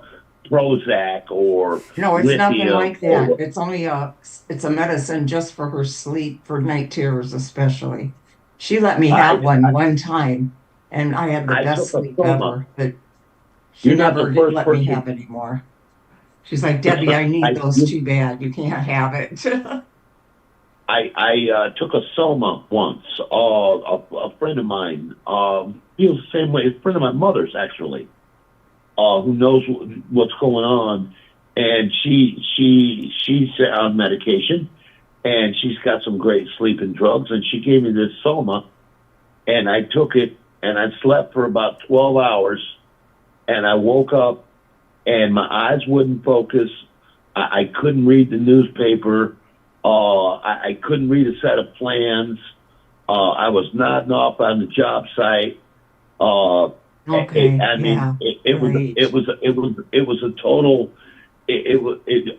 I was doing everything but drooling on myself. Okay. Mm-hmm. Uh, Mm-hmm. obviously, that's not the drug for me. Okay. At this point, as as I would tell my child, the way I raised my I child. understand, yeah. I understand. Sometimes you just gotta man the F up. That's all. Put one foot down, then another, and then another. And when the wind comes, you lean into it, and you just keep stomping the ground, and you just keep moving forward until the good Lord tells you one day, lay down, brother. That is so Lay. awful, though. I mean, that is really awful. It You know, really is. it has its moments. It's not pleasant. You need some good rest, I'm telling you. You need some I, good uh, rest, yeah, right, well, Carolyn? Yeah. Yeah.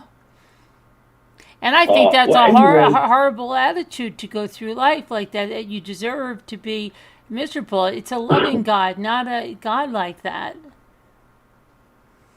well, it's not so much about God as it is about me.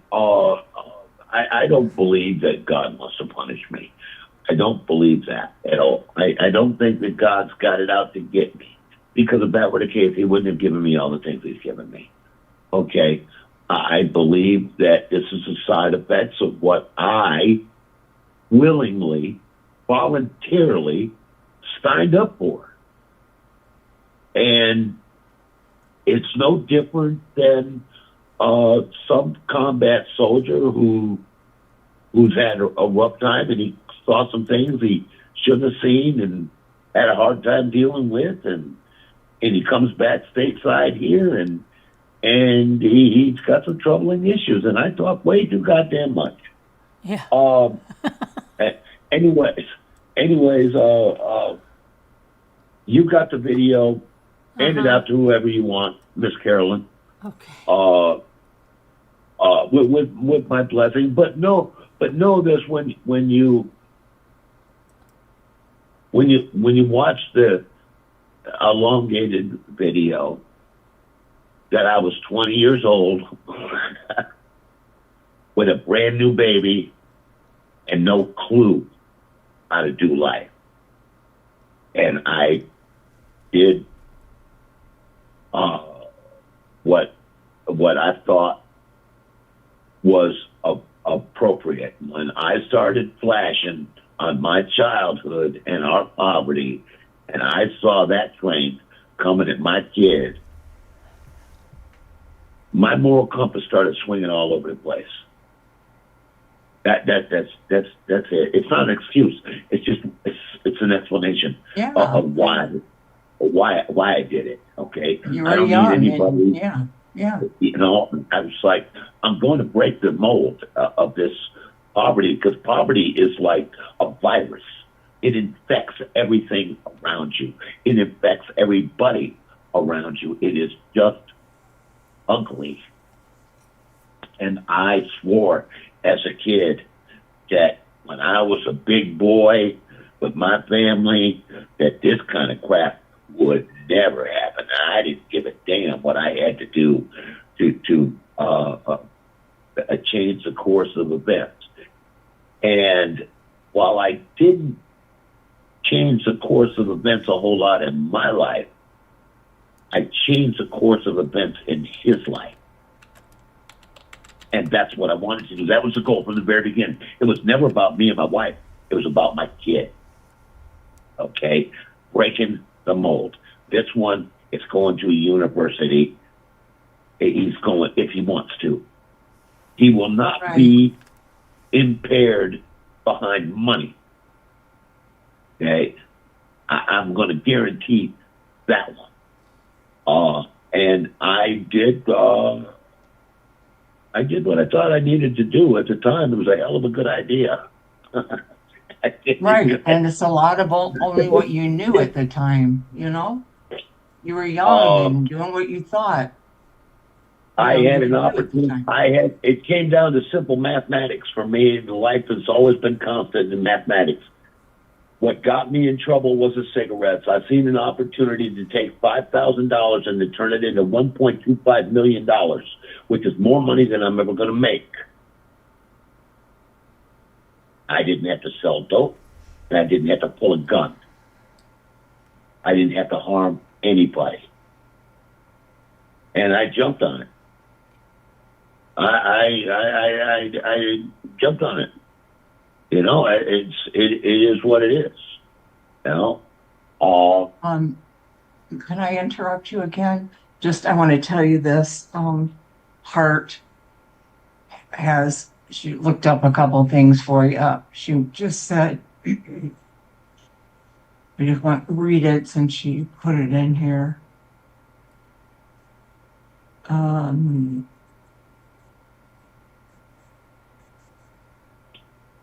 Let's see.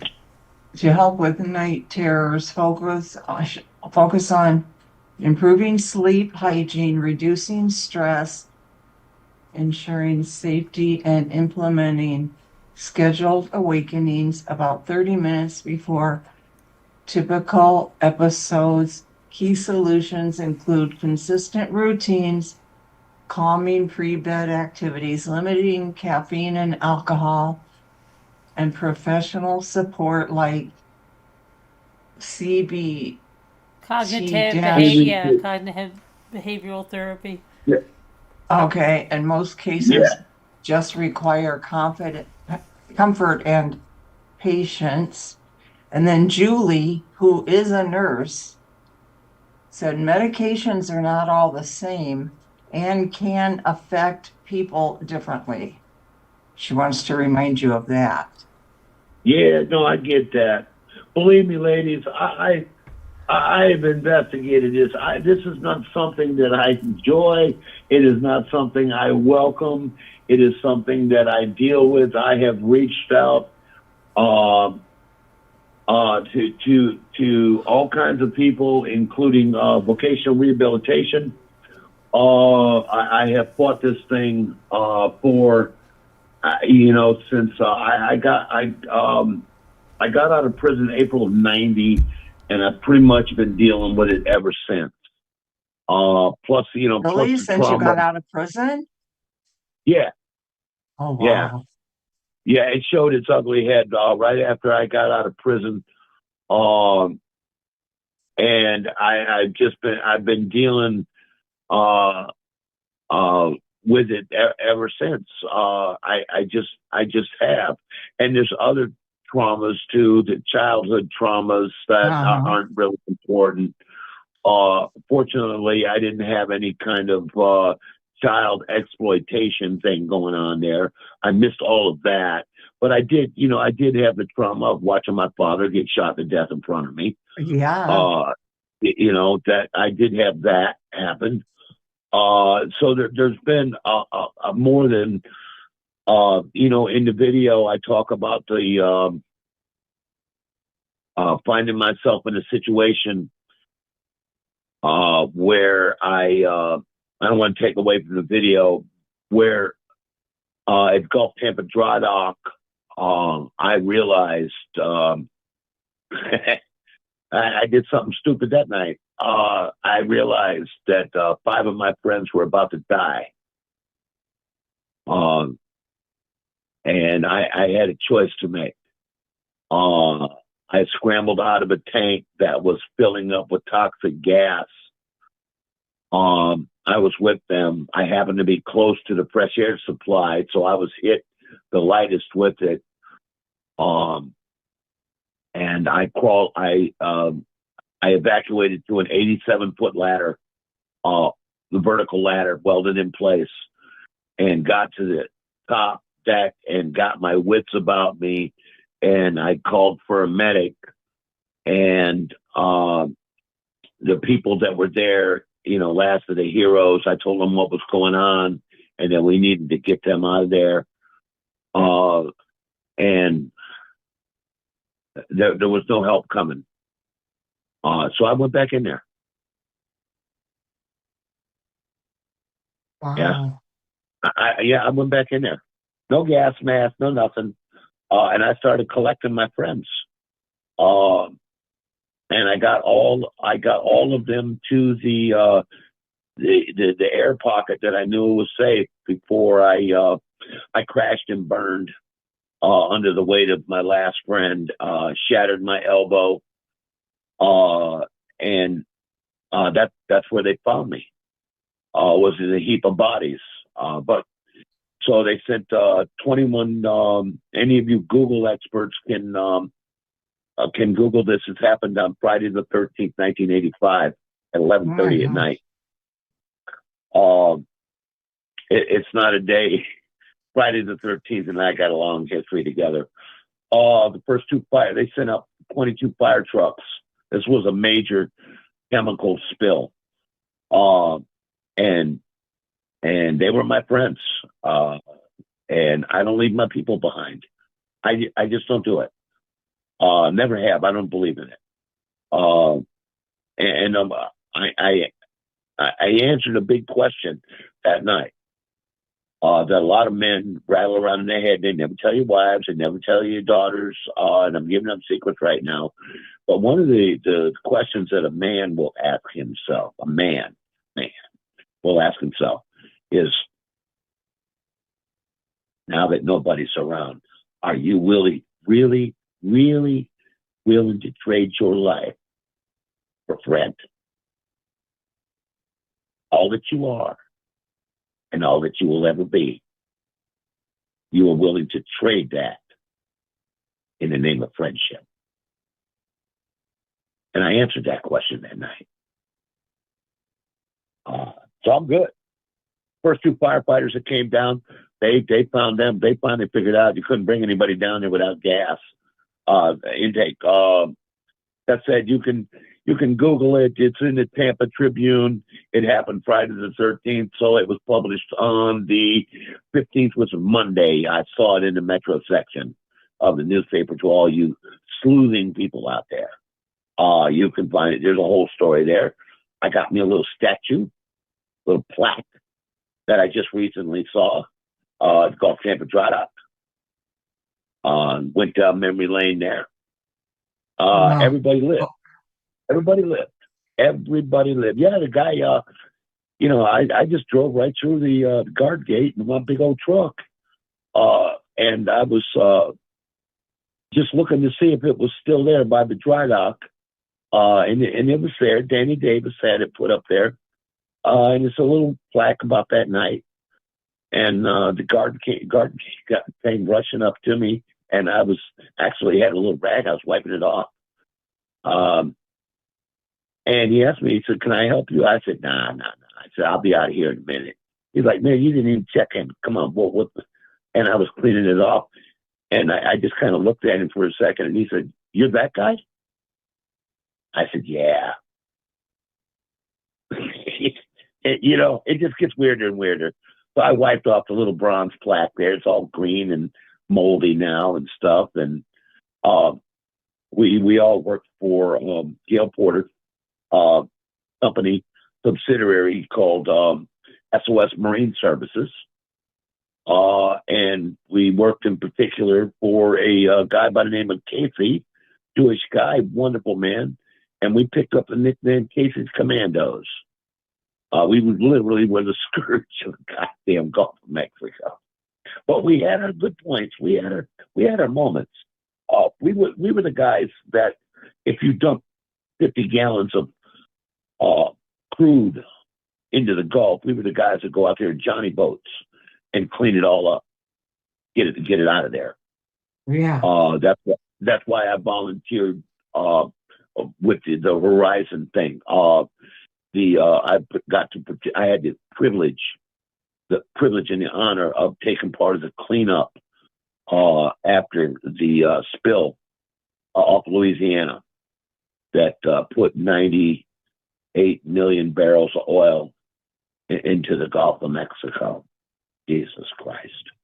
Wow. But that, yeah. So I've had my moments. Don't get me wrong. That's wonderful. Yeah. You know, I've got to participate in an amazing life. Amazing. I can't even imagine me living another kind of life the way I'm built, the way my character is built. I cannot imagine being in debt all my life, 2.5 kids, the mortgage, the credit, the 700 credit ratings. I can't even imagine that kind of static life.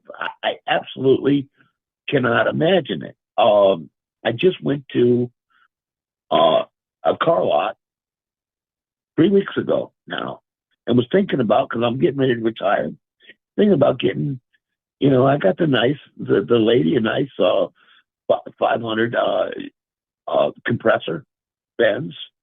And I thought about, you know, getting myself a nice little car, you know, something easier on gas.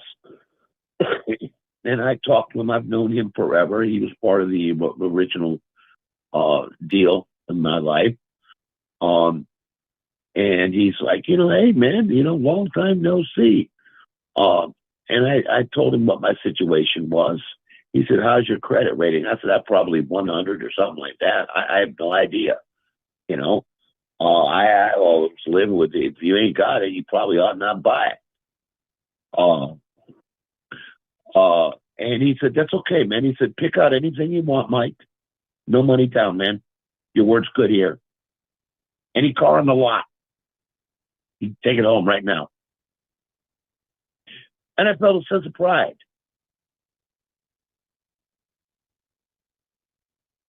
That's Anyways, cool.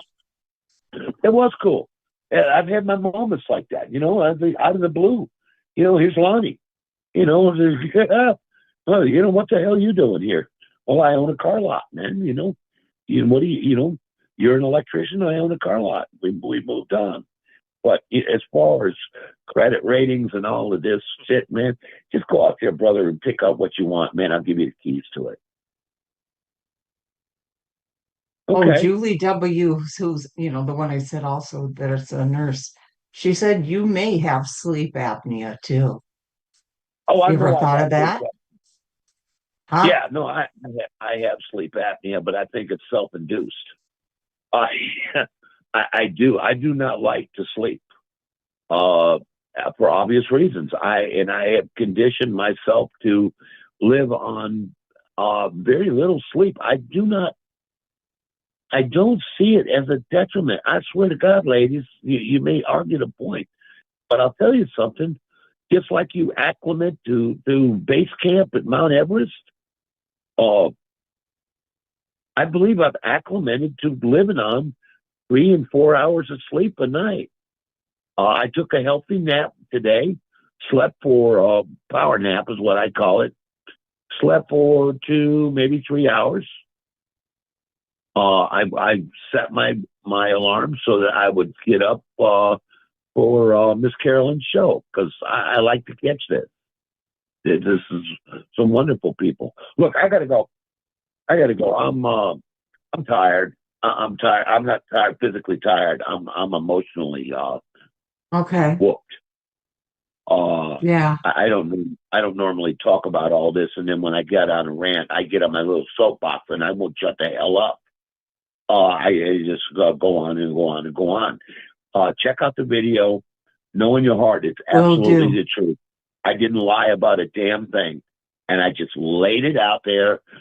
This is what happened. This I believe you. Good- I believe you. good or I bad. do. Good or bad. Okay, this is what happened. I ain't claiming fame to nothing I didn't do, and I'm not ducking behind anything I did do. Later. Okay, yeah. I believe you now. 100% I do. Well, thank you for that. All right. Bye. Okay. He's all emotional because he got so much out now. You know? You awake, Carolyn? Carolyn. Carolyn. Carolyn. Carolyn. Carolyn.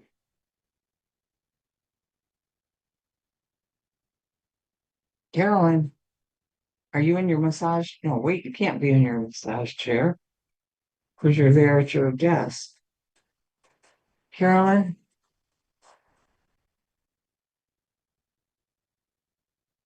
Right, Julie, I know.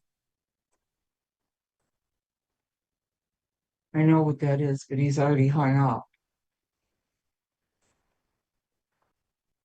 I have one of those sleep apnea machines myself. Carolyn,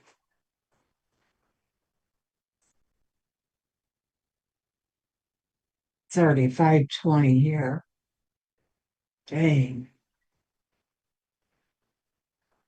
I'm just gonna have to stay up anyway then because I gotta take Ethel to school. Take her to school in 2 hours.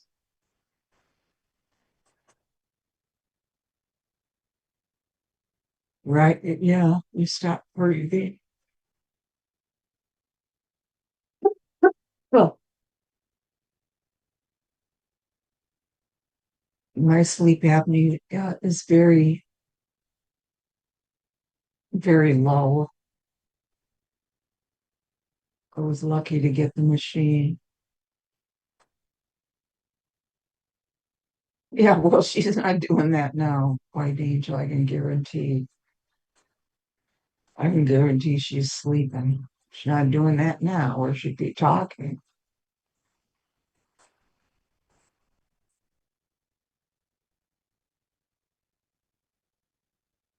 Oh, well, he never said anything.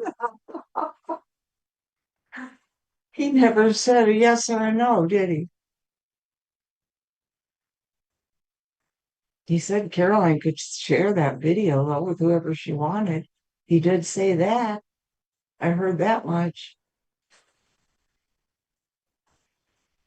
So you can talk to her about that, White Angel.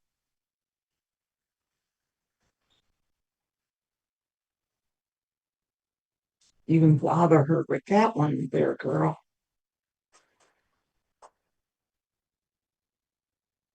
I felt bad for him because he was emotionally spent, you know.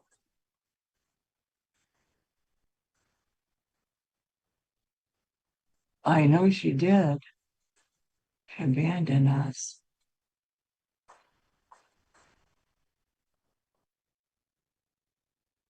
I felt bad for him because he was well, no, I guess we shouldn't feel bad because he got that out, right? So we should feel good for him, right? We should feel good for him because he got that out of his system for you now. So he sounds like a really good guy, doesn't he? Got to know him a little more personally tonight, it seems like. I like those kind of people. Always been a people watcher.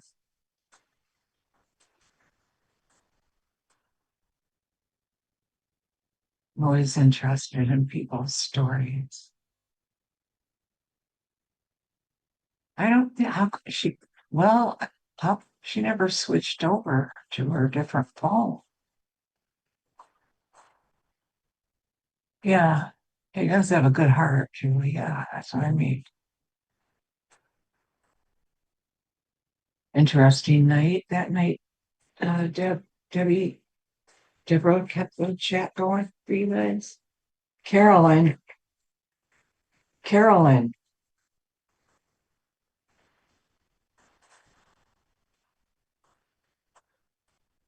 what she could hear? Could she hear from her massage chair? You guys, from her laptop? I think she can, can't she?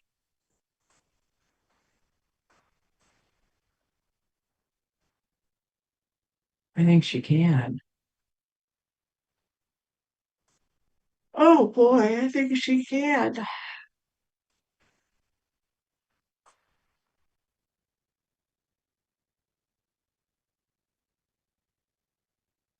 Your claustrophobia.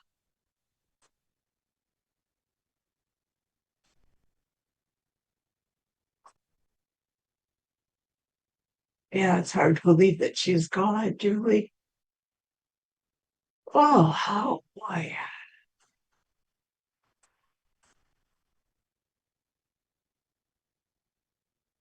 Let's see, it's 7:15. I pull out of the driveway to take her to school. 7:15.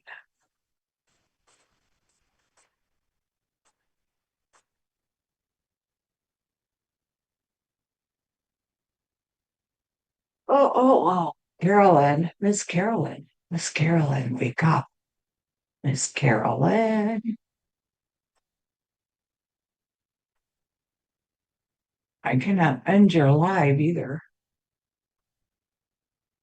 I cannot end it. Carolyn,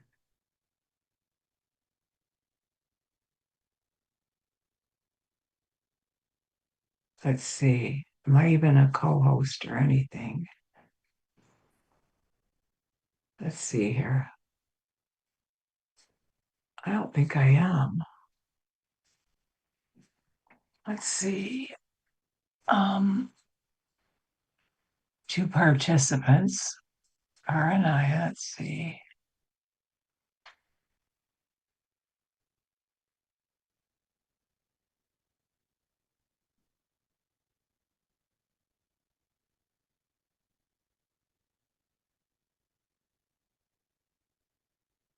Ah,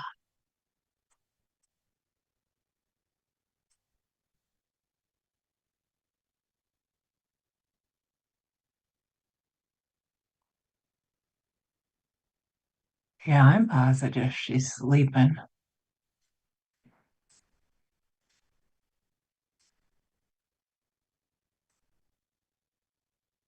You made 20 pairs of earrings. That was productive.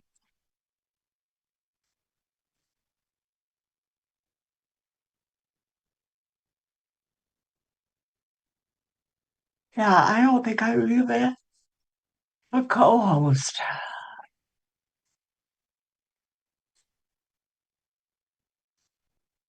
I don't believe I am.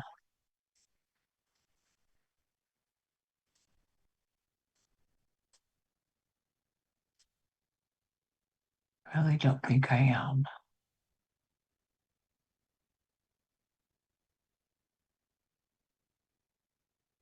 See more. Let's see.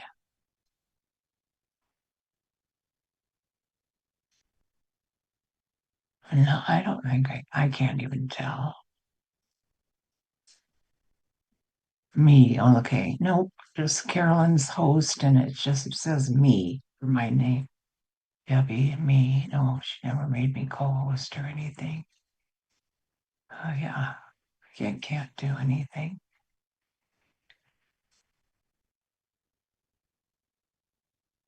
Yeah, that little mallet.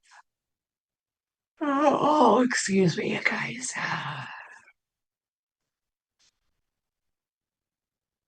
Yeah, just talk amongst yourself here. We try to, just sitting here kind of resting. I'm messing around on my phone. Have my Monopoly here. I'm all out of coins. It's no good.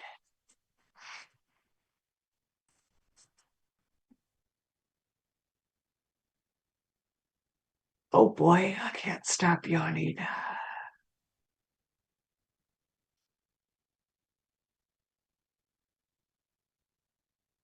Anything new? Misfit Mania? Let me look. Let me check. Get a check here on my phone.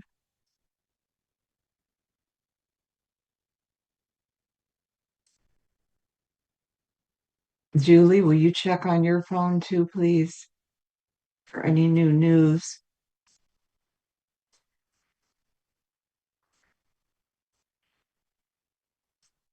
That kind of gave me the chills when Carolyn read that. What the sheriff said. I don't know. It just, I don't know why it kind of did it with me as well. I don't know why.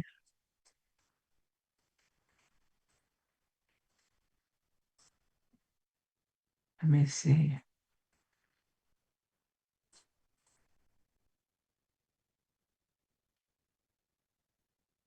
Even though he wasn't really saying much. Oh, let's see.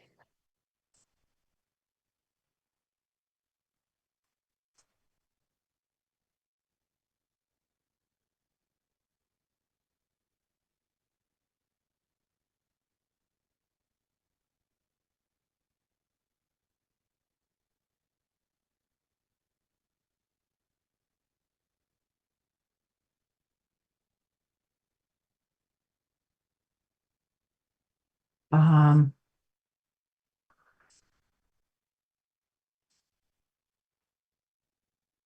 yeah, maybe I'll try calling her in a minute. I'm not seeing anything new.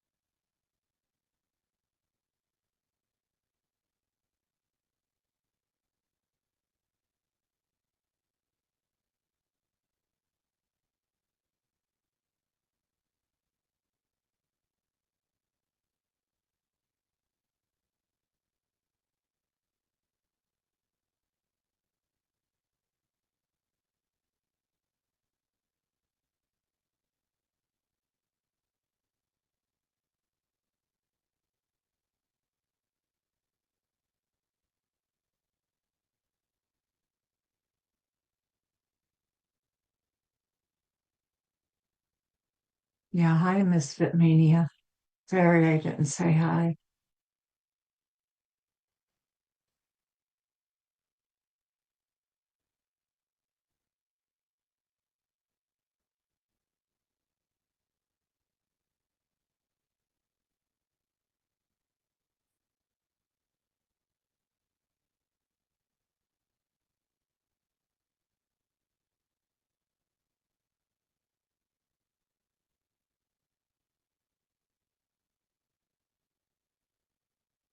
Let's not fight in the chat, ladies.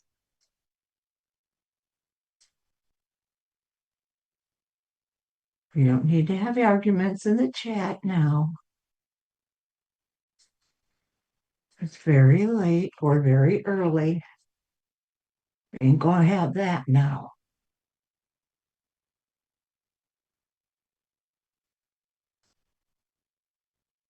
Or you're gonna get granny grumblings.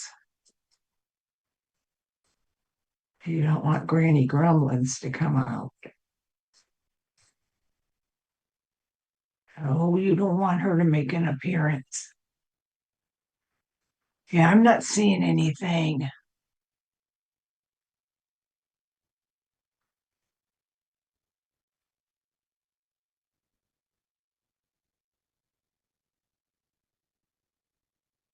Miss Carolyn, paging Miss Carolyn Marie.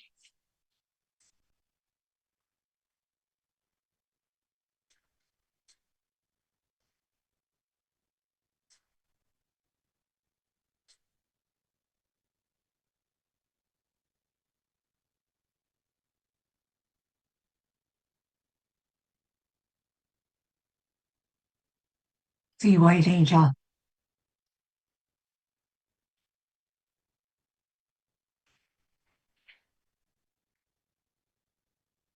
Making me have to scold you, White Angel. Give you 20 lashes with a wet noodle.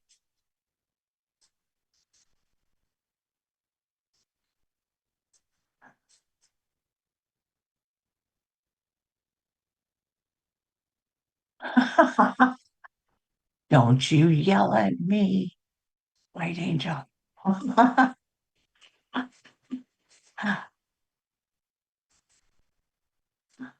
Oh, just being silly. Calm down. Calm down. It's okay.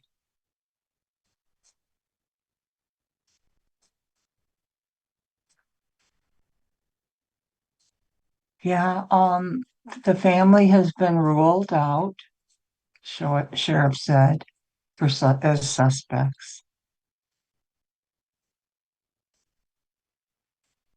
Um, that's what the sheriff said. I can't shake that feeling either, Miss Bitmania. But the sheriff said, he's been ruled out. So I guess we're wrong. Yeah, so I guess we all just felt like that because we were led to believe he was the, last one to see her. You know,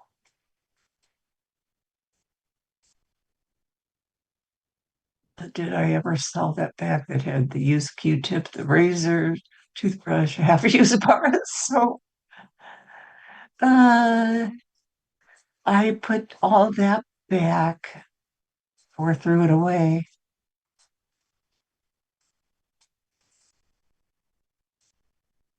I can always fix a new bag if you would like, White Angel. Julie.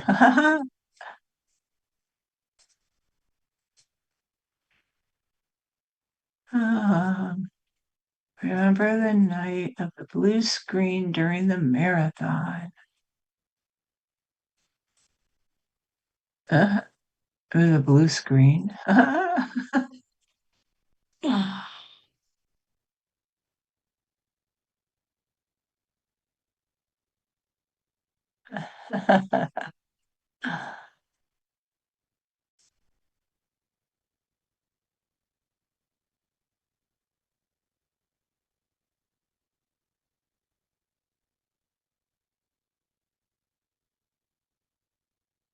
Mystery bags.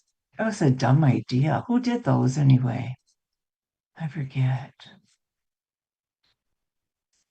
It was that stupid two-scooter chick. She's very strange. Very odd, that one. I don't get her sometimes.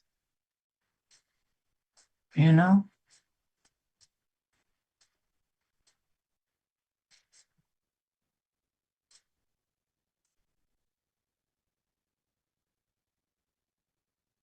Oh, that was cleared up as well, Miss Fitmania. She is not related to the family. That was cleared up. She is not related to the Guthrie family. They just do happen to share a last name, but no relation.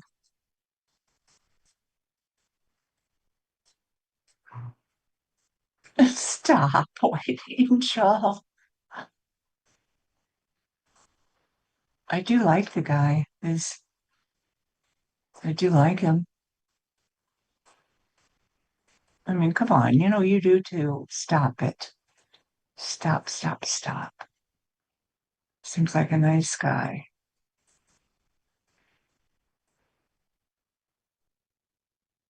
Those are my kind of people with an interesting life, you know, interesting life like that. They, they start off, as underdogs in life and pull themselves up,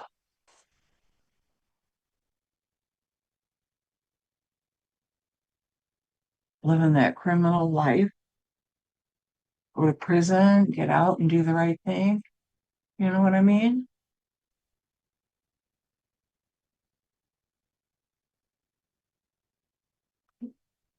I didn't think that was him on camera, Heart. I thought it was somebody maybe that he hired or something. Somebody, like somebody in on it with him, maybe, or something. I don't know. I don't know. Just something like that. Always had, I don't know, just it irks me because I can't sort of put that to rest in my mind, but I guess not. I still can't take it out of my mind though. It's a thought. Oh, you didn't think it was him from the beginning, huh? I've always thought he had something to do with it, mixed up in it some way or another. But we don't know the guy.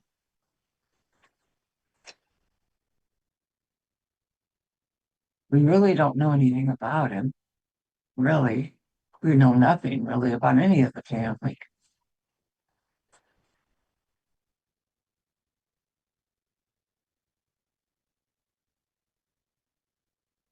Really hard, so you really don't. Okay. I really kind of do, Misfit, but I kind of do think he was hired as a distraction.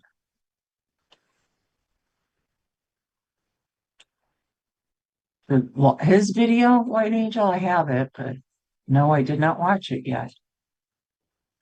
Carolyn sent me his video a while back, and I started to watch it, but I thought, is she crazy? That was my exact thought. Thought, what is this thing? Carolyn's nuts. You still kind of can't get that out of your head either, huh, Misfit? Yeah.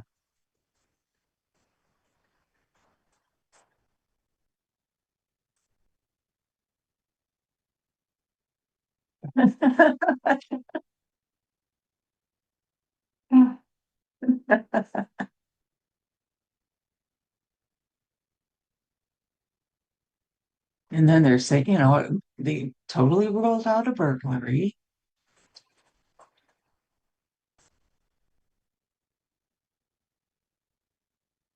Now the sheriff said possible revenge. Now, what kind of revenge or revenge from who, what, where, how, why?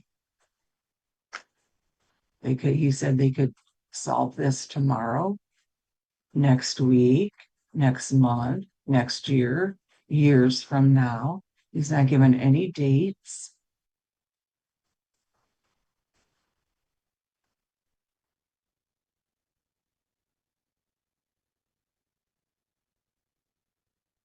They're working leads.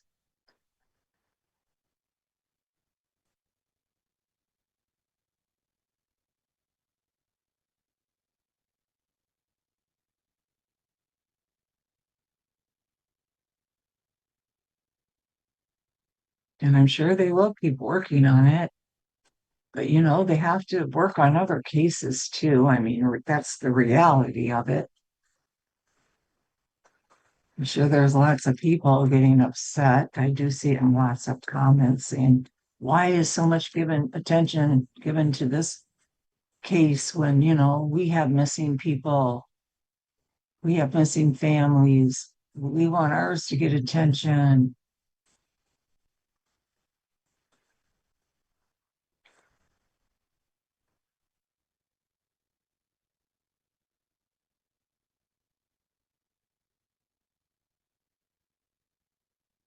But I've been wrapped up in it as much as anybody else.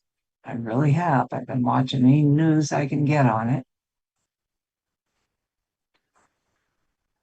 And most of them, it's, the repeating everything over and over. I can't wrap my brain around it. Yeah, why? One minute I'm thinking, okay, yeah, it's random, just one guy, this one dude, but then he looks so, like he doesn't, so amateurish. But why, what motive? Yeah, I really don't know, Hart. Maybe because I haven't heard from him at all. I don't know what is. Oh, okay. No, okay, like I said, the reason, because they say he was the last one with her. He took her home. I don't know. That's what makes it suspicious to me. He was the last one.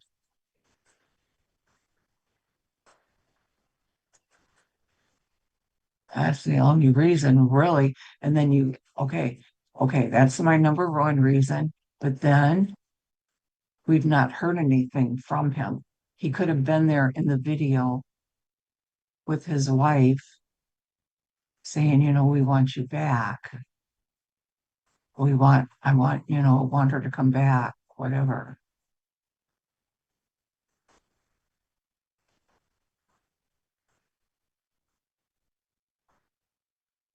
Really, Julie? His new soap opera? Yeah, I mean, it kind of is. Yeah.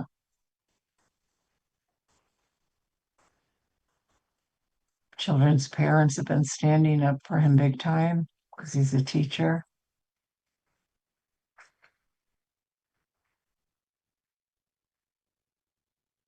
Yeah, I mean, I've heard that too.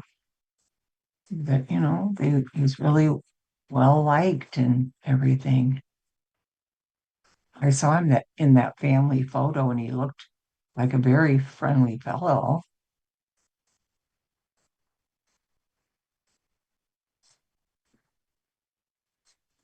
Yeah, that's a good point. There's no way this is random. I mean, come on, how did he know that she didn't have two big Doberman pinchers or Rottweilers or pit bulls in her house? This person used things about her. That's true too.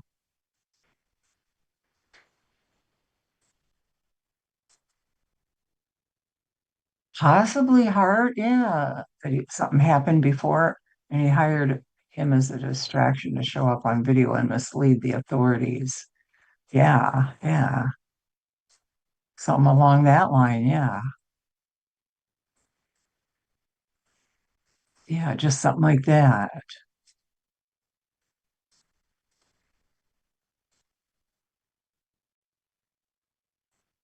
It's just something along that line keeps going through my head. But I don't know. According to the sheriff, he's cleared.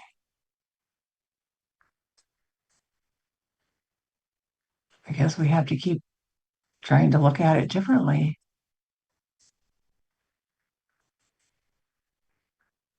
But why can't he just come out then and talk to us? But I guess he doesn't owe that to us. Obviously, he doesn't. If you think about it, really, he doesn't. I mean, because who are we really? The nosy public, I guess.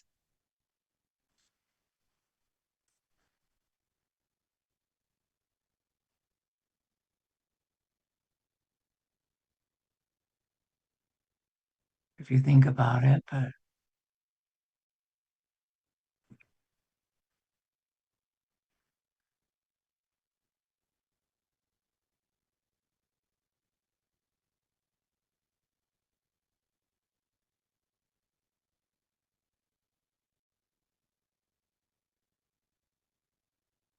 I don't know.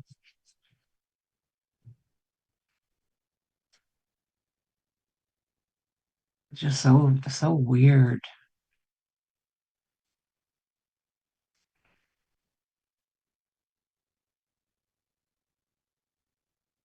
It just seems so strange if it ends up being somebody just so random. If we do find that out eventually, if it's just somebody random.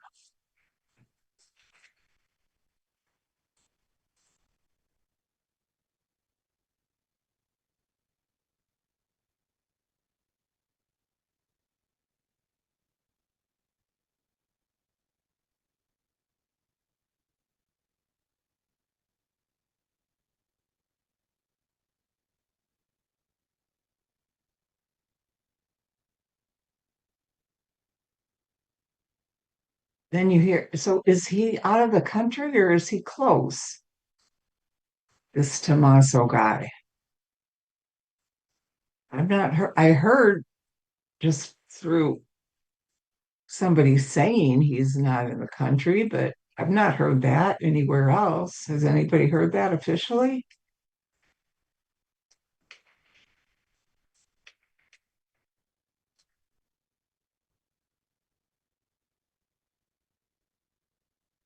I don't know. I have no idea. Oh boy.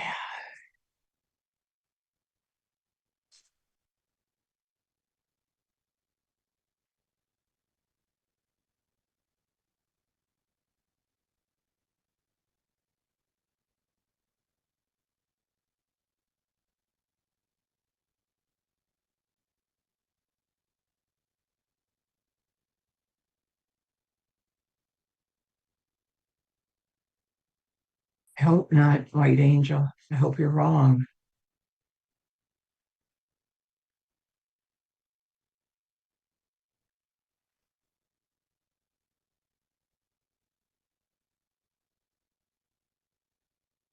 Bad rumor, Julie.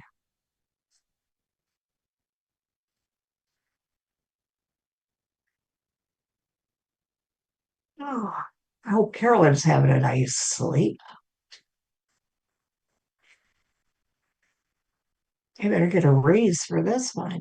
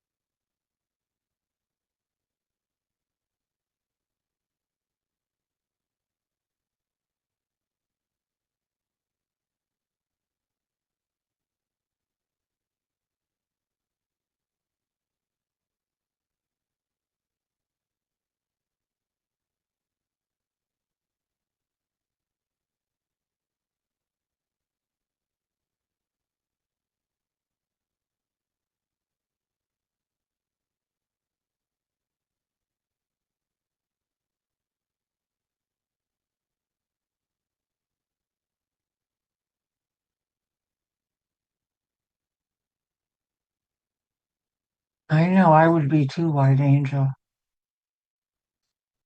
Right, heart. Okay, see, I thought he should have been in those videos, or at least once.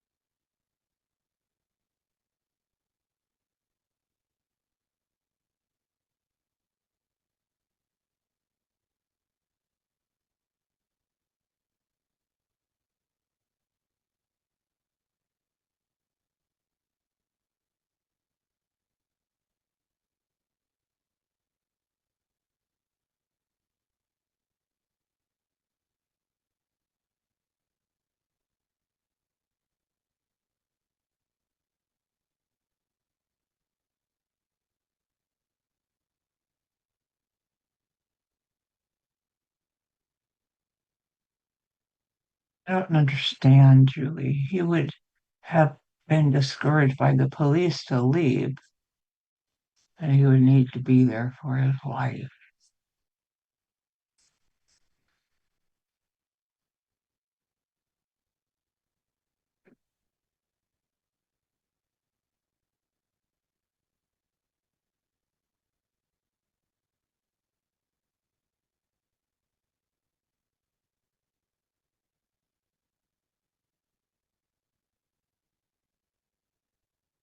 Yeah, Annie didn't have much to say. She didn't.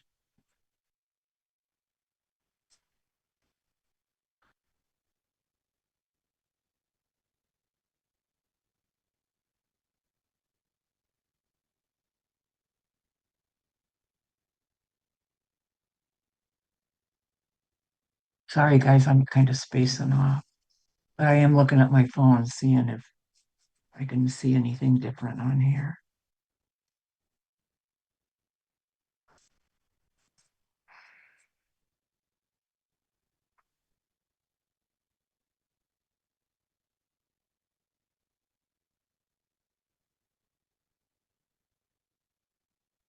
Which I'm not really seeing anything.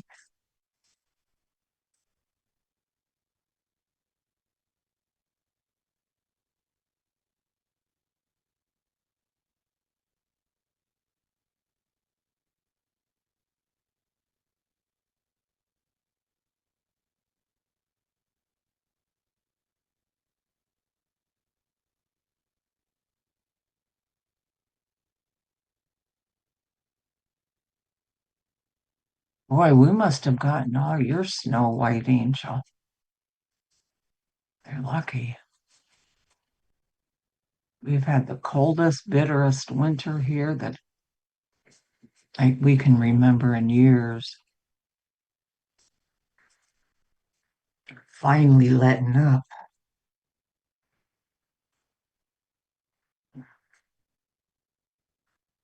Hi, kitties. Kitties smile.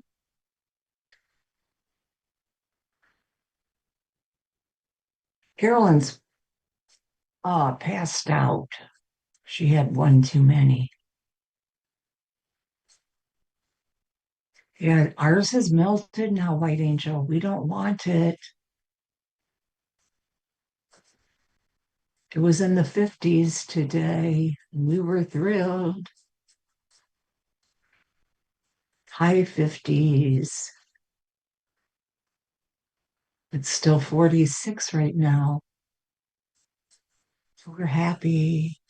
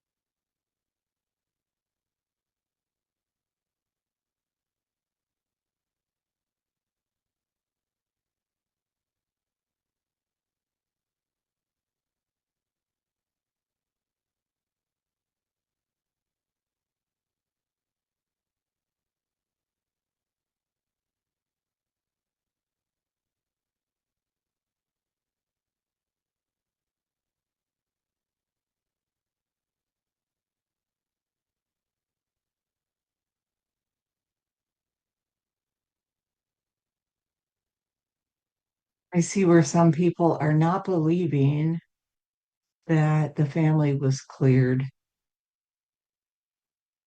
I'm reading comments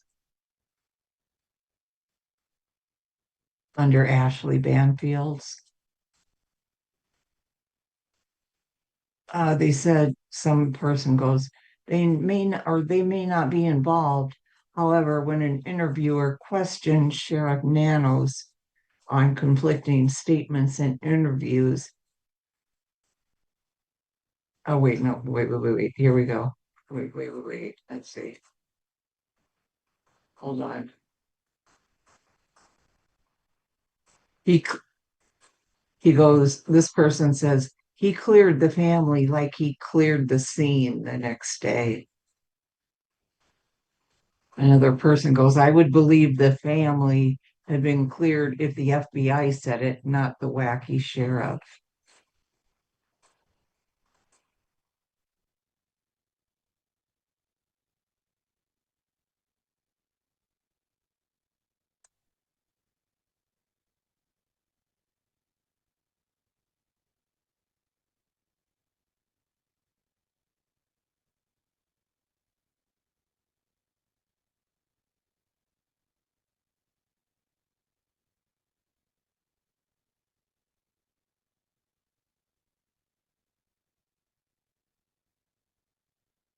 A lot of people aren't believing it. I don't know.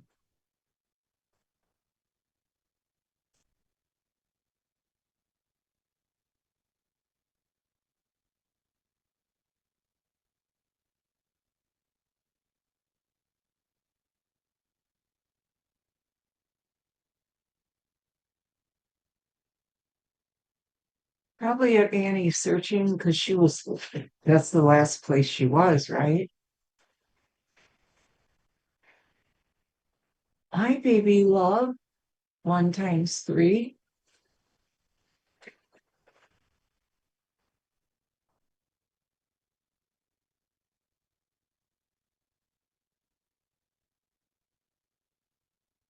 I could just go and leave her channel right now, but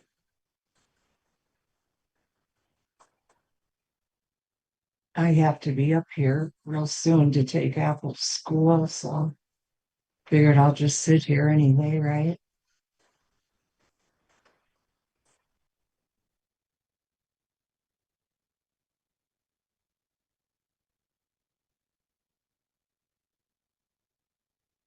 I wish I had a little more energy. Try to entertain. Here's another person who says, this is getting boring.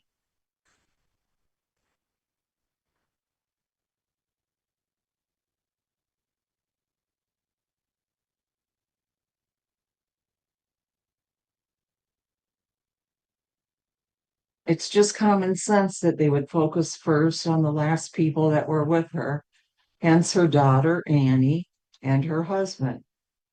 Through investigation, they cleared them. I'm still not certain about the family. That's not cruel to say. If they're so sure, then who took them? Then who took her?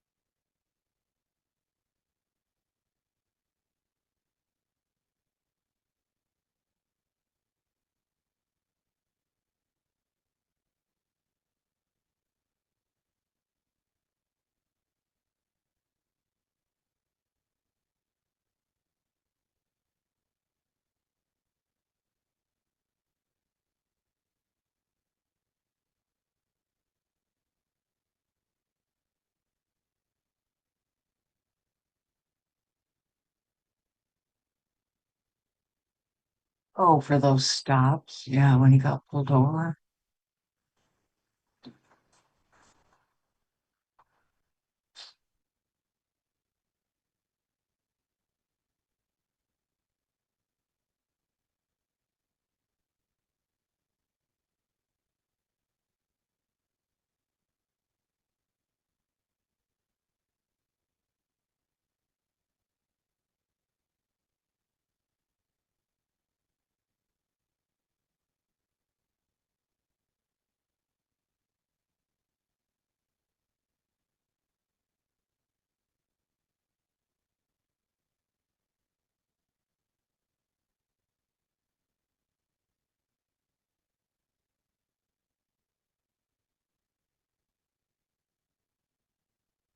Oh wow, the people in Ashley Banfield's comments are really going at her about accusing that Tommaso guy in the first place now.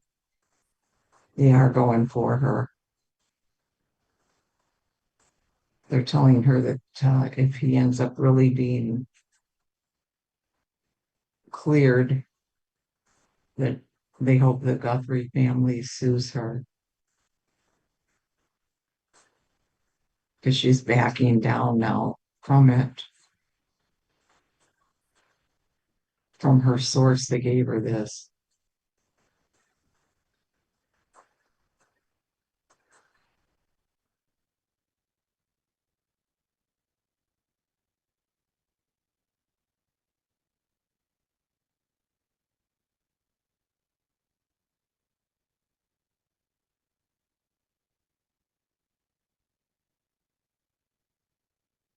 Oh, somebody here goes, how come Annie hasn't done her own video just by herself? Savannah has done two, just her. And Cameron did one by himself. And Annie and Tommaso trying to hide their faces on day one was just weird. I bet the sheriff never made them do a polygraph test either.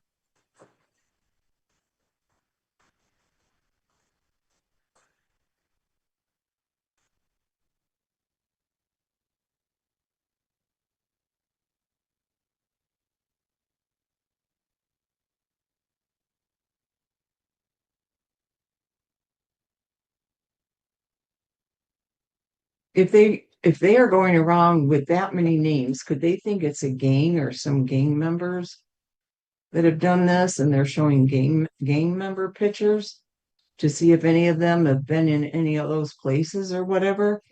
It's the only reason I could see them going around with 40 names and pictures.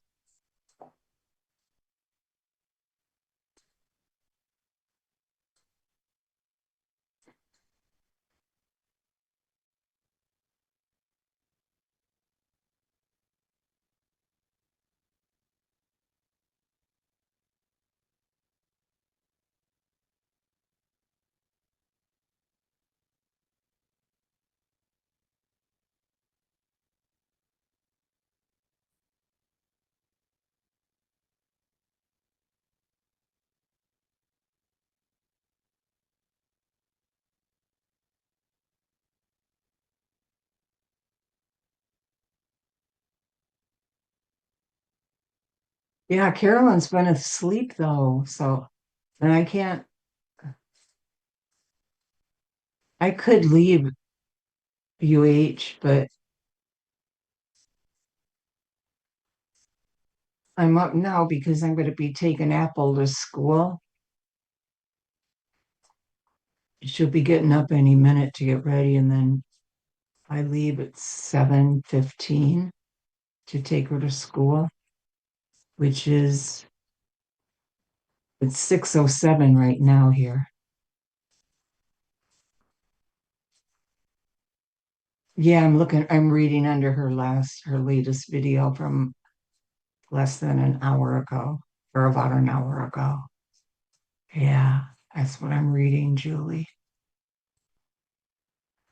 So that's why I'm just hanging here right now because UH, I'm hanging here.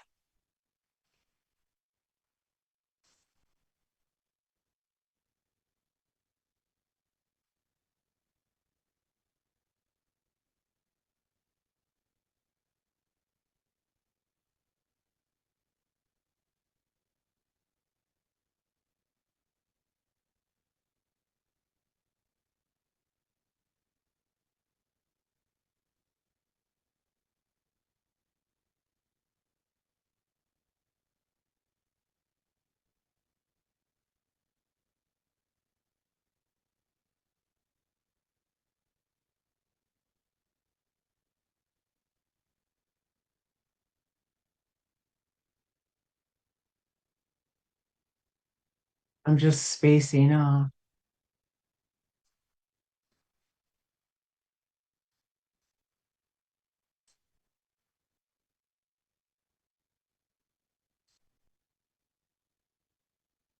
Hey, Space Mog Luna.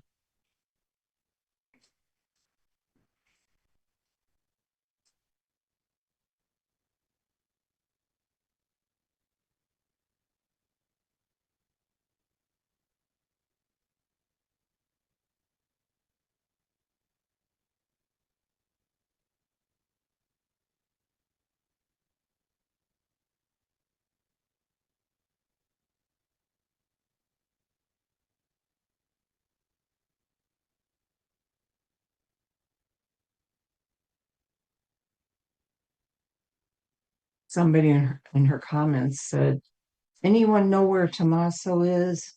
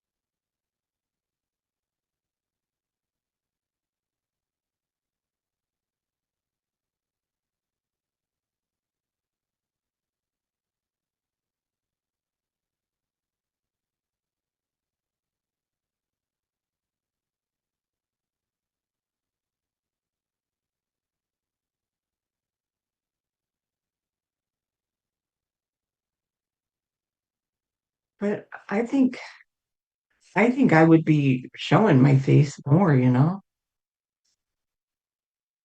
and saying, asking her, or pleading to the person that took her, please bring her back. I'd be showing that I wanted her back.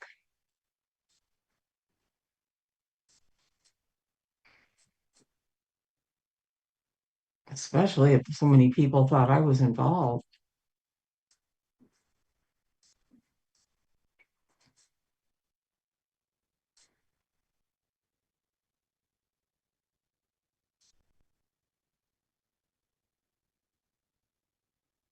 And somebody just says the same thing. They said because he drove her home, that's all, and that's normal.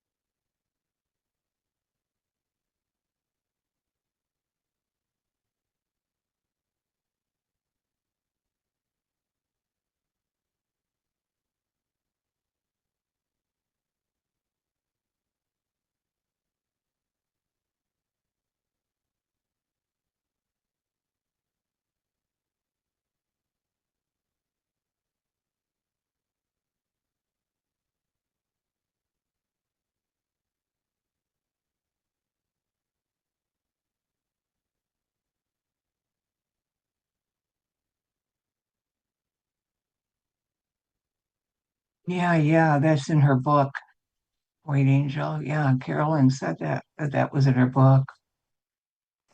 Murder.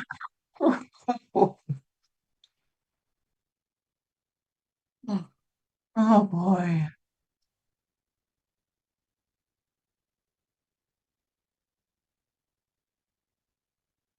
Trust me, I want to go to bed so bad, but a little over an hour I will be once I get her off to school. This is her long day. She'll be in school a long time today.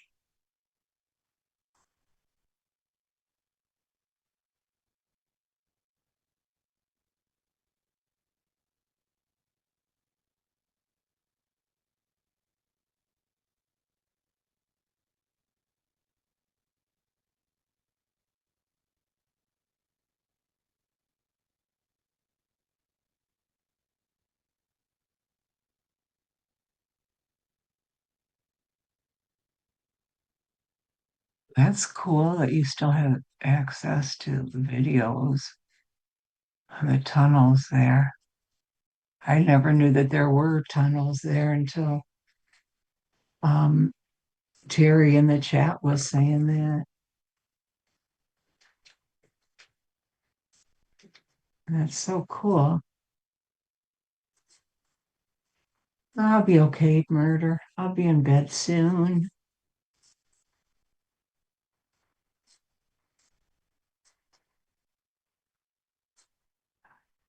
Oh, she has a class after school today, art actually. So that's why. That's the only reason.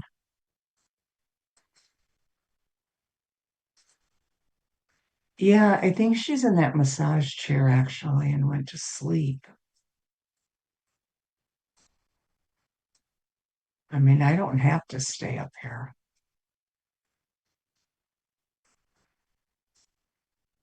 Just thought I would. But I'm looking at my phone at the same time.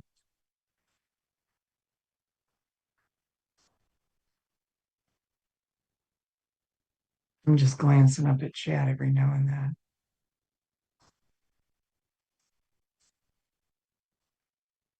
Just looking at comments and stuff, about the case.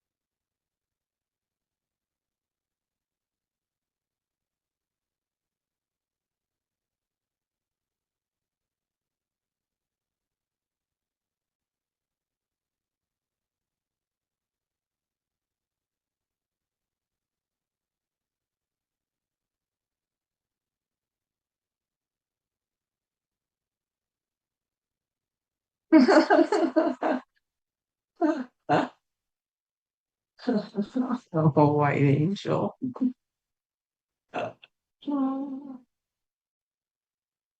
Well, once I take her to school, though, which is going to be in an hour,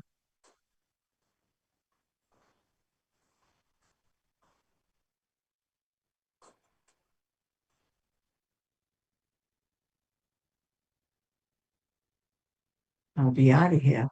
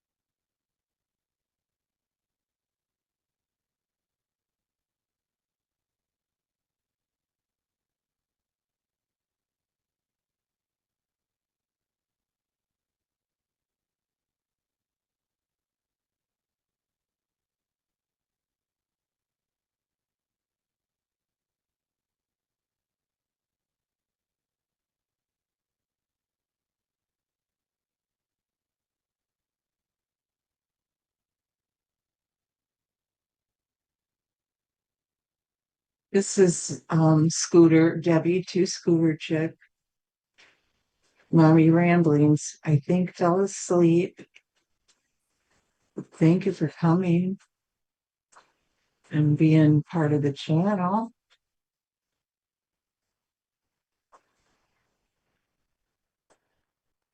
Thank you. I hope you subscribed. And you can subscribe to my channel too, to Scooter Chick. I just do live sometimes and read scary stories and stuff like that. You never know what I'm going to do. I'm spontaneous. Might visit cemeteries, or you just never know.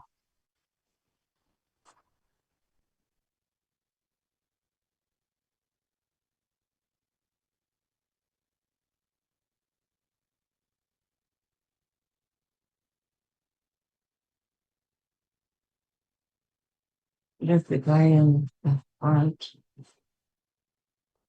what if the guy in the front is held hostage after they get her in a car? Oh,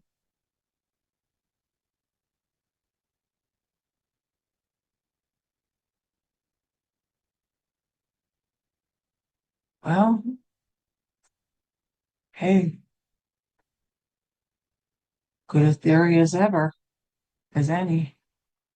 Just never know.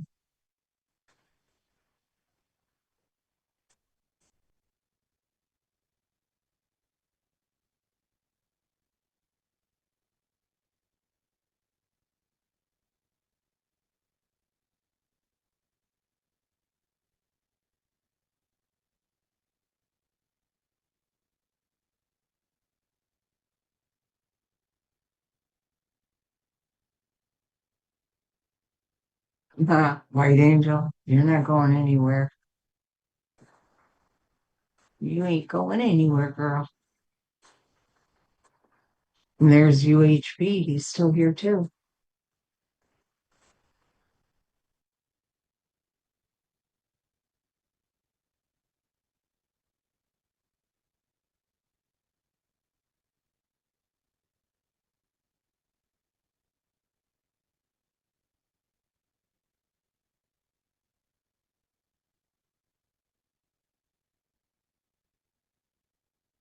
Well, I'm happy this lady, her daughter came home. I'm happy for her. She's that lady that I'm following.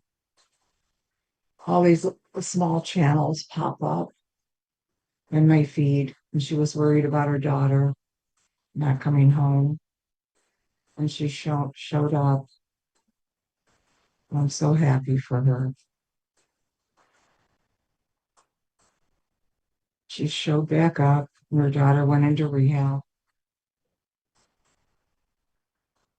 Her name's Debbie too.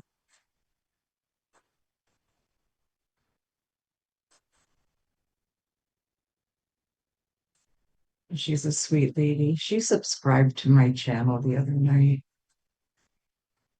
I feel really bad for her. She's another one that's had a very rough life. She was raised by her grandparents. Her mom is really, really mean. Her mom's still living. I think she said her mom is 80. Is she 84 like Nancy or something? She's always crying because she can't figure out why her mom doesn't love her. Her mom's in a nursing home. They do take her out, but her mom has dementia and stuff. She had her mom in a video.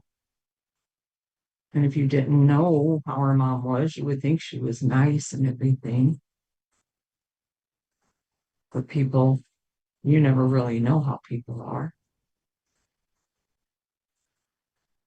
And I believe this Debbie lady because she's too hurt to be making all this up. I believe her.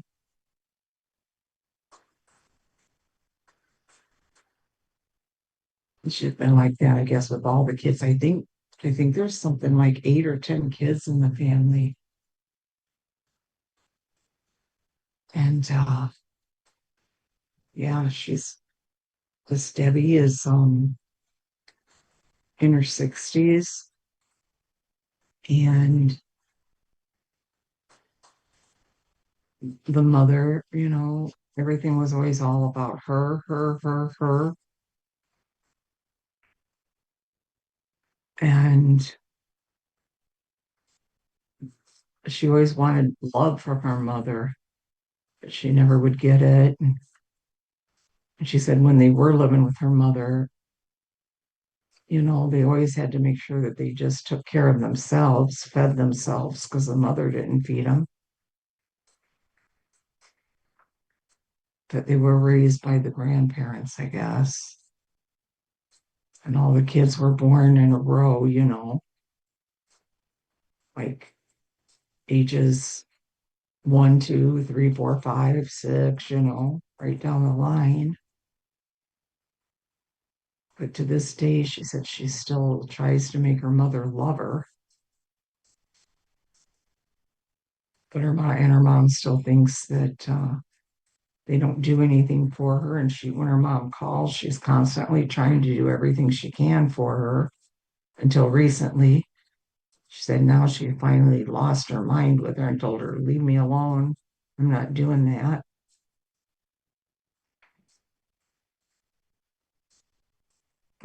Kind of gave up on her mother, but then she's sitting there crying about it.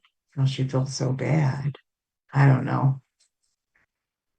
It's a lady that popped in my feed. I started following her and she started following me. And so she has a daughter that is an alcoholic. And she said her daughter hasn't been drinking for 3 years. And she's been staying there with them and helping take care of her, this Debbie lady, because she has some health problems. And then I guess she left the house the other day, about 3 nights ago, took off and started binge drinking. Yeah, I will, Heart. And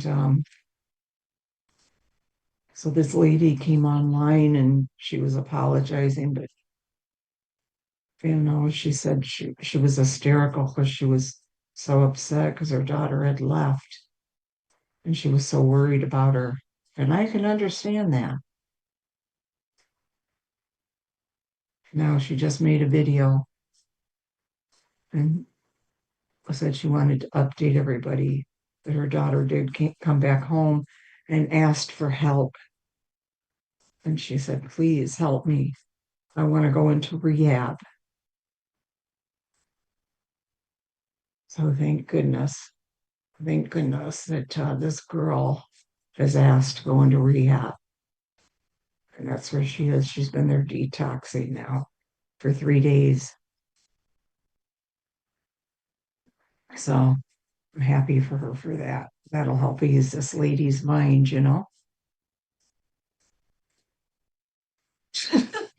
They find me. They find me. These channels pop up. They find me.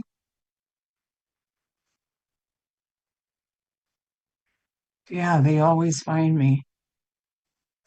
Like that one guy that's a cook, but never cooks anything. But then he finally started cooking.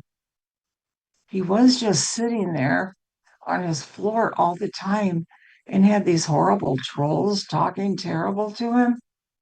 And he would be sitting there drinking a beer and like eating like a beef stick or something or a Slim Jim.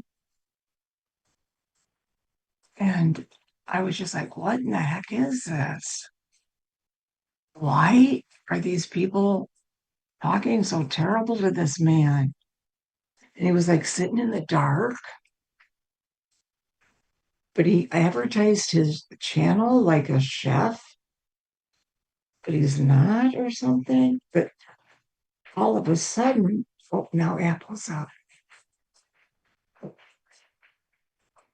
Good morning. You still want to leave at 7:15, honey? Okay.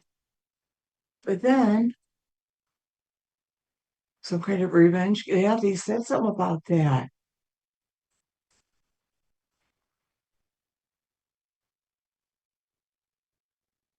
Like I was truly, like I was saying, it was planted by the guy in the house that I heard the video to be a distraction.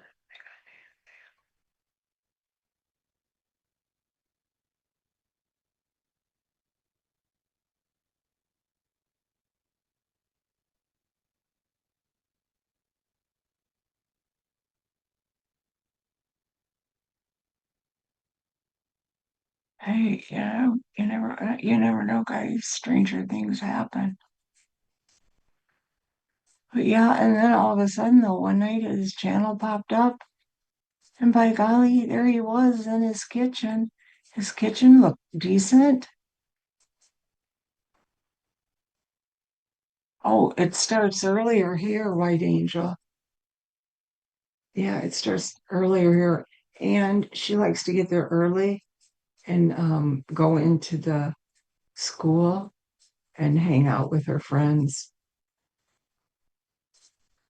They go into the gym there or some room and hang out. They don't hang outside or anything. They're not allowed to do that.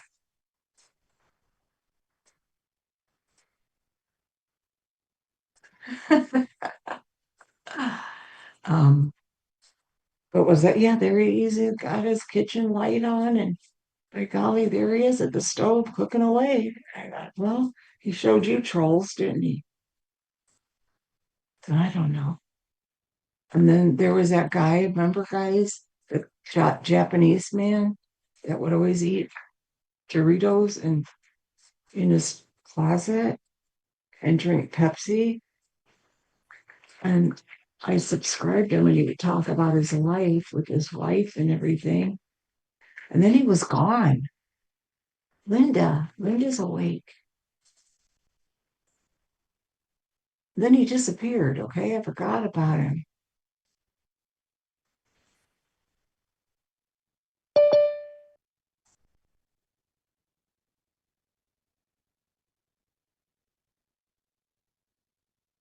Yeah, and I remember looking through all my subscriptions. I don't know if I was on sub or what, and I could never find him. But then seems like as soon as I thought about him, probably a year or so later, several months ago, what do you know? Here he comes, popped up back in my feed. There he is, he's back.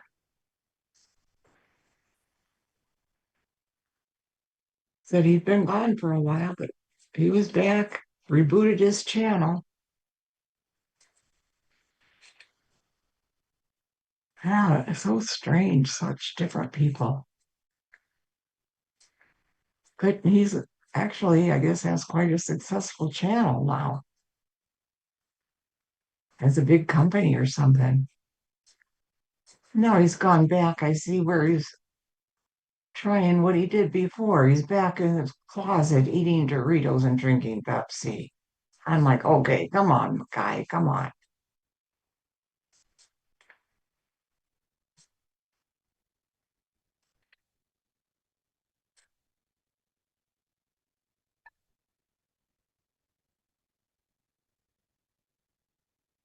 Talking about his wife again.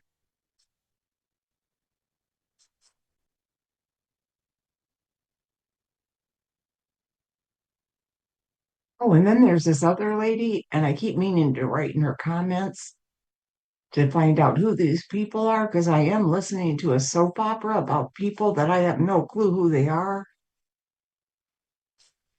Some gym guy and his mother and the wife he's married to.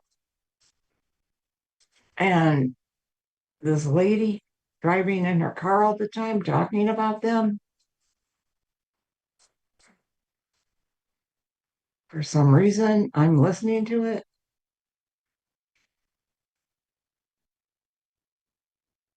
He started to go back in there.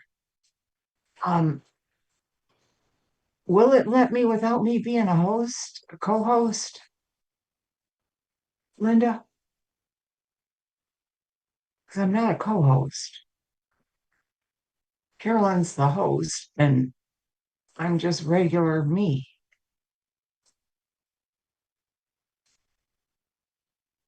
So it's not going to let me, will it?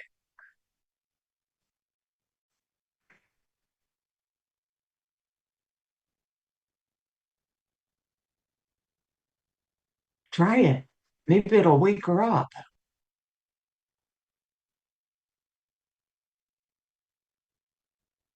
Maybe she'll hear that and wake up. Or maybe Jimmy will be in there and hear it or something. It's at 7:30 there. 7:36. You want somebody to hear what? Oh, Linda, to let her in. Oh. Hi, Jimmy. Hello. Hello, Linda. Oh. What do you want me to make one of you guys co-host? Could you make Linda? Because I'll be leaving. Pulled over, probably. All right. Good morning, Scooter. Good morning, Linda.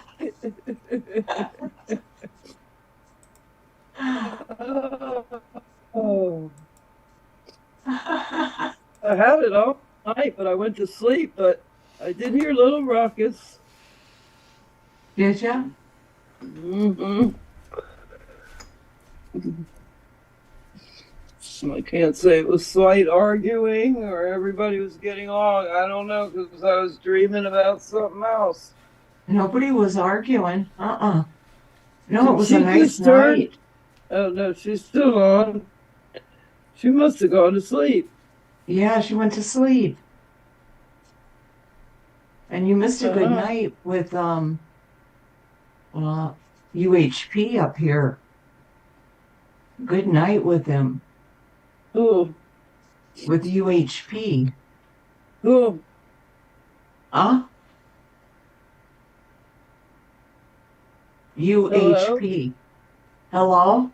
Hello? Can you hear me? Oh, Can you hear me, Linda? yeah. You missed a good night with UHP being up here, telling us his stories. Yeah, he's just like my brother-in-law, Jimmy. Really? Yeah. White Angel, that was Jimmy. He let Linda in. Hey, you guys. Hey, I my think you brother-in-law's Italian. I think you guys are still live. Okay, well, Yeah. How do I?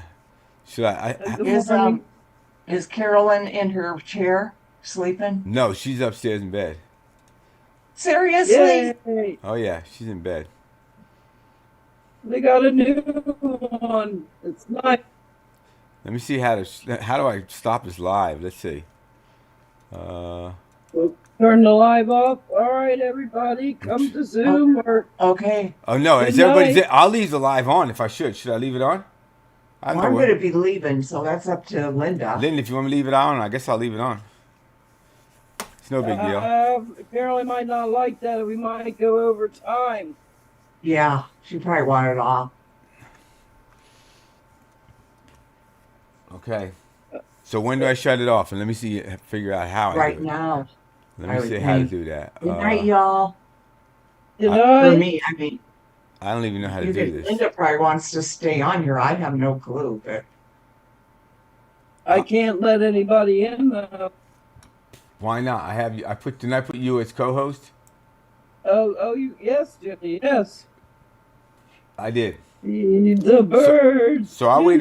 I'll we're wait. going to end the live though. I'll wait. I'll wait a few minutes and then end the live. Okay.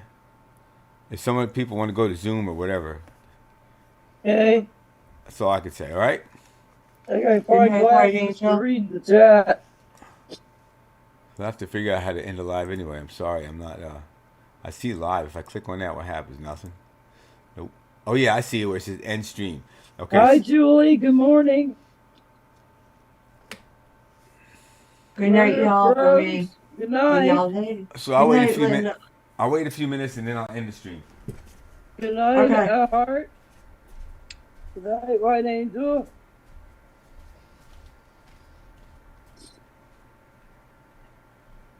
That was fun. Hugs to all.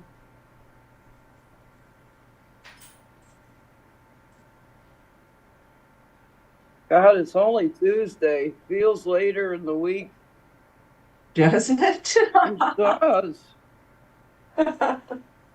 Like maybe a Thursday. The kids had a long weekend. They were off Friday through Monday, so just going back to school today. Yep. Maybe that's what woke me up, hearing the buses. I don't know. Oh, really?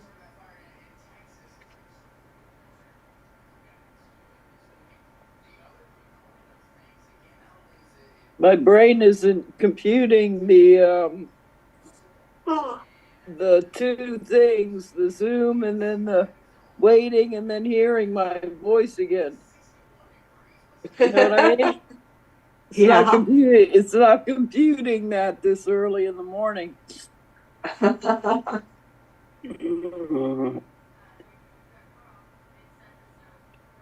Oh, the White Angel said it was a holiday there yesterday. They call it Family Day. Ah, That's nice. Good night, Heart.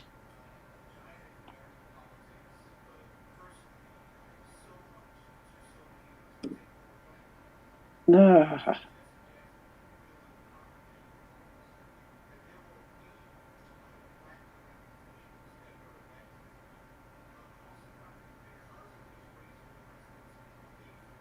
I wonder if they do that.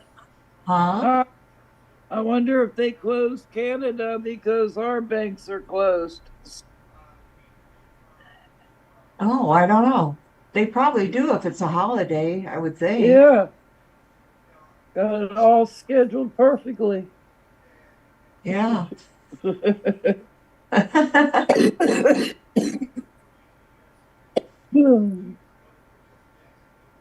Are you just getting over a cold or something, Linda? No, it started raining at the beginning of, I guess, Saturday. Oh. And I got the cough on Saturday. Plus, David was here, and I hadn't had a visitor since Christmas. Oh, wow. So maybe I caught something from him. But in the morning, I leak. Blow my nose, cough, leak. You know.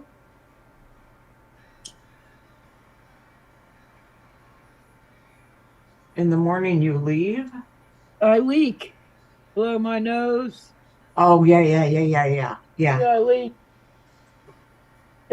Yeah. Yeah, same here. Same here.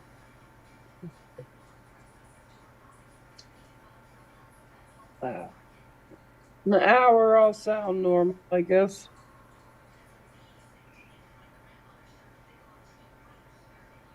So you have to take Apple to school? Yeah, because she's not in the school district, but she's just across the highway. Right. Oh, but not far. So she'll be Yep. going to our school district now for next year. So she will ride the bus. Okay. Do you eat all the candy? Oh, yeah. Well, there's still some left, but yeah, it's all the good stuff that we did really want is gone. All right.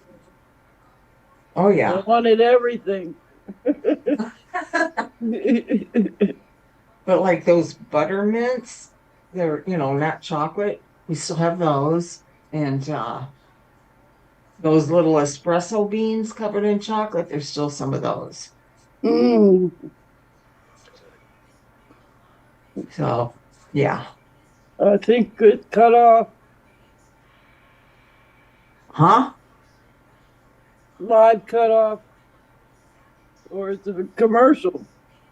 Oh. Let me see. No, we're still on. Yeah, he hasn't shut it off yet. Mm, He was waiting to see if anybody wanted to come on. all right.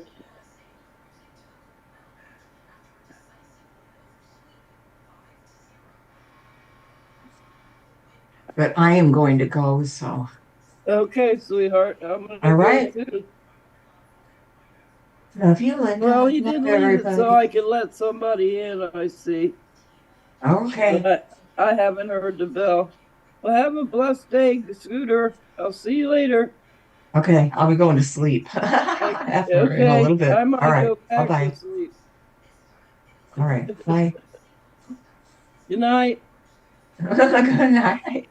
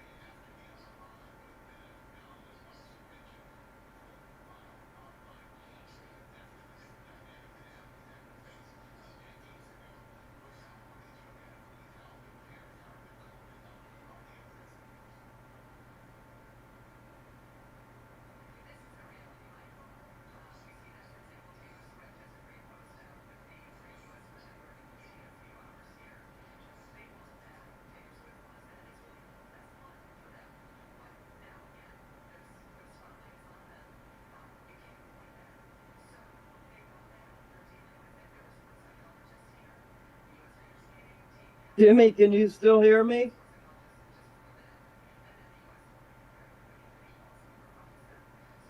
He went to work.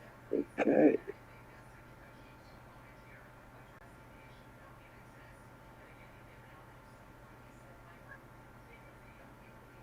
Says there's 20 people in live chat. Are you all here?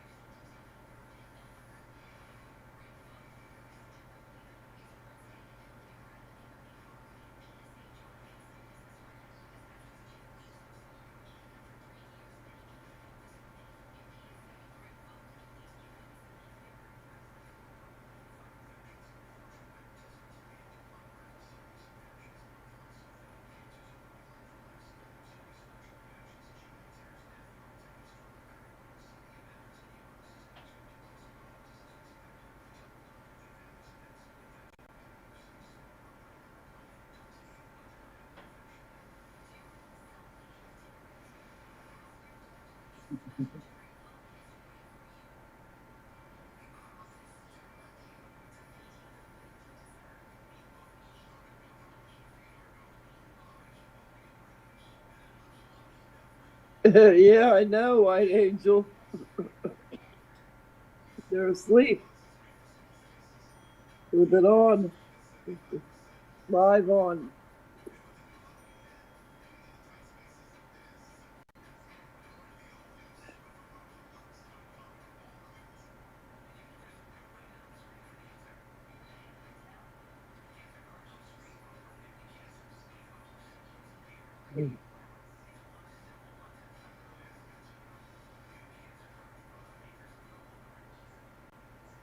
Yeah.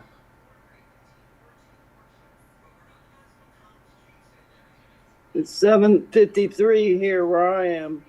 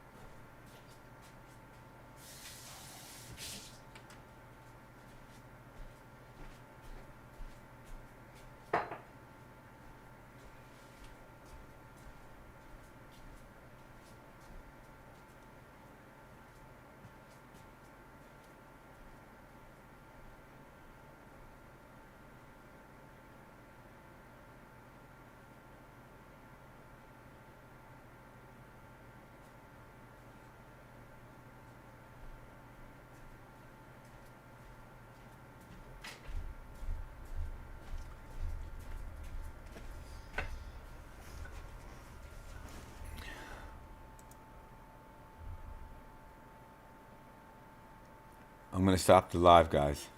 If anybody else is here.